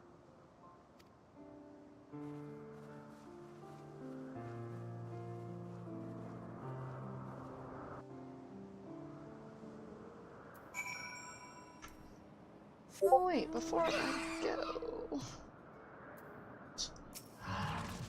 Guess it didn't let me stay up there. There are any number of places where Hermes might be in Elpis. But we could do worse than to look in Kittis Hyperborea, the largest facility. It stands in Ethos Boreas, the Northern Isle. Lunarnite, for an institution which claims to studiously research every species destined for release into the world, did you not question how they find room for them all on so few islands? The answer lies within Kittis itself. I touched upon the practice before back at the archives, where a vast area is stitched together out of multiple conceptual spaces, Same holds true for the interior of this facility. It's magic and constructed environs. Just there, within those sprawling habitats, that the chief overseer and most of Elpis observes conduct the bulk of their work. Okay. Come. The simplest route is via the news north of Payatan Okus. Bastards. Sleeping.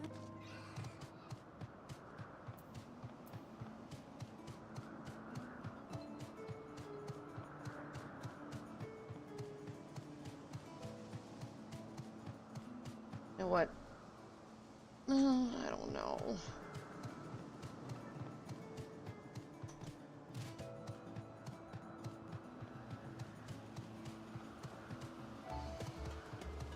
Just when you think you got them all done.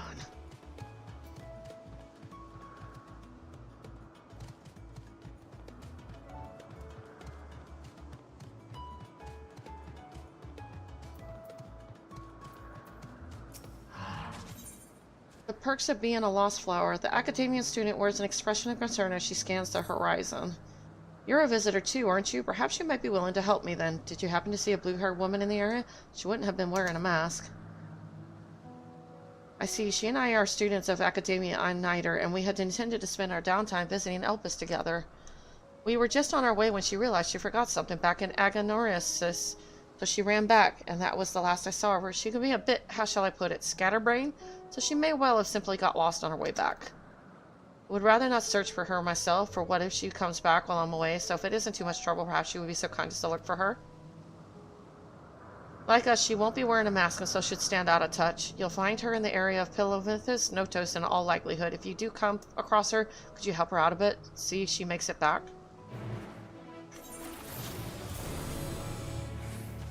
That's not what I meant to do.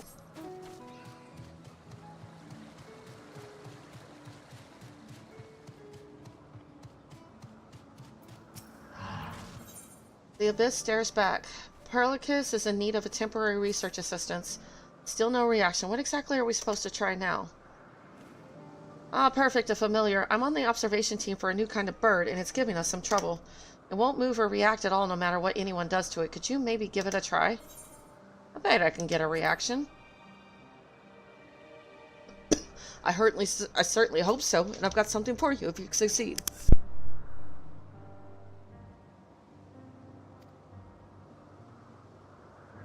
We have a specialist in avian species working with the creation in question, and he can help you with the particulars. You'll find them by the towering structure northeast of our settlement here.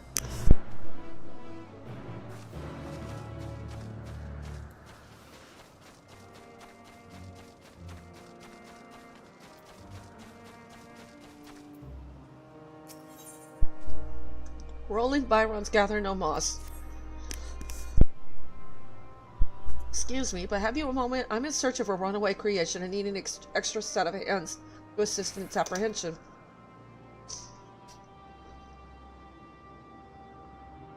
I have been keeping such a close watch on the thing and have been so well behaved. I thought I could rest my eyes for a second. When I looked up, though, poof, gone. Just like that. Please, won't you help me find it? I'll make it worth your while.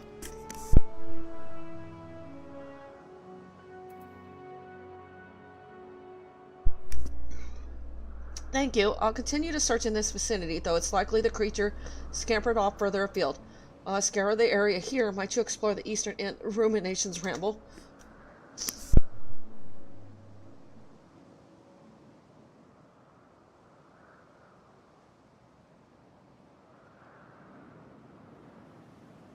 Oh yes, I should probably tell you about the creature we're looking for. We call it a Byron, a seakin that bears a passing resemblance to a moss bloom. It will wither and perish without water or become an overgrown monstrosity with too much. Keeping it hydrated is a delicate balancing act. If the creature has fallen into a river, it will be, suffice to say, too big to carry on one's own. Should you find it submerged in a body of water, try to remove as much moisture as you can. That ought to shrink it somewhat. Use this drying agent on it to drain the sod and sop. If it begins to rave at you or act in any way rampageous, subdue it and capture it with this etheric rope.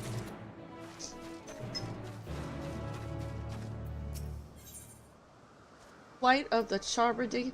The frazzled researcher seeks help in chasing down a missing creature. You there, please, it is most urgent. A colleague of mine in Pilovithus Notos has just sent word of a most disturbing nature. A blue Shabardee was practicing its flying, but became separated from his fellows. From what I gathered based on my friend's manic message, it was last seen taking wings at Peripatia Crystalline. We are all of us searching far and wide, but could you look in the direction of Peripatia Crystalline? Your help will not go unrewarded, I can assure you that. Oh, thank you. Between us, we ought to be able to locate the lost creature.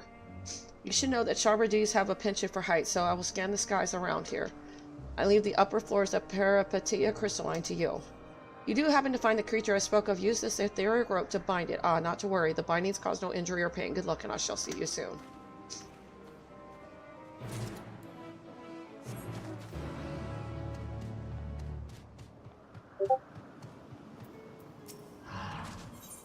Take to the skies. The eccentric creator has a request for Azim's familiar. You must be Azim's familiar. I had a favor to ask of the observers here, but seeing as they all seem awfully preoccupied, perhaps I can ask you instead. I'm experimenting with crossbreeding different types of plants. I was thrilled when I finally produced a whole new species, right up until the point where they rose up and floated away. Last I saw of them, they were headed toward the eastern side of the island. I managed to wrangle a goodly number, but there's still 8 or so missing. Could you help me recapture them?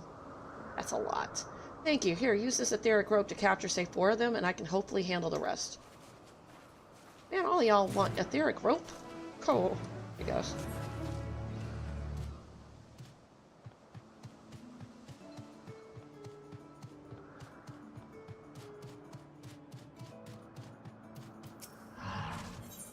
Siren flower, a familiar aficionado.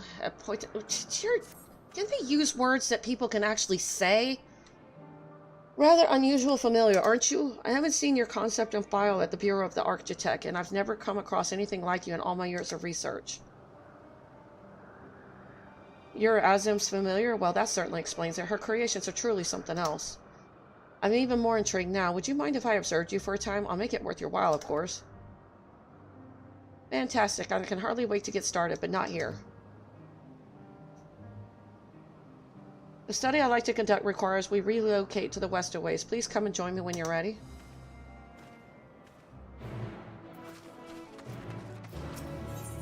Searching for Eidos. Vulcan is concerned about your ether levels.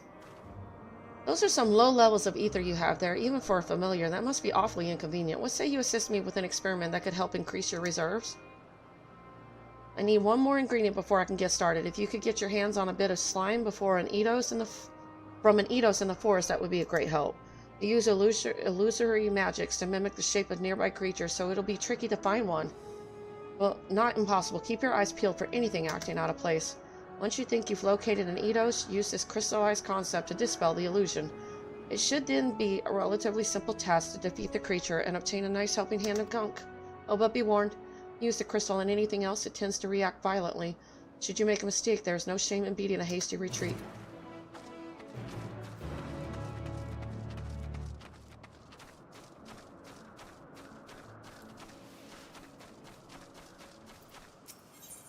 Specializing in sharks, the Mitron creator appears troubled. Greetings, I'm a researcher from the words of Mitron. I've dedicated my life to studying and creating aquatic life, but my main focus is the development of a new shark species. My latest creation has completed its round of observation at Agnorissus and will be released after one final test. The thing is, I'm hoping to consult with a taxonomist before the Bureau of Architect hands down its official registration. Same one who named my last shark, if I can Spud Bredeos, was such a marvelous name. Turns out it's rather difficult to track down a specific person in a place such as this. Could you help me? Thank you. Here, take this. It's a model of the previous creation I just mentioned. Whoever named it should hopefully be able to recognize it.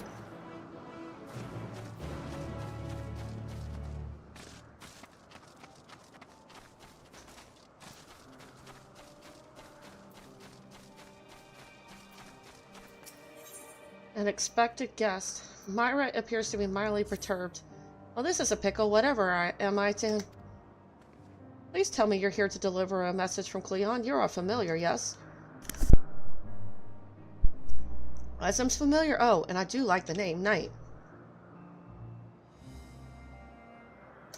But if you belong to Azim, then what has become of our visitor from Emerald? He was meant to arrive some time ago. Our wildlife subjects are accustomed to the presence of long-term observers, and when someone from outside of Elpis comes to visit, the reactions can be somewhat unpredictable and occasionally violent. Would you be so kind as to track down Cleon and see that no harm has befallen him? Visitors don't wear masks, so he should be easy to spot. And if you do happen to find him in the process of being mauled, you have my permission to terminate the offending subject's safety first. And this is why Fandaniel is going crazy. Was there something I could help you with?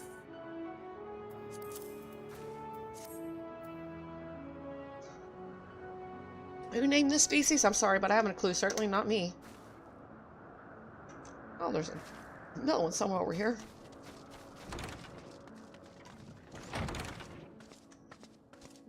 Where are you? Should you choose to undertake, the guidance from the journal, duty list, and map will be limited. It's called Google. Erna is hoping to conduct a test.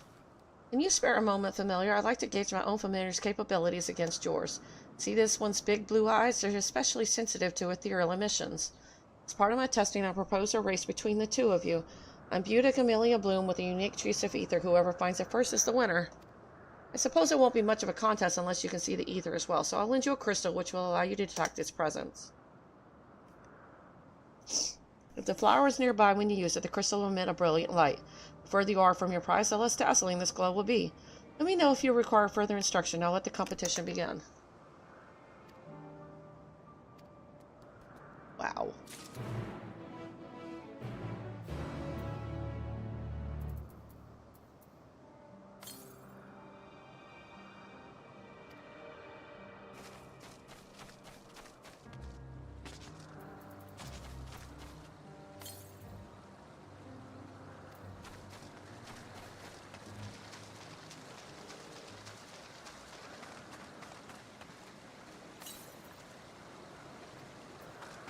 I should just look it up. What's that you have there? A shark picture or something?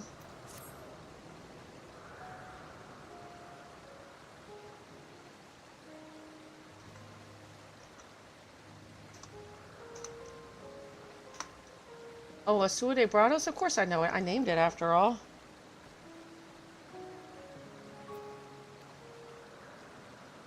I wanted to really capture the image of its rushing forward with its tiny steps, somehow swift and slow at once.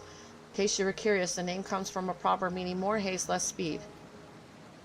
And if the creator wishes me to name her newest creation, I would of course be honored to do so. It's in Aganoris, as you say. I look forward to seeing it soon. So...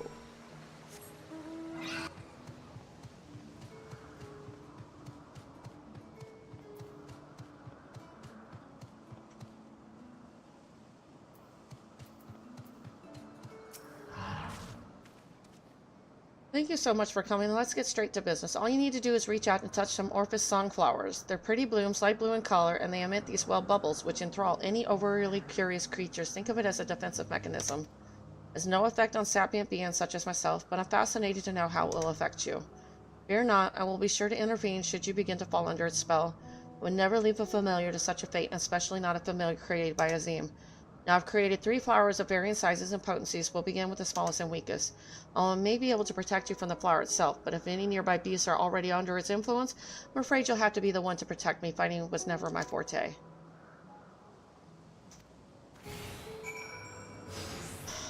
Seriously, I'm so sick of the damn following quests.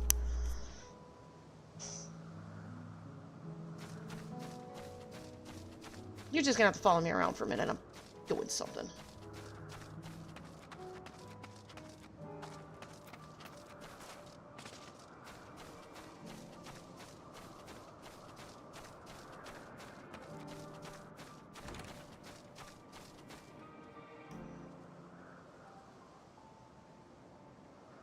Like 7, 18, 3.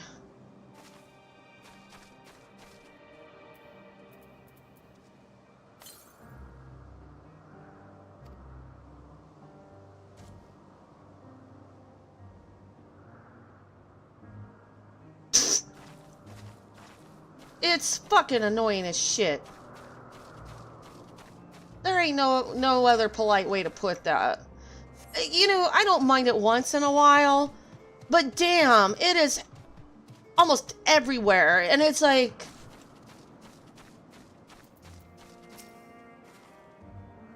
So he's just going to follow me around until I'm done. Any luck finding my taxonomist? Let him see how annoying this is. He won't follow me around. You found him and he's willing to give the new one a name too? That is wonderful news. This latest creation is actually a direct improvement over the last. I gave it more legs for a total of 8 so it can move even more quickly over land. That taken care of, I need to hurry back to Agnagarus, but before I go here, a token of my gratitude. See, he's like, oh, can we go now? Oh, the anticipation. No, you can wait. I'm in no hurry, dude.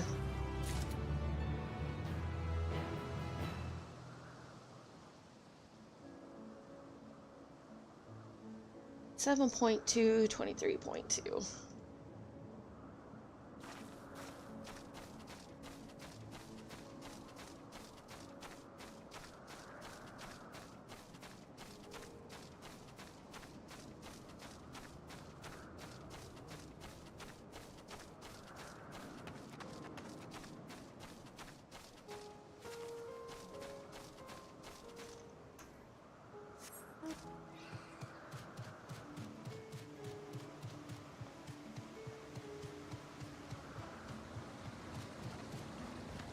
He's gonna get mad at me. I can just imagine it.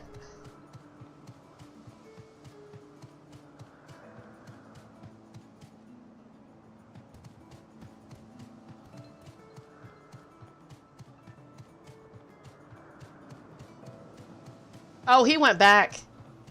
I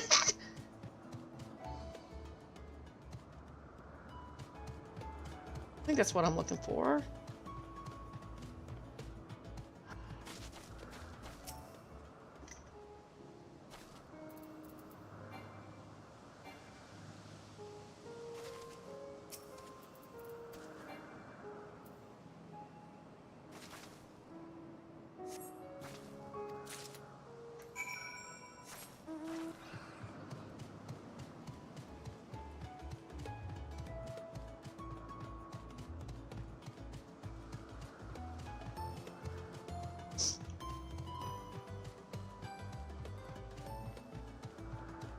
Do they do that in Dawn Trail too? The whole follow quest thing? Because that's annoying.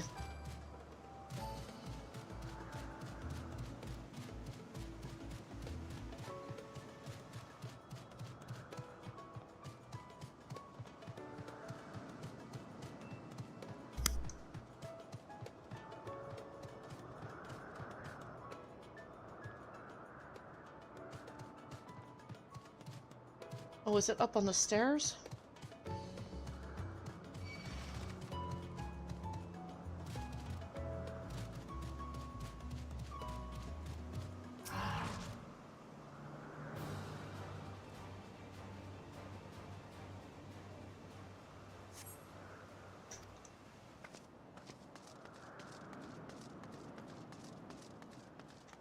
Guess not.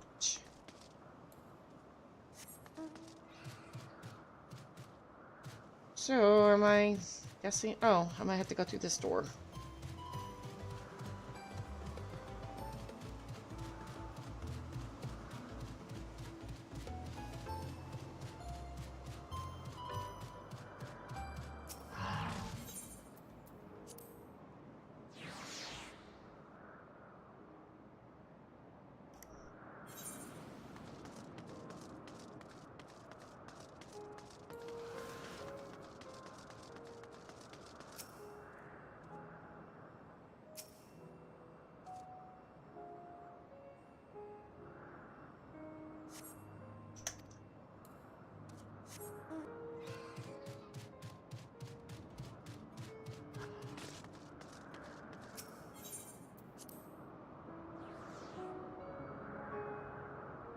No, I'm starting to I'm not saying that Aetheris isn't pretty, but I think there's a lot of places on the source that are just as pretty, if not more so.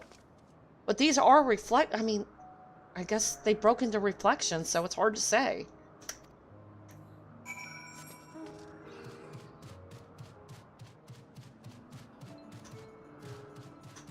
Ah, it's not gonna let me drop down. Bastards.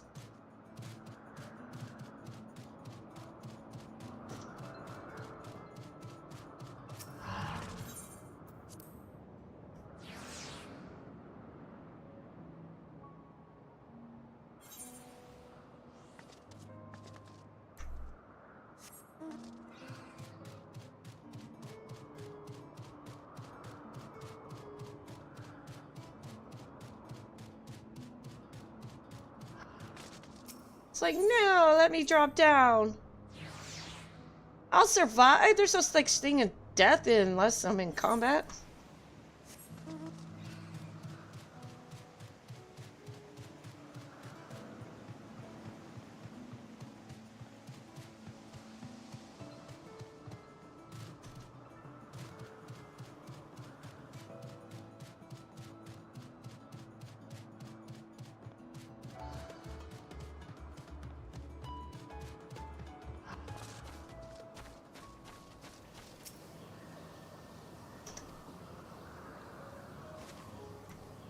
Oh, that's where the familiar wanted to go.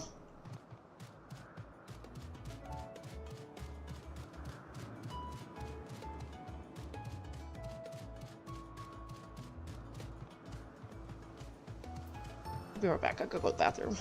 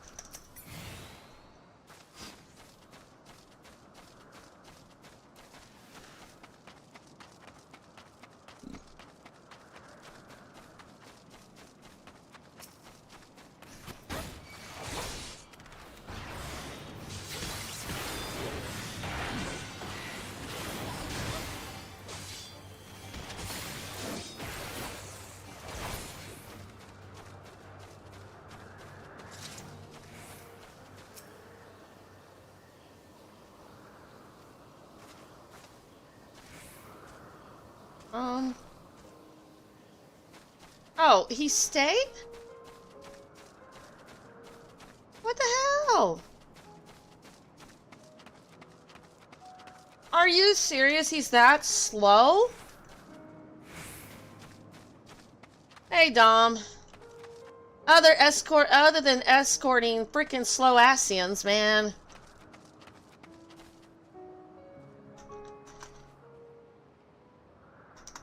There you go.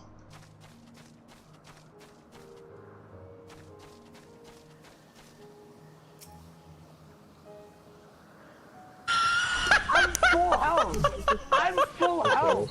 That did not one shot. Let's go. Wow. One shot me? What happened? Were you really full health? I don't even know what happened. I was full health. I don't think that's true. I'll send you the clip. I was 100% full health. I slid in. And that thing just one shot me. How you been, Dom? I mean, I'm in the past now. Making progress.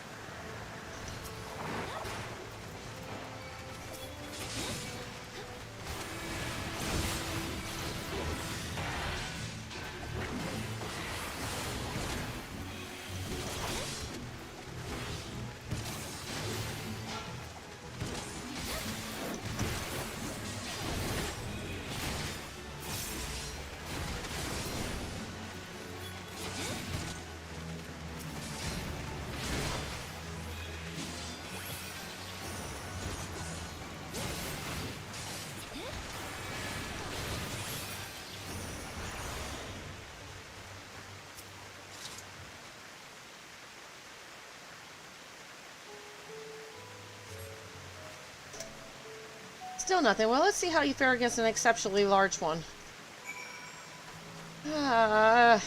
Okay, dude.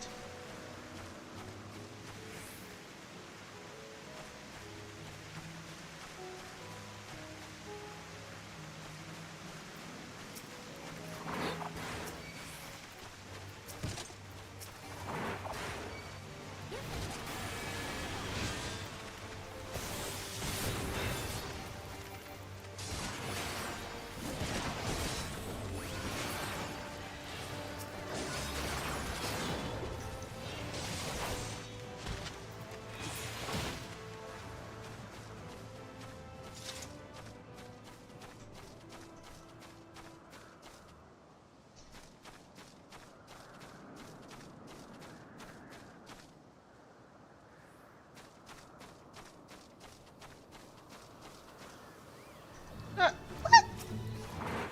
All this for a stupid flower. Okay.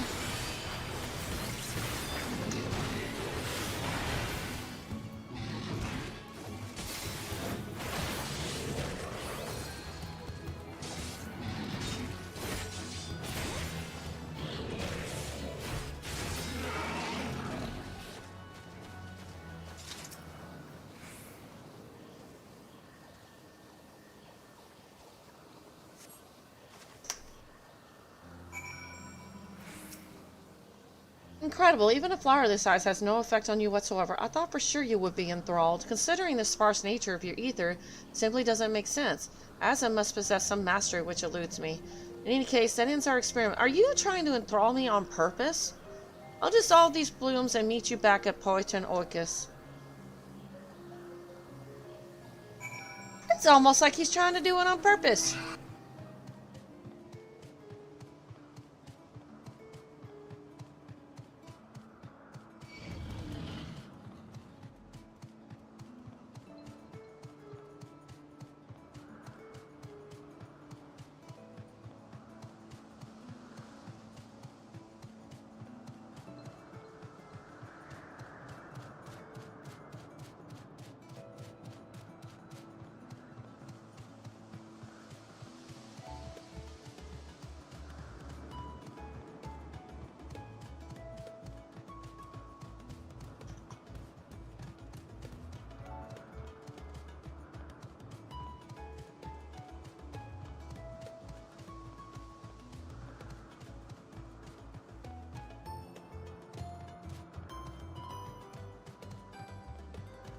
Ah, Minotaurs, I remember you guys. Palace of the Dead.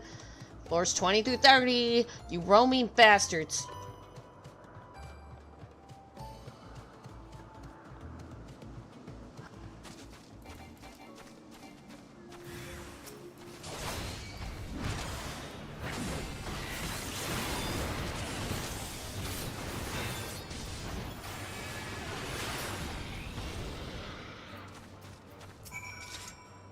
Thank you for taking the initiative. I wasn't sure about the etiquette of destroying a creature under observation.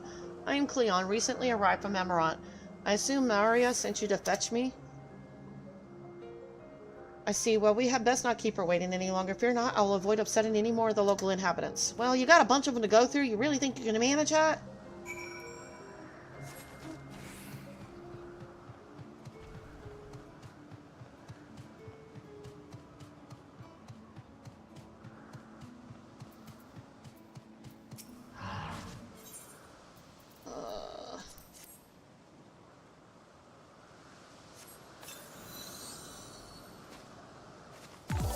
Hey, Y2A, how's it going?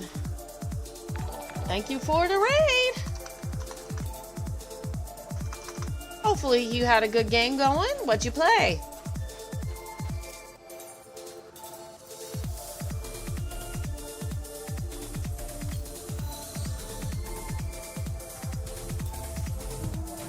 Anything's a dildo if you try hard enough. You and that clip.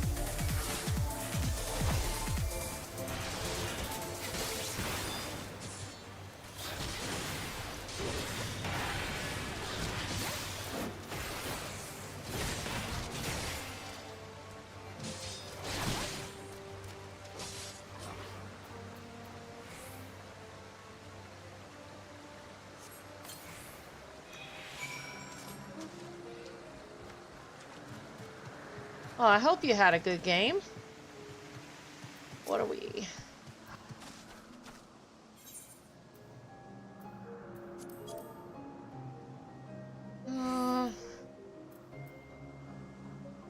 Searching for Eidos. Which...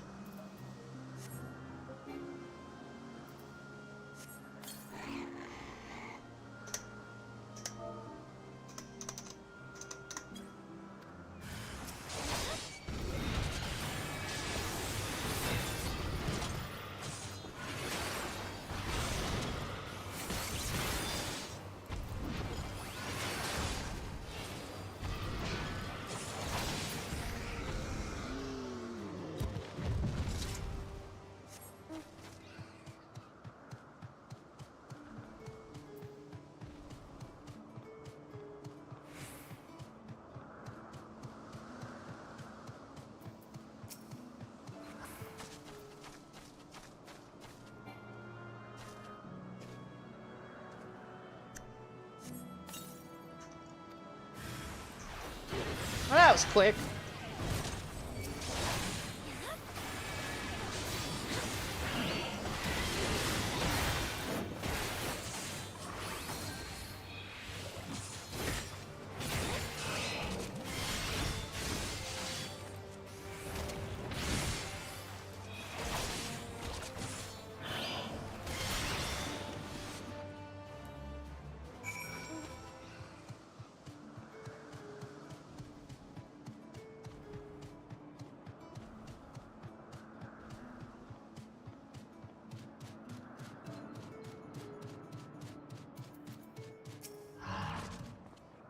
You were sent to help us get this fellow's attention, yes? And let's get you two acquainted. This here is an abyssus, so named for the way it seems to just stare off into the abyss. One of our colleagues found it perched on a Menelion's antler and brought it in for closer study. That's everything we know. We have no idea where it came from, who made it, or even what it really is. We'll be taking it to Kittis Hyperborea eventually, but we want to get some notes on it first, namely on how it reacts to external stimuli. The abyssus has yet to acknowledge any of us, but maybe you can get a reaction out of it, seeing as you're a familiar. Why don't you try giving it a pet to start with? Okay. Pet? The abyssus doesn't seem to notice you touching and continues to stare into the distance. Okay, we get to poke it now.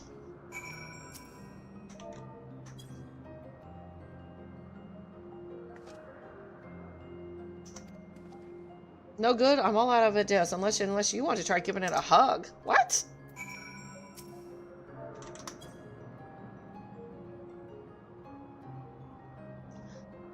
For a brief moment, you could have sworn the abyssus glanced at you. His eyes narrowed in irritation. Still nothing too bad, really. I wouldn't call that nothing. What did it do? I can't believe I missed it. Perhaps the abyssus only responds to signs of affection. As such, I'll need you to help us experiment a bit more. We'll run dozens of tests, each with a different expression of love. No? Well, I suppose you have other duties to attend to. Still, I'm thrilled we got a reaction out of him. Thank you, and please give Pericles my regards when you go collect your reward. Yeah, thanks for putting your foot down for once. Great.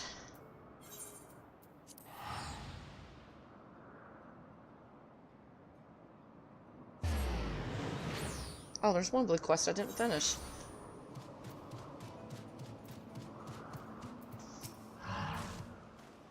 I saw that you were on your way back and hastened to return as well. So what news? Have you found that blue Charbridus? Yeah, sure. Oh, a great relief indeed. It's rather impressive it hasn't suffered any truly grievous injuries, and more impressive still that it was able to fly as far as Peripatia Crystalline. It only begun to practice the art of flight recently, as I understand it. Who would have thought it could cross such a distance with wings still so inexperienced? No doubt credit for this ought to go to Emmett Silk and his helpful instruction. Well, I, for one, cannot wait to see this Charbridus take to the skies from its perch. At any rate, I will see this creature return to Agneris at once, though it isn't much considering the service you've rendered. I hope it's not too lowly a prize for you. Money is never too low for me. Nothing in my neck of the woods, I'm sorry to report. Did you have any luck? You found it, and just as I suspected, thrashing about in ruminations ramble, naughty thing. So you had to subdue it, I take it. Goodness, it certainly put you through the mill. You do not seem too badly wounded, and nor does it. The Byron has the remarkable ability to predict precipitation and rainfall. If you see it shaking its leaves, you know rain's on the way. That's why we created it in the first place, to provide those in the wetlands a method by which they might prepare for sudden storms. Fortunately, as we have discovered, it becomes absolutely enormous when exposed to liquid in large quantities, rendering them rather dangerous in humid areas. Oh well, back to the drawing board. At any rate, thank you for locating this little rascal, or rather large rascal as the case may be. I know not whose familiar you are, but you were a tremendous help. Here for your pains.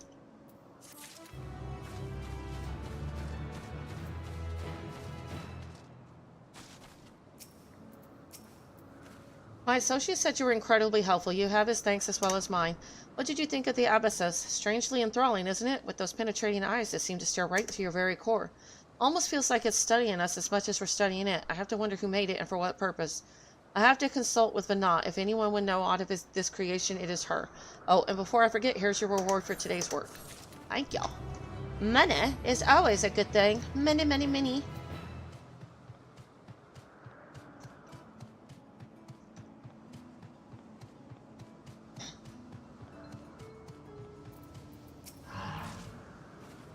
Did you catch the plants? Thank goodness for that, though I expect no less from Ozum's familiar. I rounded up my half as well, which means they're all back safe and sound. They're part Yggdrant. You see, it's no surprise they inherited the eyes. Having them wander off on their own was rather unexpected. To tell the truth, I never really had a specific use in mind for them. So I best to start thinking about that. The Bureau of the Architect won't be impressed with my new creation unless it serves a purpose. With that in mind, I believe there's research to be done. Thank you for your help, and do pass on my regards to Azum.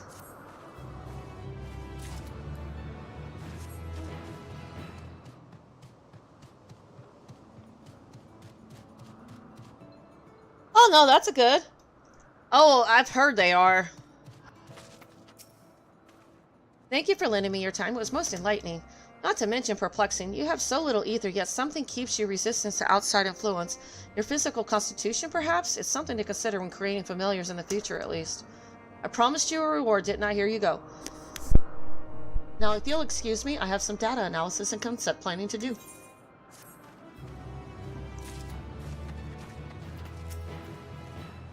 Back so stoning with the slime, I hope. It's only every familiar here as useful as you. With this, I can make a potion to increase your ether production. All the other ingredients are in order. Hippogriff brain, a monosaurus horn, and an ulfra... Ew! This doesn't sound good at all. The concoction will supplement any natural deficiencies, relying on the chemical properties of the slime to generate ether compatible with your existing etheric signature. Clever, yes? Once this has brewed up for a bit, it'll be ready to drink. Oh, this is so exciting. I can hardly wait to see just how explosive the increase to your ether will be. I think I hear my master calling. Oh, I meant to be of service, but it seems I catch you from your other duties instead. My deepest apologies. Perhaps you can come back for the potion, but in the meantime, take this for your troubles. Thank you. I'm out of here. I don't think I want to try that. You're gonna kill me.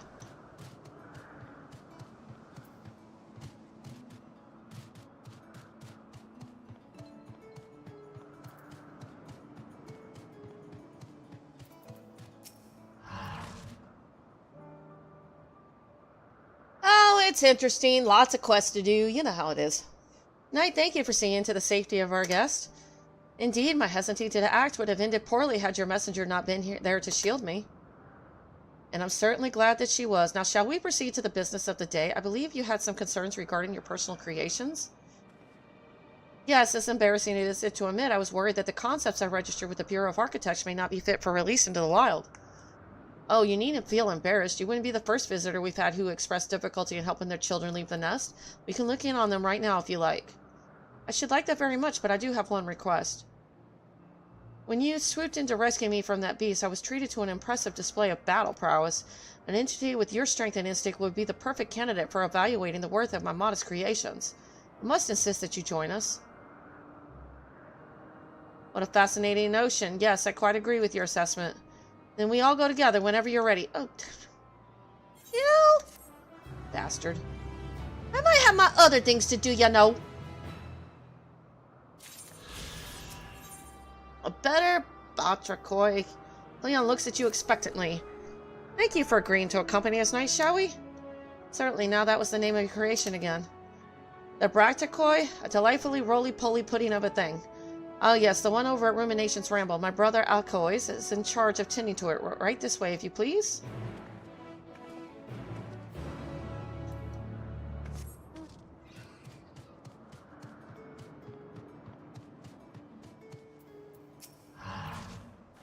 That was certainly quick. Did you really find the bloom already? Yeah, I did.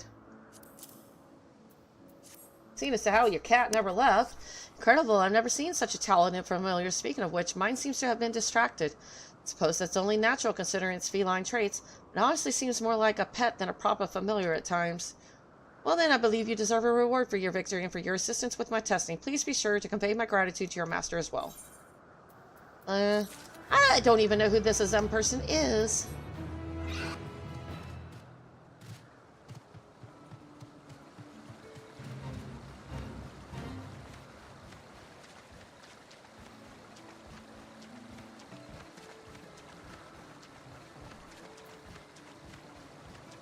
But I've pretty much cleaned up most of the quests.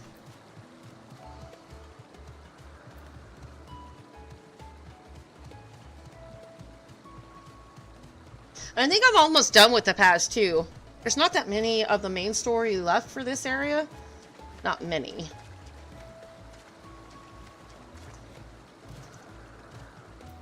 There's like one ether current I don't have. You must be Knight. Myra has told me so much about you in an impressively short span of time. She have likely already deduced I am her brother Alcoy. And you are Klein, yes? The architect of this Bracticoi, as you call them? Yeah, I know that. That's a frickin' gigatoad. Yes, I am. Do you think they're ready for release? I would so love to see their endearing, rotund forms bouncing around free in the wild. I completed a report for the main evaluation criteria. The final decision will be made after a committee discusses the results. But based upon my personal observation, no, they are not ready. No? And might I ask why? Knight, would you be so kind as to give this Bracticoi a solid poke? The creature's lack of familiarity with you will help prove my point.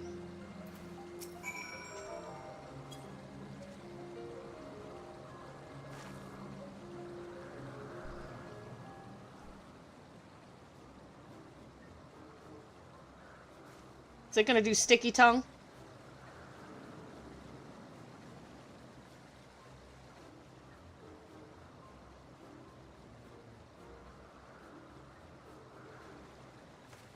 You see, no response to external stimuli. The creature is far too placid. What was the concept behind the Bracticoi, a defender of water sources?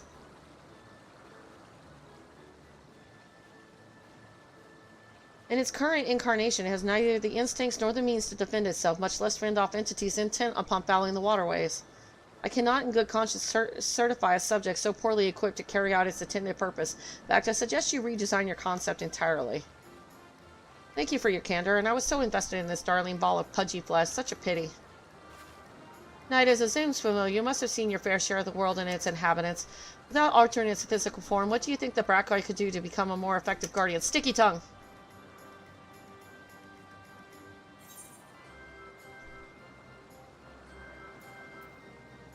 It could use its tongue to grapple opponents. Brilliant, what an innovative mind you have, Knight. Yes, that may suffice. The introduction of an effective offensive measure could very well tip the scales towards a favorable judgment. Surely then I shall modify my concept at once. May I bind this one and take him home with me? Once I've finished making the necessary adjustments, I'll resubmit my request for observation and evaluation. Of course, you are free to do as you wish. I will make a note of it in my logs.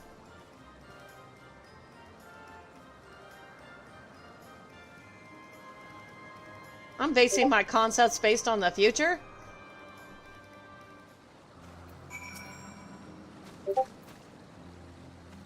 Thank you for your creative assistance, Knight. I knew bringing you along would be a good idea. Why, I almost wish I could have you as my own familiar. It's a shame Azim hasn't published your concept for the world to see. Seeing as you're here now, would you mind lending me your talents a while longer? There's one other creation of mine that I feel might benefit from your unique perspective. Oh boy. Meekly majestic. Cleon hopes to retain your company a while longer. You've chosen to stay then. Wonderful. I realize we've only just met, but I feel such a bond with you. There's one more concept I need to finalize, and I could think of no other entity I would rather have at my side during the ever so worrisome evaluations. You have my IO somewhere nearby, don't you, Alikos? Yes, Myra keeps that one under her watchful eye, but I know the spot where it usually roams. Come along, we need to cross the stream here.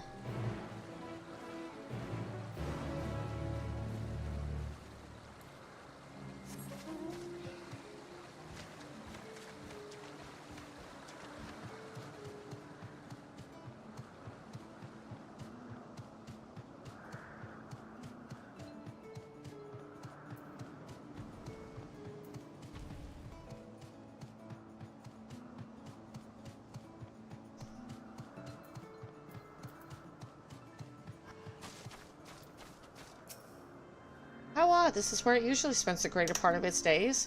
As she never strays from this spot, perhaps the scent of unfamiliar visitors has made her wary. Spit up and try to find her, her being a shaggy, four-legged beast with rather majestic horns.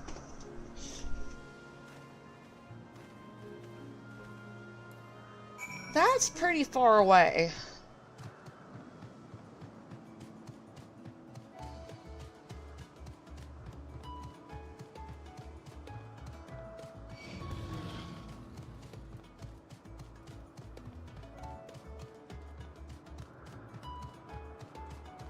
There is nothing majestic about this.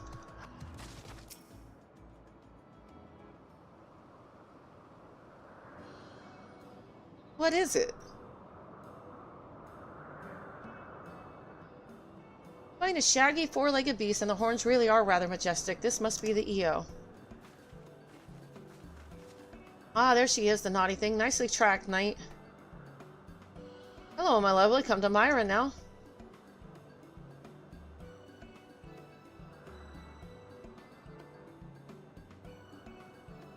Well, would you look at that? I think she's taking a liking to you, knight. And I see that Clan has a liking for stout and stocky designs.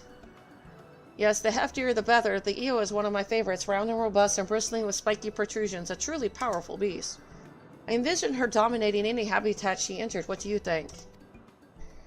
She's certainly an imposing specimen. Its physical strength is readily apparent, yes, but more than muscle is needed to dominate a territory. The creature's field of vision is obscured by that mass of wiry hair and curly horns, preventing effective use of its natural weaponry. In the wild, being unable to hunt and catch prey in a consistent manner culminates in a slow death by starvation. It is our recommendation that you redesign the EO as a grass grazer and resubmit the concept as a candidate for livestock. Livestock? Unsurprisingly, the EO here is susceptible to nutritional deficiencies, and we must administer regular ethereal supplements. She appeared to have gained its trust. Would you mind doing the honors? You needn't convince it to eat anything. Simply splash the creature with this solution.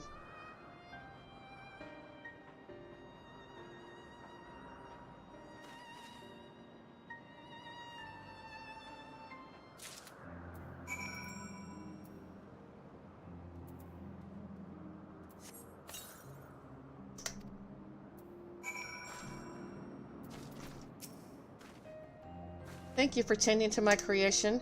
My EO would likely thrive as livestock animal, but I did so dearly want her to become an apex predator. Oh, maybe there's still hope. You have an eye for these things. Could you offer any more of your insightful suggestions? Thought that was the last thing. Dude, unleash the beast. Cleon once more fixes you with an expectant gaze. Please, knight, I have need of your worldly experience. My EO, my darling, hulking EO, she was meant for more than grazing in the fields. When you look her over and tell me what must be done, how can I transform her from potential livestock to apex predator?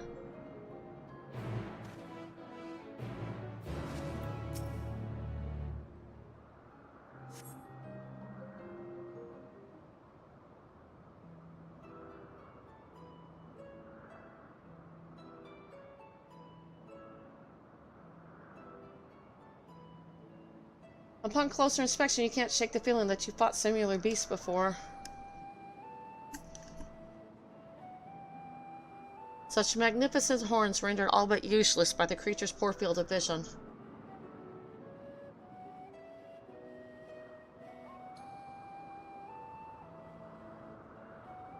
Eo's monstrous claws seem capable of tearing a man limb from limb.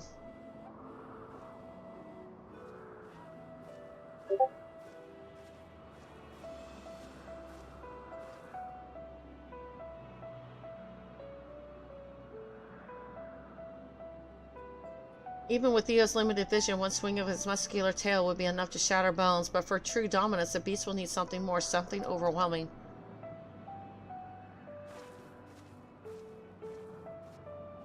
What say you? How can we enhance the deadly and other stuff of my creation?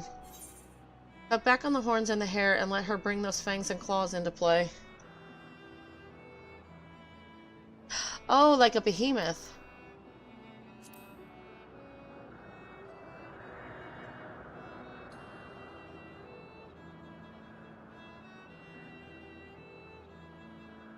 Yes, deceptively simple, but devastatingly effective. I can already picture it. Alkaloids Myra, will you permit me to implement some new ideas? Night has given me so much to think about. Strictly speaking, any significant adjustments should be authorized by the Bureau of the Architect, but I think we can allow some temporary modification for the purposes of experimentation. That sounds more than fair, thank you. If you could spare a few more moments, I shall take my creation and return with a new and improved EO.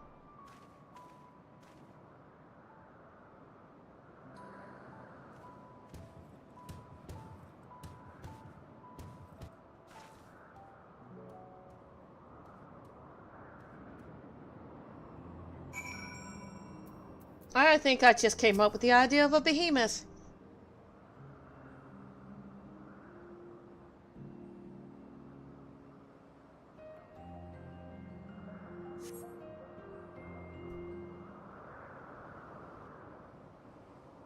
Leon has been gone for more than a few moments. How extensive could these changes of his possibly be?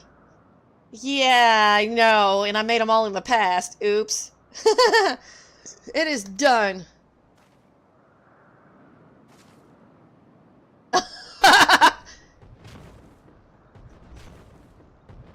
Oh yeah, there's the floor 80 and 180 boss in POTD. There you go.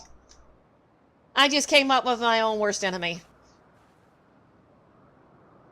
Thank you, Warrior Light, for making people's life hell in Palace of the Dead.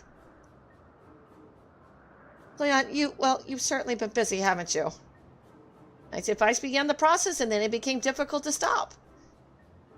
After pruning back the horns and hair, I reinforced the talents and moved on to arcane abilities. She can now cast Meteor as well as Tribrides. Surely now my EO stands at the pinnacle of predators. Oh yeah, he is, isn't he? In all my time as an observer, I've seen many a creation, but this concept ranks in the highest echelons. The strength inherent in your EO is more than sufficient to ensure its domination.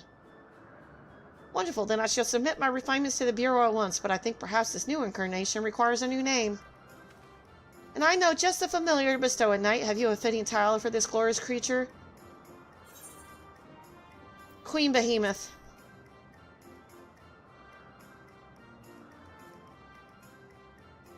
Ah, perfect, so it shall be known, at least for now. I still need to submit the official registration. And now, the time has come for me to return to Amarant. Decided that my next creation will be more of a companion, a pet, if you will, suitable for the amusement of children and very clever familiars.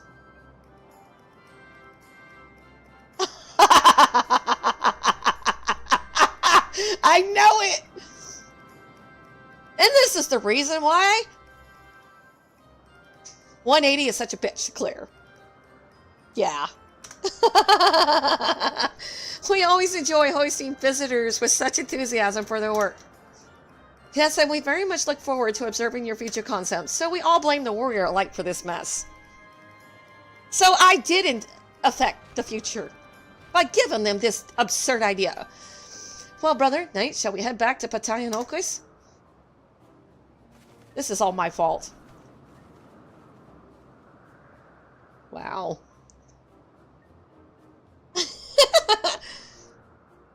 I do need to do this one. Where is it?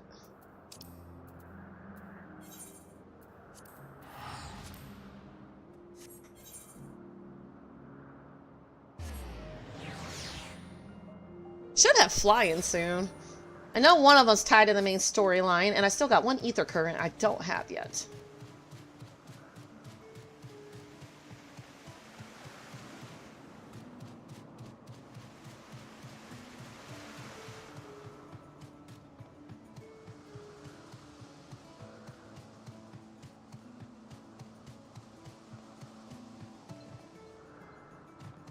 Yeah, they were, because I've so far seen everything. The Spriggans, Well, not everything, but the Talverdy,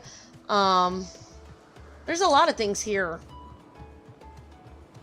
The Minotaurs are here. Yes, can I help you? Oh, wait, do you need directions somewhere? Not to be rude, but I beg of you, ask someone else. I happen to be lost myself. Oh, what was that? A woman asked you to come and find me? That would be my friend, no doubt. How embarrassing. I'd hope to keep this hopelessly directionless side of myself under wraps. I feel terrible leaving her like that, but I'd clean forgotten a task from one of my professors. I rushed back to collect the item I was asked for, which I found, thankfully. I got rather turned around when attempting to return.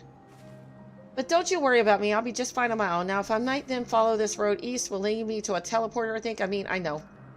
Oh, boy. Business with your friend anyway. I can escort you. This guy from Shadowbreaker. No, I've slept since then. You'll have to jog my memory. You mean it truly? Well, that is. I mean, if you're heading in that direction anyway, I don't see why I shouldn't tag along. Oh, no, please, after you. Yeah, you'll have to re-jog my memory. There's been so many quests since then. I'm like, oh my god. If I'm able to get as far as the teleporter that connects to Poitin Oikos, I should be able to make the remainder of the trip on my own. Now then, would you mind? Oh, boy.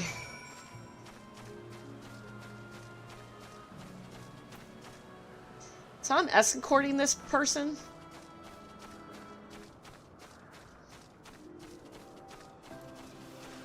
Oh, she can run, thank God. Thank God for Jog. The last guy from Shadowbringer. Are we talking about Post or Main? And honestly, I can't remember past that. I thought the last guy was Emmett. No, not Emmett. Elidibus. In Graha.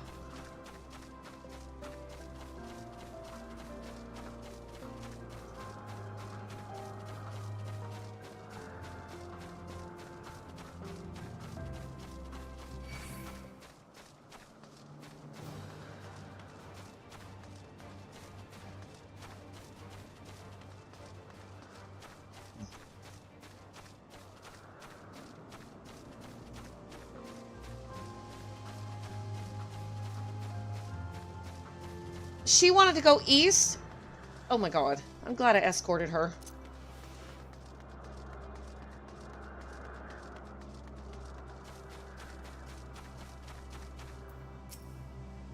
What a relief it is to see a familiar sight. I should be alright without you now. After all, it's just a straight shot from here to Poitin Oikos.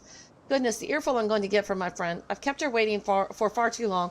Well, I really should hurry. She has owed an explanation and a heartfelt apology. Do come see us, though. I would like to thank you properly. You had to fight some slim while waiting to be helped. You were to test out the slime for kids, but they were too aggressive and Armorot. Ugh.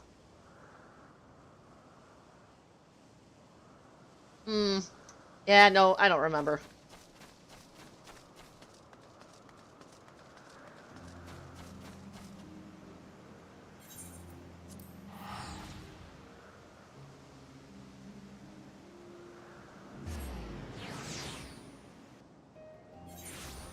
I probably would if I saw it again.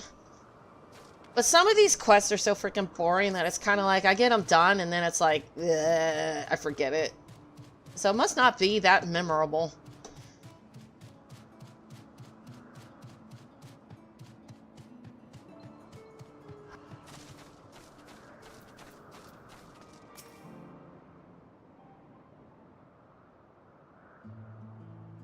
I mean, then again, I've done over 3,000 quests, so that's a lot to remember.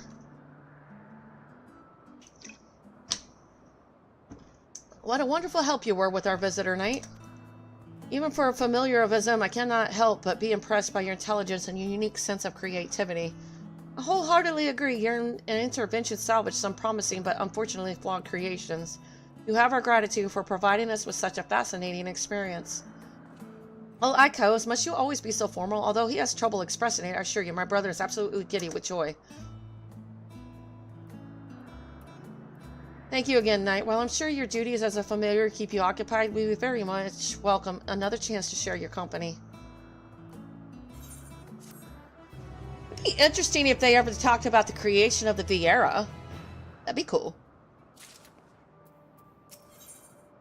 Methods of mourning. Myra and her brother Alcois look set to leave on an errand of some kind. Tell me, Knight, have you seen such of Agnorosis?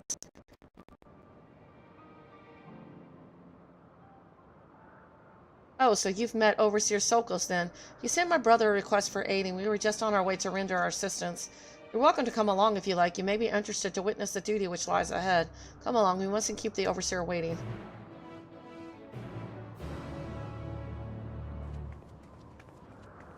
You know, every time I think I'm done with people,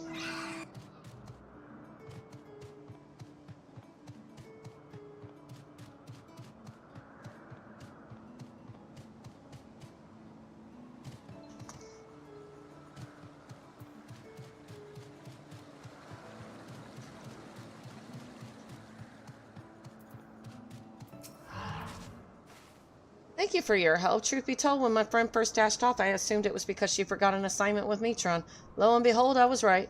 We are studying at the words of Metron in Academia and a Niter, learning all we can about the engendering of aquatic life from the self-same master. Engendering. Honestly, though, I've no idea why Metron would ask me to procure a flower of all things, and one that's still undergoing testing in Elpis. It's very beautiful, yes, but what has it to do with ichthyology? Well, nothing, but that's the point, surely. It must be intended as a present, one meant for Logriff. Metron is hopelessly enamored, as we all well know. We do? This is certainly news to me, though now that you mention it, I suppose I've seen sparks between them. Wonder why I never noticed before. That settles it. We need to hurry back and begin an in-depth observation of the romantic entanglements. Oh god, no. Can't believe I wasted all this valuable research time lost amongst the trees, and I would have wasted even more if not for you, good lady. Now that my friend and I are together again, we can get back to the Academia and deliver the flower to Metron before it wilts. Ah, but before we rush off for reward, you certainly deserve it. Thank you. I needed that.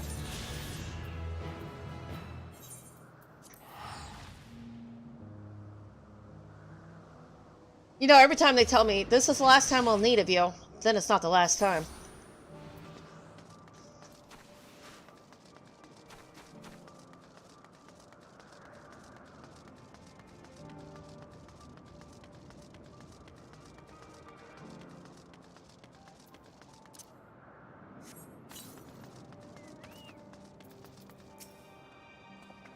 Alcos, Myra and Knight as well. Welcome, all of you. A summons from you can only mean one thing. There has been an incident. Yes, the Lycons went into a frenzy and more than a few of our observational projects were prematurely ended. We've begun the sending rites, of course, but the task is burdensome for so few. Thus did I hope to secure your particular expertise. You wouldn't be aware of the practice, would you, Knight? Here in Elpis, we expedite the ethereal dissipation of the deceased by employing time magics. The decay of the corporeal remains is accelerated and absorbed back into the ground upon which we stand. As you may have guessed, the manipulation of time is Alcoy's specialty. Whenever some unexpected event results in the mass loss of creations, it is him to whom they turn. That we do. Nevertheless, I do regret tearing you away from your important work. We prepared a site to the southwest, so if you follow me, we can put this unpleasant business behind us in short order.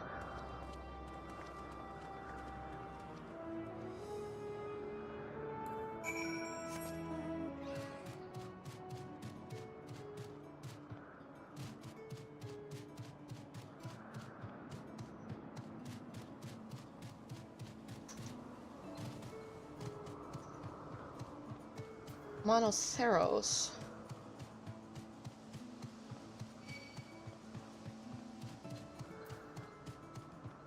I wish we kind of had something like World of Warcraft where we could just, like, tame the beast out here and make them our mounts if we wanted to, or pets or something.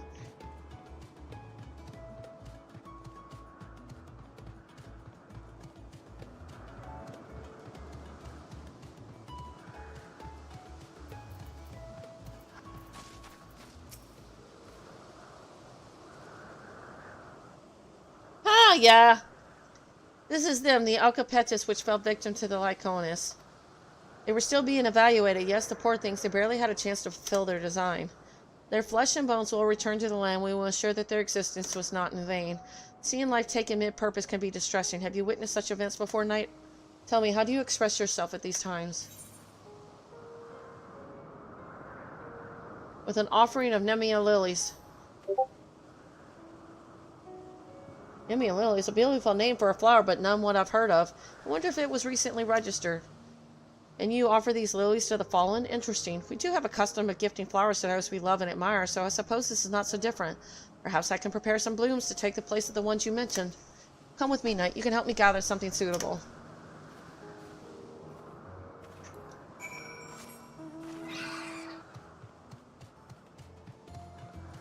I'm influencing the past. So it's most of the ideas, or some of these ideas that they now have, it's my idea. They do say that sometimes when you travel back in the past, a few things could happen, but in this case, I think it creates a loop. It's almost as if you were intended to go back in the past, and so if you don't go, something worse might happen. Or it creates an alternate reality. Here, I've made some flowers of our own. Even those fashioned directly of ether tend to sprout with more life and color when you grow them in the soil. Pick yourself a handful and we'll take them back to the overseer. But I don't think Elidibus was counting on me interfering because he didn't think they would be able to see me, but yet Emmett Selk and Hytheldeus did. And then they made me more substantial.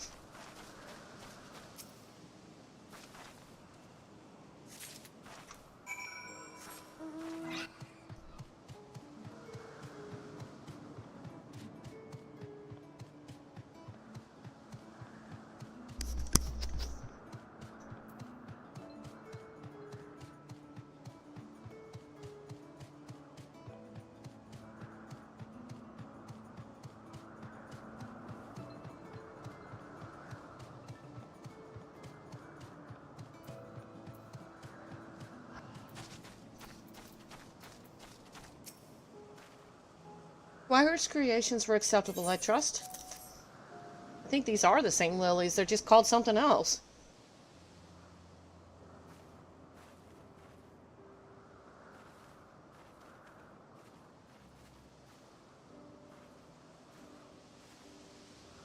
My apologies, I may have gotten a little carried away with the flowers. Not at all, Myra, your effort is much appreciated. Alcoys, if you would be so kind.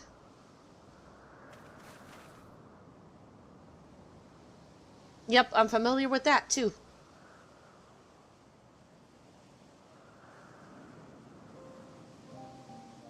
Vessels within which life once flowed, cheated of purpose, stilled and cold, unto the land you now return, the fuel upon which new life shall burn.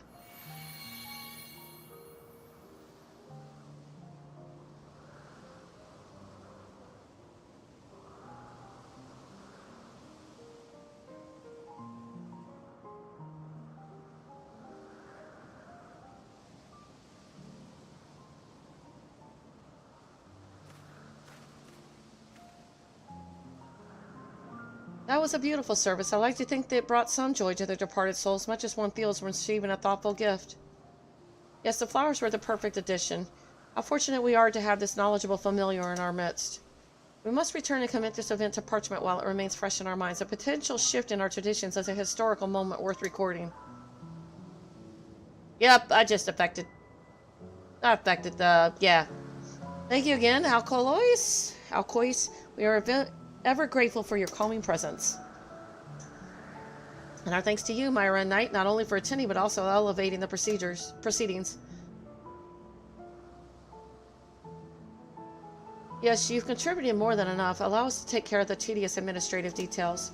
We hope to see you again soon, Knight. No. You stop giving me stuff to do.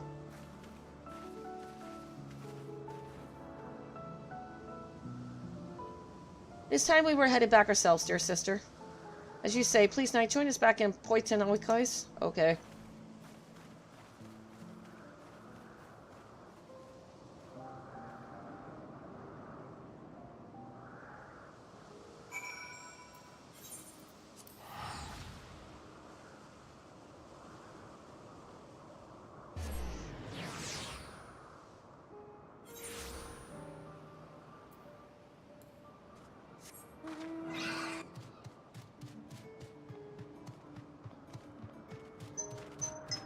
I mean, come on, if World of Warcraft can add, like, catch-em-all concepts, I'm sure Final Fantasy can do it too. But yeah, it would be hell trying to reprogram stuff like that. That kind of coding is like a pain in the ass.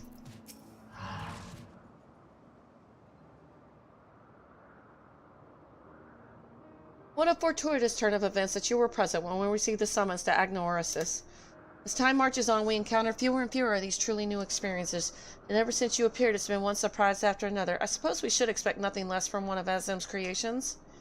And now we have these precious new ideas and perspectives to apply to our duties moving forward. Speaking of which, we really must be returning to our work. Be well, Knight, and thank you. May our purposes or simply our paths align again in the future. It's sad to know that this whole culture is going to die.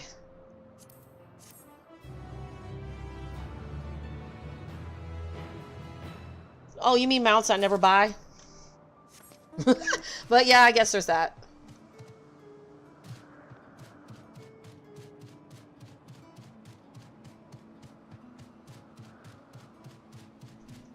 I mean, World of Warcraft does that too. Just go to the store and buy mounts and pets and like, no.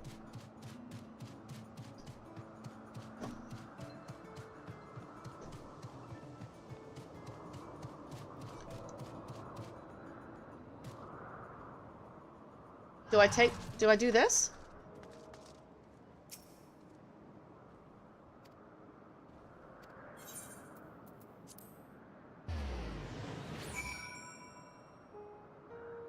Yeah, there's no telling.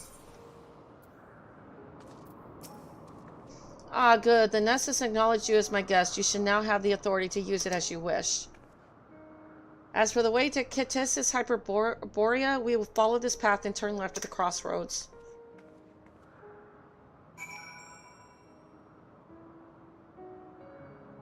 I was about to say, wait a minute. To the northwest. So it's over here somewhere.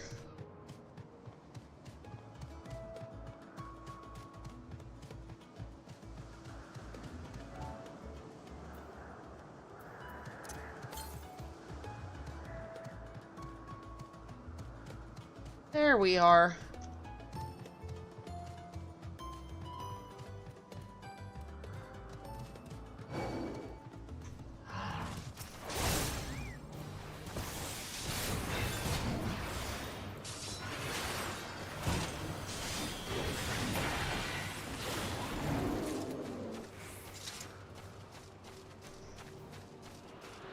Oh, the Alphatoros? Crafting?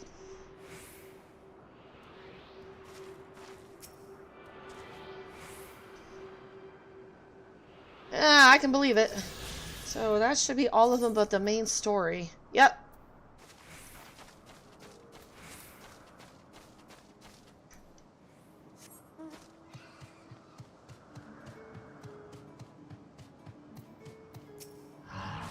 And of course I get flying and then not stay long. But yeah, slowly. At least it makes post content easy.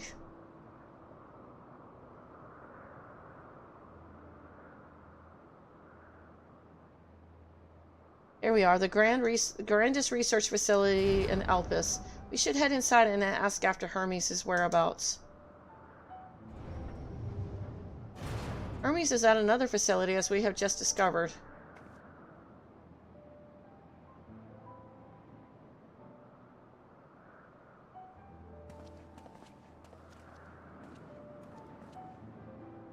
Furthermore, we confirmed that his studies into Dynamis as well as his creation of Matignon were entirely private pursuits. No one else we spoke with appeared to possess the chief's depth of knowledge on the subject, and neither did we hear any tales of stolen research.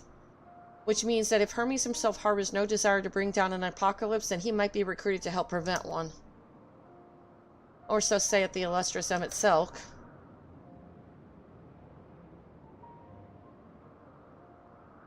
According to your story, the 14 divined the connection between these celestial currents in the final days, but were never able to pinpoint the root cause of the calamity.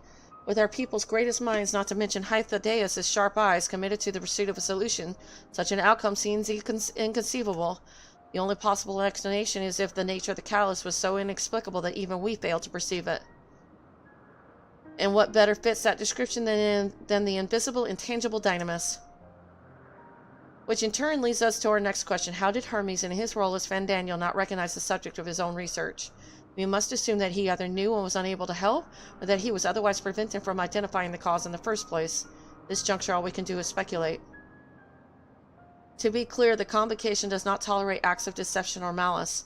We are practiced at perceiving truth and would have known had Fandaniel lied to us. Hermes has no conscious wish for the world to end, of that I am certain. It seems there is more to the tale after all.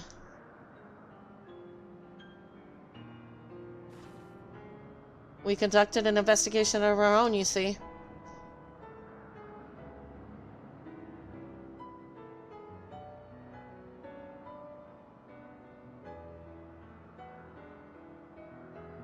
How comforting, we seem to have reached the exact same conclusion.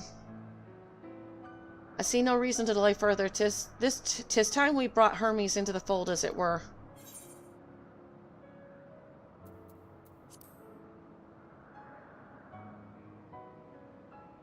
This does not mean I believe your ridiculous story, but as Elma Selk, I have a duty to examine any potential threat to our existence, no matter how ludicrous or personally offensive I may find it.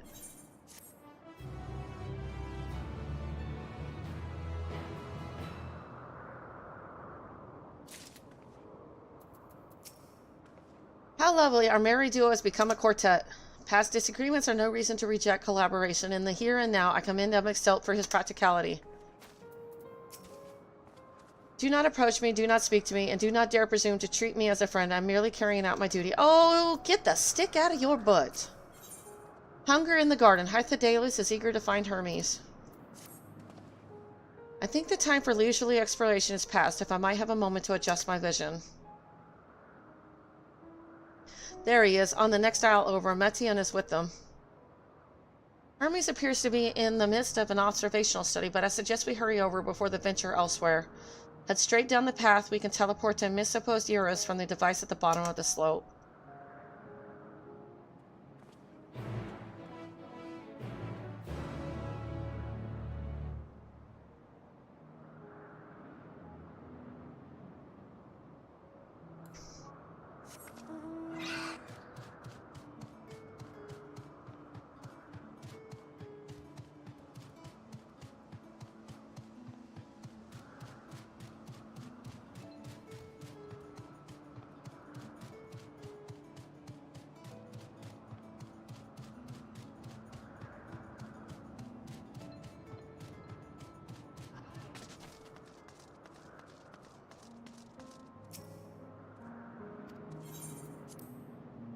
I was wondering how I was supposed to get to all these different islands. This is interesting.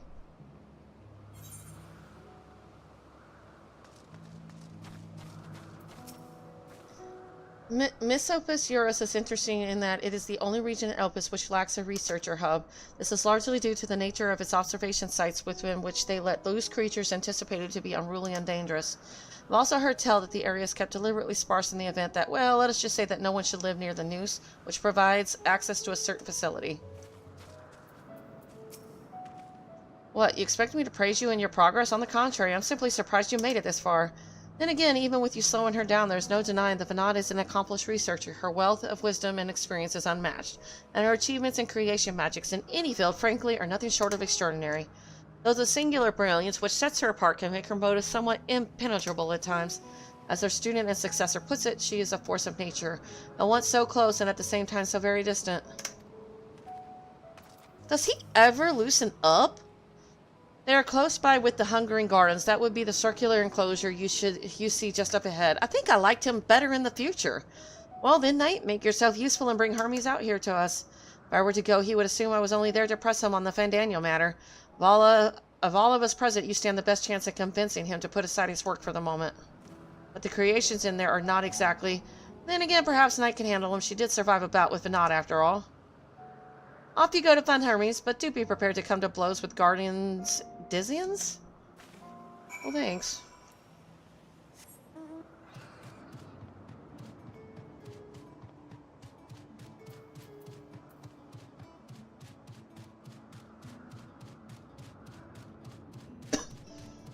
Oh, I've seen these in dungeons.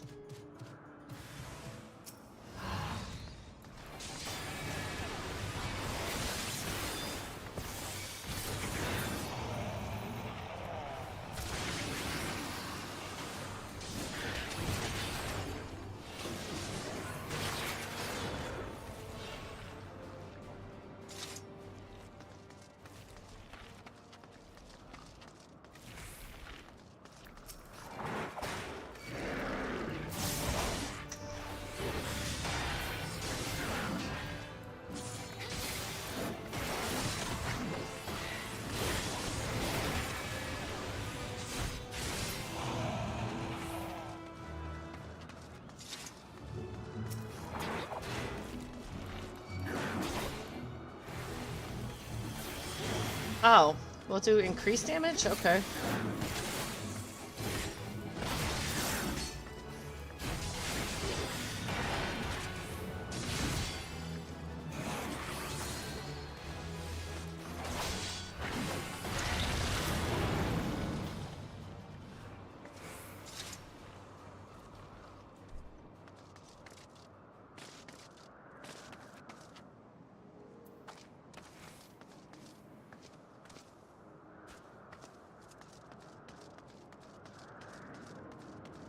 Hey, what am I looking for?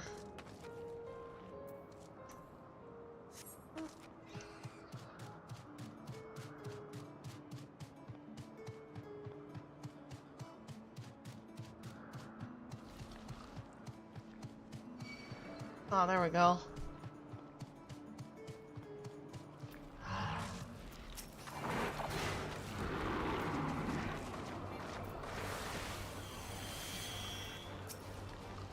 Oh, stop it! There he goes. He's gonna do his own damn thing.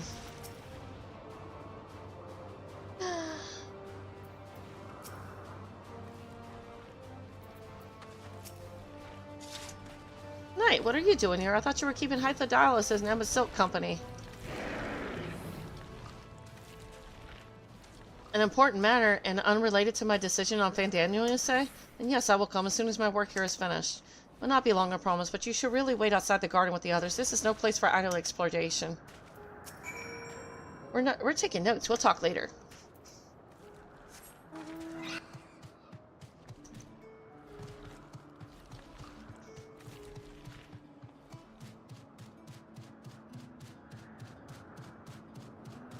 Man, those things are ugly.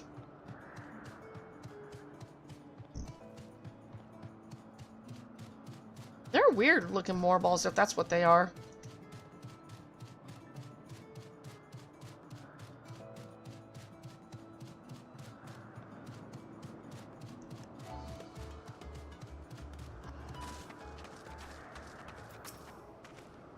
What is that ghastly odor?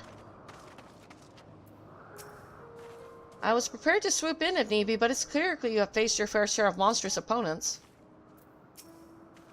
You spoke with Hermes then, and were briefly entangled with the Dizzians of the Hungering Gardens as well? I see, or should I say smell. I cannot speak for certain Convocation members, but I for one am impressed with your fortitude. Well done indeed.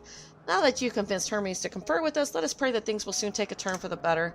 For as fascinating as it would be to meet the Emmet Selk who would recreate Amarat in the depths of the ocean, I think it is best for all concerned if such tragic events never came to pass. Being in our future or your past, assuming yours is not truly written in stone, naive hope that that is. Words without sound. Hermes said he would not be long, yes? Then we shall wait here until he emerges.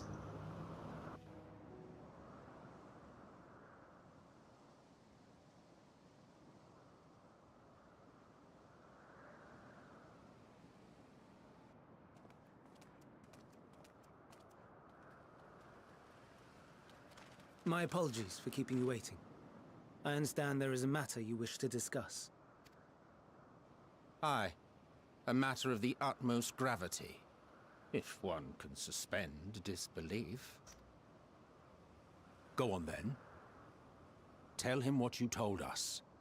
Who you are and why you came.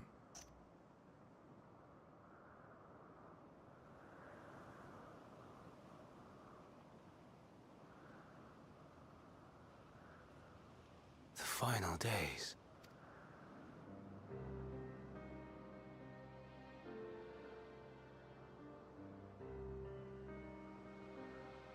The phenomena observed during these star-encompassing calamities is likely the product of a dynamis reaction, and none is more versed in the applications of this energy than you, Hermes. I must stress that we do not believe you would desire such destruction. We come not to lodge accusations, but to beg your wisdom. And so, distressing though the exercise may be, I ask that you share with us your opinion on the matter. On the assumption that our visitor's tale is true. Even you, Vana.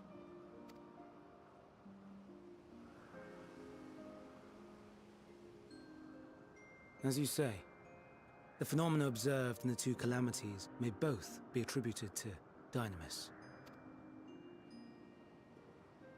Of note is the difference in its effect. In the first final days, it warped creation magics. In the second, it warped the people themselves. The key variable, I suspect, is the etheric density of the men of each age. As you know, ether, in essence, negates Dynamis. Harboring high concentrations of ether, we ancients cannot readily manipulate Dynamis, nor be manipulated by it. Therefore, rather than ourselves, the calamity affected our magics. In contrast, having been sundered, the people of the future are composed of but a fraction of our ether. Thus are they susceptible to the influence of Dynamis and its transformative potential.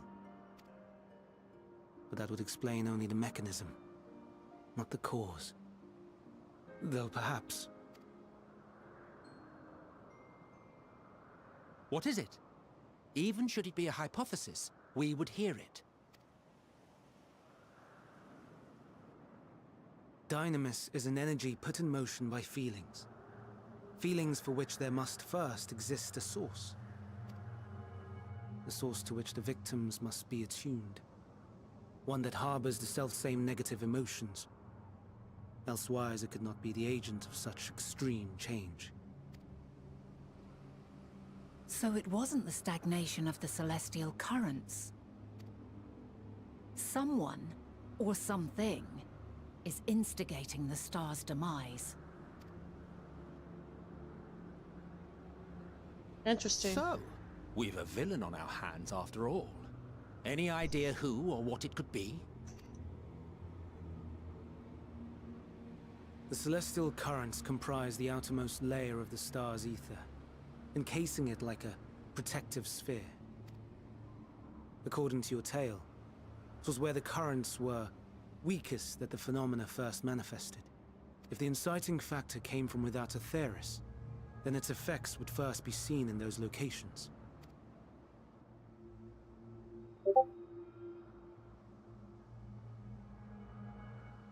Greetings. Can you hear me? It's her. Do not be alarmed. I mean you no harm. I wish only to hear your words, share your feelings, know your thoughts. May we please be friends? Meteion. What is it? Executing scheduled task, suspending individual self and connecting to shared consciousness. Connection established. Commencing status report.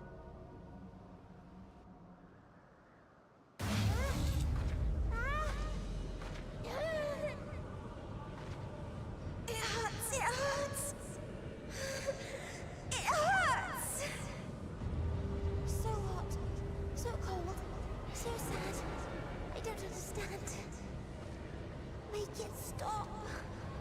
Please, make it stop. Steady, Meteion. Steady. So scared, so lonely. The pain, it's too much. Why? Why do we? They hurt. Oh, that's always the case. That's why I never watch Twitter. This is wrong. All wrong. She's gone? But how? She has altered her etheric density in order to blend in with her surroundings, an ability for avoiding confrontation. Most effective. Frustratingly so. I can't see her either. Not even a trace. Stay away. Please. This is wrong. My mistake. So please, Are you all right?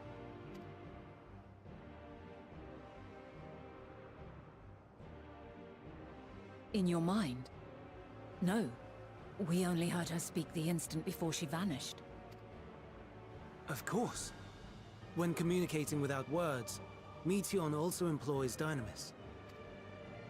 That would explain why you were able to hear her, when we could not.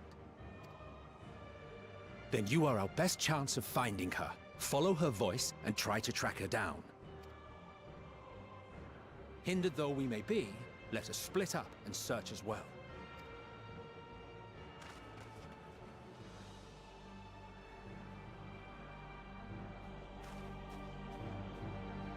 Man, that was freaky.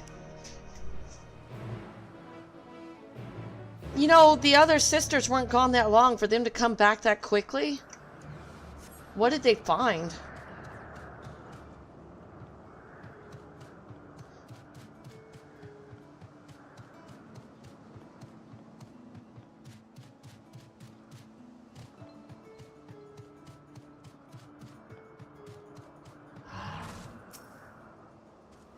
You calm your mind, your senses questioning for any hint of Meteon's presence.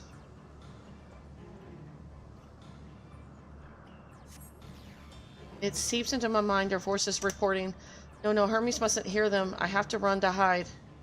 Meteon's anguished voice grows distant as the source seems to flee down the slope.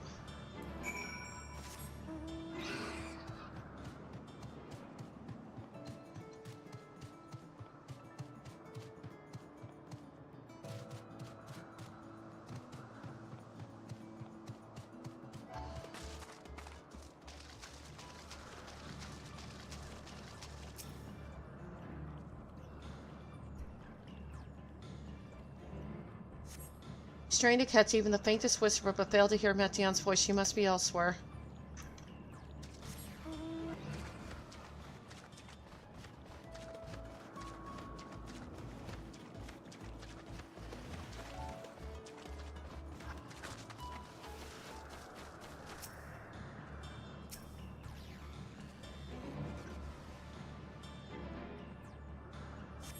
You strain to catch, but okay, she ain't here either.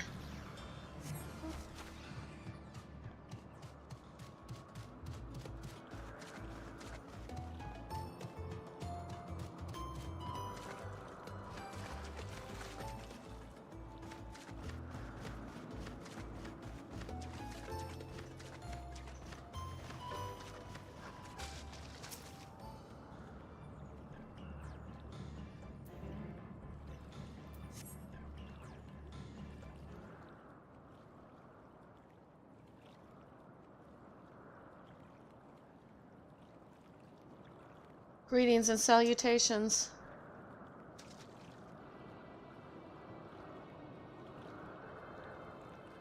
Commencing report. Oh no, we can't tell them that. We must run. Run far away.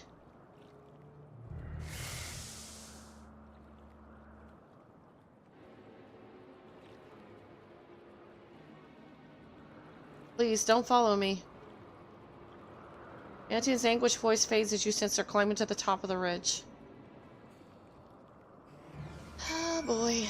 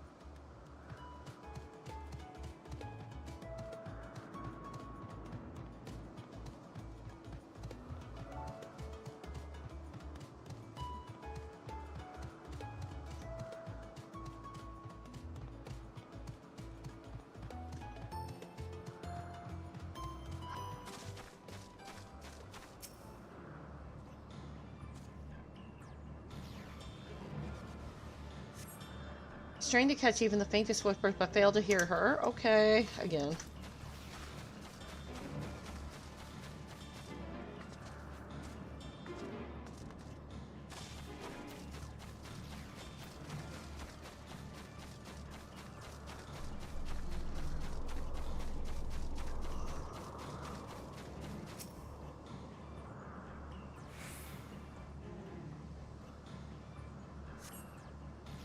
How? How did it come to this?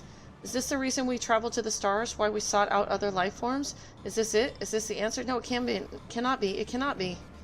Metian's anguished voice drifts away to the south.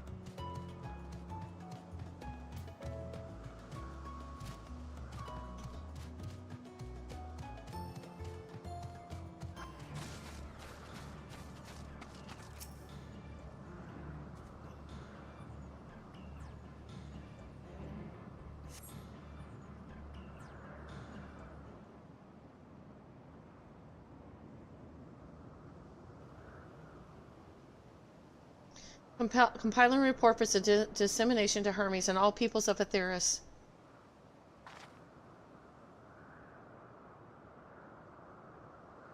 Processing expedition data, preparing profiles on intelligent civilizations, formulating answers to the question, finalizing report.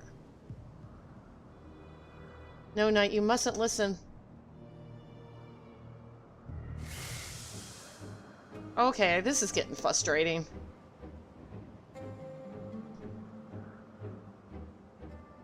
It's wrong. It's all wrong.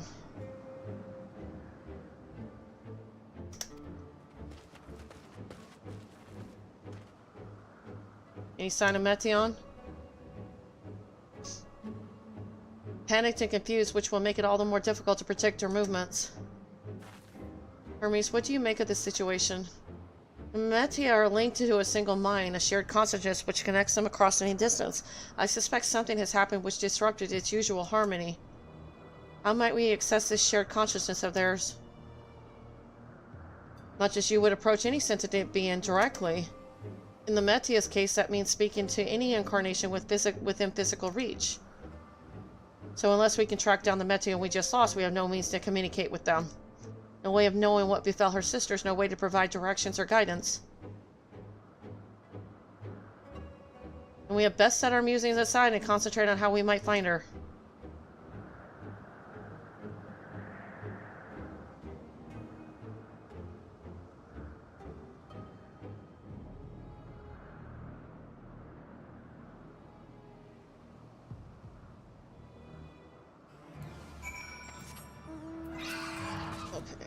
Frantic search will avail us little. We must be clever about this. Tis a shame there's no registered concept we could use to create another Metion. Assuming, of course, we could link her to the shared mind, but no, if it were a viable solution, Hermes would have surely suggested it. In the final days, Ether is twisted by the invasion of Dynamis from beyond the star, its progress intensified by feelings of fear and despair and anguish. Nay, I like not the picture which emerges with these latest pieces. Oh, my dear Metion, what did you witness out there that frightened you so? Why do you seek to keep it from us? How terrible could it possibly be?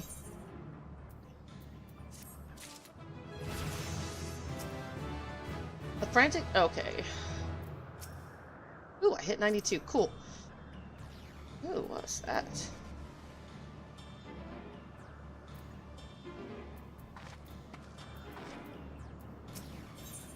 Follow, wander, stumble, listen. Hythloideus has a suggestion. Correct me if I'm wrong, but Metion renders herself invisible, matching her etheric density to that of her surroundings, does she not? If so, could we not then disrupt her concealment with a surfeit of ether? Much how Emmett Selk solidified your presence when first we met you. Don't be absurd. I can hardly channel ether to a recipient whose whereabouts are hidden from me.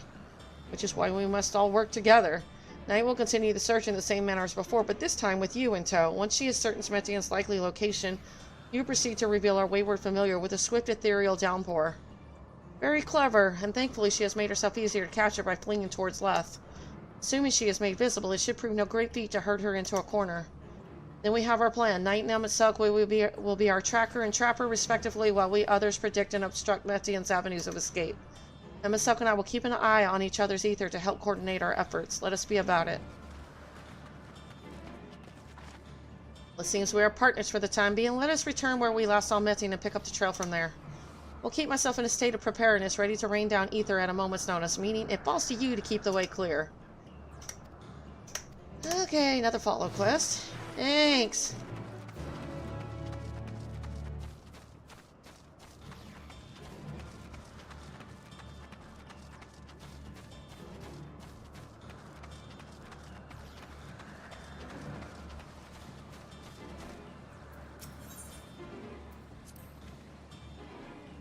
Now, did Metian go straight ahead towards Sapir, or did she stray from the path somewhere? It's the only one who can hear her voice. You will need to take the lead.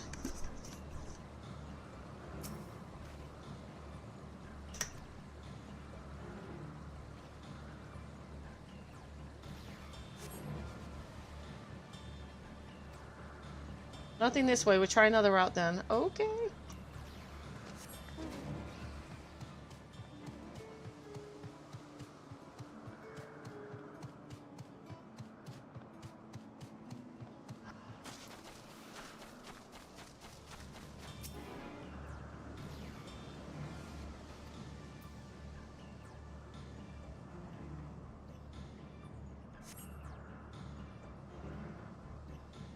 Why can't I fly? Are my functions being restricted?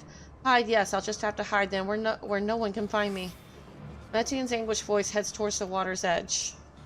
She went to the lake, as if this wasn't tiresome enough. Well, at least that open expanse should make her easier to find. We won't lose her this time.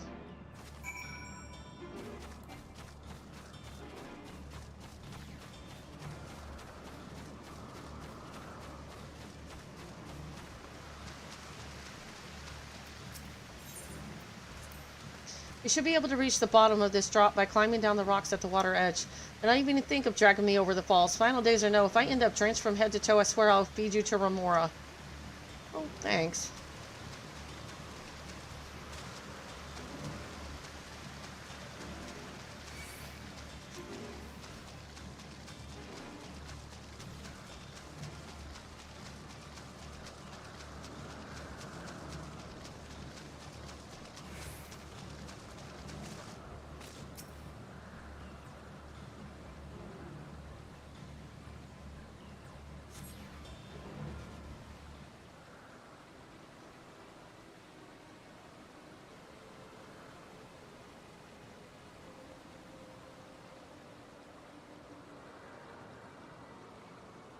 Not here, I'm not here, please.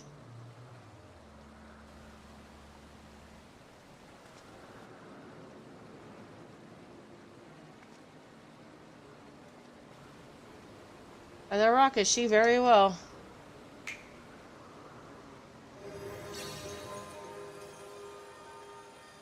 What? Why can't I hide?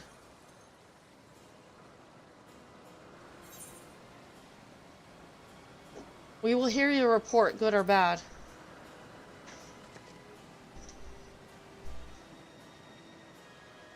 Knight, what are you saying? Everything is so faint. I'm sorry, I'm not strong enough. Stay away, I'm begging you.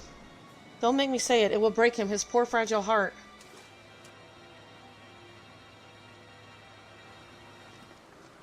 Now we have a chance. Once the others are in position, the two of us can herd her into their midst.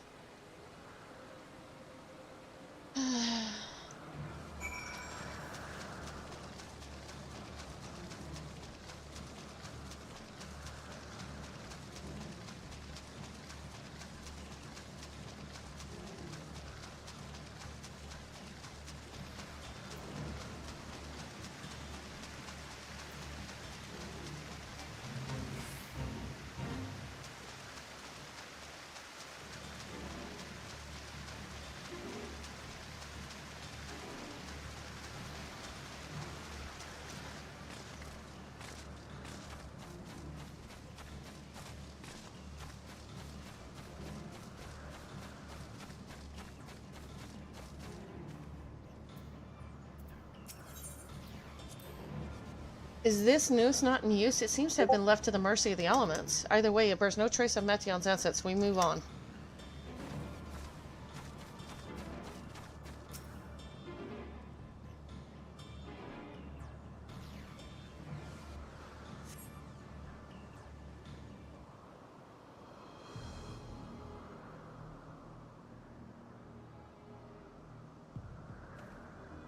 There, I see her.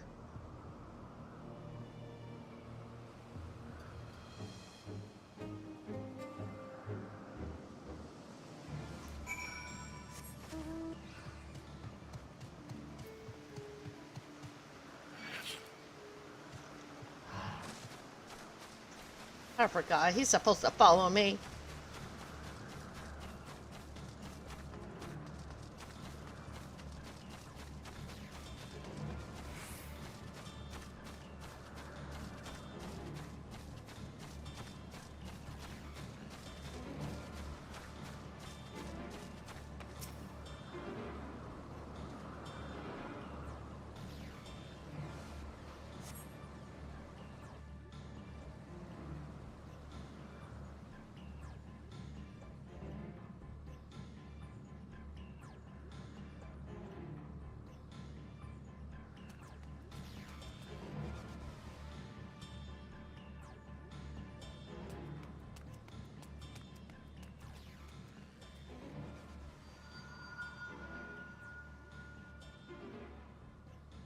Aha! Give chase. We shall herd her into the shelter.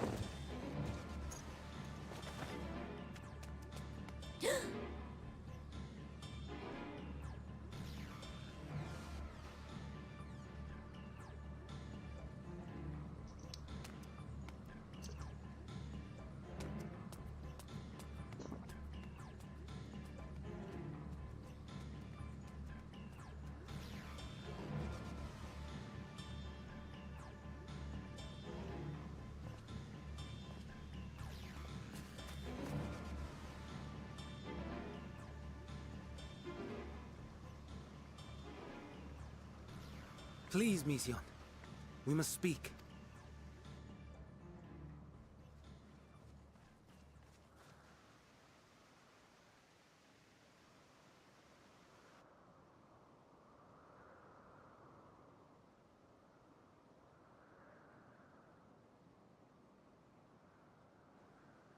I'm sorry, Hermes. I'm so sorry. If someone can hear these words, then please... Please, protect them. Protect them all.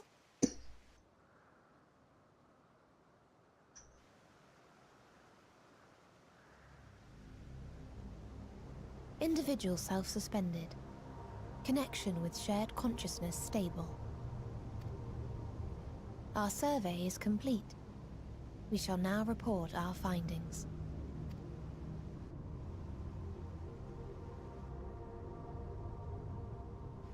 All units safely arrived at their respective destinations. Seeking answers to Hermes' question, we attempted to make contact with the intelligent denizens of each star. Results are as follows, in order of numerical code. Enna. Traces of civilization found. Structures believed to have served as domiciles. No extant life forms detected. Dio. Ruined remnants of buildings scattered across star, surface of which is encased in ice. Presence of life could not be verified. Tria. Evidence of large population centers, akin to cities recovered. No extant life forms found, only their lingering essence. Tessera. Edifices surmised to be abandoned residences found. No extant life forms detected. Deadly plague or extreme environmental degradation likely to have led to mass extinction. They are all... dead. Octo. Star found in state of violent conflict. Contact successfully made with inhabitants, but deployment of weapons of mass destruction resulted in total annihilation of local population shortly thereafter. Inea. Star is a barren desert. No identifiable flora found. Bones of living beings resembling men discovered beneath sands, but determination regarding their intelligence inconclusive. Remind me, Hermes, what exactly was the question you entrusted to Meteon?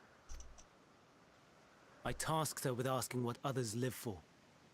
What gives their lives meaning. Did you consider what may happen if the premise of the question is flawed?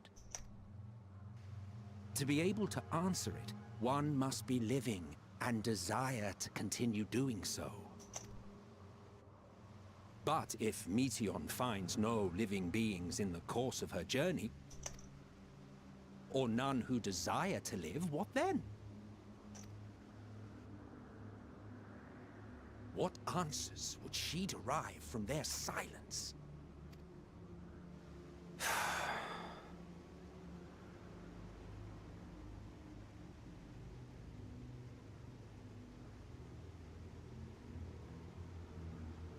Meteon, enough. Suspend your mission and return hither at once. Yep, he created it by accident. Local civilization once flourished under auspices of higher power. Said power later laid waste to civilization in fit of rage.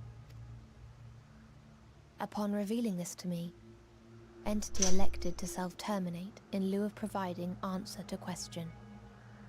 No other intelligent life forms found. This is when she became a monster. What's the purpose of meaning for man? Turning a deaf ear, are we? We are taking Meteon back to Amarot. As I understand, we will need her if we are to bring back all of her sisters. Yes.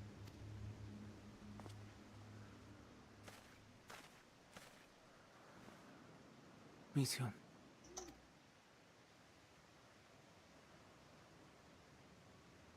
Is she not there anymore, or did they take her completely over?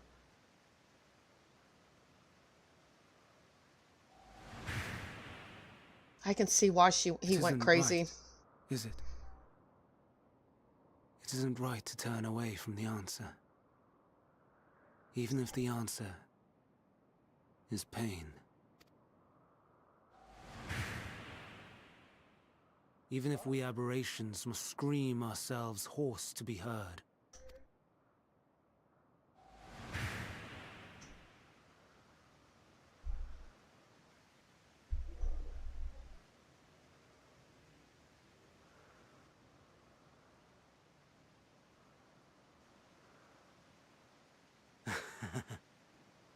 Aye. Whatever answers we find, I will not dismiss them out of hand. These words I said to you, and I will hold myself to them. So he's turning crazy right here too.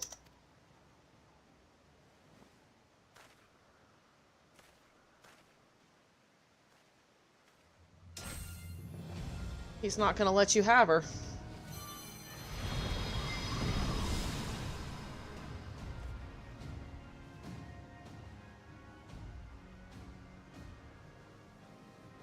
What is the meaning of this? It means he's turning on you. You cannot take Meteon, not until she has finished her report. All else must wait.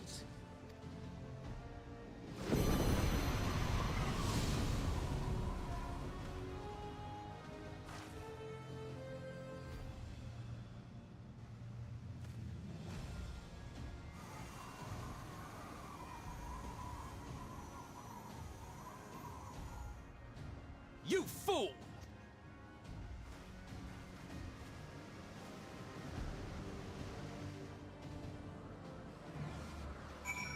Well, now that's the Daniel that I met in the future. The crazy psycho. Be right back.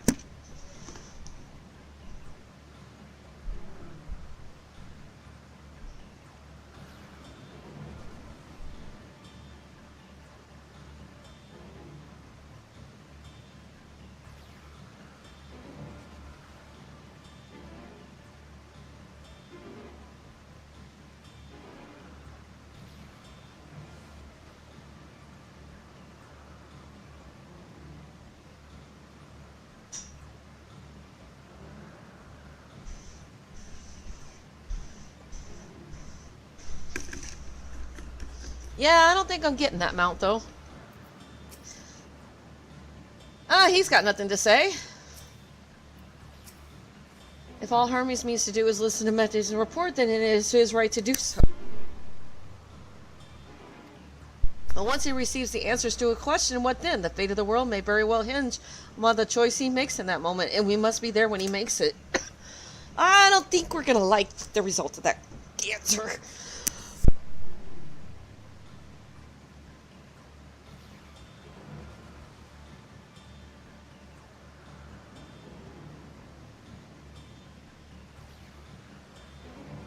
Sorry, I'm starting to cough, so if I suddenly stop, it's because I'm coughing, and I don't want y'all to hear that. Why, Hermes? Why could you not leave well enough alone? Will these answers assuage the pain you feel when a creation is returned to ether? Yeah, it's pretty bad. And I've been, like, taking constant Benadryl and Zyrtec, and it's still not working. Had you never cast your accursed question to the distant stars, you may have one day learned to be at peace upon this one. Yeah, I don't think this civilization was going to destroy itself. So is this what results in Zodiark being summoned?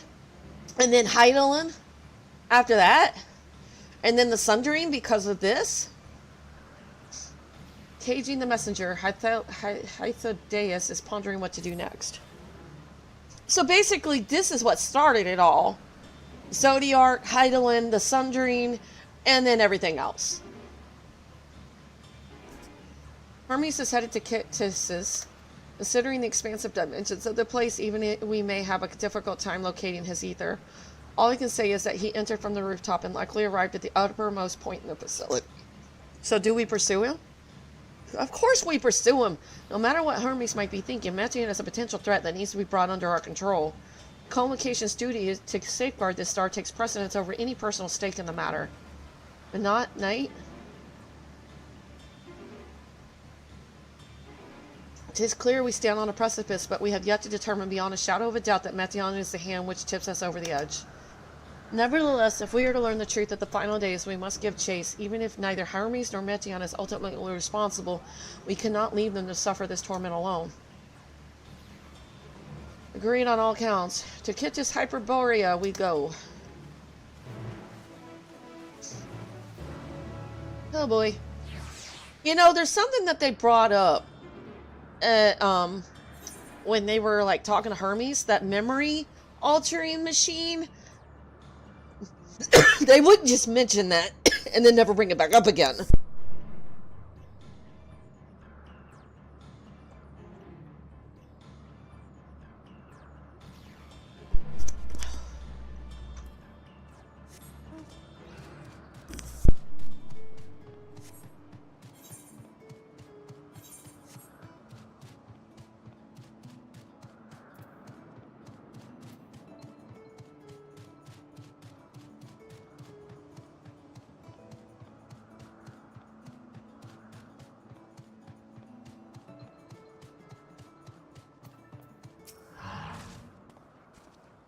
I mislike the look of this. Did they all just get kicked out? Judging from the crown, something is afoot. I saw not out of the ordinary. Does anybody know what caused it?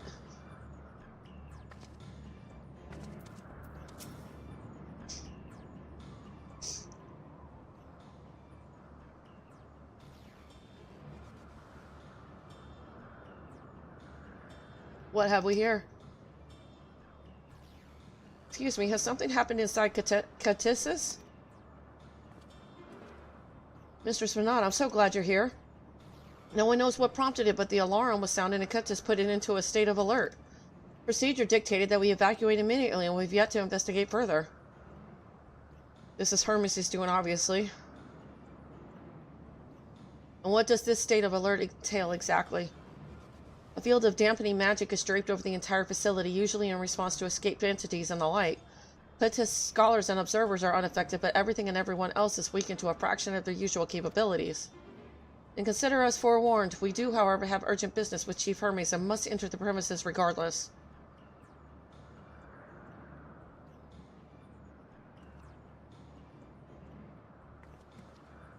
That said, if Hermes is willing to enact such measures, I wonder what other obstacles he has seen fit to drop in our path. With that Amphibially spell in place, we're not like to be at our fighting best. And I was hardly an effective combatant to begin with. I've little to offer beyond my ethereal vision. Then you will put that talent of yours to good use. You were fairly skilled at spotting weaknesses, if I recall. Fairly skilled. Now you've gone and raised everyone's expectations. You all need only make the most of your strengths, and I will fill the gaps as required. I was once a Zim, after all. 'Twas my job to rise to the occasion, be that as defender, aggressor, or healer. I feel better about my lack of prowess already. And you, MXL, can impress us with your arcane majesty. You lob potent spells as easily as breathing, but can also channel that power in a protective manner if you so choose, yes? Well, yes, you should the situation call. Oh, I gotta go with this group. I gotta see this. Fighting with them itself can't. Yeah, and but not, yeah. That's the epic hero team right there. Excellent, that should cover us on all fronts. Poor Emmett. Your tale led us here, knight, so 'tis only right that you lead us now. No matter what lies ahead, we will win through to Hermes and Metion. Yeah. I mean, it's a once-in-a-lifetime thing. I'm never going to run with this group ever again, probably.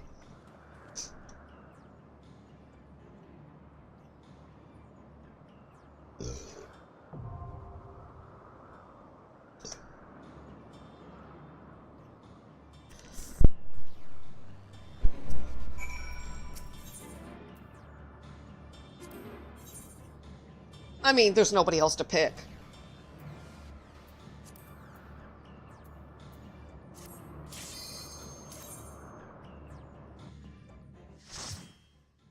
Does Emmett play as tank if I'm not tanking, then, I'm assuming?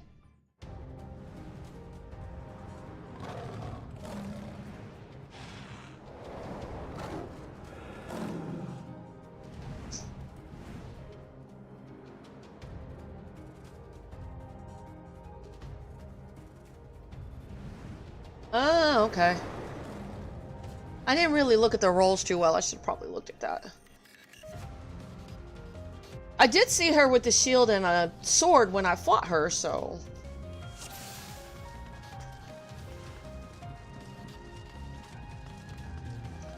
Please, turn back, else I might be forced to.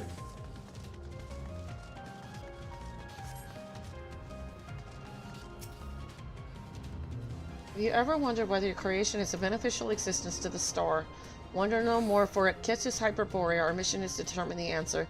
From temperate plains to tropical dungeons, from smoldering volcanoes to frozen fields, we put creations to the proof in a wide range of meticulously created environments. Will your creation be able to survive in the wider world, or will it threaten the survival of other species? The answer to such questions and more, our highly trained staff will uncover.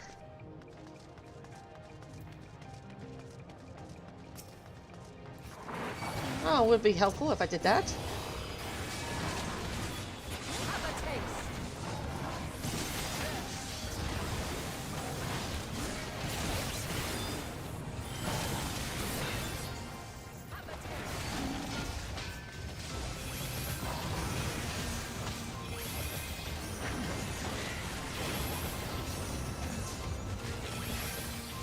Man, I can already feel the loss of my, like, level 90 spells. It's like, give them back!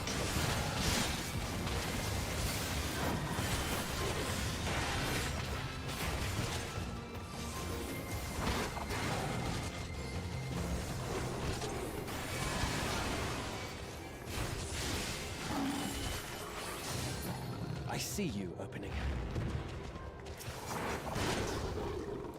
Did that Leon just talk to me?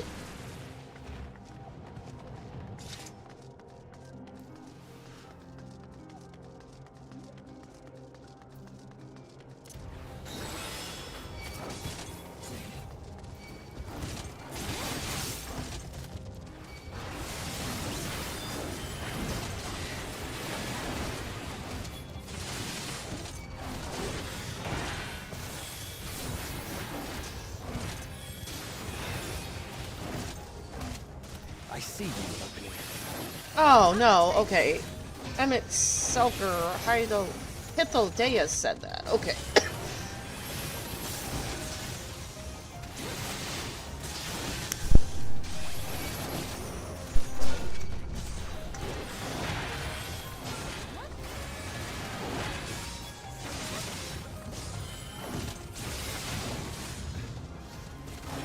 I see you opening.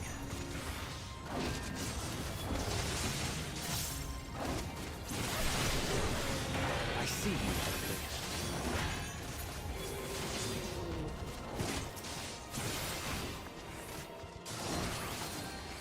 What kind of healer is she? Oh, she's a conjurer?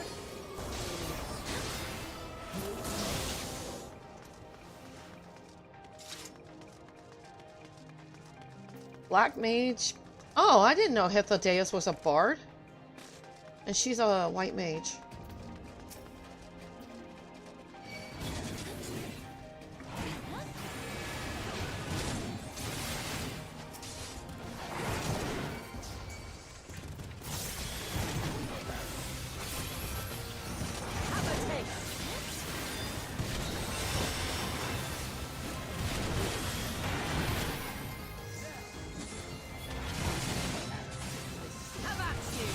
It's a good thing they graduated from their base forms. You know, seeing Gladiator still and Rogue and all that other stuff. It's like, man, we graduated from that.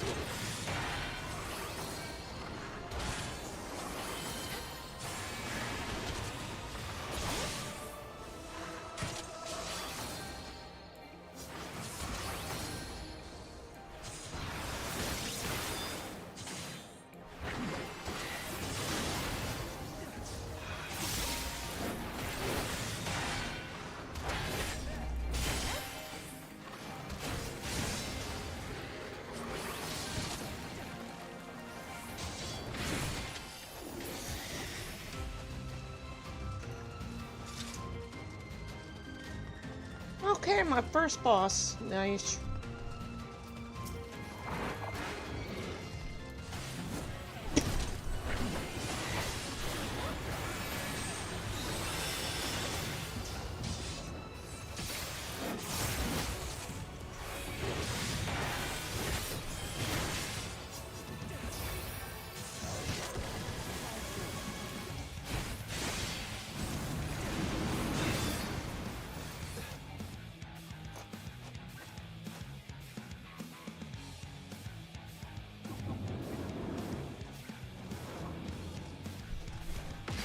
Oh, that hurt. Kind of.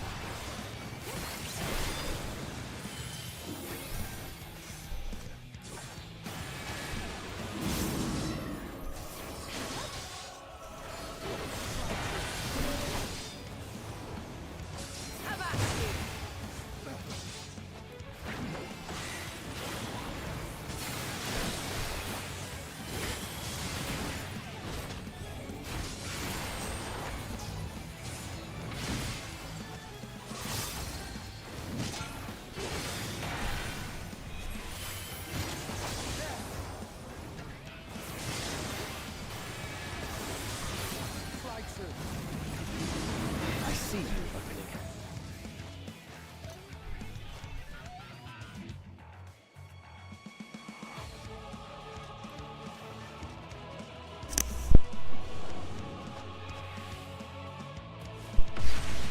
Just follow the NPCs, they'll tell me where to go.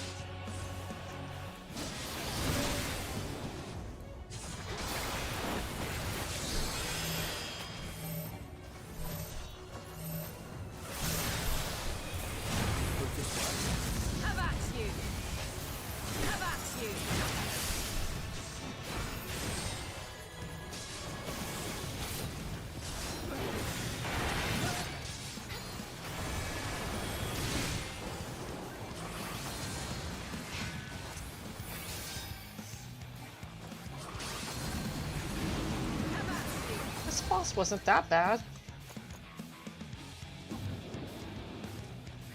How do they know which side to run to?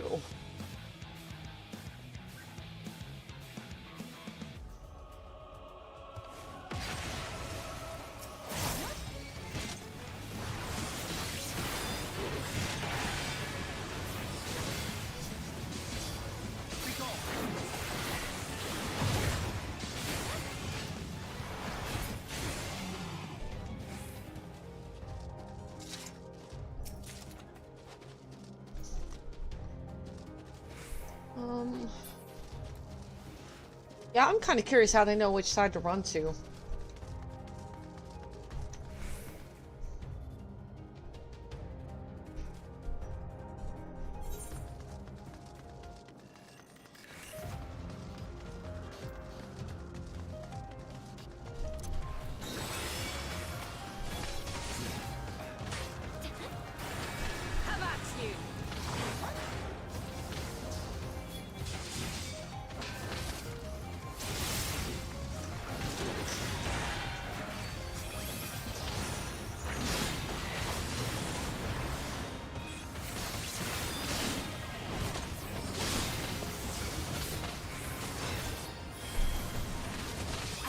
My way.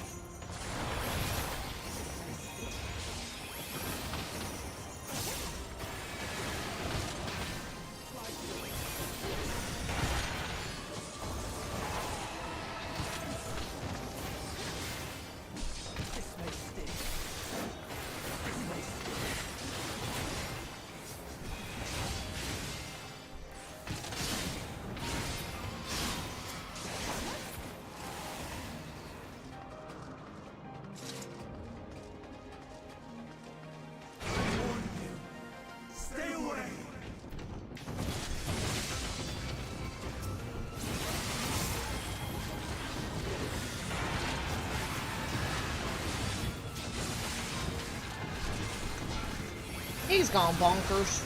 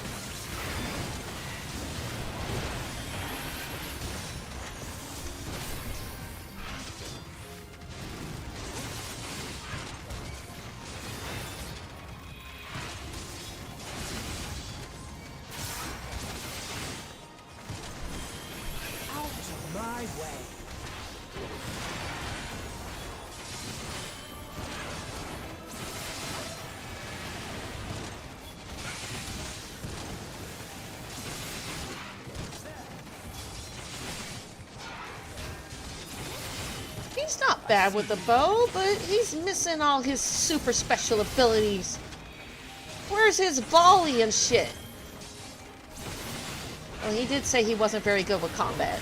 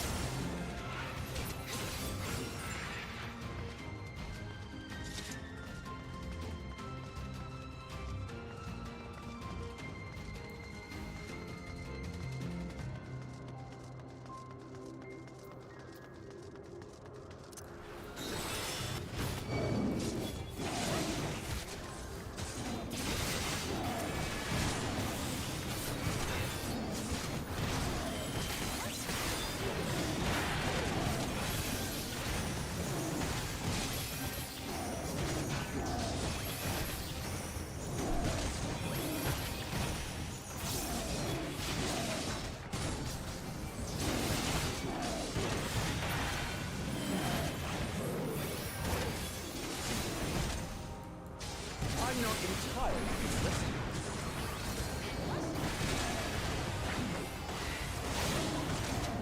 I see you.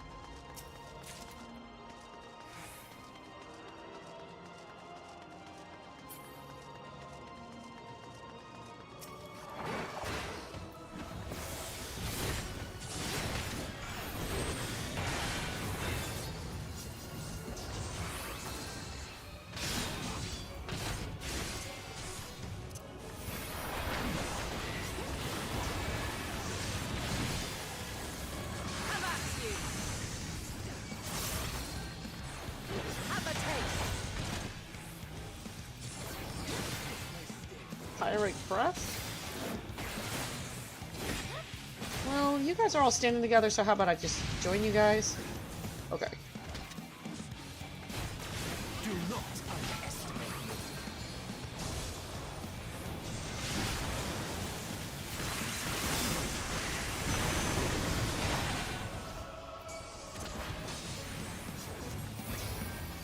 Pirate breath. Have a taste.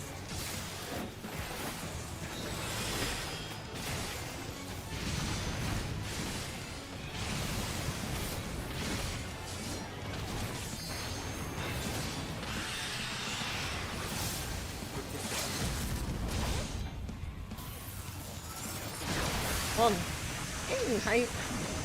Triple Deus, that's pretty cool.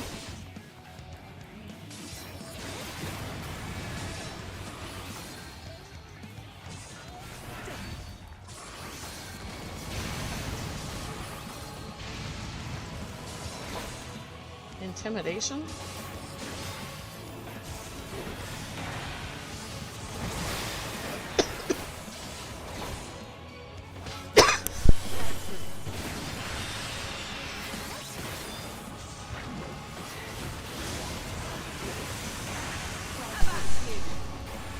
I see you.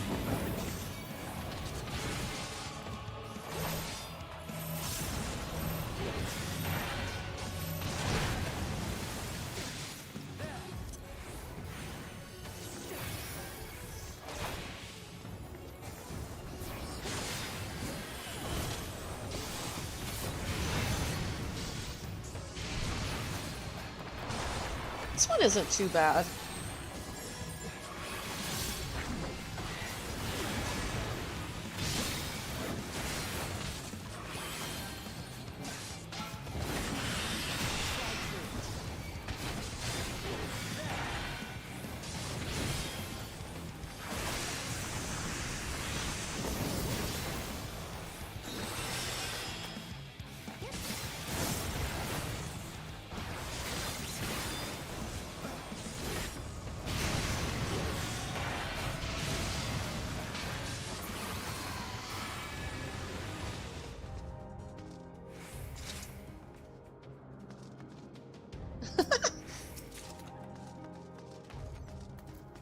So Vinod says, a pass for constitution, but a fail for intelligence. Hyla says, if its concept is submitted, I will be certain to reject it.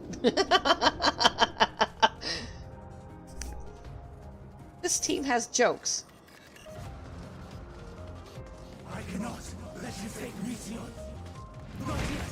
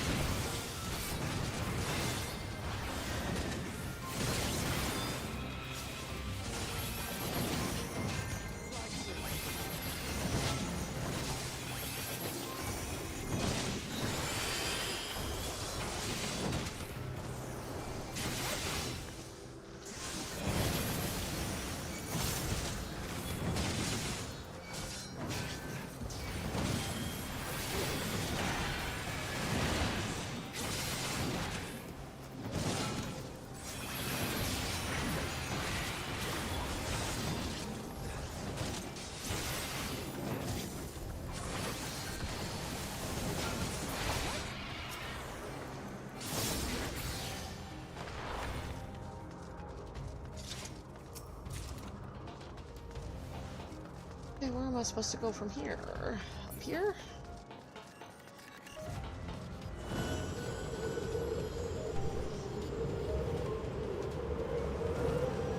Wow, this place is pretty neat.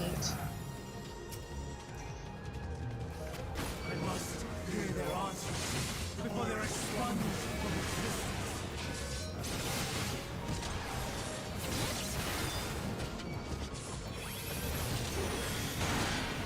I see you.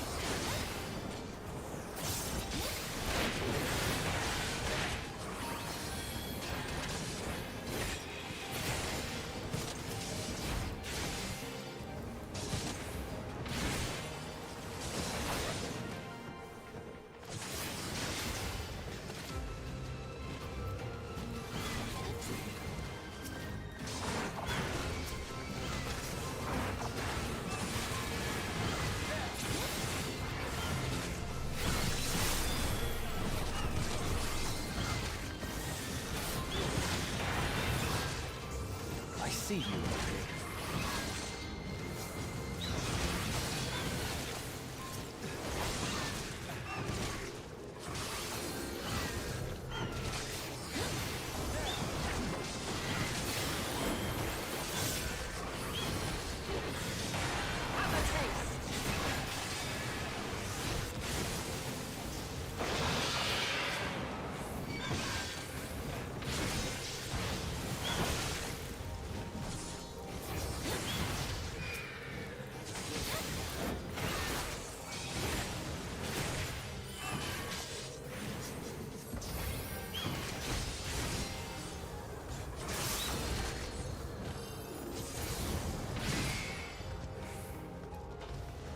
Oh. Have I been missing all these? Probably have. Successful creation of migratory birds which travel between continents with their seasons came as a breath of fresh air to the long stagnant realm of flying life forms. In the end, it was a relatively simple thing to grant creatures the ability to navigate by celestial bodies. This method lacked the precision needed to guide them to the same location each time, as would be vital to their survival. Breakthrough came in the form of a magnetic fields, the use of which was discovered by Incumbent Van Daniel during his tenure as chief overseer of Elpis, a truly inspired idea that has brought lasting benefits to the star.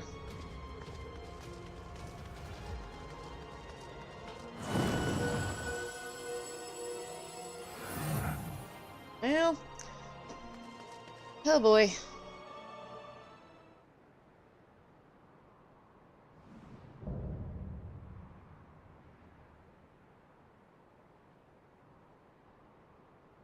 So, it comes to this. I've no wish to fight, but this time, I cannot yield. Though the world may think me a mad, desperate fool, I will hold fast to my conviction.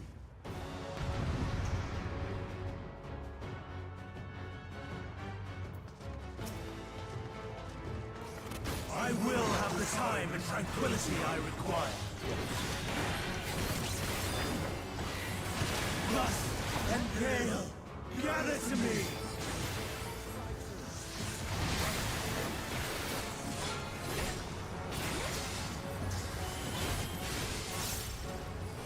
Ancient brand, unleash your power!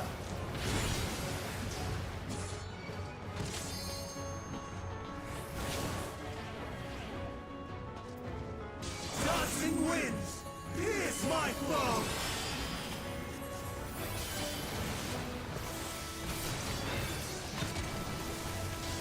Stars on high, fall and rain!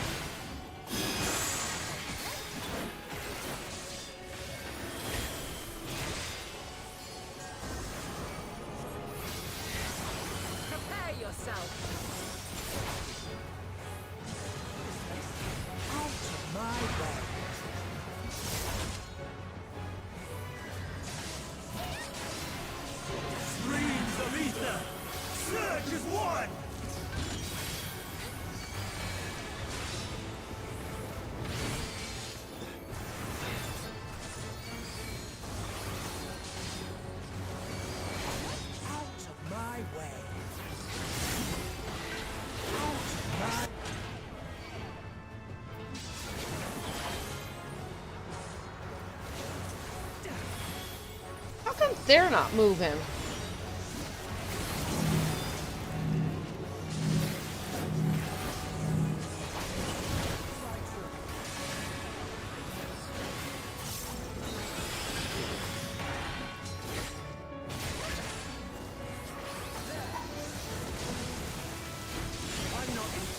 Dancing winds, pierce my foe!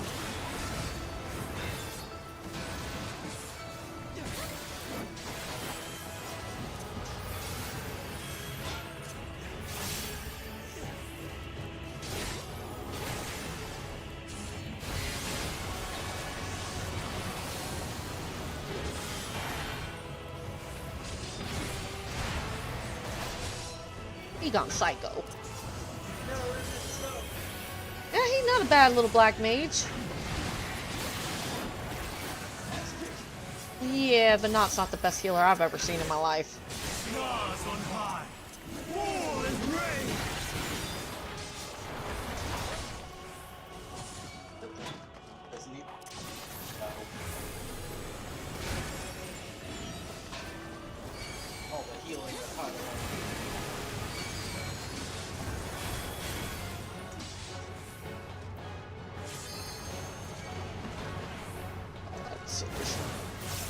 Stop that! Out of my way. I am. They don't move. I do. That's the thing about NPCs. They don't always move. It's kind of stupid.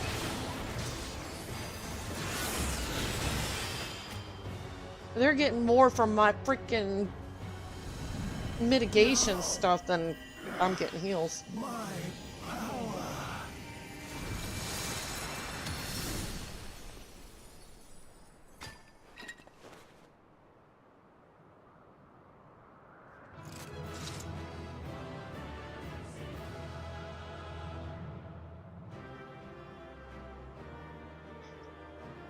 They didn't want to fight him.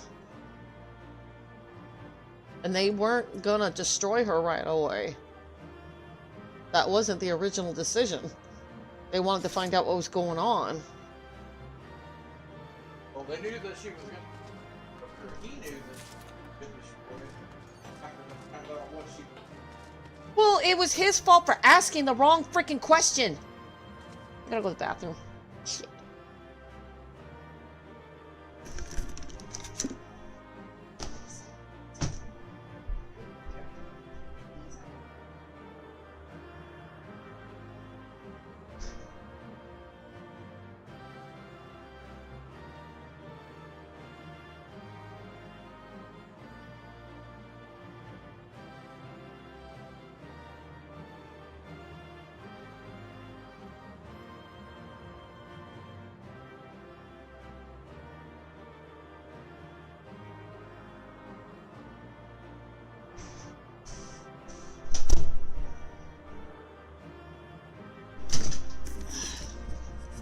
Alright, let's see how bad this gets.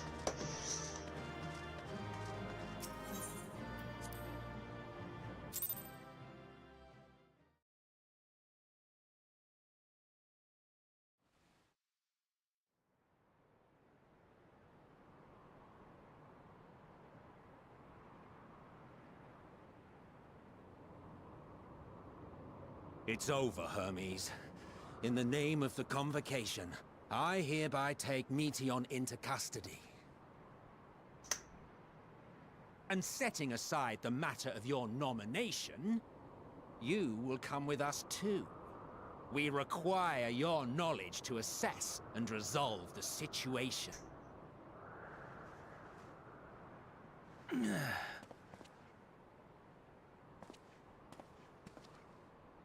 Meteion, I am so sorry.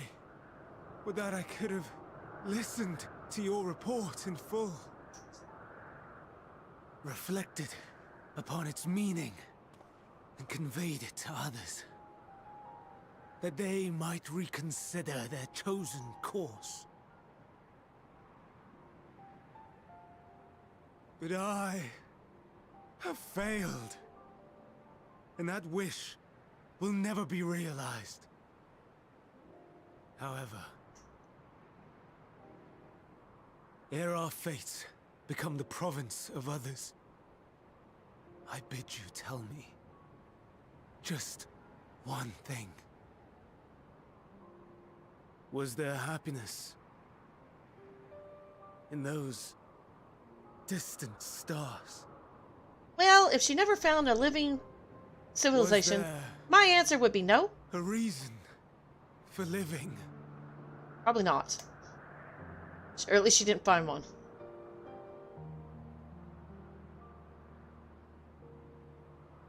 We conducted our search as per your instructions. We scoured historical records, communed with the spirits of the deceased,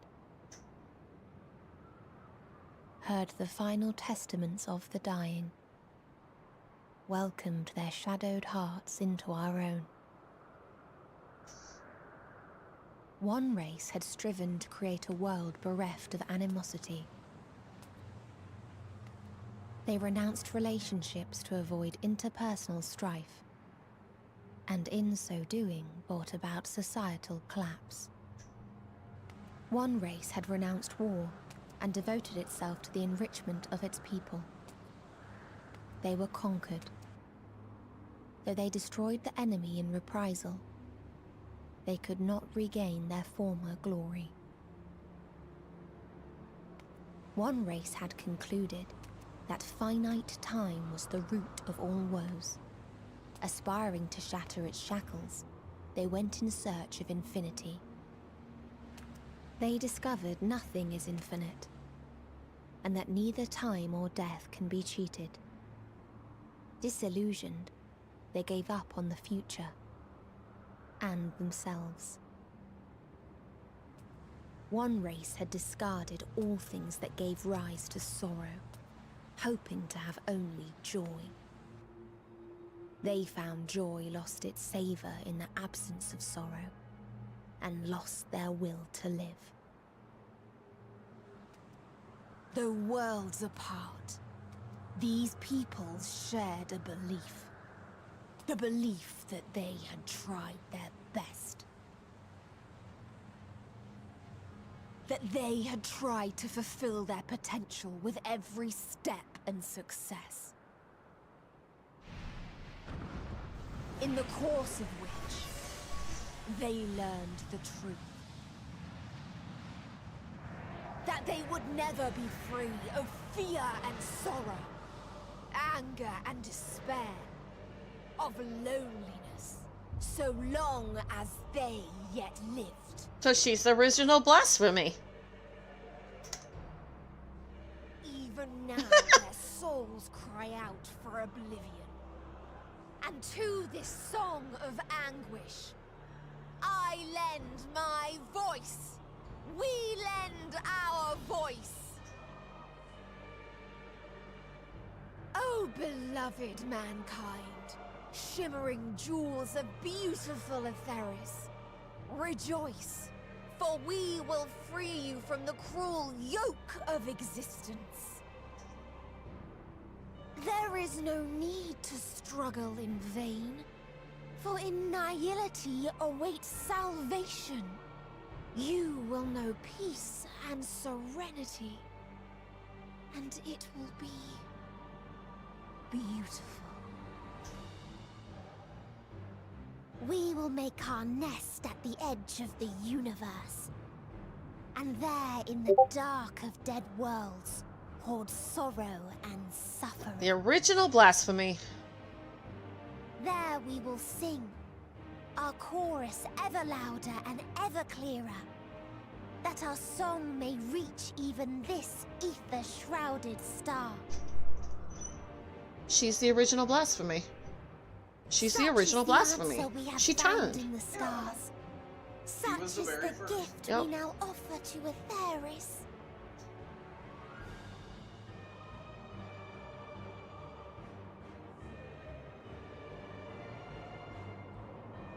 She blamed the... Who are you to decide our fate? To decree we live or die?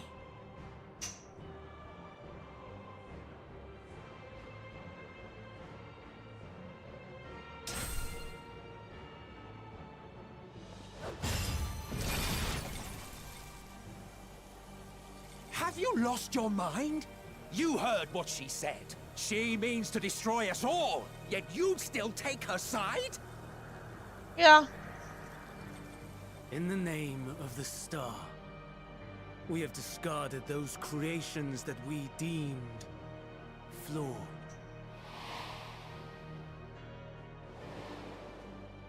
If we ourselves are flawed, does not stand to reason that we too should be discarded.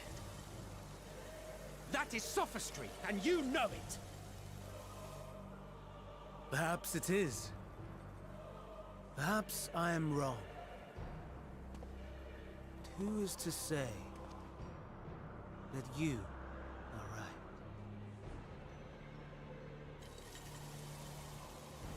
Let us settle this with a determination. In my authority as Chief Overseer of Elpis, I will make a judgment on man's fitness to exist. If he can learn to value all life and retain his will to live, even should his end be justified. He will surely find a way to avert his demise. If not, he will perish from the start. As with all determinations, provisions must be made to ensure fairness. Kairos, awaken! That's what I thought. They mentioned that, and he wants to wipe out their memories. Reconfiguration system Kairos activated. Awaiting instruction. Command. Universal memory alteration. Target area. Catesis Hyperborea. Starting point. Arrival of Emmett Selk of the Convocation at Propylion. Endpoint. The present. Erase the memories of all events and replace with a vague recollection of the following. I was here, preparing to demonstrate the functionality of Kairos to Emmett Selk and Hitherdays. Meteon's shared consciousness became unstable. She and her sisters could not sustain their existence. And all Yeah, he went freaking dissipated. duty crazy. He wasn't a bad dude at first, but I can kind of see where he turned to. He isn't wrong. The fact that things are flawed and they just wanted to wipe it out of existence, it's not okay. It's like, who cares? To them it was inferior, so who cared? But to him it did matter. And they dismissed him as crazy. So he snapped. So they kind of created this mess. Does it make it right? No. Hard pressed to make it fairer. Everything that you told us, everything that has happened, the fact we've even met, it will all be gone.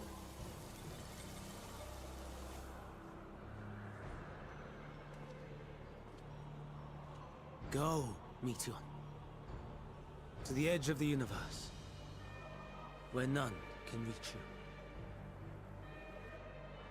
Hermes, won't you come with me?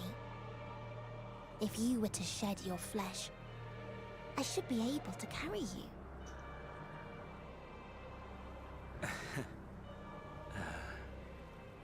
I will remain. As a man, I will oppose the oblivion you bring. Silly fool. Had you said yes, I would have granted you the gentlest end.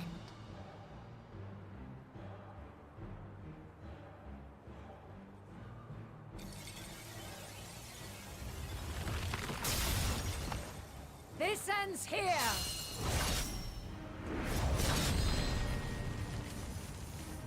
Fly, Meteon!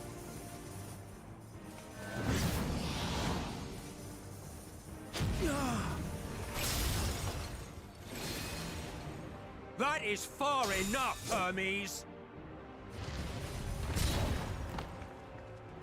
Argos, to me!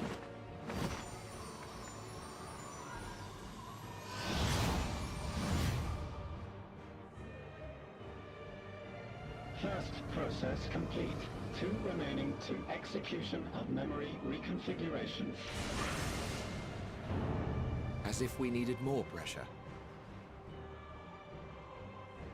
No matter what, you cannot forget what happened today. For it is the key to saving your future. Your world. This fight is our fight. What comes after, our problem to contend with. Not yours. No. Your own struggle awaits. And no one else can take your place. You must flee this place with your memories intact. And I will see that you do. Now then, where is it? There you are, my little confluence.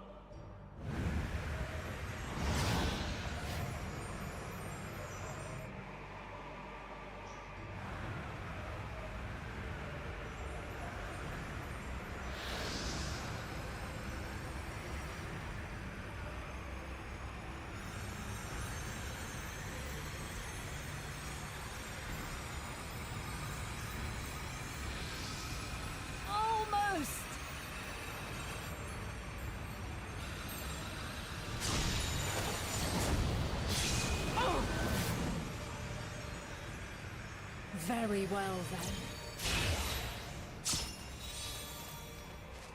You may elude us this day, but not forever.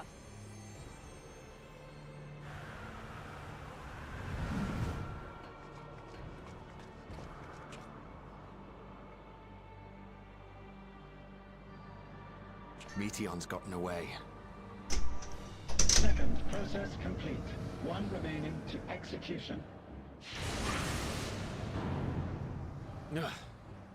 No time for brooding. Listen well. Beyond lies a spatial confluence that connects the interior sections of this building. I will destroy the confluence and force open a way outside. When I do, you must jump through.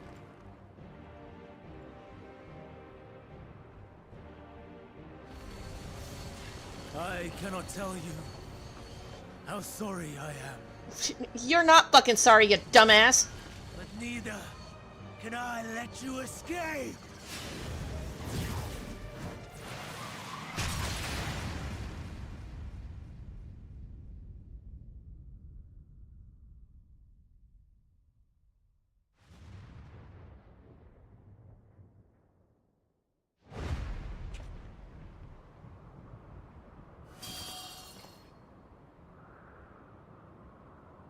Too brave by half.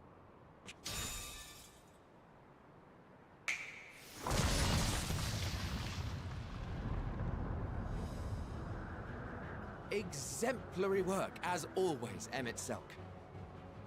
What? But how? I thought the confluence was... over... Over there? Yes. We were rather hoping you would. It was never anywhere but where it is now. The instant those two began making their way towards nothing, 'twas clear the plan was a diversion. I'm quite incapable of destroying a confluence, I must confess. A gambit brazen beyond words. Though we've grown accustomed to reckless improvision due to the antics of an incorrigible associate.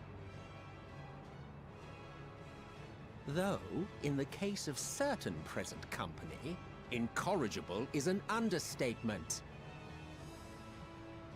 Honestly, I'm beginning to suspect it's a requirement for every Azen.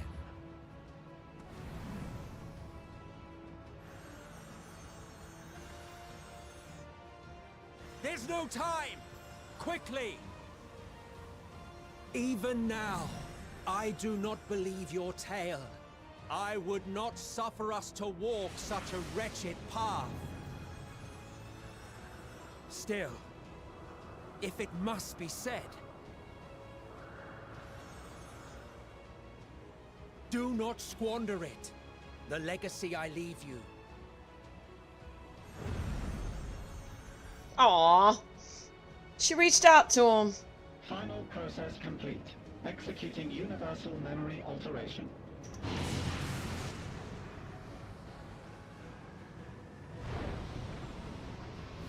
Go, Argos!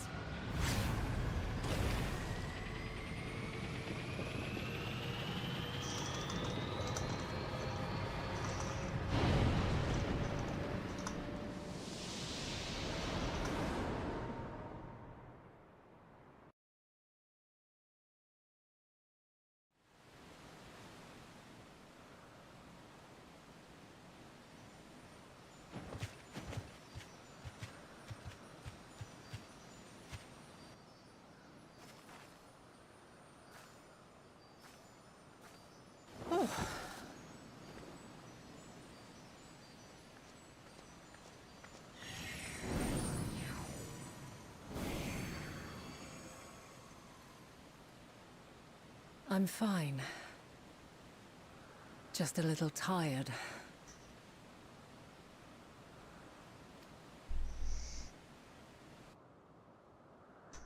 Can it be true?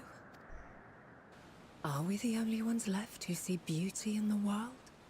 In life? Are the stars above no more than husks of fallen civilizations?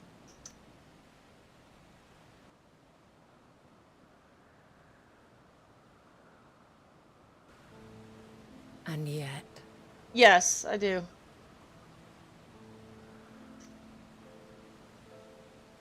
I feel her. Though she is unimaginably distant, I feel Meteon's presence.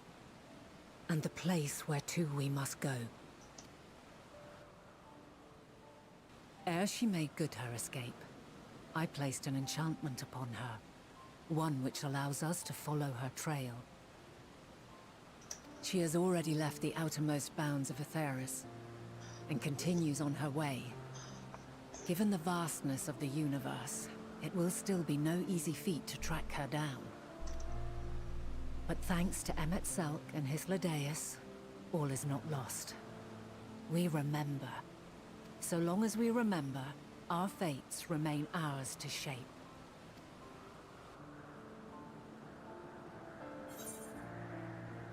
So what now?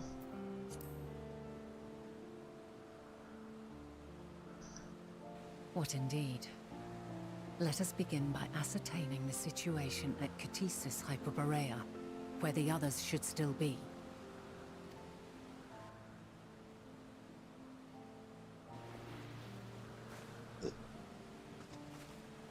Given the likely state of their memories, however, it would be imprudent for us to approach them directly. In which case...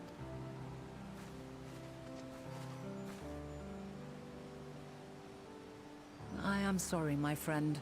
I've asked much of you this day. But may I trouble you one last time?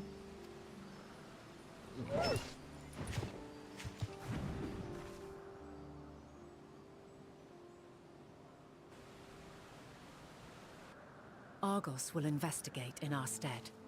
We will share in his consciousness and see and hear as if we were with him. Now, close your eyes and open your mind. He calls me his new old friend. That's what he called me. More than once. Yeah.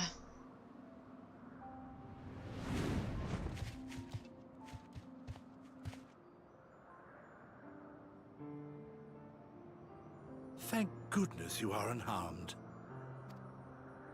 Unharmed? There is a gaping hole in my memories. I can scarcely remember arriving here in Elpis. Forgive me. I was preparing to demonstrate the functionality of Kairos to our guests. But Meteon, her shared consciousness became unstable. And she... So, that's what prompted the state of alert. And when you went to investigate, you were caught in Kairos's accidental operation. So it would seem. It's all a blur to me. Such an unfortunate accident. Oh, and what of Venar and your other companion? You went inside together, as I recall. We did?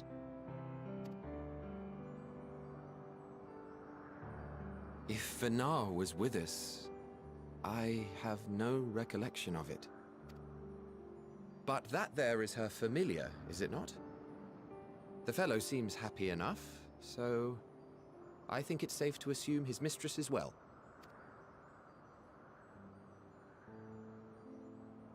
I haven't the slightest notion who this other companion might be, however.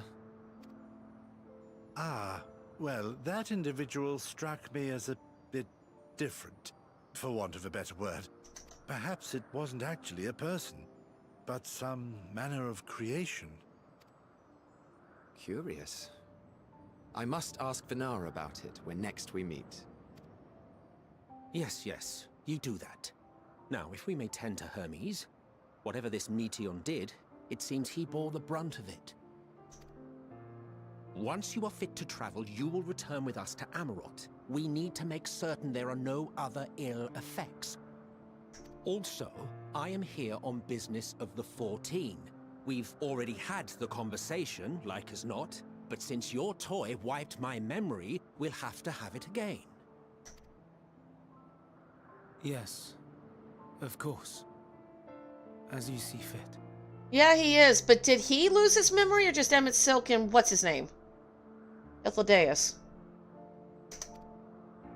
This Kairos, it manipulates memories through the emission of etheric waves, correct? There is a theory which holds that memories scoured by blasts of ether are restored when the soul is cleansed in the underworld. If true, then perhaps when our time comes to return to the star, we shall remember these few days we have lost. I doubt aught of interest occurred. Look forward to the revelation if you like, but I should prefer to reminisce on more meaningful moments.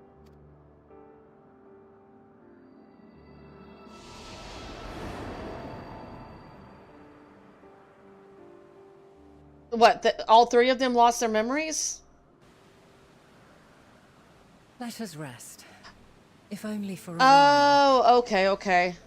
So he intended to wipe all their memories of it to make it a fair fight, but they got away. Okay, I got it now.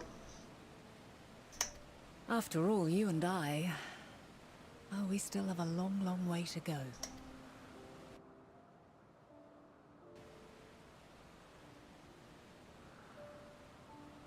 Man, Emmett Silk's gonna regret saying those words after he dies thousands and thousands and thousands of years later in the future. Poor guy. Are you feeling at all recovered? I understand that your exertions were more than purely physical, but resting one's body, if only for a moment, is never without merit. As for Hermes, I think it is unlikely he will create more intellecties. He poured much of himself into Metian, and now that she and her sisters are gone, dissipated, in his mind the grief must be unbearable. He will blame himself. He will believe that, had he never acknowledged his dissatisfaction with the world, Metia would have never been born to suffer and die. The offer to join the 14 will be a welcome distraction, and one day hence he will face the advent of the final days on the role of Fandaniel.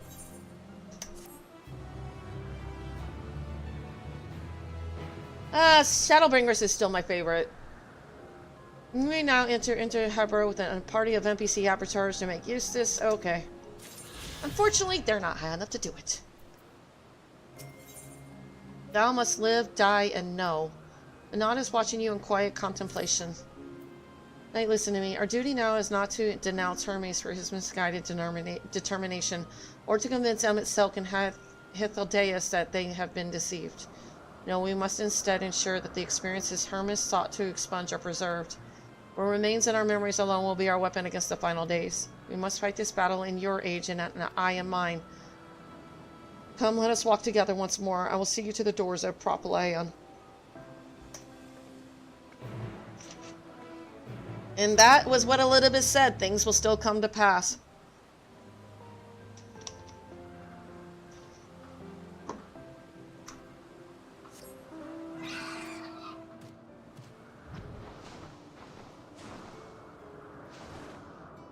Might as well get my achievement for exploring the map. And experience points. Hey, I hit 92 in there.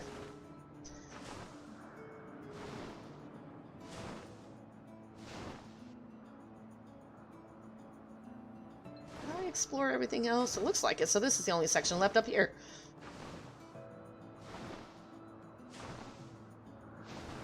So there's only one other... No, there's two more sections I don't have full flying in. That place underneath Charlian and Labyrinthos? And whatever area I hadn't gone to yet. Hey! Did you get some sleep, Radman?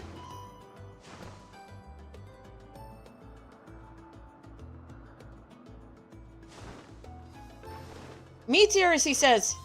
Yes, I do give myself blame. I do completely blame myself for creating Behemoth for Palace of the Dead.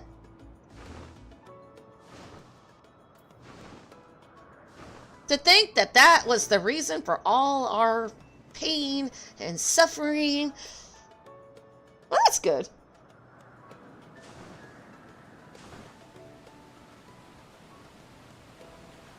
I wish I could say we were close to the end of the main storyline for this expansion, but we're not. I mean, we're closer. Still, I got quite a ways today. I explored the entire past in a day.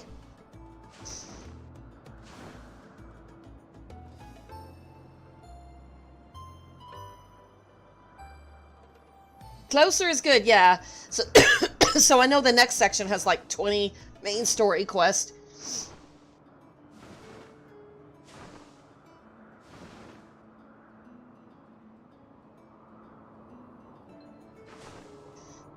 But you know, the thing is, we were already finding a way to combat all this. Trying to keep people from giving in to their despair and turning into blasphemies.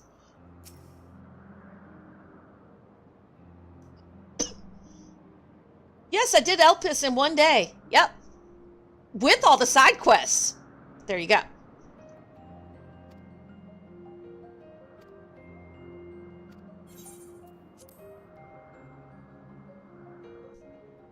I cleared the map. I'm like...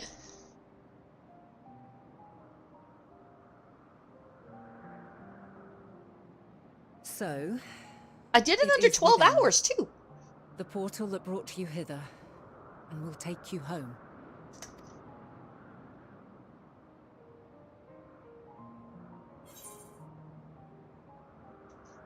This is where we part ways. I know I can't stay and help, so I might as well not answer that.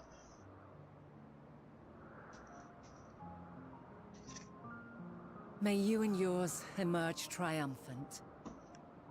Make use of the knowledge you have gained, that your days in Elpis and our friend's sacrifice be not in vain. With Meteon free to pursue her designs, 'tis only a matter of time until the final days are upon us. We must be ready. From fortifying our defenses to securing our escape, there is much to be done. In spite of this, we cannot allow the report that set this calamity in motion to become common knowledge. Were the masses to learn the fates of the other stars, I fear the situation would spiral out of our control. I must carefully consider who can be trusted and bring them into the fold. Ordinarily, I wouldn't hesitate to call upon the 14. However, it was the desire for a fair determination that drove Hermes to attempt to erase our memories. And were he made aware of his actions, there is no telling whether he would remain a friend or become a foe. He's going to become a foe in the future. Alternately, we might try to alienate him from the convocation. Yet in doing so, we would deprive ourselves of a brilliant mind who would be invaluable in the crises to come. Quite the dilemma. Which is why I must work independently of the convocation. You know, he wasn't bad at first. You have to admit that what they were doing with the creations was not right. Just to create them, they're flawed, let's just destroy it. It was tearing them apart. And they were just like, why do you feel so bad about this? Who cares? By dismissing his pain and his anger, and then only to find out all the stars were destroyed and stuff like that, yeah, he kind of went crazy. So in a way, they kind of created this mess. They believed themselves inferior to what they were creating, and let's just destroy it, you know? Regardless of how we proceed, if we are to permanently avert the final days, we must be equal to Hermes' challenge. We must prove that mankind is worthy to exist. And this hinges, I think, on how we confront the all-consuming despair that accompanies a senseless and seemingly inevitable end. Bewildered and divided, we would perish like the peoples of those celestial ruins. You know, I think she was already combating this problem as she started uniting all the separate kingdoms and in the wars, helping people despite them being enemies at first. She was already doing this before she found out all this anyway, so... We could not hope to survive the final days, much less take the battle to Meteon at her nest. We must find a way to defeat despair, to unite and prepare as many as possible for the struggle ahead.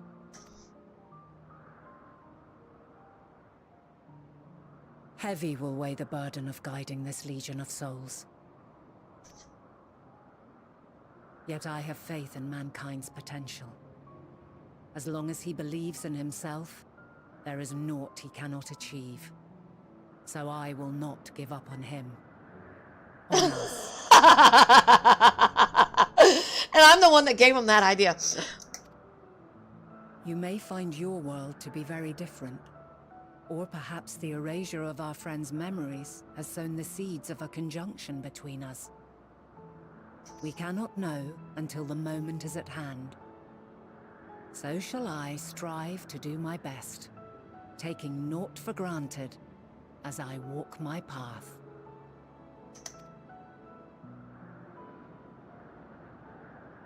And I pray you walk with me to the end.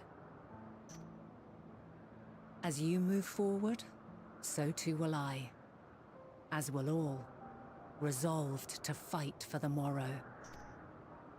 And when mankind has found the strength to stand against despair, we shall silence the song of oblivion. You know, that's something where the bard comes in, because isn't that what I went and searched for with that other bard? We went looking for the Song of Oblivion, and we found it. We made it up! Learn our journey is far from over. This I promise.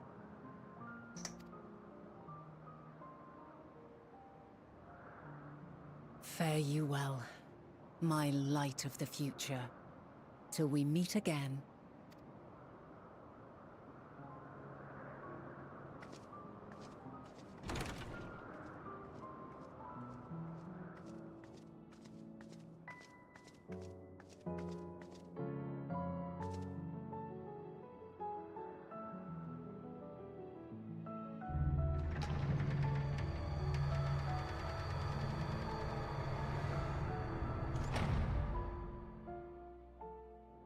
Well, yeah.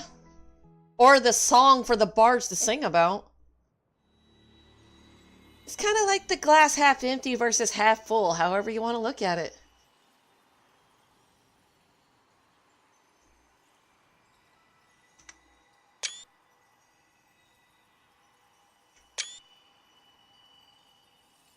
From this day forth, I shall strive to bring honor to the seat of Vandania.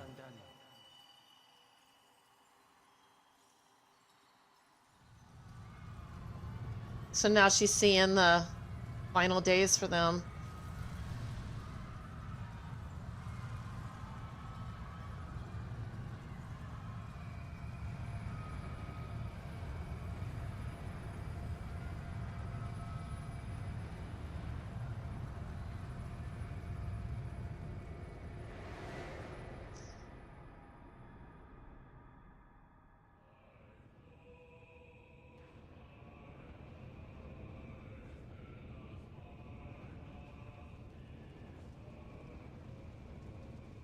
Oh, she went this far into their future?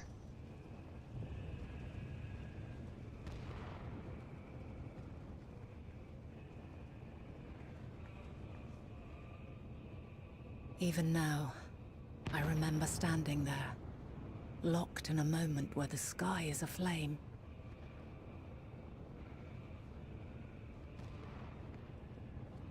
Where stars fall as tears, and screams darken the seas. Where resignation rots the trees.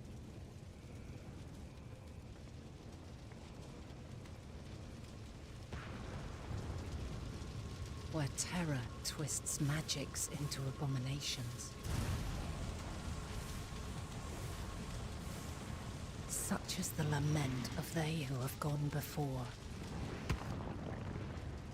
The song of they who tried and failed to create a better world. The song of the end.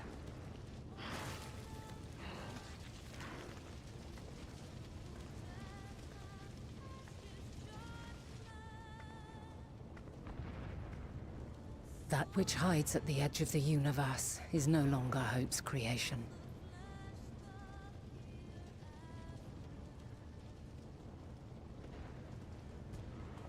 It is hopelessness incarnate.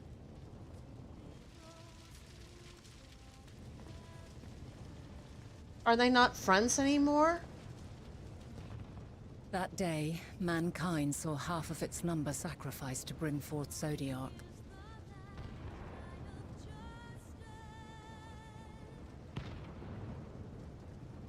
Or he sacrificed himself. And covering the star in a shroud of ether, we forestalled the final days.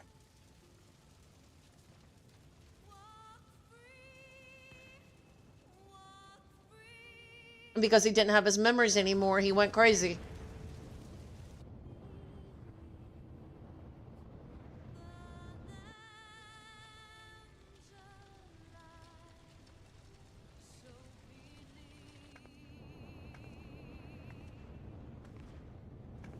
Yet the cries echoed still. We wept for innocence lost, wailed for death inevitable.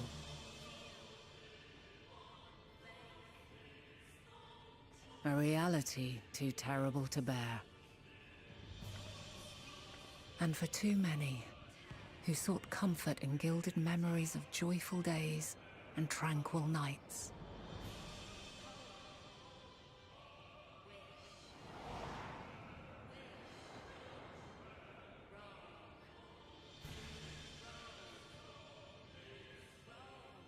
This is all wrong. Why must we suffer so? It needn't be like this. No. There must be a way to restore things to the way they were. To reclaim the perfect paradise we once had. No, my friends. Suffering exists, and we cannot pretend otherwise. No civilization, however great, could eliminate it. If we would live, we must accept it as our constant companion. Let us not seek to forget this tragedy. Let us carry it in our hearts, that we may grow stronger and know true happiness. We can't accept it.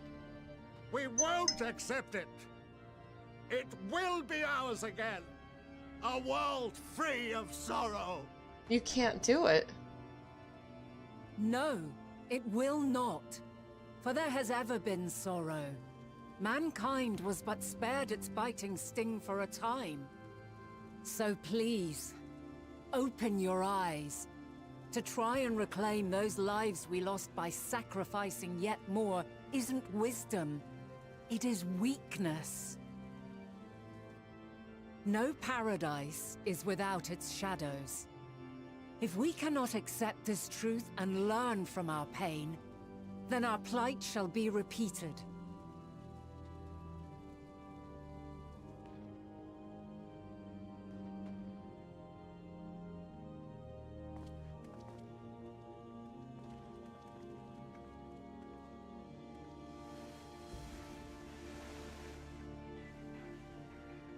So they're gonna do it anyway. Mighty Zodiac, God born of our boundless faith, we bid you, hear our prayer. Accept this offering of lives, and deliver unto us the lives we once had. Deliver unto us the days of old, the days when the star was a font of love, and we knew naught but bliss. You can't get bliss from this.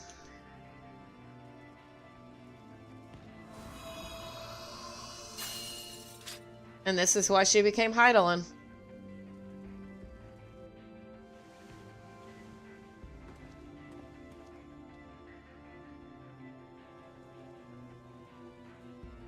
You would destroy it?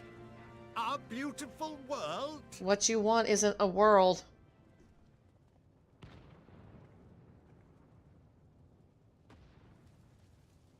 Lands that stretched on forever. Skies one could drown in. The heartbeat of nature, silent yet strong. And amidst it all, a people. Beacons of light and life. Laughter that warmed my heart like naught else before. They are my meaning and my purpose. My love. In spite of, or perhaps because of this, I choose to believe in mankind's potential, in his ability to find a way forward. So let there be no way back. From that temptation, I sunder us. Damn.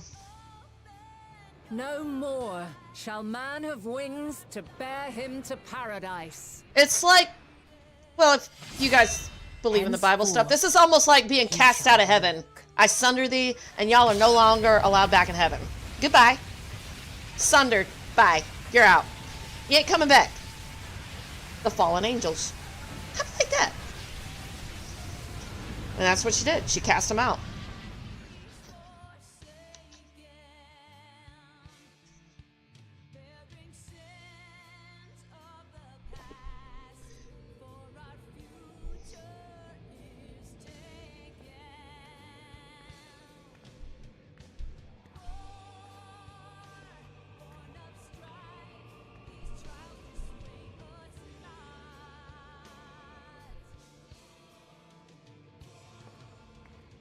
All is excruciating pain.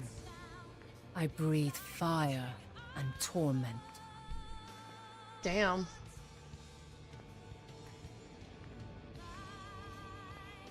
I birth a world of suffering to mire and plague.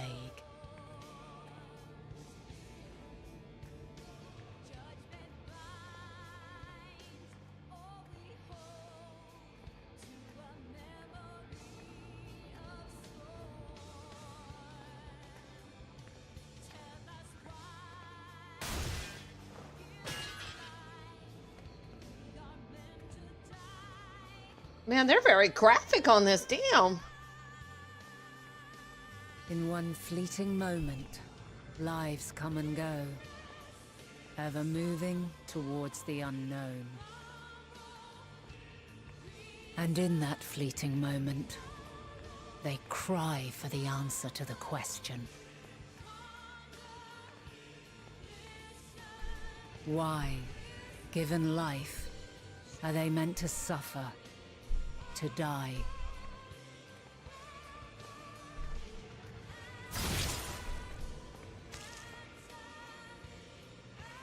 As fragmented, imperfect beings, yours is a never-ending quest.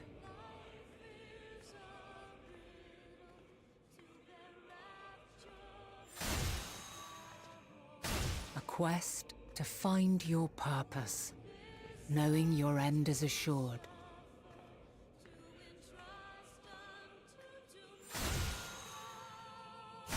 To find the strength to continue when all strength has left you.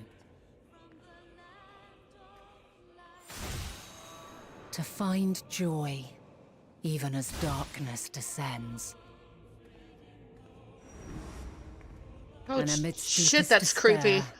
light everlasting.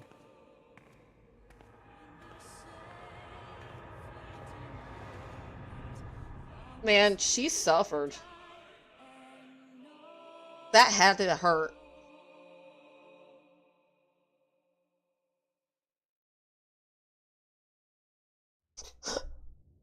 I don't see how it can be any less hard to watch in future playthroughs. A conjunction has begun to form, an intertwining of your time and mine. When you truly not understand really? what is at stake. Is that And your representing journey her has prepared you fragmenting to or something? surmount the insurmountable. Then shall I honor the promise made in another time, another age. I mean, basically she was, because she sundered and made those fragmented worlds, I figured that's what was going on with her. Or turning into the crystal?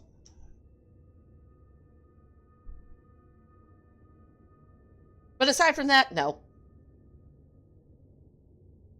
Yeah, I don't mind. Unless they explain it further in the story. No, I don't mind.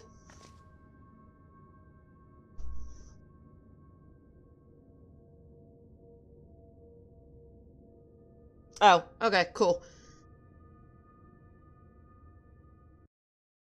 What do they represent? If you know the answer, that's cool. I'm cool with it.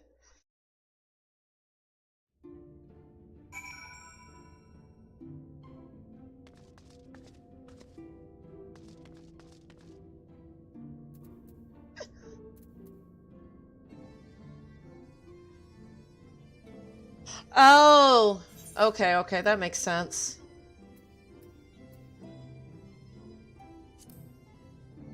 Let's see.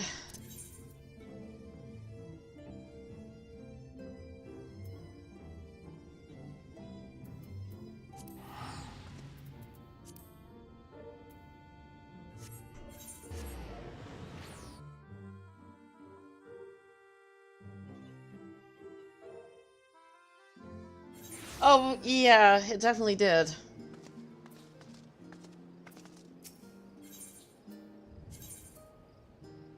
But she never complained about it once.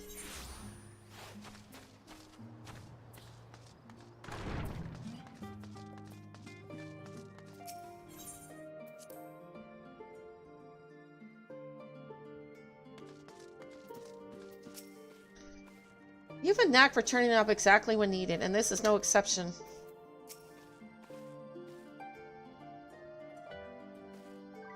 Knight, impeccable timing as always. I heard you were often the first as part of our efforts to investigate the final days. Well, as so often seems to be the case, while you're away, we've had some few developments, which we discuss in just a moment. For now, however, I cannot tell you how wonderful it is to have you back. As the heavens burn, though you and Carl both have news to share, hers is perhaps the most urgent.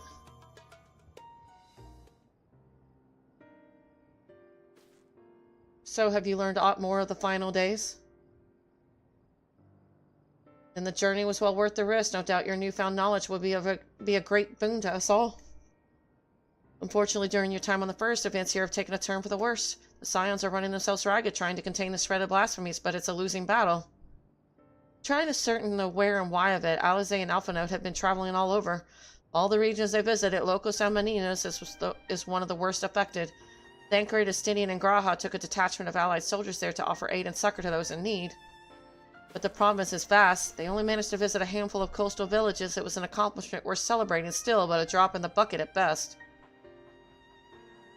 In the meantime, Y'Stola and Master Matoya have been making a concerted effort to establish contact with Hydaelyn in the Ethereal Sea, but to no avail. As for Tatcher and O, we've been keeping a close eye on the Forum. From what we gathered, they've been constructing a vessel to ferry people to the moon. An ambitious project that has likely been years, if not decades in the making. However, since we've seen no sign of it thus far, I suspect it's still incomplete. You will also recall the proposal issued by Master Fortunal to the people of Radzahan. Following their discussion, Feature declared his support for the plan and urged those who wish to evacuate to accept the Foreign's invitation. So far, so good, but that's where things get a little strange.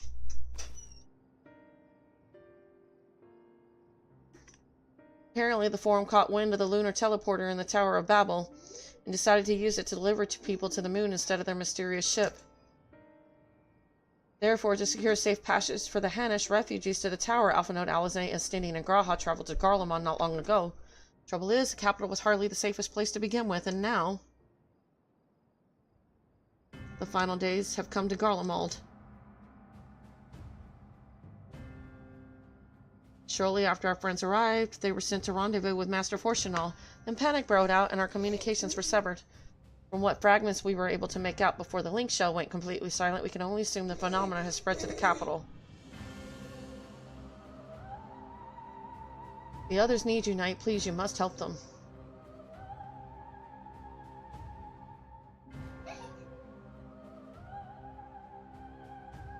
Having you there will make all the difference, I'm sure of it.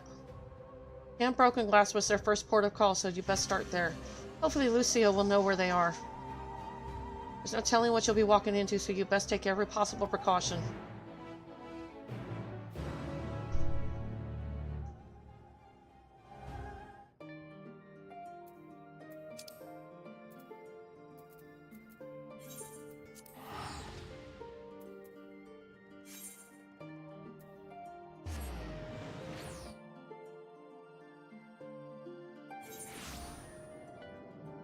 Down there.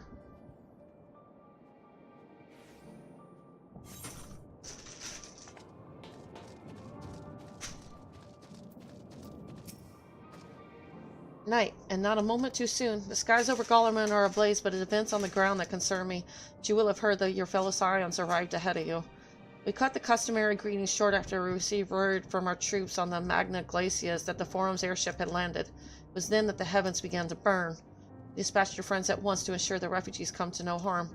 I would have you join them immediately. Additional support is en route, but we will discuss them later.